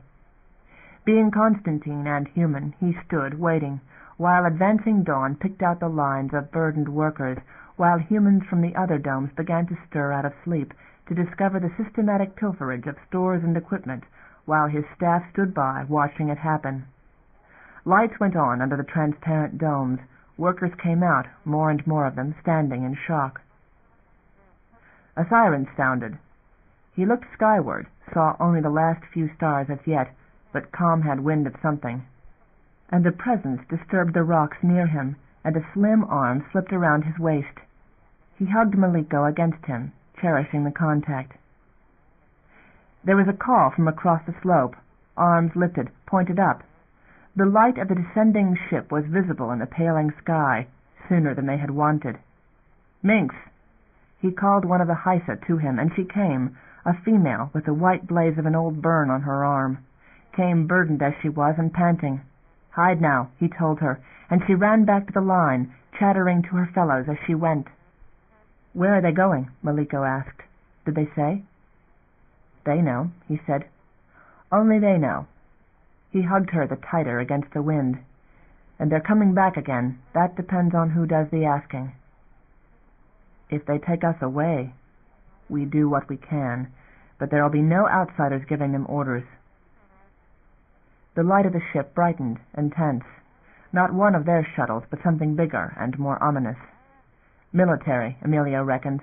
A carrier's landing probe. "Mr. Constantine," one of the workers came running up, stopped with a bewildered spreading of his hands. "Is it true? Is it true that Mazian's up there?" "We were sent word, that's what it is. We don't know what's going on up there. Indications are things are quiet. Keep it calm, pass the word. We keep our wits about us, ride events as they come. No one says anything about the missing supplies. No one mentions them, you understand? But we aren't going to have the fleet strip us down here and then go off to leave the station to starve. That's what's going on. You pass that word too. And you take your orders only from me and from Maliko, hear?" "Sir," the man breathed, and at his dismissal ran off to carry the news. "Better put it to Q," Maliko said. He nodded, started that way, from the hillside on which they stood. Over the hill a glow flared up, field lights on to guide the landing. He and Maliko walked the path over to Q, found Way there. "Fleet's up there," Emilio said, and at the quick, panicked murmur, "We're trying to keep food for station and ourselves, trying to stop a fleet takeover down here. You saw nothing, you heard nothing. You're deaf and blind, and you don't have responsibility for anything. I do." There was murmuring from the resident workers from Q. He turned, he and Maliko, headed by the path from there to the landing site. A crowd of his own staff and resident workers formed about him. Q folk, too. No one stopped them. They had no guards anymore, not here, not at the other camps. Q worked by posted schedules like other workers. It was not without its arguments, its difficulties, but they were less a threat than what descended on them all, which would make its demand for provisions, for troop-laden carriers, and possibly demands for live bodies. The ship came down in thunder, settled into the landing area and overfilled it, and on the hillside they stopped their ears in its sound and turned their faces from its reeking wind until the engines had shut down.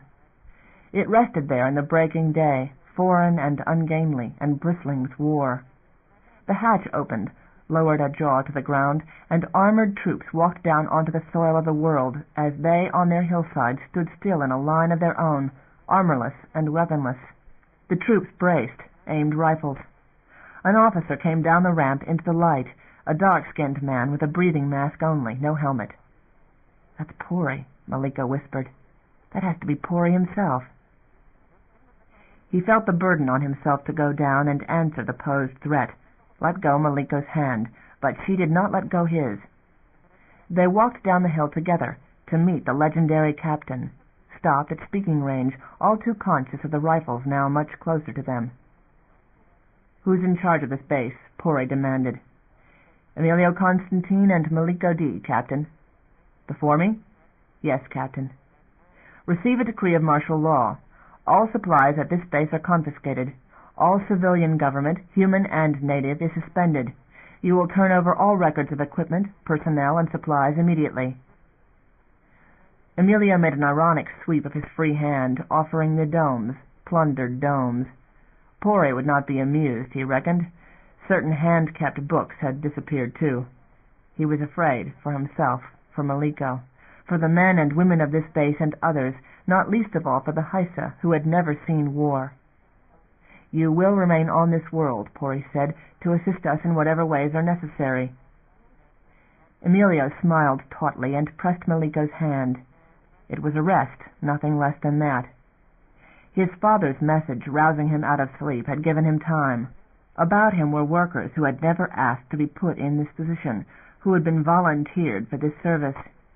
He relied less on their silence than on the Haisa speed. It was even possible that the military would put him under more direct restraint.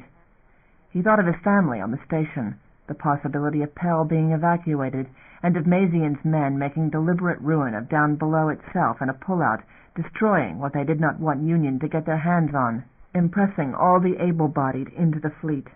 They would put guns in Heisa's hands if it would get them lives to throw against Union.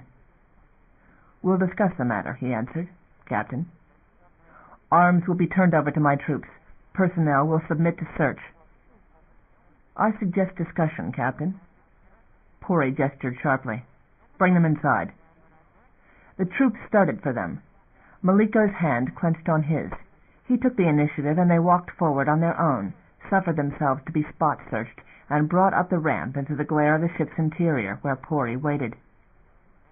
Emilio stopped at the upper end of the ramp, with Malika beside him. "We have the responsibility for this base," he said. "I don't want to make public issue of it. Very quietly, I'll comply with reasonable needs of your forces." "You are making threats, Mr. Constantine." "I'm making a statement, sir. Tell us what you want. I know this world. Military intervention in a working system would have to take valuable time to establish its own ways, and in some cases intervention could be destructive." He stared into Pori's scar-edged eyes, well read that this was a man who did not like to be defied, who was personally dangerous. "My officers will go with you," Pori said, "to get the records." Chapter 5, Part 1. Pell, Sector White 2, 1700 hours. Police had come in, quiet men, who stood by the door and talked to the supervisor. Josh saw them from under his brows and kept his head down, his fingers never missing a turn of the piece he was removing. The young girl by him had stopped outright, nudged him hard in the ribs. "Hey," she said. "Hey, it's police." 5 of them. Josh ignored the blows in his ribs, and she only jabbed him the harder. Above them the comm screen came on. The light caught his eyes, and he looked up for an instant at another general announcement for the return of limited freedom of passage in Green Section. He ducked his head and resumed work. "They're looking this way," the girl said. They were. They were making gestures in this direction. Josh shot a look up and down again, up once more, for troops had come in, armored. Company soldiers. Maziani. "Look," the girl said. He set himself back to work. The silken voice of Central continued over the comm, promising that it was all safe. He stopped believing it. Footsteps were in the aisle, coming from the other side, heavy steps, and many of them. They reached him and stopped behind him. He kept working in a last feverish hope. Damon, he thought, wished. Damon! A hand touched his shoulder and made him turn. He stared up into the supervisor's face, unfocused, on the security police from the station and a soldier in the armor and insignia of Mazian's fleet. "Mr. Talley," said one of the police, "will you come with us, please?" He realized the wrench in his hand as a weapon, carefully laid it on the counter, wiped his hands on his coveralls, and stood up. "Where are you going?" the girl beside him asked. He had never known her name. Her plain face was distressed. "Where are you going?" He did not answer, not knowing. One of the police took him by the arm and brought him away down the aisle and up the side of the shop to the door. They were all staring. "Quiet," the supervisor said. There was a general murmuring. The police and the troops brought him outside into the corridor and stopped there. The door closed, and a troop officer, in body armor only, faced him to the wall and searched him. The man took his papers from his pocket. He faced about again when they let him, and stood with his back against the wall, watching the officer go through the papers. Atlantic, their insignia said. A sick terror worked in him. Company soldiers had the papers in their hands, and they were all his claim to harmlessness, proof of what he had been through, that he was no danger to anyone. He reached out to recover them, and the officer held them out of reach. Maziani. The shadow came back. He withdrew his hand, remembering other encounters, his heart pounding. "I have a pass," he said, trying to keep the tic from his face, which came when he was upset. "It's with the papers. You can see I work here. I'm supposed to be here." "Mornings only." "We were all held," he said. "We were all held over. Check the others. We're all from morning shift." "You'll come with us," one of the troopers said. "Ask Damon Constantine. He'll tell you. I know him. He'll tell you that I'm all right." That delayed them. "I'll make a note of that," the officer said. "It's possibly true," said one of the station police. "I've heard something like that. He's a special case." "We have our orders. Comp spat him out. We have to clear the matter. You lock him up in your facilities, or we lock him up in ours." Josh opened his mouth to state a preference. "We'll take him," the policeman said before he could plead. "My papers," Josh said. He stammered and flushed with shame. Some reactions were still too much to control. He held out a demanding hand for his papers, and it shook visibly. "Sir." The officer folded them and carefully put them into his belt kit. "He doesn't need them. He's not going anywhere. You take him and put him away, and you have him available if any of us want him. You understand that? He may go into queue later, but not till Command's had a chance to review it." "Understood," the policeman said crisply. He seized Josh's arm, led him down the corridor. The troops walked behind, and finally, at an intersection of corridors, their path and that of the troops diverged. But there were Maziani at every visible hallway. He felt cold and exposed, felt profound relief when the police stopped at a lift and took him into the car alone. They were, for that ride up and around to Red Sector 1, without the troops. "Please call Damon Constantine," he asked one of them, "or Aline Quinn, or anyone in their offices. I know the numbers." There was silence for most of the ride. "We'll report it through channels," one said finally, without looking at him. The lift stopped, read 1, Security Zone. He walked out between them, through the transparent partition and to the desk at the entry. Troops were inside this office too, armored and armed, and that sent a wave of panic through him, for he had hoped that in this place at least he was under station authority. "Please," he said at the desk while they were checking him in. He knew the young officer in charge. He had been here when he was a prisoner. He remembered. He leaned forward toward him and lowered his voice desperately. "Please call the Constantines. Let them know I'm here." Here, too, there was no answer, only an uncomfortable shift of the eyes away from him. They were afraid, all the stationers, terrified of the armed troops. Soldiers drew him away from the desk, led him down the corridor to the detention cells, put him into one, barren and white, and furnished only with sanitary facilities and a white bench extruded from the walls. They delayed to search him again, strip-searched this time, and left him his clothing on the floor. He dressed, sank down finally onto the bench, tucked his feet up and rested his head against his knees, tired from his long working, and knotted up with fear. Part 2. Mercanter ship Hummer, in deep space, 1700 hours. Vittorio Lucas rose from his seat and walked the curve of Hummer's dingy bridge, hesitated at the twitch of a stick in the hand of a unioner who continually kept an eye on him. They would not let him come within reach of controls in this tiny, steeply curved rotation cylinder. Most of Hummer's unlovely mass was a null G belly aft. There was a line on the tiles, marked in tape, which circumscribed his prison. He had not discovered yet what would happen if he crossed it without being called. He never meant to find out. He was allowed most of the circuit of the cylinder, the crew quarters where he slept, the tiny main room section, and this far into the operations area. From here he could make out one of the screens and see scan past the tech's shoulder. He lingered, staring at it, at the backs of men and women in mercanter dress who were not mercanters, his belly still queasy from drugs and his nerves crawling from jump. He had spent most of the day throwing up his insides. The captain was standing, watching the screens, saw him, beckoned him. Vittorio hesitated. At a second signal came walking ahead into that forbidden operations zone, not without a backward glance at the man with the stick. He accepted the captain's friendly hand on his shoulder as he took a closer look at scan. Prosperous-looking sort, this man. Might have been a Pell businessman, urged his crew rather than snapping orders. They all treated him well enough, even with politeness. It was his situation and the potentials in it which had him terrified. Coward, his father would say in disgust. It was true, he was.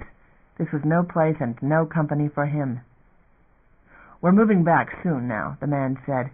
Blass, his name was, Abe Blass. Didn't jump far, just enough to stay out of Mazian's way. "Relax, Mr. Lucas.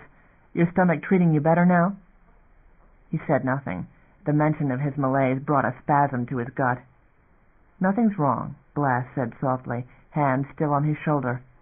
"Absolutely nothing, Mr. Lucas. Mazian's arrival doesn't trouble us." He looked at the man. "And what if the fleet spots us when we come in again?" "We can always jump," Blass said. "Swan's Eye won't have strayed from her post, and Yelika won't talk. She knows where her interests lie. Just rest easy, Mr. Lucas. You still seem to have some apprehensions of us." "If my father on Pell is compromised—" "That won't be likely to happen. Jess Ed knows what he's doing, believe me. It's all planned for. And Union takes care of its friends." Blass patted the shoulder. "You're doing very well for a first jump. Take an old-timer's advice and don't push yourself. Just relax. Go on back to the main room, and I'll talk to you as soon as our move-in is plotted." "Sir," he murmured, and did as he was told, wandering past the guard, back up the curving deck to the deserted main room. He took a seat at the molded table bench arrangement, leaned his arm on the table, swallowed heavily. It was not all nausea from jump. He was terrified. "Make a man of you," he could hear his father saying. He seethed with misery. He was what he was, and he did not belong here, with the likes of Abe Blass and these grim, very same people. His father had made him expendable. If he were ambitious, he would try to make points for himself in these circumstances, ingratiate himself with Union. He did not. He knew his abilities and his limits, and he wanted Rosine, wanted his comforts, wanted the good drink he could not have with the drugs filling his system. It was not going to work, none of it, and they would snatch him Union side where everyone walked in step, and that would be the end of everything, he knew. He feared changes. What he had at Pell was good enough. He had never asked much of life or of anyone, and the thought of being out here in the center of nothing at all gave him nightmares. But he had no choices. His father had seen to that. Blass came finally, sat down, and solemnly spread charts on the table and explained things to him as if he were someone of consequence to the mission. He looked at the diagram and tried to understand the premises of this shifting about through nothing, when he could not in fact understand where they were, which was essentially nowhere. "You should feel very confident," Blass said. "I assure you, you're in a far safer place than the station is right now." "You're a very high officer in Union," he said, "aren't you? They wouldn't send you like this otherwise." Blass shrugged. "Hummer and Swan's Eye. All the ships you've got near Pell?" Blass shrugged again. That was his answer. Chapter 6, Part 1. Maintenance access white, 9-1042, 2100 hours. The men had come and gone for a long time, men in shells carrying guns. Satin shivered and tucked further back into the shadows by the cargo lift. There were many who had run when the Lucas directed, who had run again when the stranger men came, by the ways that the Heisa could use, the narrow ways, the dark tunnels where Heisa could breathe without masks and men could not. Men of the up above knew these ways, but they had not yet shown them to the strangers, and Heisa were safe, though some of them cried deep in the dark, deep, deep below, so that men would not hear. There was no hope here. Satin pursed her lips and sidled backward in a crouch, waited while the air changed, scampered back into safe darkness. Hands touched her. There was mail sent. She hissed in reproof and smelt after the one who was hers. Arms folded her about. She laid her head wearily against a hard shoulder, comforting as she was comforted. Bluetooth offered her no questions. He knew that there was no better news, for he had said as much when she had insisted on going out to sea. It was trouble, bad trouble. Lucases spoke and gave orders, and strangers threatened. Old One was not here. None of the long-timers were, having gone somewhere about their own business, to the protection of important things, Satin reckoned, to duties ordered by important humans, and perhaps duties which regarded Heisa. But they had disobeyed, had not gone to the supervisors, no more than the old ones had gone, who also hated Lucases. Go back? Someone asked, finally. They would be in trouble if they turned themselves in after running.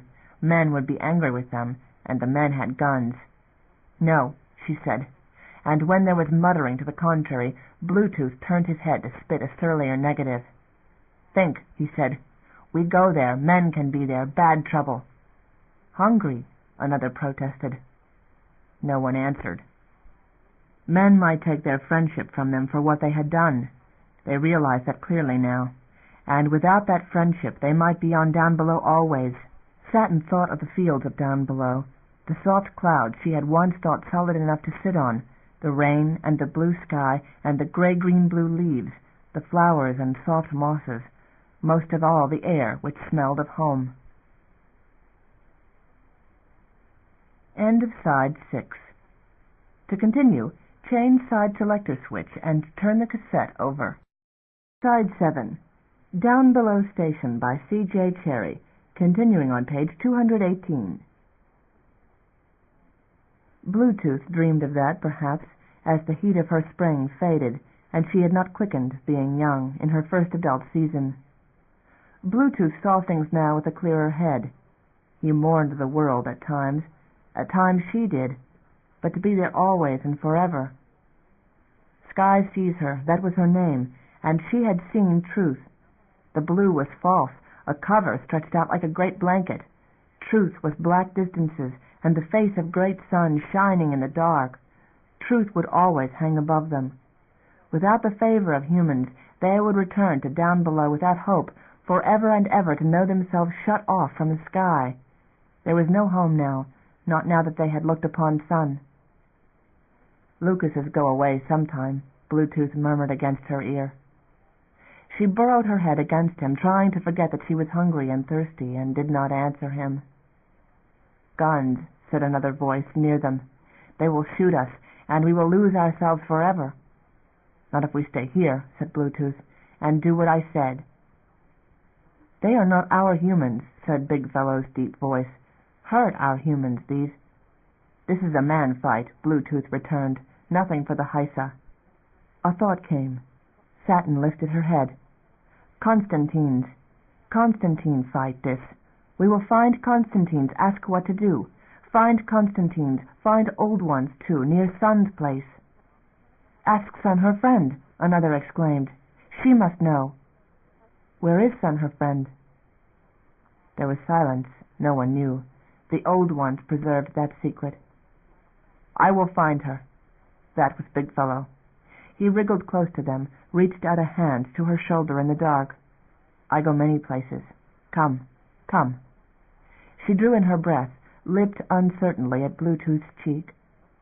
Come, Bluetooth agreed suddenly, drawing her by the hand. Big Fellow hastened off just ahead, a pattering of feet in the dark. They went after him, and others followed, up the dark corridors and the ladders and the narrow places, where sometimes there was light and most times not. Some fell behind, for they went among pipes and in cold places, and places which burned their bare feet, and past machinery which thundered with ominous powers. Bluetooth pushed into the lead at times, letting go her hand. At times Big Fellow shoved him aside and went first again. Satin doubted, in fact, that Bluetooth had the least idea where he was going, or what way would lead them to Sun her friend, to the Sun's place they had been, and dimly she had that sense she had on the earth, that said in her heart what way a place should be. Up was true, she thought, that it should be left, but sometimes the tunnels did not bend left, and they wound. The two males pushed ahead, one and then the other, until they were all panting and stumbling, more and more fell behind, and at last the one behind her caught her hand, pleaded by that gesture. But Bluetooth and Big Fellow pushed on, and she was losing them. She parted from the last of their followers and kept going, trying to overtake them. "No more," she pleaded when she had caught them on the metal steps. "No more, let us go back, you are lost." Big Fellow would not heed. Panting, he edged higher. She tugged at Bluetooth, and he hissed in frustration, and went after Big Fellow. Madness had settled on them. "You show me nothing," she wailed. She bounced in despair and hastened after, panting, trying to reason with them who had passed beyond reasoning. They passed panels and doors where they might have gotten out into the open. All these they rejected. But at last they came to a place where they were faced with choices, where a light burned blue above a door, where the ladders extended everywhere, up and down and in 3 other directions. "Here," Big Fellow said after a little hesitation, feeling of the buttons at the lighted door. "Here is a way." "No," Satin moaned, "no." Bluetooth objected too, perhaps recovering his senses, but Big Fellow pushed the first button and slipped into the air chamber when the door opened. "Come back!" Bluetooth exclaimed, and they scrambled to stop him, who was mad with the rivalry, who did this for her and for nothing else. They went in after him. The door closed at their backs. The second door opened under Big Fellow's hand as they caught up with him, and there was light. It blinded. And suddenly guns fired, and Big Fellow went down in the doorway with a smell of burning. He cried and shrieked horribly, and Bluetooth whirled and hit the other door button, his hard arm carrying her with him as the door opened and wind surged about them. Man voices bellowed over a sudden wail of alarms, silenced as the door closed. They hit the ladders and ran blindly down and through the dark ways, deep into the dark. They dragged their breathers down, but the air smelt wrong. They finally stopped their running, sweating and shivering. Bluetooth rocked and moaned with pain in the dark, and Satin searched him for a wound, found his fingers locked on his upper arm. She licked the sore place, which was hot and burned, soothed it as best she could, hugged him, and tried to still the rage which had him trembling. They were lost, both lost in the dark ways, and Big Fellow was horribly dead, and Bluetooth sat and hissed with pain and anger, muscles hard and quivering. But in a moment he shook himself, lipped at her cheek, shivered as she put her arms about him. "Oh, let us go home," he whispered. "Oh, let us go home, Tom Utsapitan, and no more see humans. No machines, no fields, no man work, only Heisa always and always. Let us go home." She said nothing. The disaster was hers, for she had suggested, and Big Fellow had wanted her, and Bluetooth had risen to the challenge of his daring, as if they had been in the high hills. Her disaster, her doing. Now Bluetooth himself spoke of leaving her dream, unwilling to follow her further. Tears filled her eyes, doubts for herself, loneliness that she had walked too far.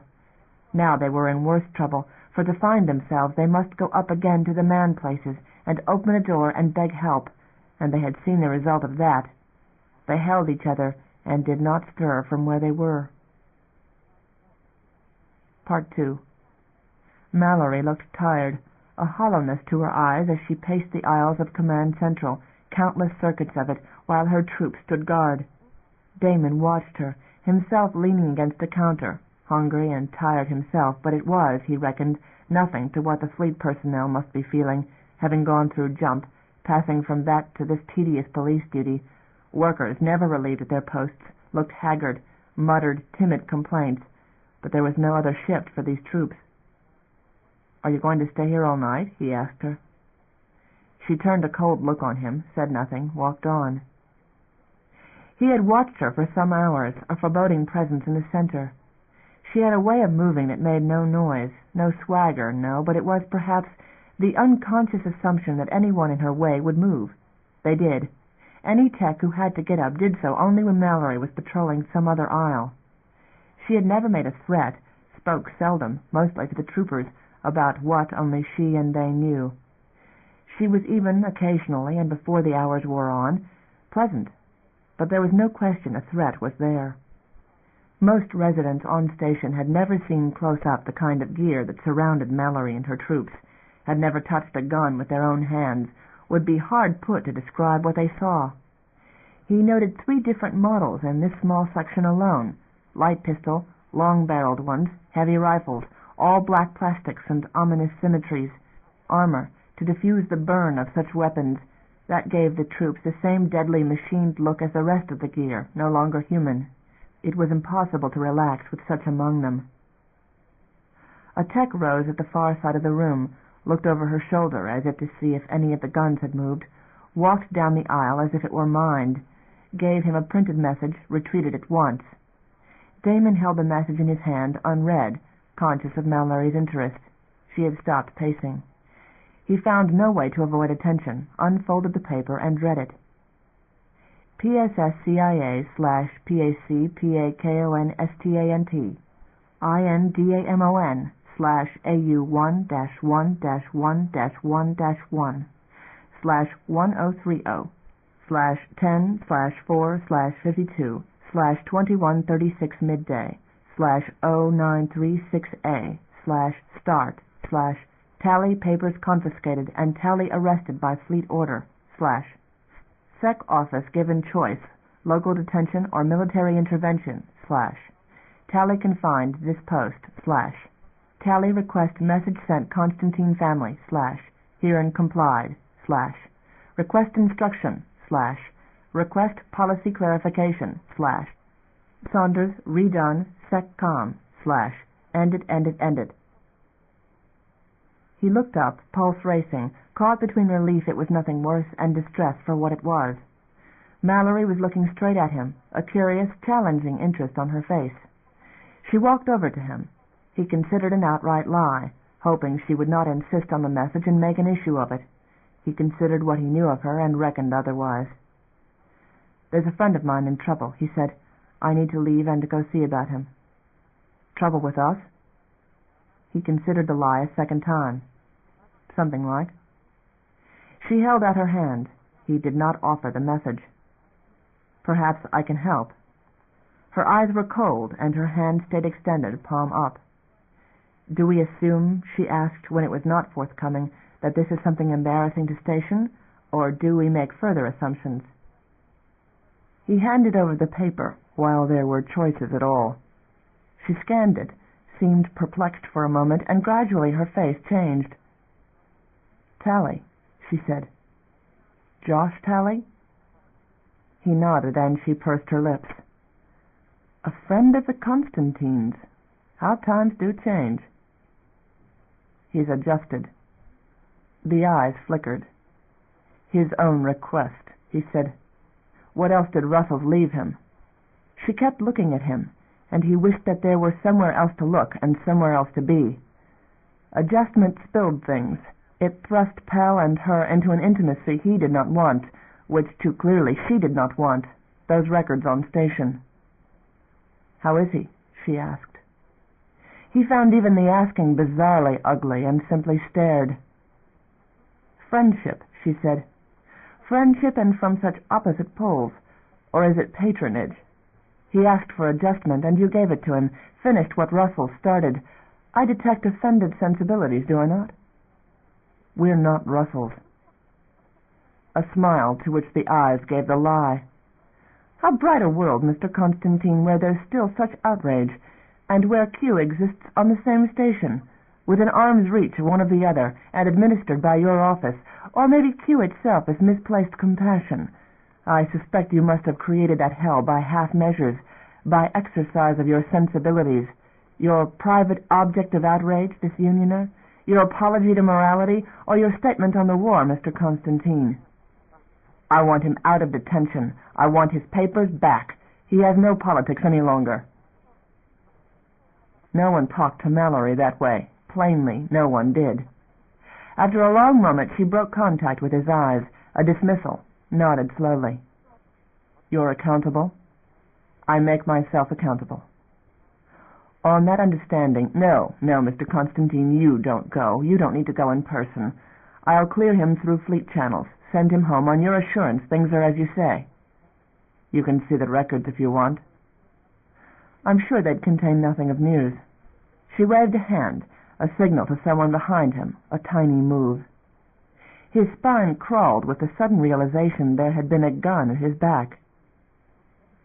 She walked over to the comm console, leaned over the tech, and keyed through to the fleet channel. This is Mallory. Release the papers and person of Joshua Talley in station detention. Relay to appropriate authorities, fleet and station. Over. The acknowledgement came back, impersonal and uninterested. May I, Damon asked her, may I send a call to him? He'll need some clear instruction. Sir, one of the techs nearby said, facing about in her place. Sir. He glanced distractedly at the anguished face.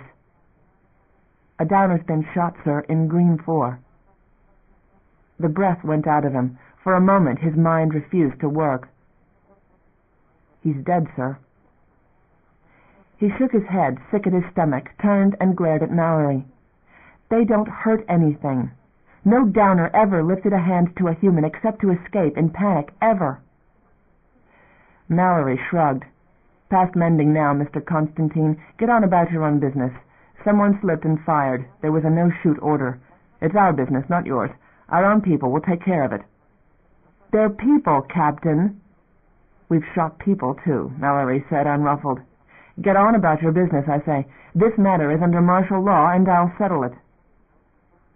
He stood still. Everywhere in the center, faces were turned toward them, and the boards flashed with neglected lights.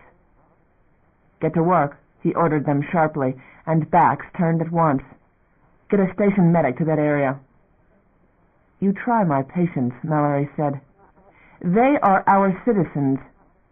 Your citizenship is broad, Mr. Constantine. I'm telling you, they're terrified of violence. If you want chaos on this station, Captain, panic the downers. She considered the point, nodded finally, without rancor.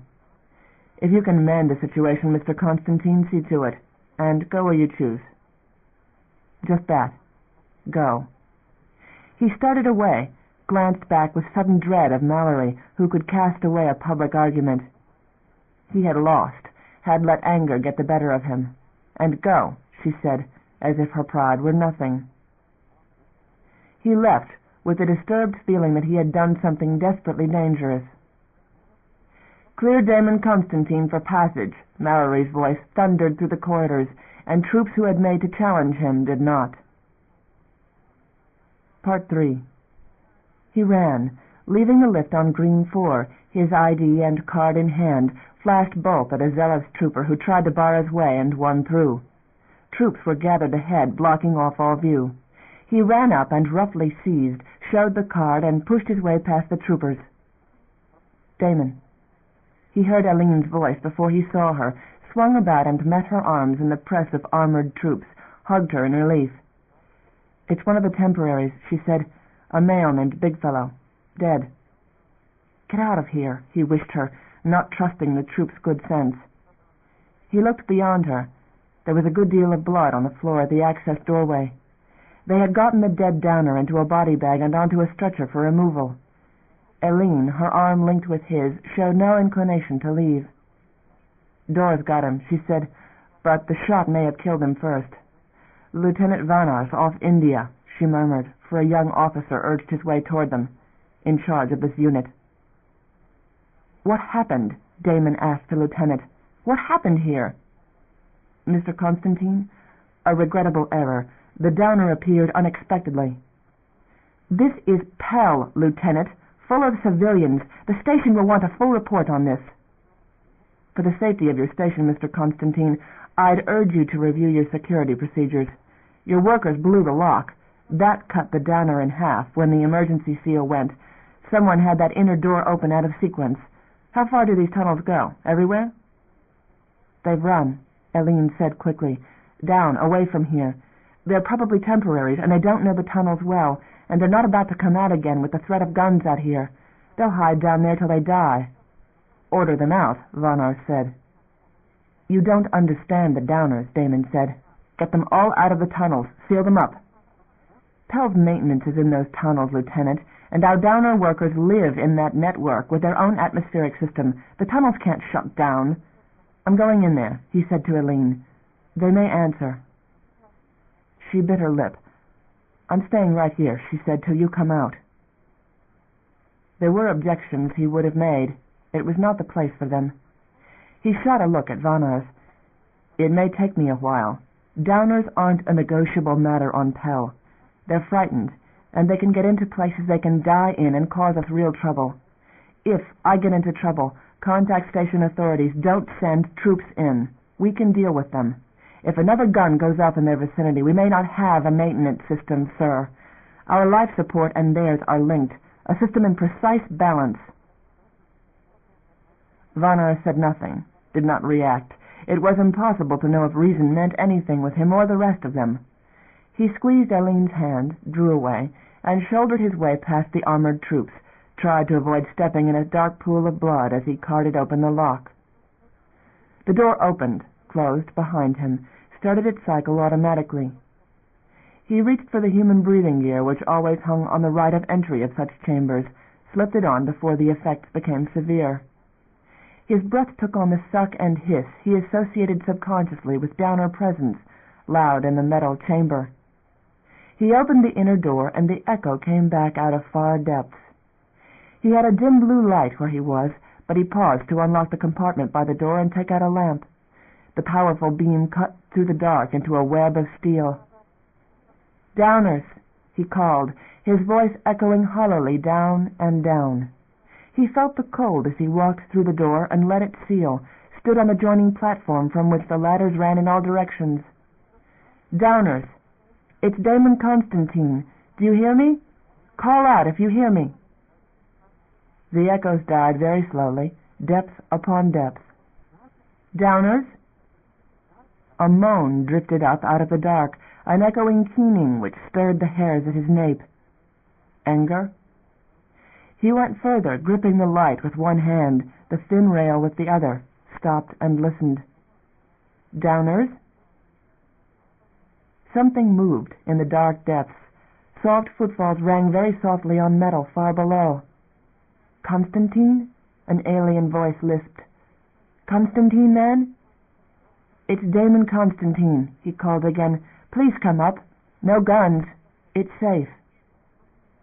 He stayed still, feeling the slight tremor in the scaffolding as feet trotted far down in the dark. He heard breathing, and his eyes caught the light far below, shimmer like illusion. There was an impression of fur and another glimmer of eyes ascending by stages. He stayed very still, one man, and fragile in these dark places. They were not dangerous, but no one had attacked them with guns before. They came, more distinct in his handheld light, bedraggled and struggling up the last stage, panting, the one hurt and the other wide-eyed with terror. "Constantine, man," that one said with a quavering lisp. "Help, help, help." They held out hands, pleading. He set the lamp down on the grating on which he stood and accepted them as children, touched the male very carefully, for the poor fellow was bleeding all down his arm, and drew back his lips in a fretful snarl. "All right," he assured them. You're safe now. I'll get you out." "Scared, Constantine, man." The female stroked her mate's shoulder and looked from one to the other of them with round, shadowed eyes.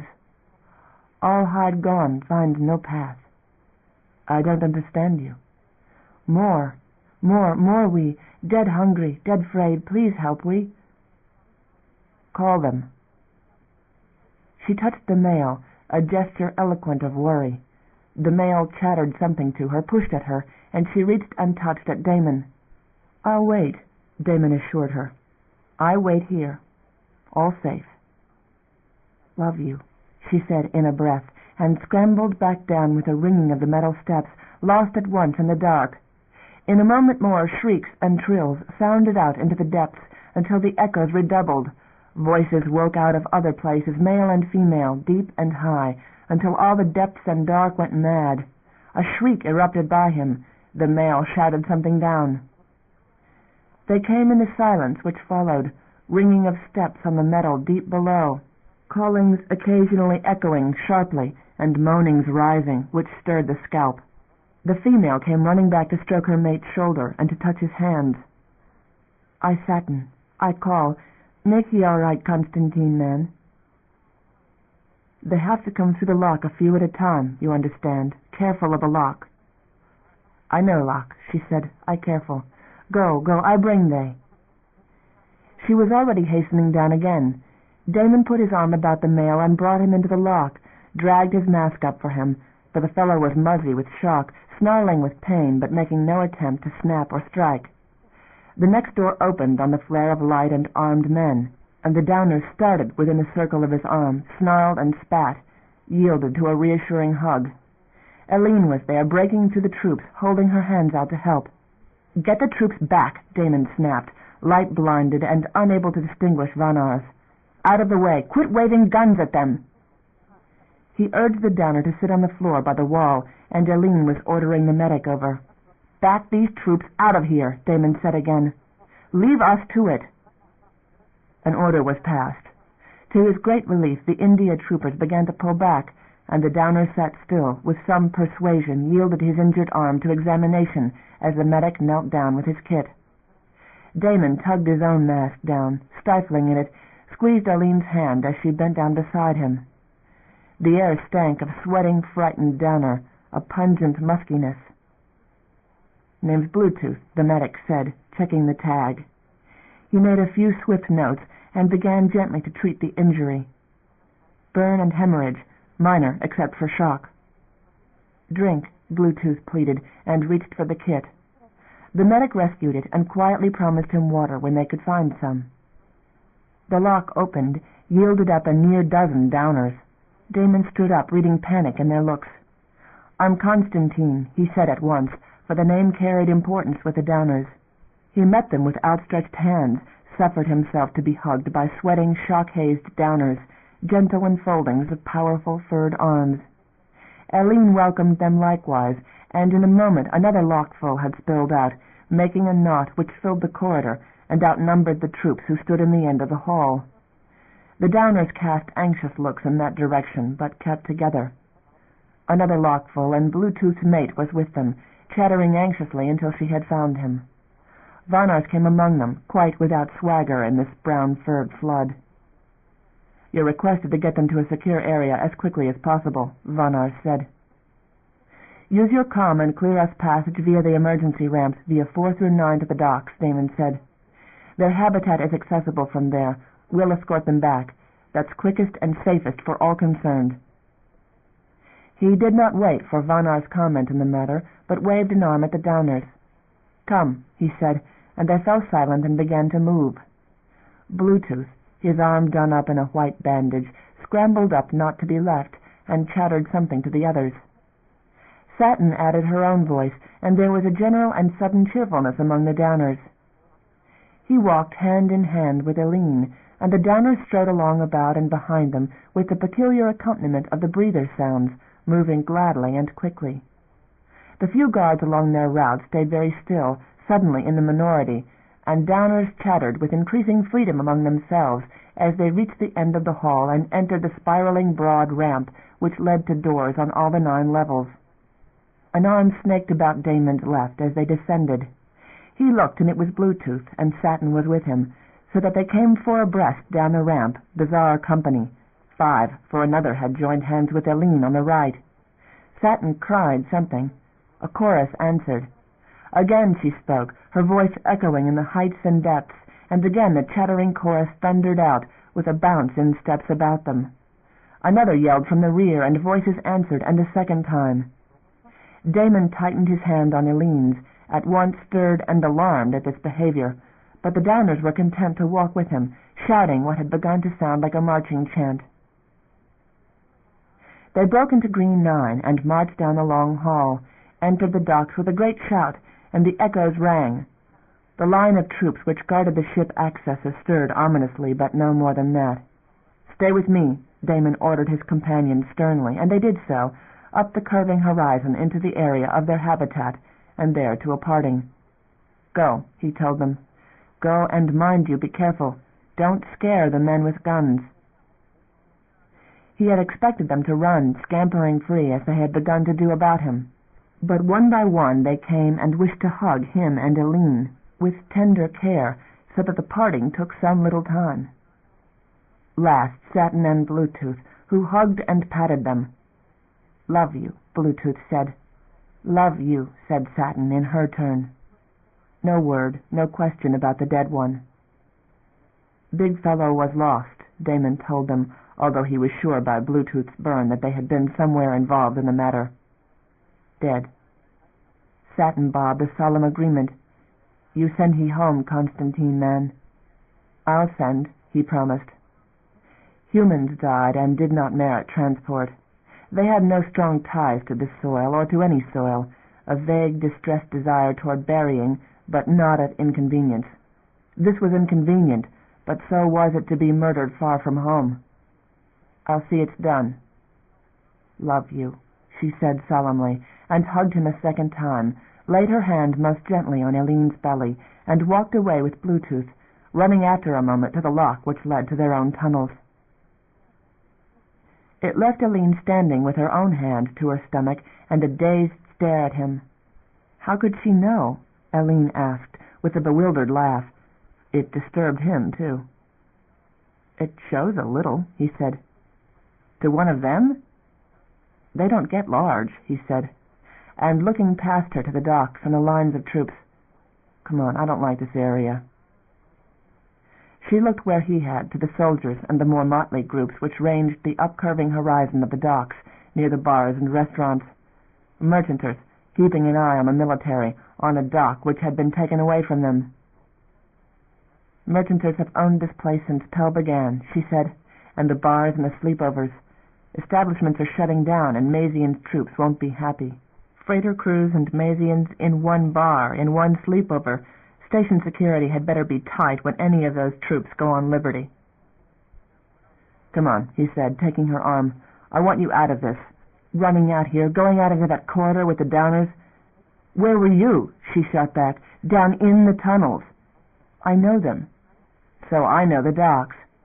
"So what were you doing up in 4? "I was down here when the call came. I asked Q for a pass and got one. Got his lieutenant to cooperate with dock officers. I was doing my job, thank you, and when the call came through Fleetcom, I got Vanars up there before someone else got shot." He hugged her gratefully, walked with her around the turn into Blue 9, another barren vista of troops stationed at intervals, and no one in the corridors. "Josh," he said suddenly, dropping his arm. "What?" He kept his pace, headed for the lift, gathered his papers from his pocket, but they were India troops and they were waved through. "Josh got picked up. Mallory knows he's here and where he is." "What are you going to do about it?" "Mallory agreed to release him. They may have let him loose already. I've got to check comp and find out where he is, whether still in detention or back at his apartment." "He could sleep over with us." He said nothing, thinking about that. "Which of us," she asked, "is really going to sleep easy otherwise?" "Not much sleep with him around, either. We'll be jammed up in that apartment. As good as have him in bed with us." "So I've slept crowded. So it could drag on more than one night. If they get their hands on him—" "Eileen, it's one thing if Station handles a protest. There are things in this, personal things with Josh." "Secrets?" "Things that don't bear the light. Things Mallory might not want out. You understand me? She's dangerous. I've talked to multiple murderers less cold-blooded." "Fleet captain. It's a breed, Damon. Ask any merchanter. You know there are probably kin of the merchanters on station standing in those lines, but they'll not break formation to hail their own mothers. No. What the fleet takes doesn't come back. You don't tell me anything I don't know about the fleet. I can tell you that if we want to do something, we should do it. Now. If we bring him in with us, we risk having that act in fleet files." I think I know what you want to do." She had her own stubbornness. He reckoned matters, stopped at the lift, his hand on the button. "I figure we'd better get him," he said. "So," she said. "Thought so." Chapter 7, Part 1, PAL, Sector White 4, 22:30 hours. John Lucas walked nervously through the vacant halls, despite the pass Q had given to all of them in the council chambers. Troops might be withdrawn progressively, starting at main dawn, they had been promised. Had to, he reckoned.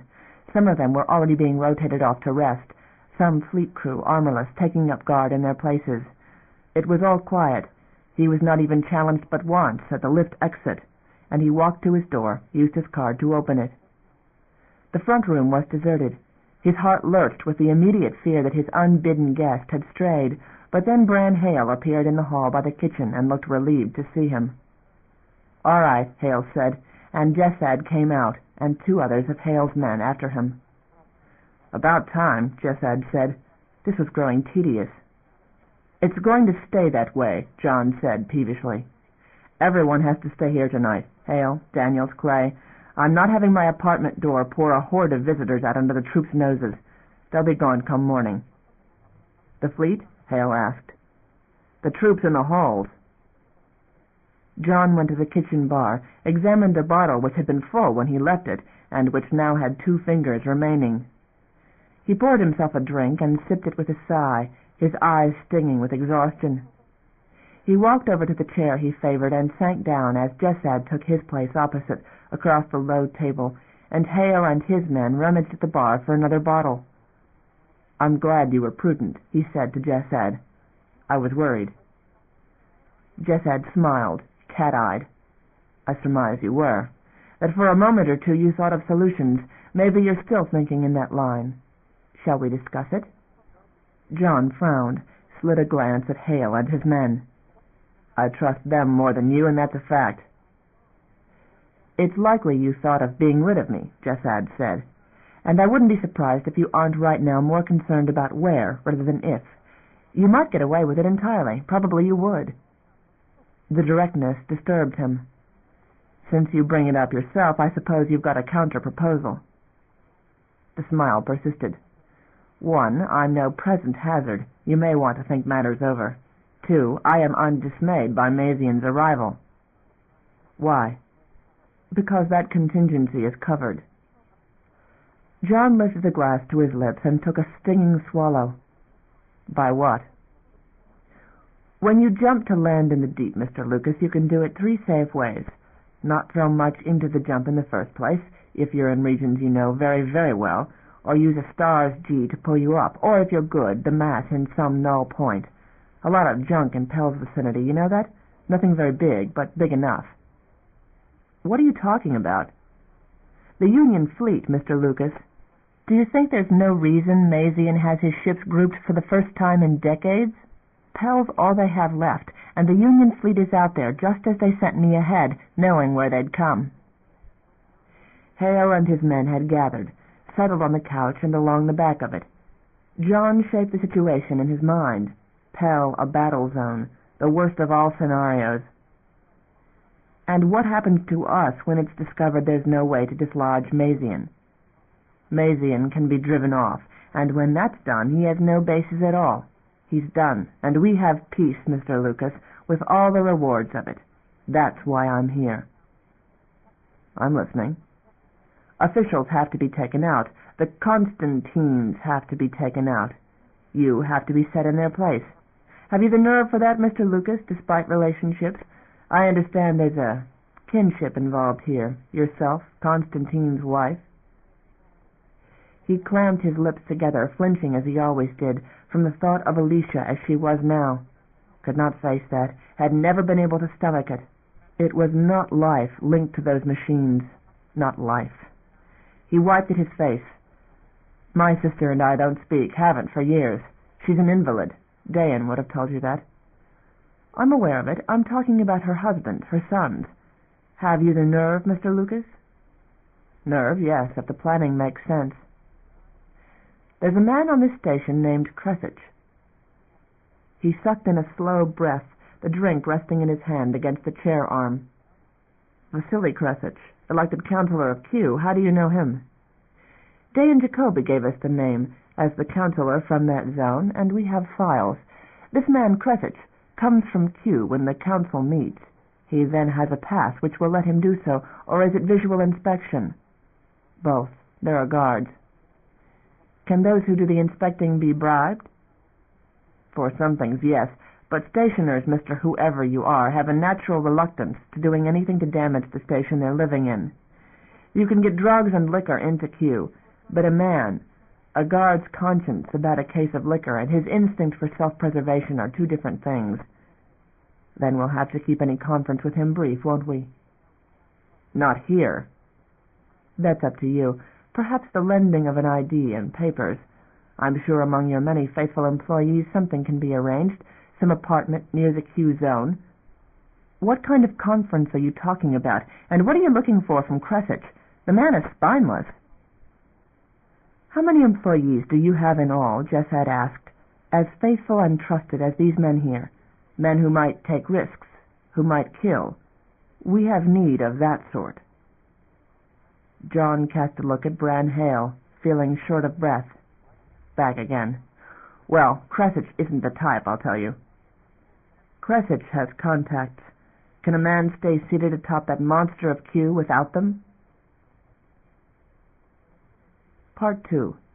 Pell, Sector Green 7, Merchanters Hospice, 2241 hours.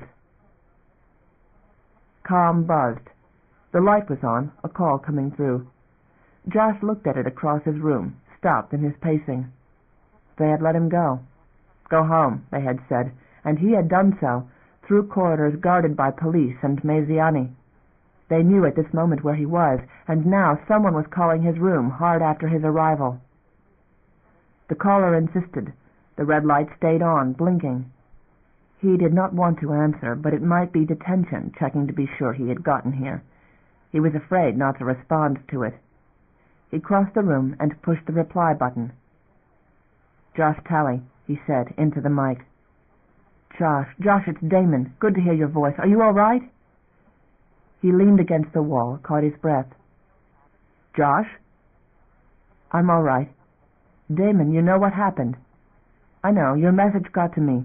I've taken personal responsibility for you. You're coming to our apartment tonight. Pack what you need. I'm coming there after you.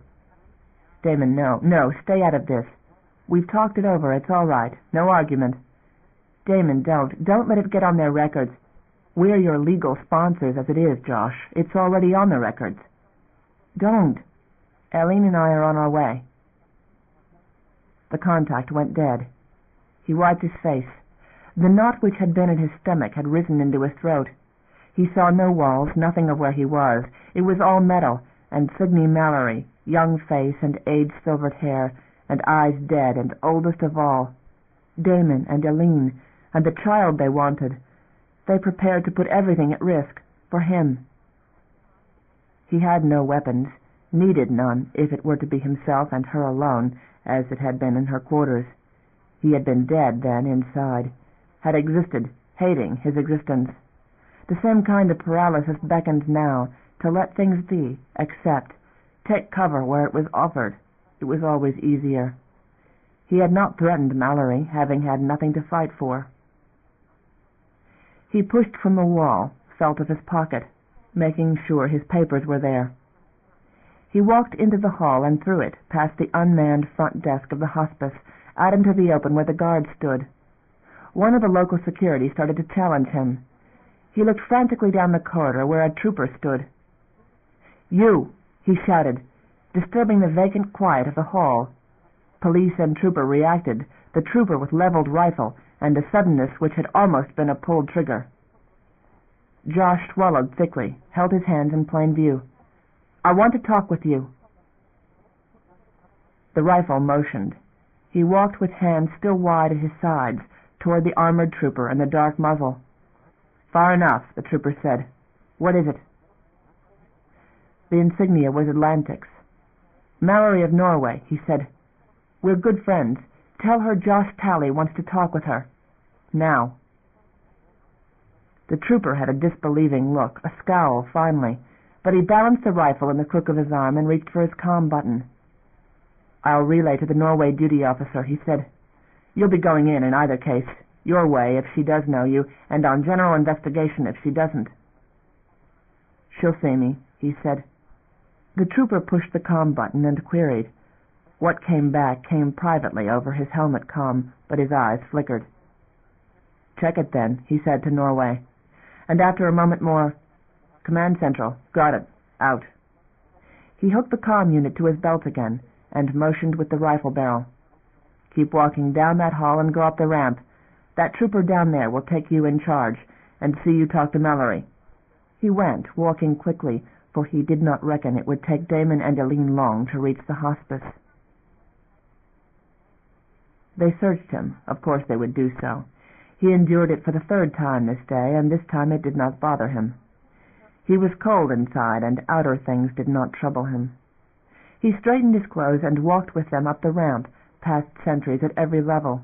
On Green 2 they entered a lift and rode it the short rise and traverse into Blue 1. They had not even asked for his papers, had scarcely looked at them more than to be sure that the folder held nothing but papers. They walked a short distance back along the matting-carpeted hall. There was a reek of chemicals in the air. Workmen were busy peeling all the location signs. The windowed section further, crammed with comp equipment and with a few techs moving about, was specially guarded. Norway troops. They opened the door and let him and his guards into Station Central, among the aisles of busy technicians. Mallory, seated at the end of the counters, rose to meet him, smiled coldly at him, her face haggard. "Well," she said. He had thought the sight of her would not affect him. It did. His stomach wrenched. "I want to come back," he said, "on Norway." "Do you?" "I'm no stationer. I don't belong here. Who else would take me?" Mallory looked at him and said nothing. A tremor started in his left knee. He wished he might sit down. They would shoot him if he made a move. He thoroughly believed that they would. The tic threatened his composure, jerked at the side of his mouth when she turned away a moment and glanced back again. She laughed, a dry chuckle. "Constantine put you up to this?" "No." "You've been adjusted. That so?" The stammer tied his tongue. He nodded. "And Constantine makes himself responsible for your good behavior." It was all going wrong. "No one's responsible for me," he said, stumbling on the words. "I want a ship. If Norway is all I've got, then I'll take it." He had to look at her directly, at eyes which flickered with imagined thoughts, things which were not going to be said here before the troopers. "You search him?" she asked the guards. "Yes, ma'am." She stood thinking a long moment, and there was no smile, no laughter. "Where are you staying?" "A room in the old hospice." "The Constantines provide it?" "I work. I pay for it." "What's your job?" "Small salvage." An expression of surprise, of derision. "So I want out of it," he said. "I figure you owe me that." There was interruption, movement behind him, which stopped. Mallory laughed, a bored, weary laugh, and beckoned to someone. "Constantine, come on in. Come get your friend." Josh turned. Damon and Eileen were both there, flushed and upset and out of breath. They had followed him. "If he's confused," Damon said, "he belongs in the hospital." He came and laid a hand on Josh's shoulder. Come on, Josh." "He's not confused," Mallory said. "He came here to kill me.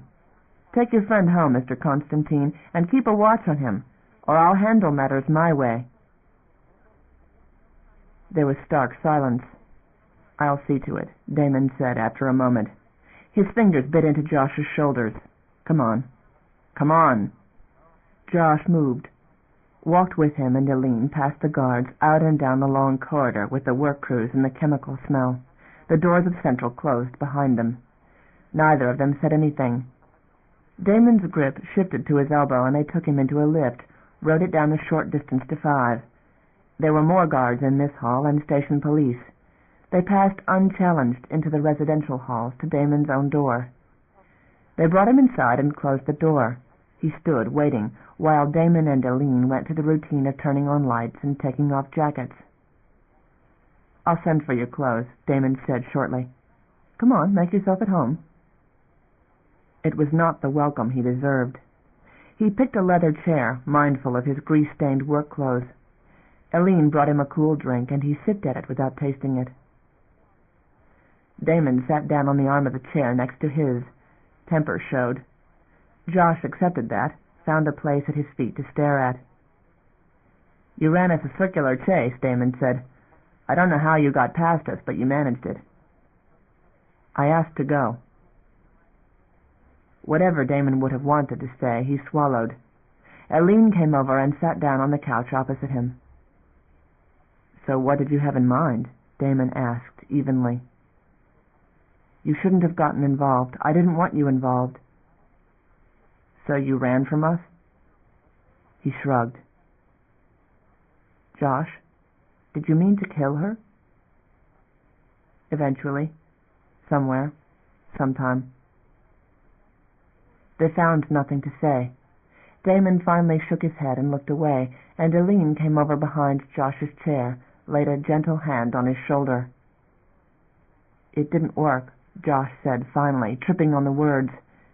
"It went every way wrong. I'm afraid now she thinks you put me up to it. I'm sorry. I'm sorry." Eileen's hand brushed his hair, descended again to his shoulder. Damon simply stared at him as if he were looking at someone he had never seen before. "Don't you ever," Damon said, "think of doing that again." "I didn't want you to hurt. I didn't want you taking me in with you. Think how it looks to them, you with me. You think Mazian runs this station all of a sudden? And you think a captain in the fleet is going to break relations with the Constantines, whose cooperation Mazian needs, in a personal feud?" He thought that over. It made sense in a way he wanted to believe, and therefore he suspected it. "It's not going to happen," Damon said, "so forget about it. No trooper is about to walk into this apartment. You can depend on it. Just don't give them excuses for wanting to. And you came close. You understand that? The worst thing you can do is give them a pretext. Josh, it was Mallory's order that got you out of detention. I asked it. She did it a second time back there as a favor. Don't depend on a third." He nodded, shaken. "Have you eaten today?" He considered, confused, finally thought back to the sandwich, realized that at least part of his malaise was lack of food. "Missed supper," he said. "I'll get you some clothes of mine that will fit. Wash up, relax. We'll go back to your apartment tomorrow morning and get whatever you need."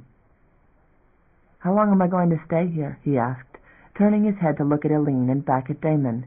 It was a small place. He was aware of the inconvenience. "I can't move in on you." "You stay here until it's safe," Damon said. "If we have to make further arrangements, we will.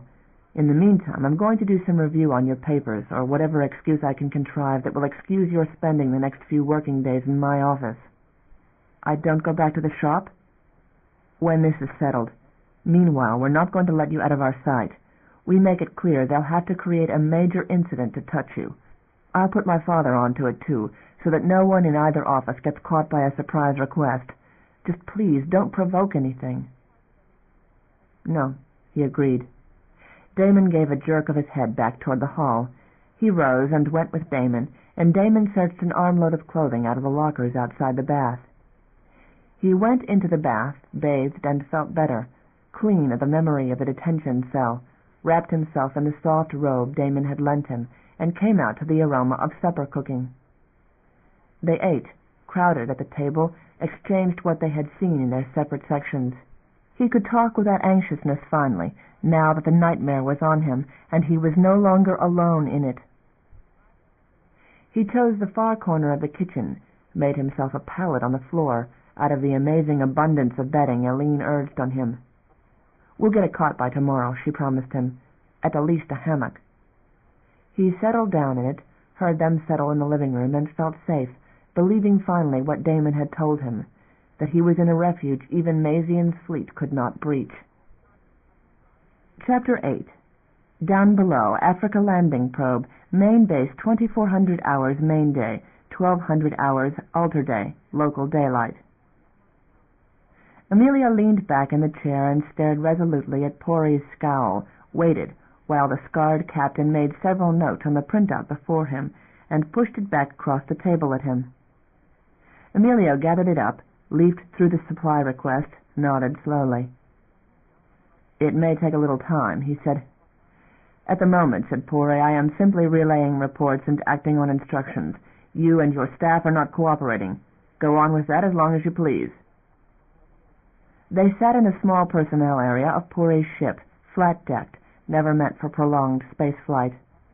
Pori had had his taste of Downbelow air and of their domes and the dust and the mud, and retreated to his ship in disgust, calling him in instead of visiting the main dome, and that would have suited him well if it had only taken the troops away as well. It had not. They were still outside, masked and armed. Q and the residents as well worked the fields under guns. "I also am receiving instructions," Emilio said, "and acting on them. The best that we can do, Captain, is to acknowledge that both sides are aware of the situation, and your reasonable request will be honored. We are both under orders." A reasonable man might have been placated. Pori was not. He simply scowled. Perhaps he resented the order which had put him on Downbelow. Perhaps it was his natural expression. Likely he was short of sleep.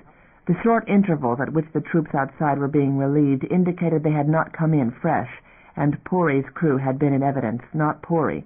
Alternate crew, perhaps. "Take your time," Pori repeated, and it was evident that he would remember the time taken, the day that he had the chance to do things his own way. "By your leave," Emilio said, received no courtesy, and stood up and walked out. The guards let him go, down the short corridor and via lift to the ship's big belly, where lift functioned as lock, into Downbelow atmosphere. He drew up his mask and walked down the lowered ramp into the cool wind. They had not yet sent occupation forces to the other camps. He reckoned that they would like to, but that their forces were limited, and there were no landing areas at those sites. As for Pori's demand for supplies, he reckoned he could come up with the requested amount. It scanted them, certainly scanted station, but their balking and the strict domes, he reckoned, had at least gotten the fleet's demand down to something tolerable. Situation improved. His father's most recent message had been, "No evacuation planned. Fleet contemplating permanent base at Pell." That was not the best news. It was not the worst. All his life he had figured on the war as a debt which had to come due some day, in some generation, that Pell could not keep its neutrality forever. While the company agents had been with them, he had hoped, forlornly, that some outside force might be prepared to intervene. It was not. They had Mazian instead, who was losing the war Earth would not finance, who could not protect a station that might decide to finance him, who knew nothing of Pell and cared nothing for Downbelow's delicate balances. "Where are the Downers?" the troops had asked. Frightened by strangers, he had answered. There was no sign of them. He did not plan that there should be. He tucked Pori's supply request into his jacket pocket and walked the path up and over the hill. He could see the troops standing here and there among the domes, rifles evident, could see the workers far off among the fields, all of them, turned out to work, regardless of schedules or age or health. Troops were down at the mill, at the pumping station. They were asking questions among the workers about production rates. So far it had not shaken the basic story. That station had simply absorbed what they produced. There were all those ships up there, all those merchanters orbiting station. It was not likely that even Mazian would start singling out merchanters and taking supply from them, not when they were that numerous. But Mazian, the thought kept nagging at him, had not outmaneuvered Union this long to be taken in by Emilio Constantine. Not likely. He walked the path down over the bridge and the gully, up again toward operations. He saw its door open, saw Miliko come outside, stand waiting for him, her black hair blowing, her arms clenched against the day's chill. She had wanted to come to the ship with him, fearing his going alone into Pori's hands without witnesses. He had argued her out of it.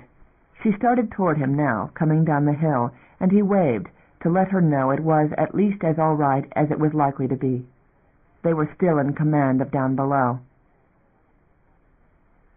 Chapter 9. Blue 1, 10-5-52, 0900. A trooper was on guard at the corner. John Lucas hesitated, but that was guaranteed to attract attention. The trooper made a move of his hand to the vicinity of the pistol. John came ahead nervously, card in hand, offered it, and the trooper, heavy-set, dark-skinned, took it and frowned while looking at it. "That's a council clearance," John said. "Top council clearance." "Yes, sir," the trooper said. John took the card back, started down the cross hall with the feeling that the trooper was still watching his back. "Sir." He turned. "Mr. Constantine's at his office, sir." "His wife's my sister." There was a moment of silence. "Yes, sir," the trooper said mildly, and made himself a statue again. John turned and walked on. Angelo did well for himself, he thought bitterly. No crowding here, no giving up of his living space. The whole end of Cross Hall 4 was Angelo's. And Alicia's. He stopped at the door, hesitated, his stomach tightening. He had gotten this far. There was a trooper back there who would ask questions, make an issue of unusual behavior. There was no going back. He pressed calm, waited.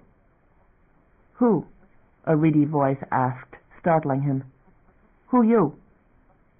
"Lucas," he said. "John Lucas." The door opened.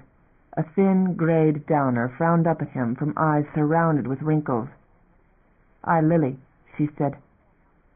He brushed past her, stepped in, and looked about the dim living room, the costly furniture, the luxury, the space of it. The Downer Lily hovered there, anxious, let the door close. He turned, his eyes drawn to light, saw a room beyond, a white floor, with the illusion of windows open on space. "You come see she?" Lily asked. "Tell her I'm here." "I tell." The old Downer bowed, walked away with a stooped, brittle step. The place was quiet, deathly hushed. He waited in the dark living room, found nothing to do with his hands, his stomach more and more upset. There were voices from the room. John, he heard in the midst of it, Alicia's voice. At least it was the human one. He shivered, feeling physically ill. He had never come to these rooms, never. Had seen Alicia by remote, tiny, withered, a shell the machine sustained. He came now. He did not know why he came, and did know. To find out what was truth, to know if he could face dealing with Alicia, if it was life worth living. All these years, the pictures, the transmitted cold pictures he could somehow deal with, but to be there in the same room, to look into her face and have to talk with her. Lily came back, hands folded, bowed. You come now." He moved, got as far as halfway to the white-tiled room, the sterile, hushed room, and his stomach nodded.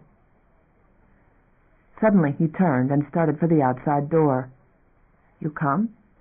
The Downer's puzzled voice pursued him. "You come, sir?" He touched the switch and left, let the door close behind him, drew a breath of the cooler, freer air of the hall outside. He walked away from it, the place, the Constantines. "Mr. Lucas?" the trooper on guard said as he reached the corner, his eyes asking curious questions through the courtesy.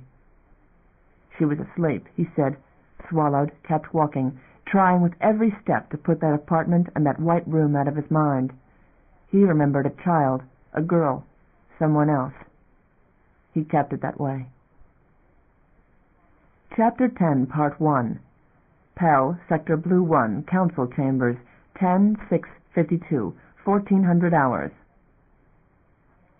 Council was breaking up early, having passed what measures were set before it to pass, with Q of India sitting in grim witness of what they said and what they did, his stone-still countenance casting a pall on debate. On this third day of the crisis, Mazian made his demands, and obtained. Creswitch gathered up his notes and came down from the uppermost tier into the sunken center of the chambers by the seats about the table, delayed there, resisting the outflow of traffic, looking anxiously toward Angelo Constantine, who conferred with Nguyen and Landgraf and some of the other representatives. Q still sat at the table, listening, his bronzed face like a mask. He feared feared to raise his business in front of him. But he went, nevertheless, edged insistently as close as he could get to the head of it, into that private company about Constantine where he knew he was not wanted, Q's representative, reminder of problems no one had time to solve. He waited while Constantine finished his discussion with the others, stared at Constantine intently, so that Constantine should be aware that his particular attention was wanted. At last Constantine took note of him, stayed a moment from his evident intention to leave in Q's company, for Q had risen. "Sir," Cresset said. "Mr. Constantine." He drew from his folder of papers one which he had prepared, proffered it to Constantine's hand. "I have limited facilities, Mr. Constantine. Comp and print isn't accessible to me where I live. You know that. The situation there—" He moistened his lips, conscious of Constantine's frown. "My office was nearly mobbed last night. Please, sir, can we assure my constituents that the Downbelow appointments will continue?" "That's under negotiation, Mr. Cresset. The station is making every effort to get procedures back to normal, but programs are being reviewed. Policy and directions are being reviewed." "It's the only hope." He avoided Q's stare, kept his eyes fixed on Constantine. "Without that we've got no hope. Our people will go to Downbelow, to the fleet, to any place that will take them. Only the applications have to be accepted. They have to see there's hope of getting out. Please, sir." "The nature of this?" Constantine asked, lifting the paper to view. "A bill I haven't the facilities to reproduce for the council to consider. I hoped your staff—" "Regarding the applications." "Regarding that, sir." "The program remains," Q interrupted coldly, "under discussion." "We'll try," Constantine said, placing the paper among the others he held. "I can't bring this up on the floor, Mr. Cresset. You understand that. Not until the basic issues in question are resolved at other levels. I'll have to hold it, and I earnestly beg that you don't bring up the question tomorrow, although of course you can do that. Public debate might upset negotiations. You're a man experienced in government. You understand me.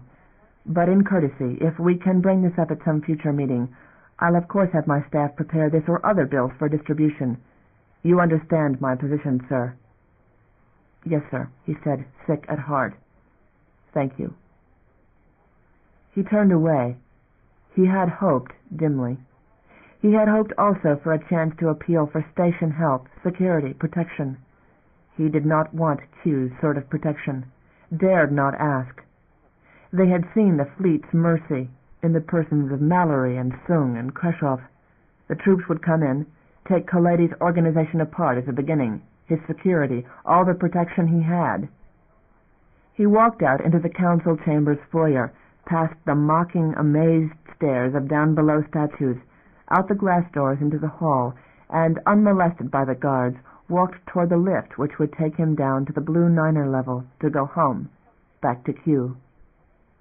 There was something like normal traffic in the corridors of Main Station now, thinner than usual, but station residents were back about their jobs and moving freely, if cautiously.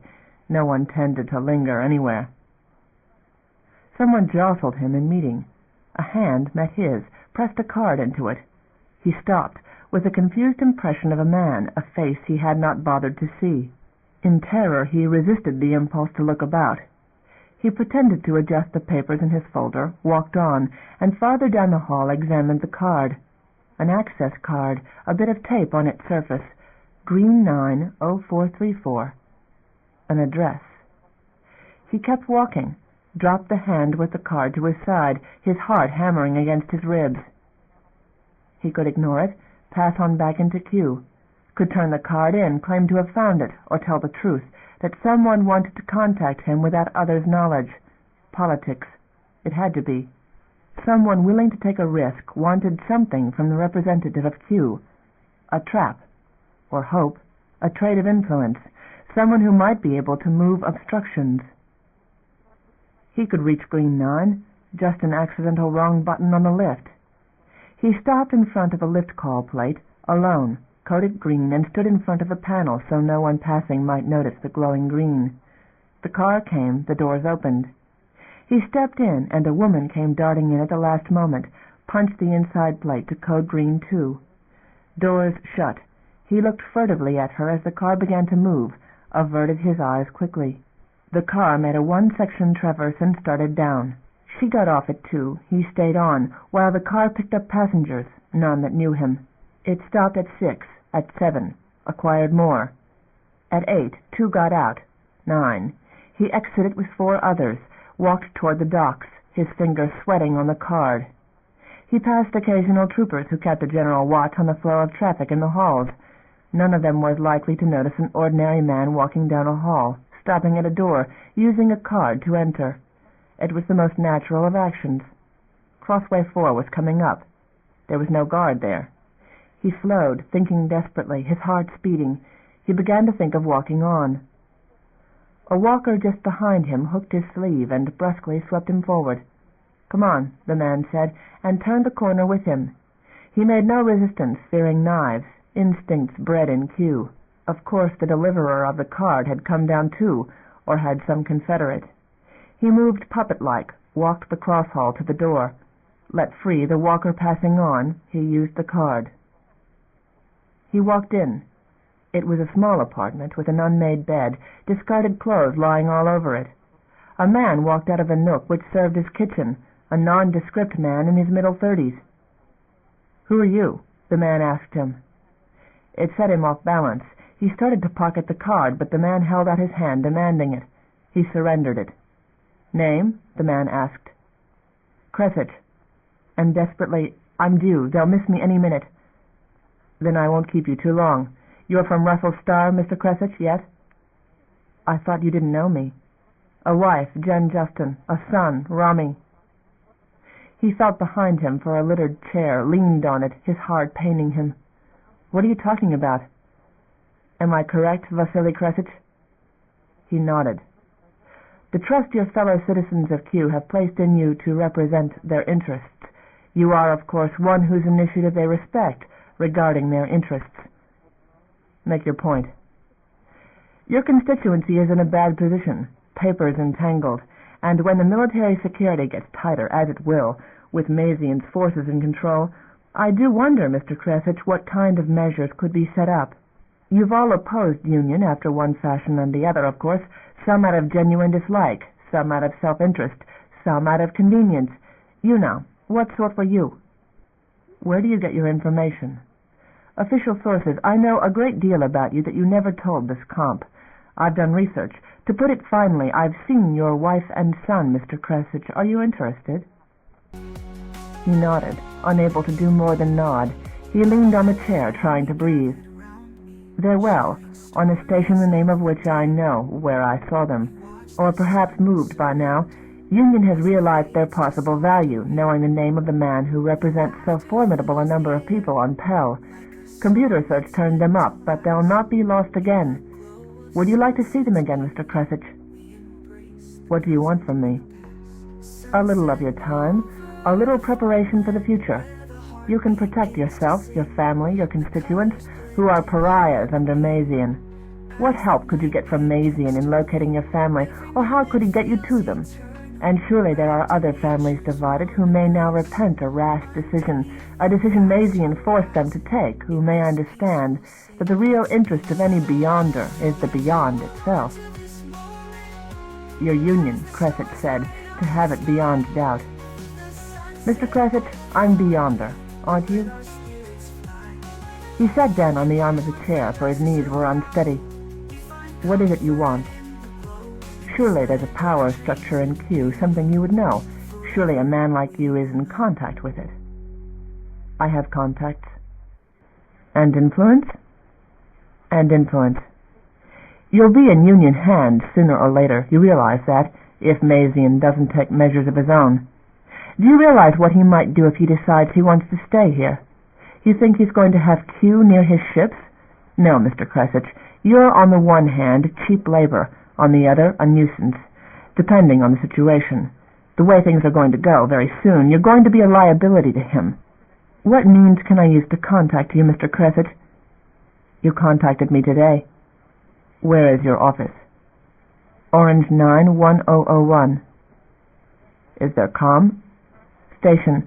Just station can call through to me, and it breaks down. Any time I want to call, I have to clear it through comm central. It's set up that way. You can't call through. and it's always broken. Q is prone to riot, is it not? He nodded. Could the counselor of Q arrange one? A second time he nodded. Sweat was running down his face, his sides. Can you get me off, Pell? When you've done what you can for me, a guaranteed ticket off, Mr. Crescent. Gather your forces. I don't even ask to know who they are, but you'll know me. A message from me will use the word Vasily. That's all, just that word. And if such a call should come, you see that there is immediate and widespread disturbance, and for that you may begin to look forward to that reunion. Who are you? Go on now. You've lost no more than 10 minutes of your time. You can make up most of it. I'd hurry, Mr. Crescent. He rose, glanced back, left in haste, the corridor air cold on his face. No one challenged him, no one noticed. He matched the pace of the main corridor and decided that if challenged about the time, he had talked to Constantine, talked to people in the foyer, that he had gotten ill and stopped in a restroom. Constantine himself would attest that he had left upset. He wiped his face with his hand, his vision tending to blur, rounded the corner onto Green Dock, and kept walking into Blue and toward the line. There was a knock at the door. Hale answered it, and John turned tensely from his place by the kitchen bar, let go a profound sigh of relief as Jessad walked in, and the door closed behind him. No trouble, Jessad said. They're covering up the signs, you know, preparing for in-station action. Makes finding directions a little difficult. Crescent, confound you. No trouble. Jessad stripped off his coat and tossed it to Hale's man Kiefer, who had appeared from the bedroom. Kiefer felt the jacket pocket at once, recovered his papers with understandable relief. You didn't get stopped, Kiefer said. No, Jessad said. Just walked right to your apartment, went in, sent your partner out with the card, all very smooth. He agreed? John asked. Of course he agreed. Jessad was in an unusual mood, feeling a residue of excitement, his normally dull eyes alive with humor. He walked over to the bar and poured himself a drink. My clothes, Kiefer objected. Jessad laughed, sipped at the drink, then set it down and began to take off the shirt. He's back in Q by now, and we control it. Part 2. Union Carrier Unity, amid the Union Fleet, Deep Space. Ayres sat down at the table in the main room, ignored the guards, to lean his head against his hands and try to recover his balance. He remained as he was for several breaths, then rose, walked to the water dispenser on the wall, unsteady on his feet. He moistened his fingers and bathed his face with the cold water, took a paper cup and drank to settle his stomach. Someone joined him in the room. He looked, scowled instantly, for it was Day and Jacoby, who sat down at the only table. He would not have gone back to it, but his legs were too weak to bear long standing. He did not bear up well through jump. Jacoby fared better, and that, too, he held against him. It's close, Jacoby said. I have a good idea where we are. Ayres sat down, forced his eyes into focus. The drugs made everything distant. You should be proud of yourself. Mazian will be there. They don't confide in me, but it makes sense that he would. Is this being recorded? I have no idea. What if it is? The fact is, Mr. Ayres, that you can't retain Pell for the company. You can't protect it. You had your chance and it's gone. And Pell doesn't want Mazian. Better union order than Mazian. Tell that to my companions. Pell, Jacoby said, leaning forward, deserves better than the company can give it. Better than Mazian will give it, that's sure. I'm for our interest, Mr. Ayres, and we deal as we must. You could have dealt with us. We did. For centuries. Ayres bit his lip, refusing to be drawn further into this argument. The drugs he had to have for jump fogged his thinking. He had already talked, and he had resolved not to. They wanted something of him, or they would not have brought him out of confinement and let him up onto this level of a ship. He leaned his head against his hand and tried to reason himself out of his muzziness while there was still time. We're ready to go in, Jacoby pursued him. You know that. Jacoby was trying to frighten him. He had been prostrate with terror during the last maneuvering. He had endured jump twice now, with the feeling that his guts were twisted inside out. He refused to think of another one. "I think they're going to have a talk with you," Jacoby said, "about a message for Pell, something to the effect that Earth has signed a treaty, that Earth supports the right of the citizens of Pell to choose their own government, that kind of thing." He stared at Jacoby, doubting, for the first time, where right and wrong lay. Jacoby was from Pell. Whatever Earth's interests, those interests could not be served by antagonizing a man who might, despite all wishes to the contrary, end up high in the government on Pell. "You'll be interested, perhaps," Jacoby said, "in agreements involving Pell itself.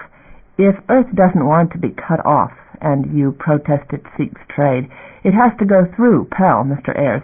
We're important to you." "I'm well aware of that fact. Talk to me when you are in authority over Pell. Right now the authority on Pell is Angelo Constantine, and I have yet to see anything that says differently." "Deal now," Jacoby said, "and expect agreement. The party I represent can assure you of safeguards for your interests.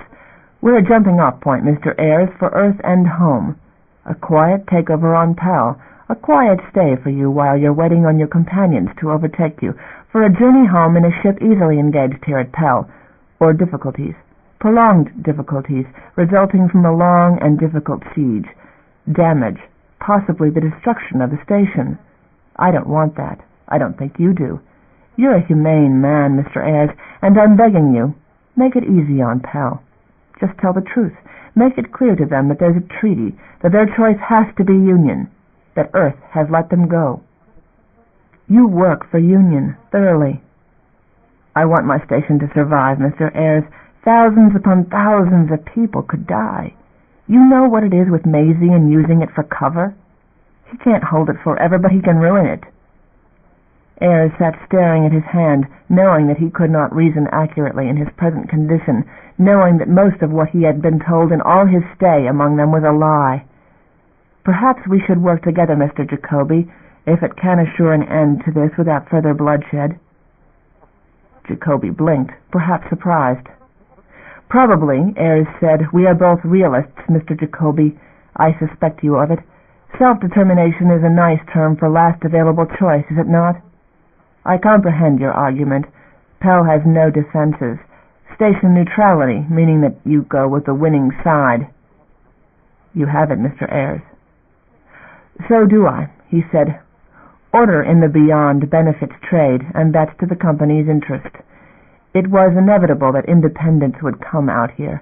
It's just come sooner than Earth was ready to understand. It would have been acknowledged long ago if not for the blindness of ideologies. Brighter days, Mr. Jacoby, are possible. May we live to see them." It was a lie as sober-faced as he had ever delivered. He leaned back in his chair with nausea urging at him from the effects of jump and from outright terror. "Mr. Ayres." He looked back at the doorway. It was Azov. The Union officer walked in, resplendent in black and silver. "We are monitored," Ayres observed sourly. "I don't delude myself with your affection, Mr. Ayres, only with your good sense." "I'll make your recording." Azov shook his head. "We go heralded," he said, "but by a different warning. There's no hope that Mazian's ships will all be docked. We brought you along, first for the Maziani, and secondly because in the taking of Pell Station it will be useful to have a voice of former authority." He nodded weary assent. "If it saves lives, sir." Azov simply stared at him, frowned finally. "Take time to recover your equilibrium, sirs, and to contemplate what you might do to benefit Pell." Ayres looked at Jacoby as Azov left, and saw that Jacoby was also capable of anxiety. "Doubts?" he asked Jacoby sourly. "I have kin on that station," Jacoby said. Book 4, Chapter 1, Part 1. Pell, 10-10-52, 1100 hours. The station was calmer. Queries to legal affairs had begun, and that was a good indication that the tension on the station was easing. The input file was full of queries about military actions, threatened lawsuits, indignant protests from merchants on station who felt damages were due them for the continued curfew on the docks. There were protests from the merchanter ship Finity's End regarding a missing youth, the object of much anxiety in a theory that one of the military crews could have swept him up in impressment. In fact, the youth was probably in some station sleepover with a current infatuation from some other ship. Comp was quietly carrying out a card-use search, not an easy matter, for merchanter passes were not in such frequent use as station or cards. Damon entertained hopes of finding him safe, refused to take alarm until the record search had come in.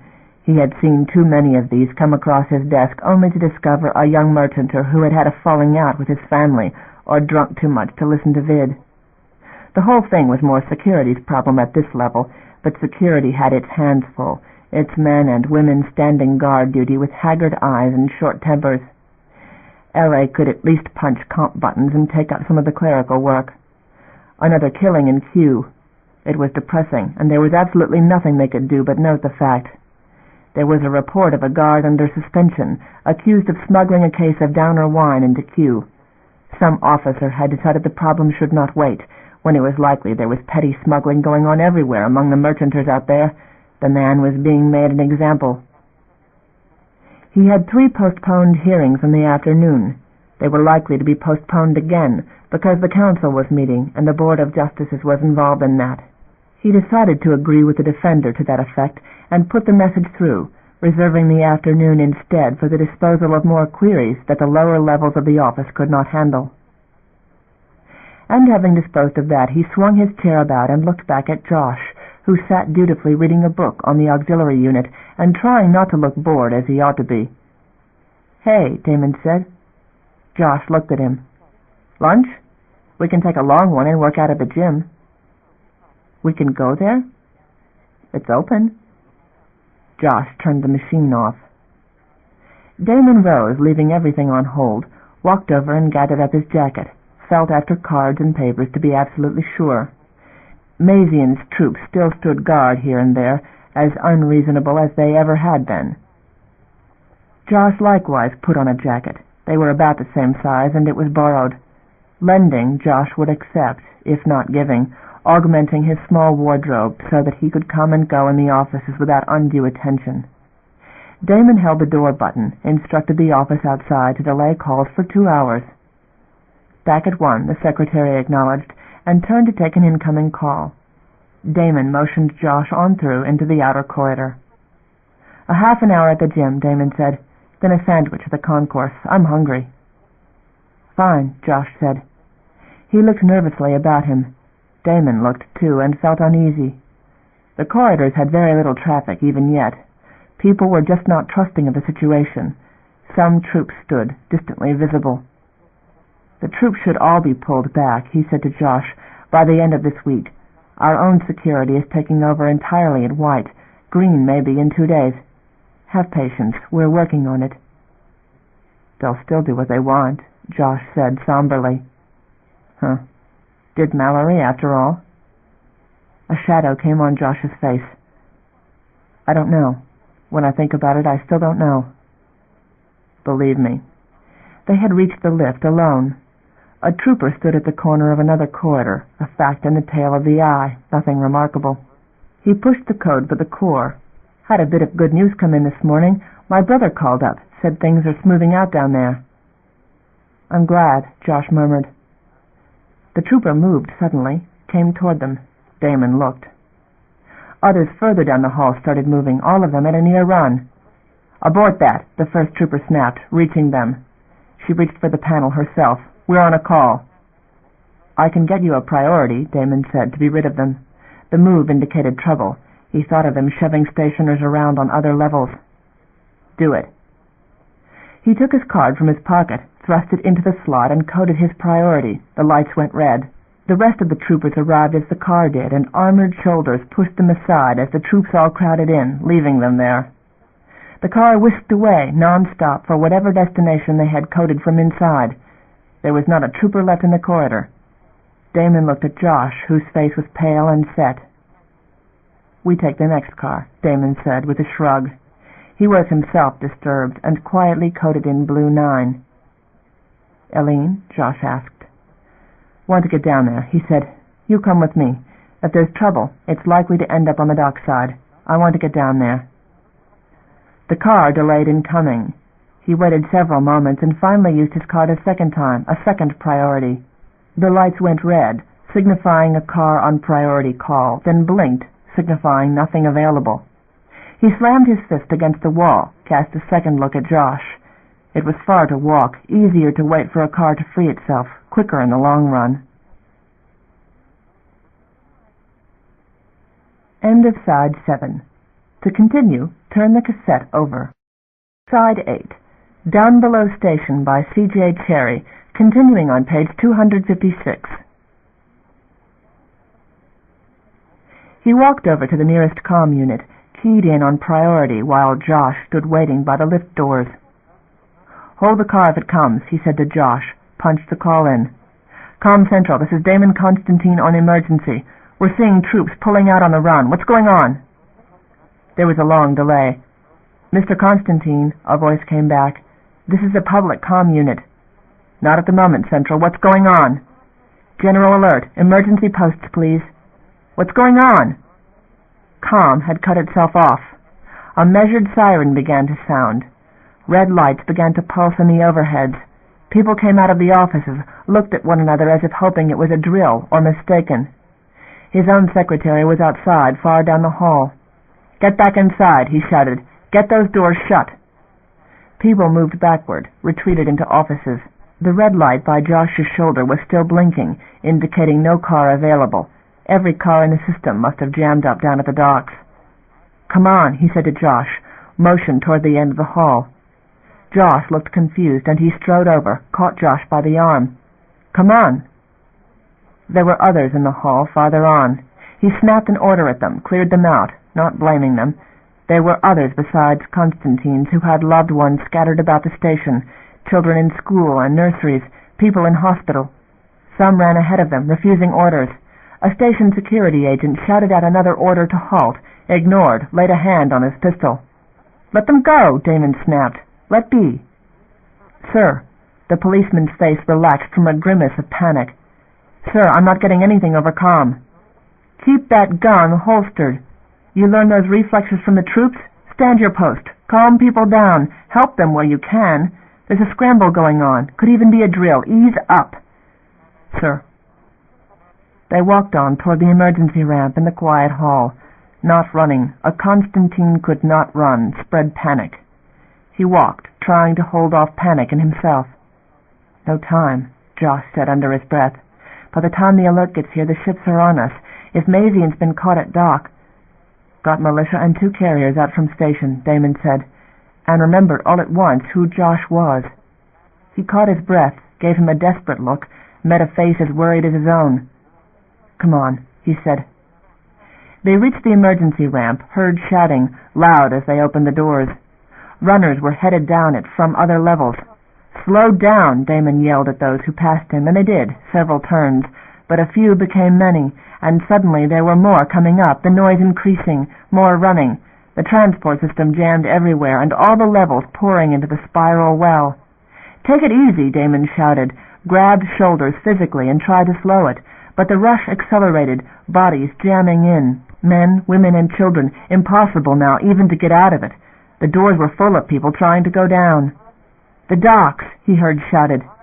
It spread like fire, with the red light of alarm burning in the overhead, the assumption that had been seething in Pell since the troops came, that some day it would come, that the station was under attack, that evacuation was underway. The mass pressed down, and there was no stopping it. Part 2, Norway, 11:05 hours. CFX/night/8989-8988/687/Easy-Easy-Easy/Scorpion-12/000/ended. Signy keyed back acknowledgement and turned to Graf with a wide sweep of her hand.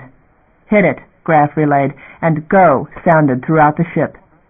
Warnings flared, spreading to dockside. Troops outside finished stripping the umbilicals. "We can't take them," Signy said when Di Jantz fretted in calm. It sat ill with her to abandon men. "They're all right." "Umbilicals clear," Graf shouted across, off comm.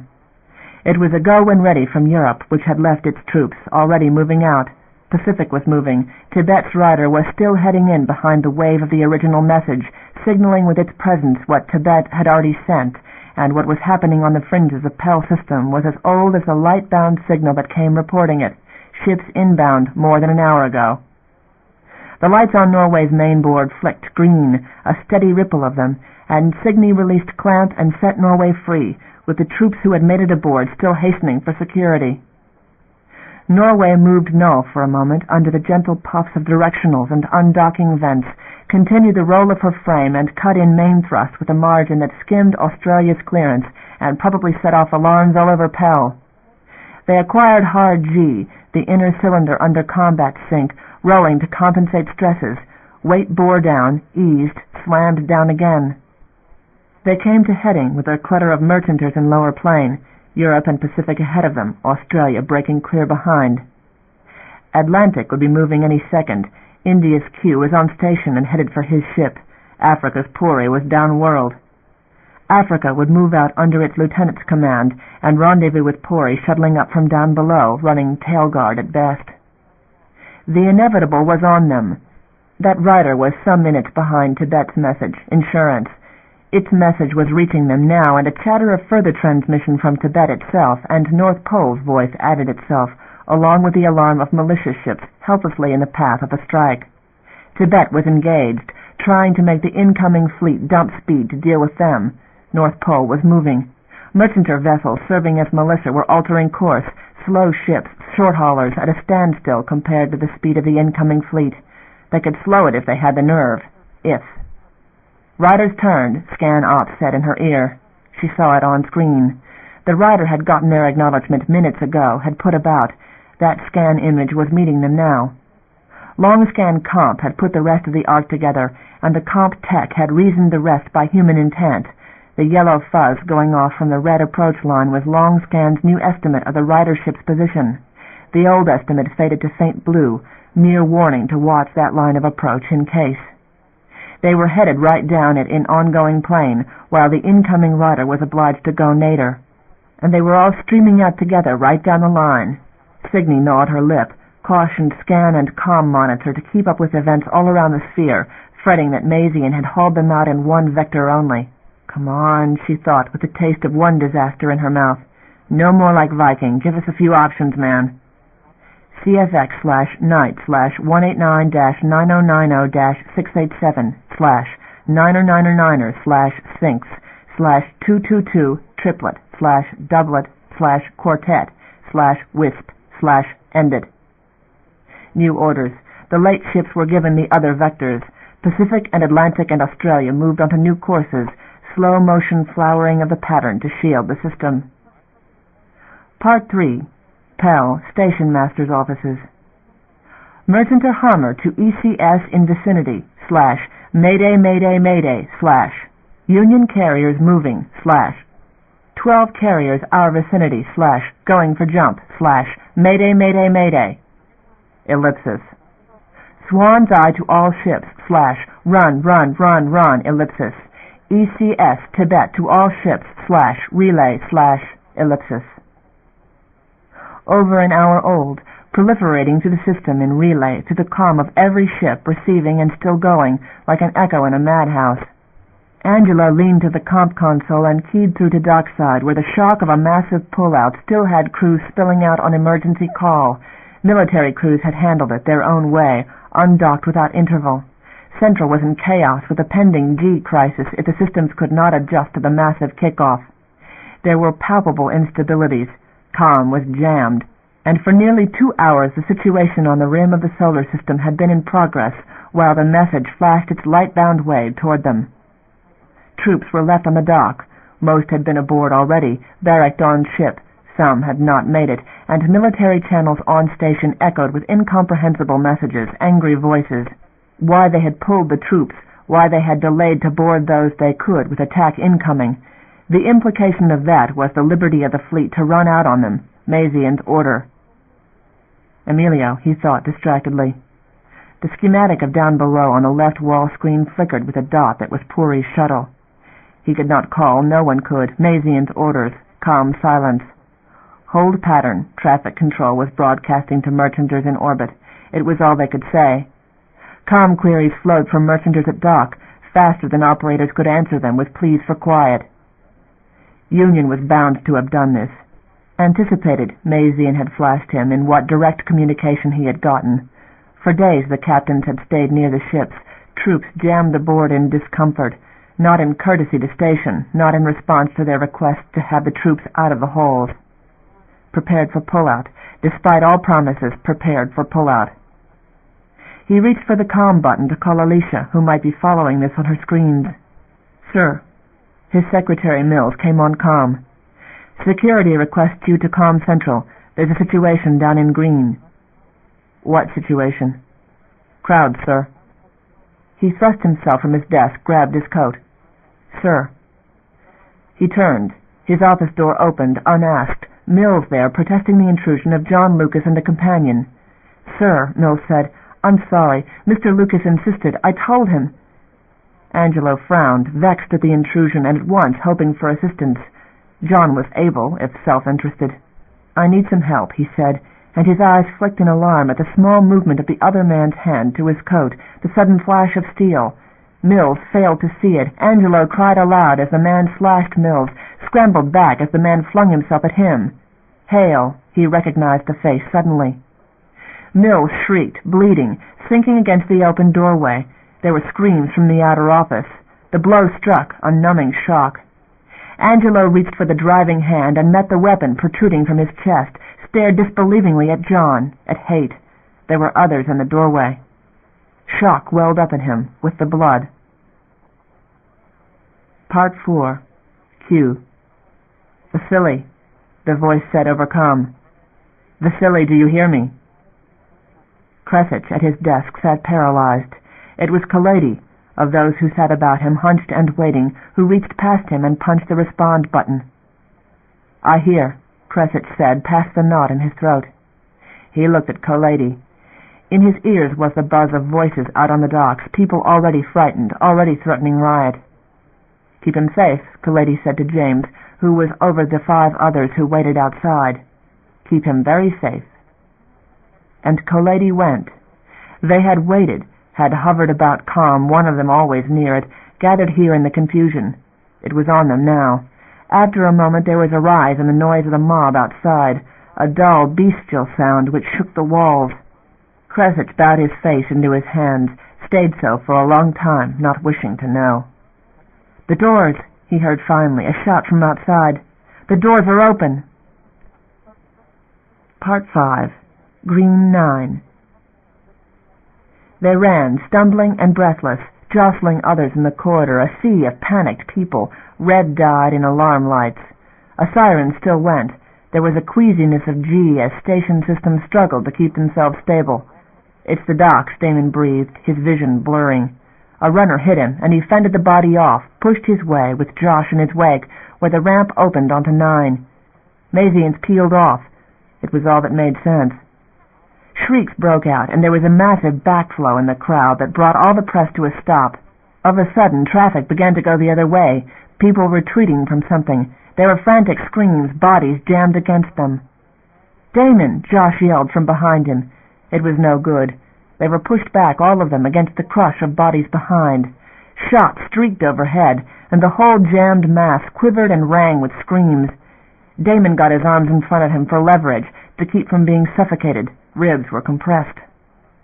Then the rear of the press turned, running in panic down some route of escape, and the crush became a battering flood. He tried to stand in it, having his own direction. A hand caught his arm, and Josh caught up with him, staggered as the mob shoved and stampeded, and they tried to fight the current. More shots. A man went down, more than one, hit. The fire was going into the crowd. "Stop shooting!" Damon shouted, still with a wall of people in front of him, a wall diminishing, as if a scythe were hitting it. "Cease fire!" Someone grabbed him from the back, pulled him as fire came through. He got the edge of one and jerked in pain, scrambling for balance in the rout, running now. It was Josh with him, pulling him along in their retreat. A man's back exploded an arm's length ahead of them, and the man fell under the others. "This way," Josh yelled, jerked him left, down a side corridor where part of the route was going. He went, that direction as good as the other, saw a way to double back through, redoubled his efforts to get to the docks, running through the maze of secondary corridors back again to 9. They made it as far as 3 intersections, frantic people scattering everywhere, at every intersection of the corridors, staggering in the flux of G. And then screams broke out in the halls ahead. "Look out!" Josh yelled, catching at him. He gasped air and turned, ran where the curving inner hall rose up and up into what was going to turn into a blank wall, the sector division. Not blank. There was a way. Josh yelled and tried to drag him back when he saw the cul-de-sac. "Come on," he snapped, and caught Josh's sleeve, kept running as the wall came down off the horizon at them, became level, a blank wall with a painted mural, and at the right, the heavy door of a downer hatchway. He leaned up against the wall, fumbled his card out, jammed it in a slot. The hatch opened with a gust of tainted air, and he dragged Josh into it, into virtual dark, numbing cold. The door sealed. Air exchange started, and Josh looked about in panic. Damon reached for the masks in the recess, thrust one at Josh, got one over his own face, and sucked a restricted breath, trembling so that he could hardly get the band adjusted. "Where are we going?" Josh asked, voice changed by the mask. "Now what?" There was a lamp in the recess. He took it, thumbed the light on. He reached for the inner door switch, opened it, a sound that echoed up and up. A slant of the beam picked out catwalks. They were on a grid, and a ladder went down farther still into a round tube. G diminished dizzyingly. He caught at the rail. Eileen would be in the worst of it. She would go to cover, get those office doors locked, had to. He was not able to get through out there, had to get to help, reach a point where he could get security forces moving in a front that could stop it. Up. Get up to the high levels. That was White Sector on the other side of that partition. He tried to find an access to it, but the beam showed no way. There was no direct connection, section to section, except the docks, except on number 1 level. He remembered that. Complicated lock systems. Downers knew where. He did not. Get to Central, he thought. Get to an upper hall and get to comm. Everything was amiss. G out of balance. The fleet had gone, maybe merchanters too, throwing them out of stability, and Central was not correcting it. Something was massively wrong up there. He turned, staggered as G surged sickeningly, grabbed an upslanted rail and started climbing. Josh followed. Part 6. Green Dock. There was no response from Central. The hand comm kept giving back the standby, interspersed with static. Eileen thumbed it off and cast a frantic look back at the lines of troops that held Green 9 entry. "Runner," she called. A youth came up to her on the double. They were reduced to this, with comm blacked out. "Get to all the ships round the rim, one to the next as far as you can run, and tell them to pass the word on their own comm if they can. Hold where you are, tell them, you know what to say. Tell them there's trouble out there and they'll run head-on into it if they bolt. Go." Scan might be out. She had reckoned the blackout the fleet's doing, but India and Africa had gone, leaving troops to hold the dock, troops they had no room to take, and the signal was still being interrupted. No knowing what information the merchanters were getting, or what messages the troops might have gotten over their own comm. No knowing who was in charge of the deserted troops, whether some high officer or some desperate and confused non-comm. There was a wall of them at the 9er entries of blue and green docks, a wall of troops facing up the curving horizons, sealing off those same docks from either side, rifles braced and ready, the sealing of their square. She feared them no less than the enemy incoming. They had fired, turned one mob, killed people. There were still sporadic shots. She had 12 staff members and 6 of them were missing, cut off by the comm blackout. The others were directing dock crew efforts to check the dumped umbilicals against a fatal seal breach. The whole section should be under precautionary seal. If her people up in Blue Control could get it straightened out, they had dead switches, the whole system jammed by an override. G-flux still hit them in intervals. Fluid mass in the tanks had to be shunted as fast as the lines could jet it their way. Everything in tanks anywhere to compensate. Station had altitude controls. They might be using them. It was terrifying in a huge space like the docks, the up and down of weight, unsettling premonition that at any moment they might get a flux of more than a kilo or two. "Miss Quen." She turned. The runner had not gotten through. Some ass in the line of troops must have turned him back. She started toward him in haste, toward the line that suddenly, inexplicably, was wavering, facing about toward them, rifles leveled. A shout roared out at her back. She looked to the upcurving horizon, saw an indistinct wavefront of runners coming down that apparent wall toward them, beyond the curtaining section arch. Riot. "The seal!" she shouted into the useless handcom, dead as it had been. The troops were moving. She was between them and targets. She ran for the far side, the tangle of gantries, heart pounding, looked back again as the line of troops advanced, narrowing their perimeter, passing her by, some of them taking positions in the cover of the gantries. She thumbed the handcom and desperately tried her office. Shut it down! But the mob was past Blue control, might be in it. The noise of the mob swelled, a tide pouring toward them, while others were still coming down off the horizon, an endless mass. She realized suddenly the aspect of the distant faces, behavior not panic but hate, and weapons, pipes, clubs. The troops fired. There were screams as the first rank went down. She stood paralyzed, not 20 meters from the troops' rear, seeing more and more of the mob pouring toward them over their own dead. Q was loose. They came waving weapons and shrieking, a sound which grew from distant roar to deafening, with no end to their numbers. She turned, ran, staggering in the flux, in the wake of her own fleeing dock crews, of scattered downers who saw man trouble and sought shelter. The noise grew behind her. She doubled her pace, a hand to her belly, trying to cushion the shock in her stride. There were screams behind her, almost drowned in the roar. They would overrun these troops too, gain their rifles, coming on by the sheer weight of numbers. She looked back, saw a green nun vomiting forth scattered runners getting past the troops. Panic showed in their faces. She gasped for air and kept going, despite the dull ache in her pelvic arch, dog-trotting when she must, reeling in the G-surges.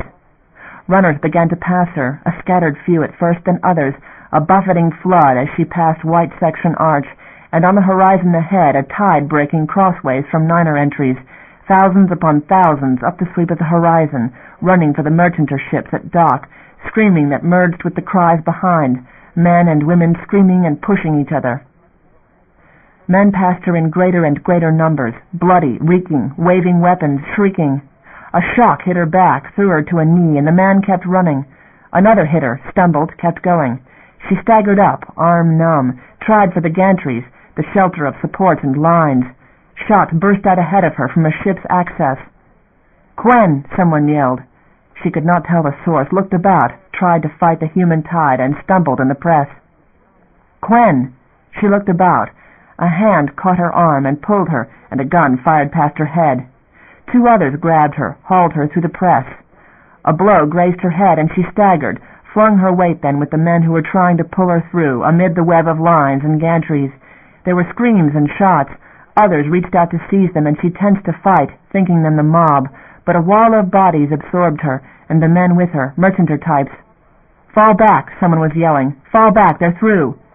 They were headed up a ramp to an open hatchway, a cold-ribbed tube, glowing yellow-white, a ship's access.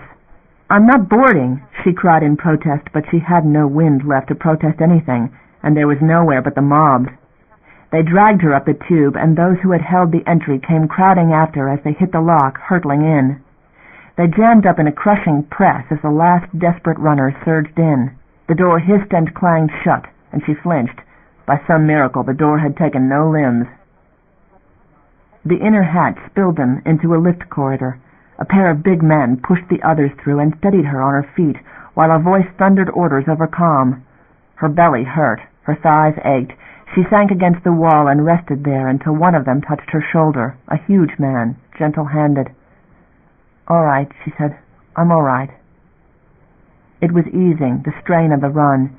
She pushed her hair back, looked at the men, these 2 who had been out there with her, heaved through the crowd, shoving rioters out of the way, knew them in the patch they wore, black without device. Finity's End.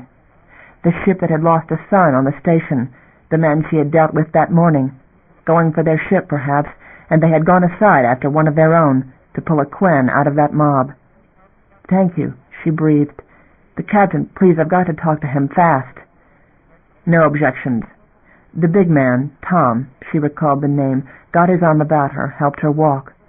His cousin opened the lift door and hit the button inside. They walked out again into a fair-sided center, crowded at the moment by the lack of rotation. Main room and bridge were downmost, bridge forward, and the two brought her that way.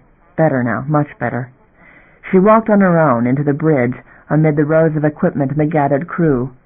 Nyhart was the ship's family, Viking-based. The seniors were on the bridge, some of the younger crew. Children would be snuggled away topside out of this. She recognized Wes Nyhart, captain of the family, seamed and silver-haired, sad of face. "Quen," he said. "Sir." She met the offered hand, declined the seat they offered, leaned against the back of it to face him. "Queue's loose. Comms out. Please, contact the other ships. Pass word. Don't know what's wrong in Central, but Pell's in dire trouble." "We're not taking on passengers," Nyhart said. "We've seen the result of that. So have you. Don't ask it. Listen to me. Union's out there. We're a shell around this station.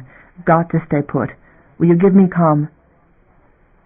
She spoke for Pell, had done so to this captain, to all the others, but this was his deck, not Pell, and she was a beggar without a ship.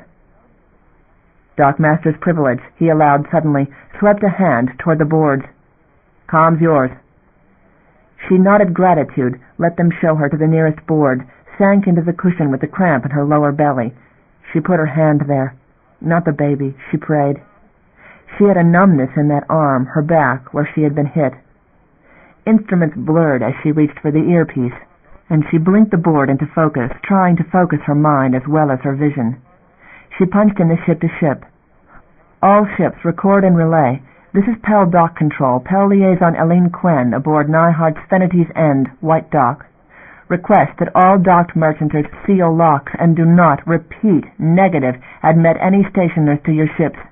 Pell is not evacuating. Get this much on outside broadcast if you can make it heard on loudspeakers. Station comm is blacked out. Those ships in dock, if you can safely release dock from inside shutdown, do so, but do not undock. Those ships in pattern, hold your pattern. Do not leave pattern. Station will compensate and regain stability. Repeat, Pell is not being evacuated. A military action is in progress in the system. Nothing will be served by evacuating the station. Please play the following section for outside broadcast where possible. Attention! By Dockmaster's authority, all station law enforcers are requested to do their utmost to establish order in whatever areas they are. Do not attempt to go to Central. Stay where you are.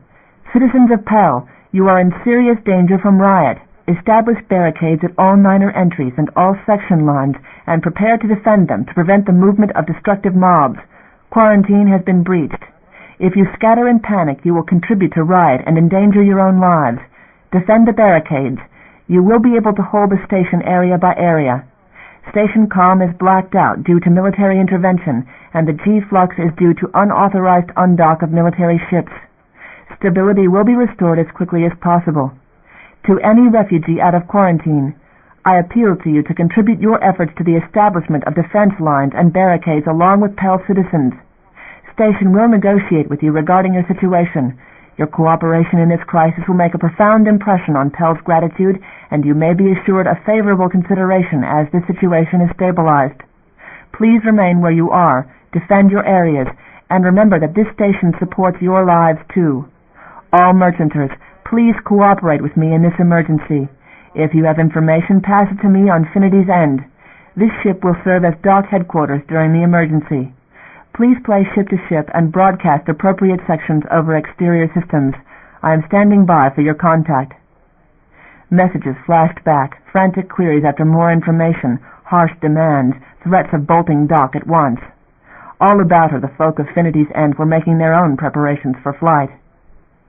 At any moment, she hoped, at any moment comm might clear, Station Central might come through bright and sane, bringing contact with command, with Damon, who might be in Central and might not. Not, she hoped, in those corridors with Q run amok. Main day noon, the worst of all times, with most of Pell out away from jobs and shops in the corridors. Blue Dock was his emergency assignment. He might have tried to come there, would have tried. She knew him. Tears blurred her eyes. She clenched her fist on the arm of the chair, tried to think away the diminishing ache in her belly. White section seal just activated. Word came to them from CETA, which had a vantage. Other ships echoed reports of other seals in function. Pell had segmented itself in defense, the first sign that it had defensive reactions left in it. "Scan's got something," came panicked word from a crew member behind her. Could be a merchant or out of pattern, can't tell. She wiped her face and tried to concentrate on all the threads in her hands. "Just stay put," she said. "If we breach those umbilicals, we've got dead in the thousands out there. Do manual seal. Don't break those connections." "Takes time," someone said. "We may not have it." "So start doing it," she wished them. Part 7. Pell, Sector Blue 1, Command Central. The red lights which had flared across the boards had diminished in number. John Lucas paced from one to the other post and watched Tech's hands, watching Scan, watching the activity everywhere they still had monitor. Hale stood guard by the windows in Central Comm with Daniels. Cray was here, at one side of the room, Lee Quayle on the other, and others of Lucas Company security, none of the station's own. The techs and directors questioned nothing, working feverishly at the emergencies which occupied them. There was fear in the room, more than fear of the attack outside. The presence of guns, the lasting blackout. They knew, John reckoned, they well knew that something was amiss in Angelo Constantine's silence, in the failure of any of the Constantines or their lieutenants to reach this place. A tech handed him a message and fled back to his seat without meeting his eyes. It was a repeated query from Downbelow main base. That was a problem they could defer. For now they held Central and the offices, and he did not intend to answer the query. Let Emilio figure it a military order which silenced Station Central. On the screens the scan showed ominous lack of activity. They were sitting out there, waiting. He paced the circuit of the room again, looked up abruptly as the door opened. Every tech in the room froze, duties forgotten, hands in mid-motion at the sight of the group which appeared there, civilian, with rifles leveled, with others at their backs. Jessad, 2 of Hale's men, and a bloodied security agent, one of their own. "Area secure," Jessad reported. "Sir," a director rose from his post. "Counselor Lucas, what's happening?" "Set that man down," Jessad snapped, and the director gripped the back of his chair and cast John a look of diminishing hope. "Angelo Constantine is dead," John said, scanning all the frightened faces. "Killed in the rioting with all his staff. Assassins hit the offices. Get to your work. We're not clear of this yet." Faces turned, backs turned, techs trying to make themselves invisible by their efficiency. No one spoke. He was heartened by this obedience. He paced the room another circuit, stopped in the middle of it. "Keep working and listen to me," he said in a loud voice. "Lucas Company personnel are holding this sector secure. Elsewhere we have the kind of situation you see on the screens. We're going to restore comm for announcement from this center only, and only announcements I clear. There is no authority on this station at the moment but Lucas Company, and to save this station from damage I will shoot those I have to. I have men under my command who will do that without hesitation. Is that clear?" There were no comments, not so much as a turning of the head. It was perhaps something with which they were in temporary agreement, with Pell systems in precarious balance and Q rioting on the docks. He drew a calmer breath and looked at Jessad, who nodded a reassuring satisfaction. Part 8. The webbery of ladders stretched before and behind, a maze of tubes across the overhead, and it was bitterly cold. Damon shone the beam one way and the other, reached for a railing, sank down on the gridwork as Josh sank down by him, the breather sounds loud, strained. His head pounded. Not enough air, not fast enough for exertion, and the maze they were in branched. There was logic to it. The angles were precise. It was a matter of counting. He tried to keep track. "Are we lost?" Josh asked between gasps. He shook his head, angled the beam up the way they should go. Mad to have tried this, but they were alive, in one piece. "Next level," he said, "ought to be 2. I figure we go out, take a look how things are out there." Josh nodded. G-flux had stopped. They still heard noise, unsure in this maze where it came from. Distant shouts. Once a booming shock he thought might be the great seals. It seemed better, he hoped. Moved with a clattering ringing of the metal, reached for the rail again and started to climb, the last climb. He was overwhelmingly anxious, for Eileen, for everything he had cut himself off from in coming this way. No matter the hazard, he had to get out. There was a static sputter. It boomed through the tunnels and echoed. Calm, he said. It was coming back together, all of it. This is a general announcement. We are approaching G-stabilization. We ask that all citizens keep to their present areas and do not attempt to cross section lines. There is still no word from the fleet, and none is expected yet. Scan remains clear. We do not anticipate military action in the vicinity of this station. It is with extreme sorrow that we report the death of Angelo Constantine at the hand of rioters and the disappearance and violence of other members of the family. If any have reached safety, please contact Station Central as soon as possible. Any Constantine relative or any knowing their whereabouts, please contact Station Central immediately. Councilor John Lucas remains acting station master in this crisis. Please give full cooperation to Lucas Company personnel who are fulfilling security duties in this emergency. Damon sank down on the steps. A cold deeper than the chill of the metal settled into him. He could not breathe. He became aware that he was crying, tears blurring the light and choking his breath. Announcement, the comm began to repeat. We are approaching G-stabilization. We ask that all citizens... A hand settled on his shoulder, pulled him about. Damon, Josh said through the noise. He was numb. Nothing made sense. Dead, he said, and shuddered. Oh, God. Josh stared at him, took the lamp from his hand. Damon thrust himself for his feet, for the last climb, for the access he knew was up there. Josh pulled him hard, turned him around against the solid wall. Don't go, Josh pleaded with him. Damon, don't go out there now. Josh's paranoid nightmares. It was that look on his face. Damon leaned there, his mind going in all directions, and no clear direction. Eileen. My father, my mother. That's Blue 1. Our guards were in Blue 1, our own guards. Josh said nothing. He tried to think. It kept coming up wrong. Troops had moved. The fleet had pulled out. Murders instant. Impelled heaviest security. He turned the other way, the way they had just come, his hand shaking so he could hardly grip the railing. Josh shone the light for him, caught his elbow to stop him.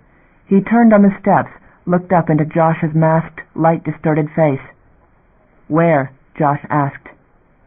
I don't know who's in control up there. They say it's my uncle. I don't know. He reached for the lamp to take it.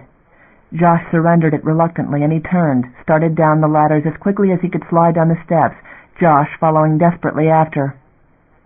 Get down again. Down was easy. He hurried at the limit of breath and balance until he was dizzy, and the lamp's beam swung madly about the framework and the tunnels. He slipped, recovered, kept descending. Damon, Josh protested. He had no breath for arguing. He kept going until his sight was fading from want of air, sank down on the steps, trying to pull air enough through the breather to keep from fainting. He felt Josh leaning by him, heard him panting, no better off. Docks, Damon said. Get down there, get to ships. Eileen would go there. Can't get through. He looked at Josh, realized he was dragging another life into this. He had no choices either. He got up, started down again, felt the vibrations of Josh's steps still behind him. The ships would be sealed. Eileen would be there, or locked in the offices, or dead. If the troops had hit him, if for some mad reason the station was being disabled in advance of a Union takeover, but John Lucas was supposed to be up there in Central. Had some action failed? Had John somehow prevented them from hitting Central itself? He lost count of the stops for breath, of the levels they passed. Down. He hit bottom finally, a gridwork suddenly wider, did not realize what it was until he searched with the light and stopped finding downward ladders. He walked along the grid, saw the faint glimmer of a blue light, that over an access door. He reached it, pushed the switch. The door slid back with a hiss, and Josh followed him into the lock's brighter light. The door closed, and air exchange started. He tugged down the mask and got a full breath of air, chill and only slightly tainted. His head was pounding. He focused hazily on Josh's sweating face, marked with the mask, distraught. Stay here, he said in pity. Stay here. If I get this cleared up, I'll come back. If I don't, decide for yourself what to do. Josh leaned there, eyes glazed. Damon turned his attention to the door, got his breathing back to normal, rubbed his eyes to clear them, finally pushed the button and put the door into function. Light blinded him. They were shouting out there, screaming, the smell of smoke. Life support, he thought with a chill. It opened on one of the minor halls, and he headed out, started running, heard running footfalls behind him, and looked back. "Get back," he wished Josh. "Get back in there." He had no time to argue with him. He ran down the hall. Had to be in Green sector. It had to be 9 in this direction. All the signs were gone. He saw a riot ahead of him, people running scattered through the halls, and some had lengths of pipe, and there was a body in the hall. He dodged it and kept going. The rioters he saw did not look like Pell, unshaven, unkempt. He knew suddenly what they were, and flung everything into his running, pelted down the hall and up a turn, headed as close to the docks as he could get without going into the main corridor. He had to break into it finally, dodged a runner among other runners. There were more bodies on the floor, and looters ran rampant. He shouldered past men who clutched pipes and knives, and some of them guns. The entry to the dock was closed, sealed. He saw that, staggered aside as a looter came swinging a pipe at him for no reason more than that he was in the way. The attacker kept going, a half-circle that pulled him about and ended against the wall, with Josh, who slammed his head into the wall and came up with the pipe in his hand. Damon whirled and ran for the sealed doors, reached for his pocket for the card to override the lock. "Constantine!" someone shouted behind him. He turned, stared at a man, at a gun leveled at him. A length of pipe hurtled out of nowhere and hit the man, and looters scrabbled for the gun, a surging mob. In panic he whirled, thrust the card for the slot. The door whipped back, with the vast dockside beyond and other looters. He ran, sucking in the cold air, down the dock toward White sector, where he saw other great seals in place, the dock seals, 2 levels tall and airtight. He stumbled from exhaustion and caught himself, pelted up the curve toward them, hearing someone close behind him and hoping it was Josh. The stitch that had started in his side unnoticed grew to a lancing pain. Past looted shops with dark open doors, he reached the wall beside the huge seals, fetched up against the closed door of the small personnel lock, thrust his card into the slot. It was dead. No response. He pushed it harder, thinking it might have failed contact, inserted it a second time. It was cut off. It should at least have lighted the buttons, given him a chance to put through a priority code or flash the hazard signal. "Damon!" Josh reached the door beside him, caught at his shoulder, pulled him around. There were people moving behind them, 30, half 100, from all across the docks, from Green 9 in greater and greater number. "They know you've got a door open," Josh said. "They know you've got that kind of access." He stared at them, snatched his card from the slot. Useless, blanked. Control had blanked his card. "Damon!" He grabbed at Josh and ran, and the crowd started forward with a howl. He raced for the open doors, for the shops, into the dark doorway of the nearest. He whirled inside, pushed the button to seal the door. That at least worked. The first of the mob hit the door, hammered at it. Panicked faces pressed close to the plastic, lengths of pipe hammered at it, scarring it. It was a security seal, like all the dock front doors, pressure tight, windowless, but for that double thick circle. "It's going to hold," Josh said. "I don't think," he said, "that we can get out again. I don't think we can get out of here until they come to get us." Josh looked at him across the space of the window from the other side of the door, pale in the light that came through it. "They've blanked my card," Damon said. "It stopped working. Whoever's in Station Central just cut off my card use." He looked toward the plastic on which the gouges were deepening. "I think we just trapped ourselves." The hammering continued. Madness raged outside, not assassins, not any sane impulse toward hostage-taking, only desperate people with a focus for their desperation. Q residents with a pair of stationers within reach. The scars deepened on the plastic, almost obscuring the faces and hands and weapons. It was remotely possible they could get through it. And if that happened, there was no need of assassins. Chapter 2, Part 1. Norway, 1300 hours. It was a waiting game now, probe and vanish. Ghosts. But solid enough out there, somewhere beyond system limits. Tibet and North Pole had lost contact with the incoming enemy Union had about faced, at the cost of one of Tibet's riders, at the cost of one of Union's. But it was far from over. The calm flow kept up, calm and quiet out of both carriers. Signy gnawed her lip and stared at the screens before her while Graf tended up. Norway held position, along with the rest of the fleet, having dumped speed, drifted, still not too remote from the mass of Pell 4 and 3 and the star itself. Dead stopped. They had refused to be drawn out. Had now to use mass to shelter them from an arrival close at hand. It was not likely that Union would be reckless enough to use jump for entry, not their style. But they took the precaution, sitting targets as they were. Wait long enough and even conservative Union commanders could circle their scan range to find new lines of attack, having probed things, wolves round the firelight, and themselves trying to sit within it, visible and dead still and vulnerable. Union had room out there, could get a good run started, too fast for them to handle. And for some time there had been bad news coming out of Pell, silence broken, rumblings of serious disorder. From Mazian, persistent silence, and one of them dared breach it with a communication to question. "Come on," she wished Mazian, "turn some of us loose to hunt." The riders hung off from Norway in widest deployment, like those of the other ships, 27 rider ships, 7 carriers, and 32 militia ships trying to fill up their pattern, indistinguishable on long scan, some of them from rider ships, 2 of them from carriers. As long as the fleet sat still, not betraying themselves by tight moves and speed, whoever looked at scan had to wonder if some of those slow, steady ships might not be warships disguising their moves. Tibet's rider had gotten back to Mother, and Tibet and North Pole had 7 riders and 11 militia in their area, short haulers incapable of running, turned brave by necessity. They could not get out of the way, so they made part of the screen, as if they could depend on attack coming from that direction. Union had felt at them, pricked at the organism and vanished out of range. It was probably Azov out there, one of Union's oldest, one of the best. Feather touch and faint. He had sucked in more than one commander too good to die that way. Nerves crawled. The techs on the bridge looked at her from time to time. Silence existed inside as well as among the ships, contagious unease. A comm tech turned at his station, looked at her. "Pell situation worsening," he said off comm. There was a murmur from other stations. "Mind's on your business," she snapped on general address. "It's likely to come from any side of us. Forget Pell or we get it in our faces, hear me? I'll vent the crewman who wool gathers." And to Graf, "Ready status."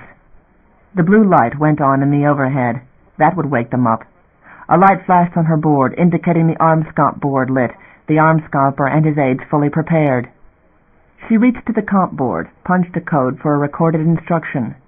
Norway's sighting eye began to rove toward the reference star in question, to perform identifications and to lock in case there was something going on unaccounted for in their plans, and Mazian, likewise receiving that Pell chatter, was thinking of running. Their direct beam pickup was trained on Europe, and Europe still had nothing to say. Mazian was thinking, or had made up his mind, and trusted his captains to take precautions. She tapped a signal to the jump text board, as he had already to have noted the other move. The board went live, a stepped-up power flow to the generation vane monitors that gave them options other than real space. If the fleet broke from Pell, chances were they would not all arrive where they were instructed, at the nearest null point. That there would never again be a fleet, nothing between Union and Sol. The calm flow from Pell became grim indeed. Part 2. Downer Access. Men with guns. Keen ears could still pick up the shouts outside, the terrible fighting. Satin shivered at a crash against the wall, trembled, finding no reason for this thing that happened, but that Lucases had done this, and Lucases gave orders, in power, in the up above. Bluetooth hugged her, whispered to her, urged her, and she came, as silently as the others. The whispers of bare Heisa feet passed above them, below. They moved in dark, a steady flow. They dared no lights which might guide men to find them. Some were ahead of them, some behind. Old One himself led, the strange Heisa, who had come down from the high places and commanded them without telling them why. Some had lingered, fearing the strange ones, but there were guns behind, and mad humans, and they would come in haste very soon. A human voice rang out far below in the tunnels, echoing up. Bluetooth hissed and pushed, moved faster in his climbing, and Satin scampered along with all her might, heated by this exertion, her fur damp, and her hands sliding on the rails where others had grasped them. "Hurry," a Hysa voice whispered at once at the levels, high in the up-above's dark places, and hands urged them up still another climb where a dim light shone, making a silhouette of a Hysa who waited there. A lock. Satin tugged her mask into place and scrambled up to the doors, caught Bluetooth's hand for fear of losing him where Old One should lead. The lock received them. They jammed in with others, and the inner seal gave way on a mass of brown Hysa bodies, hands which reached and drew them out in haste, other Hysa who stood facing outward, shielding them from what lay beyond. They had weapons, lengths of pipe like the men carried.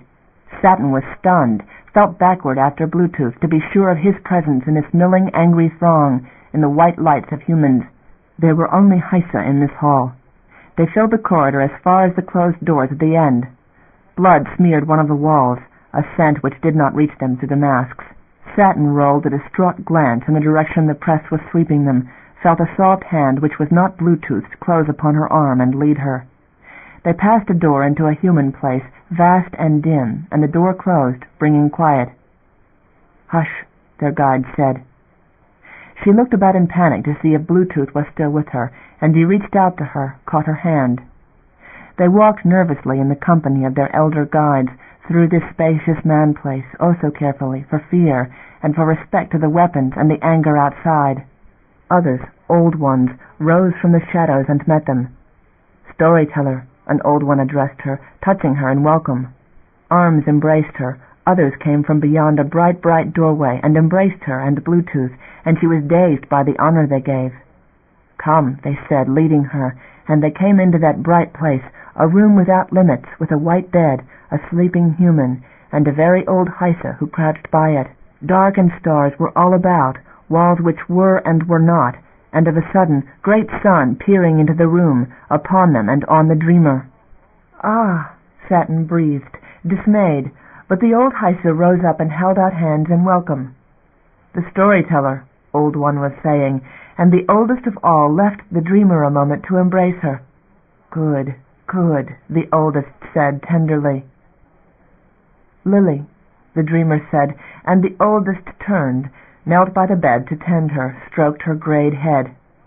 Marvelous eyes turned on them, alive in a face white and still, her body shrouded in white, everything white, but the Hysa named Lily, and the blackness which expanded all about them, dusted with stars, sun had vanished. There was only themselves. "Lily," the dreamer said again, "who are they?" At her the dreamer looked, at her, and Lily beckoned. Satin knelt down, and Bluetooth beside her, gazed with reverence into the warmth of the dreamer's eyes, the dreamer of the up above, the mate of great sun, who danced upon her walls. "Love you," Satin whispered. "Love you, sun-she friend." "Love you," the dreamer whispered in her turn. "How is it outside? Is there danger?" "We make safe," Old One said firmly. All the Hysa make safe this place. Men with guns stay away." "They're dead." The wonderful eyes filmed with tears and sought toward Lily. "John's doing. Angelo, Damon, Emilio maybe. But not me, not yet. Lily, don't leave me." Lily so carefully put her arm about the dreamer, laid her graying cheek against the dreamer's graying hair. "No," Lily said. "Love you, no time leave. No, no, no. Dream they leave, men with guns. Downers all stand you place. Dream to great sun. We you hands and feet, we many, we strong, we quick." The walls had changed. They looked now upon violence, upon men fighting men, and all of them shrank closer together in dread. It passed, and only the dreamer remained tranquil.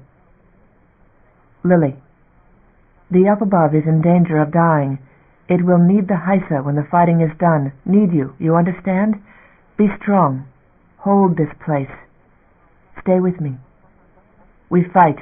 Fight mans come here. Live. They daren't kill you, you understand? Men need the Hysa. They won't come in here." The bright eyes grew dark with passion and gentle again. Sun was back. his awesome face filling all the wall, silencing angers. He reflected in the dreamer's eyes, touched the whiteness with his color. Ah, Satin breathed, and swayed from side to side. Others did, one with her, making a soft moan of awe. "She is Satin," old one said to the dreamer. "Bluetooth, her friend of Bennett man, see he die." "From down below," the dreamer said. "Emilio sent you to the up above." "Constantine man you friend? Love he, all downers.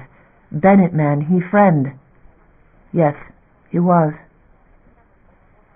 "She say," old one said, and in a language of Haisa, "Storyteller, sky sees her, make the story for the dreamer, make bright her eyes and warm her dreams, sing it into the dream."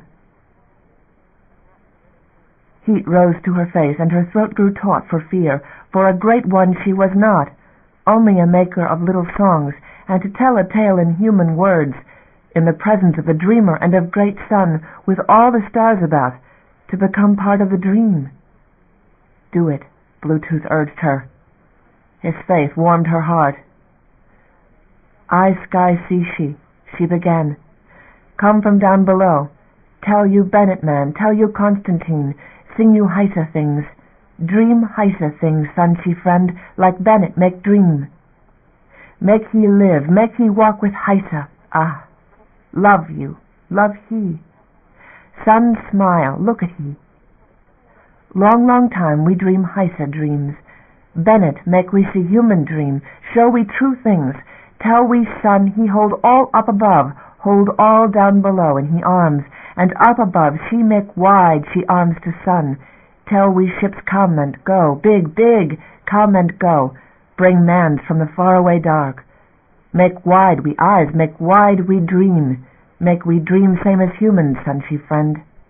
This thing Bennett give we, and he give he life.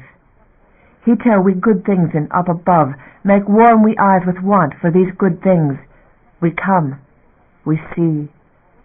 So wide, so big dark, we see sun smile in the dark, make the dream for down below, the blue sky. Bennett, make we see, make we come, make we new dreams. Ah, I, Satin, I tell you time humans come. Before humans, no time, only dream.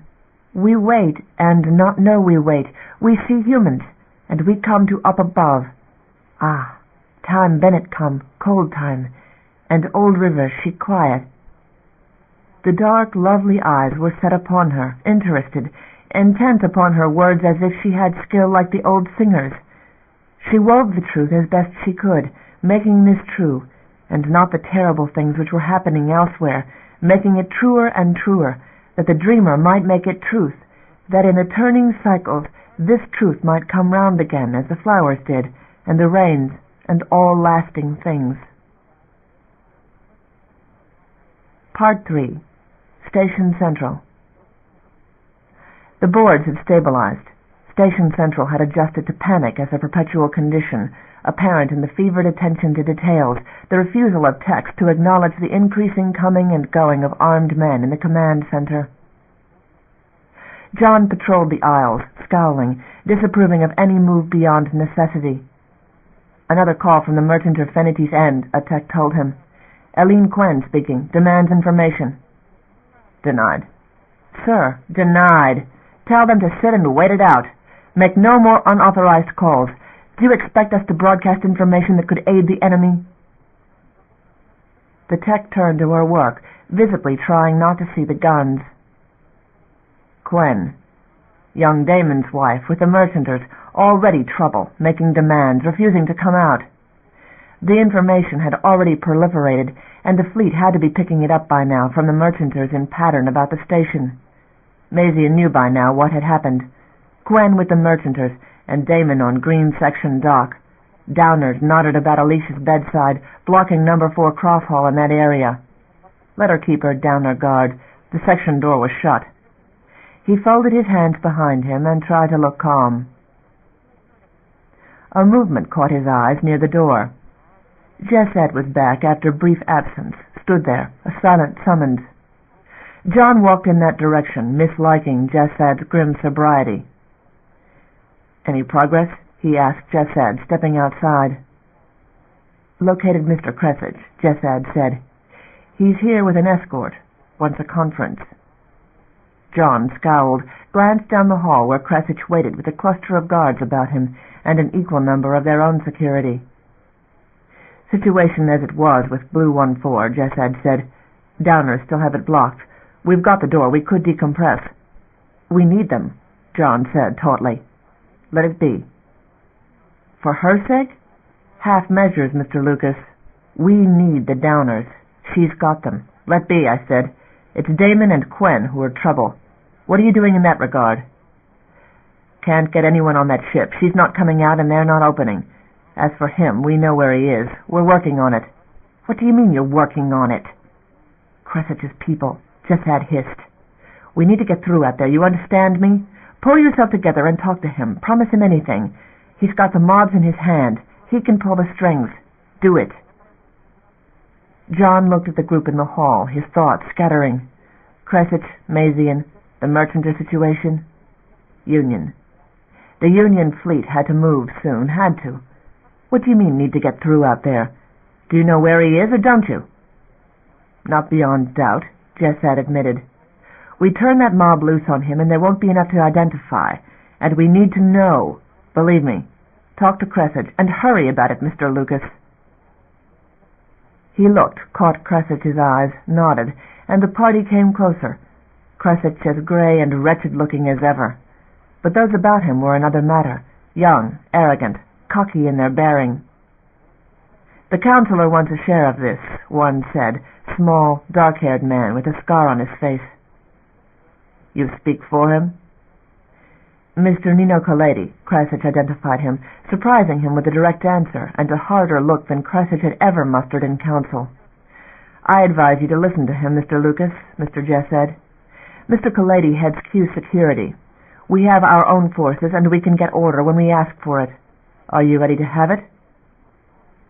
John turned a disturbed look on Jessad, obtained nothing. Jessad was blank of comment. "If you can stop the mobs, do it." "Yes," said Jessad quietly. "Quiet at this stage would serve us. Welcome to our council, Mr. Cressage, Mr. Colletti." "Give me comm," Colletti said. "General address." "Give it to him," Jessad said. John drew a deep breath, suddenly with questions trembling on his lips. What kind of game Jessad was playing with him, pushing these two into the inner circle? Jessad's own, as Hale was his? He swallowed the questions, swallowed anger, remembering what was out there, how fragile it all was. "Come with me," he said, led the way inside, took Colletti to the nearest comm board. Scan was visible from there, Mazian still holding steady. It was too much to hope that Mazian would be easily disposed of, far too much that it would be easy. The fleet had the area pocketed, Mazian's ships dotted here and there about the multi-level halo that was the Merchanters' orbit about Pell. "Move," he said to a tech, dislodged him, put Colletti in that place, and himself punched through to Comm Central. Bran Hale's face lit up the screen. "Got a call for you to send out," he told Hale. "This one goes on general override." "Right," Hale said. "Mr. Lucas," someone called, breaking the general hush in Central. He looked about. Scan screens were flashing intersect alert. "Where is it?" he exclaimed. Scan had nothing definite. A peppering of yellow haze warned of something incoming, fast. Comp began to siren alarms. There were soft outcries, curses, techs reaching for boards. "Mr. Lucas!" someone cried, frantic appeal. Part 4. Finity's End. "Scan!" the alarm rang out. Eileen saw the flicker and cast a frantic look at Neihart. "Break us loose," Neihart said, avoiding her eyes. "Go!" The word flashed, ship to ship. Eileen gathered herself against the parting jolt, too late to run for the dock, far too late. Umbilicals were long since shut off, ships grappled to only. A second jolt. They were free, peeling away from station as the whole row of still-docked Merchanters followed, counterclockwise round the rim, as any mistake in inside shutdown might mean a ruptured umbilical, as whole sections of dock might decompress. She sat still, feeling the familiar sensations she had thought she might never feel again, free, loose, like the ship outward bound from what was coming at them, and feeling as if part of her were torn away. A second invader passed, came zenith and disrupted scan, triggered alarms, was gone, on its way toward the fleet. They were alive, drifting loose at their helpless slow-motion rate, coming out on an agreed course, a general drift of all those undocking. She folded her arm across her belly and watched the screens before her, Infinity's command center, thinking on Damon, on all that was back there. Dead, maybe. They said Angela was dead. Maybe Alicia was. Maybe Damon. Maybe... She hurled the thought at herself, trying to accept it sanely, if it had to be accepted, if there was revenge to be gotten for it. She drew deep breaths, thinking on Estelle, on all her kin. A second time spared, then. A talent for leaving disasters. She had a life in her that was Quen and Constantine at once, names that meant something in the beyond, names which Union would not find comfortable for them in future, that she would give them cause to remember. "Get us out of here," she said to Neihart, cold and furious, and when he looked at her, seeming amazed by this shift of mind, "Get us out. Run for jump. Pass the word. Mateo's Point. Flash the word system-wide. We're leaving, right through the fleet." She was Quen and Constantine, and Neihart moved. Finity's end overshot the station and kept going, broadcasting instruction to every merchanter near and far in the system. Mazian, Union, Pell, none of them could stop it. Instruments blurred before her eyes, cleared again with the blink. "After Mateo's," she said to Neihart, "we jump again. There'll be others in deep. Folk who have had enough, who wouldn't come to Pell. We'll find them." "No hope of your own there, Quen." "No," she agreed with a shake of her head. "None of mine. They're gone. But I know coordinates, so do we all. I helped you, kept your holds full, and never questioned your manifests. Merchanters know it. So will the fleet know these places. So we hang together, Captain. We move together." Neihart frowned. It was not characteristic of merchanters to be together on anything but a dock-front brawl. "Got a boy on one of Mazian's ships," he said. "I've got a husband on Pell," she said. "What's left now but to settle accounts for this?" Neihart considered it a moment, finally nodded. "The Neiharts will stand by your word." She leaned back, stared at the screen before her. They had scan image, Union in system, ghosts ripping across scan. It was nightmare, like Mariner, where Estelle and all the other Quens had died, holding to a doomed station too late, where the fleet had let something through, or something had gotten them from within. It was the same thing, only this time merchanters were not sitting still for it. She watched, resolved to watch scan until the last, to see everything until the station died or they reached jump point, whichever might happen first. Damon, she thought, and cursed Mazian more than Union, who had brought this on them. Part 5. Green Dock. A second time G surged out of balance. Damon made a startled grab for the wall, and Josh for him, but it was a minor flux for all the panicked screams outside the scarred door. Damon turned his back against the wall and rolled a weary shake of his head. Josh asked no questions. None were necessary. Ships had peeled away on the rest of the rim. Even here they could hear the sirens. Breach, it was possible. It was encouraging that they could hear sirens. There was still air out there on the dock. "They're going," Damon said hoarsely. Eileen was away with those ships.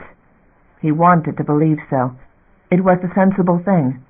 Eileen would have been sensible, had friends, people who knew her, who would help her when he could not. She was gone. To come back, maybe, when things settled, if they settled, if he was alive. He did not think he was going to be alive. Maybe Downbelow was all right. Maybe Eileen on those ships. His hope went with them. If he was wrong, he never wanted to know. Gravity fluxed again. The screams and the hammering at the door had stopped. The wide dock was no place to be in a G crisis. Anyone sane had run for smaller spaces. "If the merchanters have bolted," Josh said faintly, "they saw something, knew something. I think Mazian must have his hands full." Damon looked at him, thinking of Union ships, of Josh, one of them. "What's going on out there? Can you reckon?" Josh's face was drenched with sweat, glistening in the light from the scarred door. He leaned against the wall, lifted a glance at the overhead. "Mazian's liable to do anything. Can't predict. No percentage for Union in destroying this station. It's the stray shot we have to worry about." "We can absorb a lot of shots. We may lose sections, but while we have motive power and the hub intact, we can handle damage." "Was Q loose?" Josh asked hoarsely. Another flux hit them, stomach-wrenching. Damon swallowed, beginning to experience nausea. "While that goes on, we don't have Q to worry about. We've got to chance it. Try to get out of this pocket." "Go where? Do what?" He made a sound deep in his throat. Numb. Simply numb. He waited for the next G-flux. It failed to strike with its former force. They had begun to get it in balance again. The abused pumps had held. The engines worked. He caught his breath. One comfort. We're out of ships to do it to us again. I don't know how many of those we can take. "They could be waiting out there," Josh said. He reckoned that. He reached a hand up, pushed the switch. Nothing happened. Closed. The door had locked itself. He took his card from his pocket, hesitated, pushed it in the slot, and the button stayed dead. If anyone in Central had any desire to know where he was, he had just given the information to them. He knew that. "Looks like we're staying," Josh said. The sirens had stopped. Damon edged over, chanced a look out the scarred window, trying to see through the opaque slashes and the light diffraction. Something stirred far across the docks, one furtive figure, another. The comm overhead gave out a burst of static as if it were trying to come on, and went silent again. Part 6. Norway. Militia freighters scattered, stationary nightmare. One of them blew like a tiny sun, flared on vid and died, while comm pickup sputtered static. The hail of particles incandesced in Norway's path, and some of the bigger ones rang against the hull, a scream of passing matter. No fancy turns, dead-on targets and arm-scomp lacing into them. A Union rider went out the way the merchanter had, and Norway's 4 riders rolled, whipped out on a vector concerted with Norway, and pulled fire, a steady barrage that pucked a Union carrier paralleling them for one visible instant. "Get him!" Signe yelled at her arm-scomper when the fire paused. It erupted over her words and pasted into the spot the running carrier turned out to occupy. They forced Union to maneuver, to dump G to survive it. A howl of delight went up, and sirens drowned it as Helm jerked control away and sent their own mass into a sudden turn, comp reacting to comp faster than human brains could at such speeds. She hauled it back and paralleled the quarry. Armscomp ripped off another barrage right down the belly array, and whatever came of it, scans started to show a field peppered with haze. "Good," the belly spotter shouted into comm general. "Solid hit." There were wails as Norway half-rolled and swung into a new zig. Merchanters leaped past them, headed out as if they were a tableau frozen in space. They were doing the moving, whipped through the interstices of that still-standing race, and went after the Union ships, keeping them zigging, keeping them from gathering room for a run. Feint and strike, like their enemy, a ship to draw them, attack from another vector. Tibet and North Pole were headed in to intercept, had been coming from the first moment scan image had reached them. Long scan had just revised their position, set them as much closer, reckoning they would go at max. Union moved. That scan had reached them in the same instant. Shifted vector right into the fire they were laying down. Norway, Atlantic, Australia. Union lost riders, took damage, going rimward in spite of fire, going at Tibet and North Pole. There was a ringing oath over comm, Mazian's voice pouring out a stream of obscenity. 12 carriers left of the 14 that had come in. A cloud of rider ships and dart ships bore away from station and into their 2 outrunners that were distance-blind and alone out there. "Hit their heels," Pori's deep voice came through. "Negative, negative," Mazian snapped back. "Hold your positions." Comm still had them in sync. Europe's command signal drew them unwillingly with Mazian. They watched the Union fleet pass their zone of fire, heading for Tibet and North Pole. Behind them, a flare of energy reached them. Static, but cleared. "Got him," Com echoed. "Pacific must have taken out that crippled Union carrier some minutes back." There were other things possible across the system that they could lose track of. Could lose Pell. One strike could take it out, if that was Union's intent. Signy flexed a hand, wiped her face, keyed to Graf, and he took up controls on the instant. They were dumping velocity again, pulling maneuvers in concert with Mazian. Protests garbled over comm. "Negative," Mazian repeated. There was a hush throughout Norway. "They haven't a chance," Graf muttered too audibly.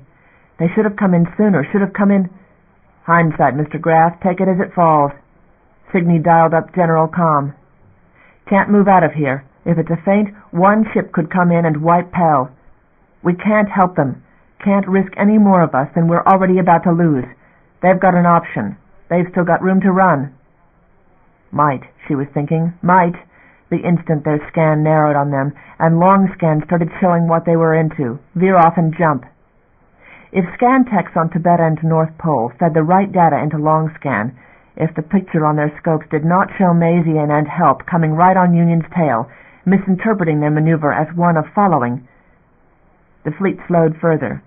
Scan showed a fade-out among the merchanters, that slow-motion flight having reached jump limit. They bled away, Pell's life, drifting off into the deep.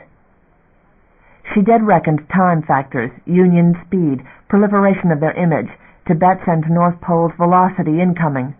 About now, Tibet should be figuring it out, realizing Union was on them. If their scan was telling them truth. Their own scan kept showing history for a moment, then locked up, stationary, long scan having run out of speculations. Head-to-head, yellow haze, while red lines tracked through that haze, the real scan they were getting. Closer. The red line reached decision critical, kept going. Head on. Signy sat and watched, as all of them had to watch. Her fist was clenched, and she restrained herself from hitting something, the board, the cushion, something. It happened. They watched it happen, what had happened already. The futile defense, the overwhelming assault. 2 carriers, 7 riders, to a man. In 40 and more years, the fleet had never lost ships so wretchedly. Tibet rammed. Kant hurled his carrier into jump near the mass of his enemies and took his own riders and a Union carrier into oblivion. There was a sudden gap in scan, a grim cheer at that, and again when North Pole and her riders hurtled to the midst of the Unioners. They almost made it through Kant's hole. Then that image became a scatter of images. North Pole's comp signal that had begun ascending ceased abruptly. Signy had not cheered, only nodded slowly each time to no one in particular, remembering the men and women aboard, names known, despising the situation they were handed. Long scan resolved itself, question answered. The surviving images that were Union kept on running, hit jump, vanished from the screens. The Unioners would be back, reinforced eventually, simply calling in more ships. The fleet had won, had held on, but now they were 7 ships. And the next time and the next it would happen. Union could sacrifice ships. Union ships prowled the fringes of the system, and they dared not go out hunting them. "We've lost," she addressed Mazian silently. "Do you know that? We've lost." Pell, Mazian's voice came quietly over comm, "is under riot conditions. We do not know the situation there. We are faced with disorder, hold pattern. We cannot rule out another strike." But suddenly lights flashed on Norway's boards. A whole sector sprang to renewed independence. Norway was loosed from Comp Sync. Orders flashed to the screen. Comp sent. Secure base. She was loosed. Africa was. 2 ships to go back and take a disordered station while the rest kept to their perimeter and room to maneuver. She punched General Comm. "Die, arm and suit. We've got to take ourselves a berth. Every trooper we've got on the line. Suit alternate crew to guard the docks. We're going in after the troops we had to leave." A shout erupted from that link, many-voiced, angry, frustrated troops suddenly needed again in something they were hot to do. "Graph," she said. They red-lighted despite the troops in prep below, pulled stress and coming about, and headed dead on for the station. Pori's Africa pulled out of pattern in her wake. Part 7. Pell Central. "Give us docking access," Mallory's voice came over comm, "and open doors to Central, or we start taking out sections of this station." "Collision," the screens flashed. White-faced techs sat at their posts, and John gripped the back of the chair at comm, paralyzed in the realization of carriers hurtling dead at Pell's midline. "Sir!" someone screamed. Vid had them, shining masses filling all the screen, monsters bearing down on them, a wall of dark finally that split apart and past the cameras above and below station. Boards erupted in static, and sirens wailed as the carriers skimmed their surface. One vid went out, and a damage alarm went off, a wail of depressurization alert. John spun about, sought Jessad, who had been near the door. There was only Cressich, mouth agape in the wail of sirens. "We're waiting for an answer," another deeper voice said out of comm. Jessad gone. Jessad, or someone had failed at Mariner and the station had died. "Find Jessad," John shouted at one of Hale's men. "Get him! Take him out!" "They're coming in again," a tech cried. John whirled, stared at the screens, tried to talk, and gestured wildly. "Comm link," he shouted, and the tech passed him a mic. He swallowed, staring at the oncoming behemoths on vid. "You have access," he shouted into the mic as he tried to control his voice. "Repeat, this is Pell Station Master Lucas. You have access." "Say again," Mallory's voice returned to him. "Who are you?" "John Lucas, acting station master. Angelo Constantine is dead. Please help us." There was silence from the other side. Scan began to alter, the big ships diverting from near collision course, dumping velocity perceptibly. "Our riders will dock first," Mallory's voice declared. "Do you copy, Pell Station? Riders will dock in advance to serve as carrier dock crews. You give them an assist in, and then clear out of their way or face fire. For every trouble we meet, we blow a hole in you."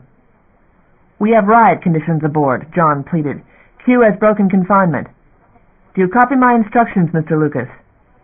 "Pell copies clearly. Do you understand our problem? We can't guarantee there'll be no trouble. Some of our docks are sealed off. We accept your troops in assistance. We are devastated by riot. You will have our cooperation." There was long hesitation. Other blips had come into scan, the riders which attended the carriers. "We copy," Mallory said. "We will board with troops. Get my number 1 rider safely docked with your cooperation, or we will blow ourselves in access for troops and blow section by section. No survivors. That is your clear choice." "We copy." John wiped at his face. The sirens had died. There was a deathly hush in the command center.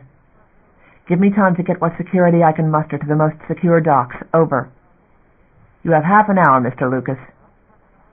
He turned from comm, waved a summons to one of his security guards by the door. "Pell copies. Half an hour. We'll get you a dock clear." "Blue and green, Mr. Lucas. You see to it." "Blue and green docks," he repeated hoarsely. "We'll do our best."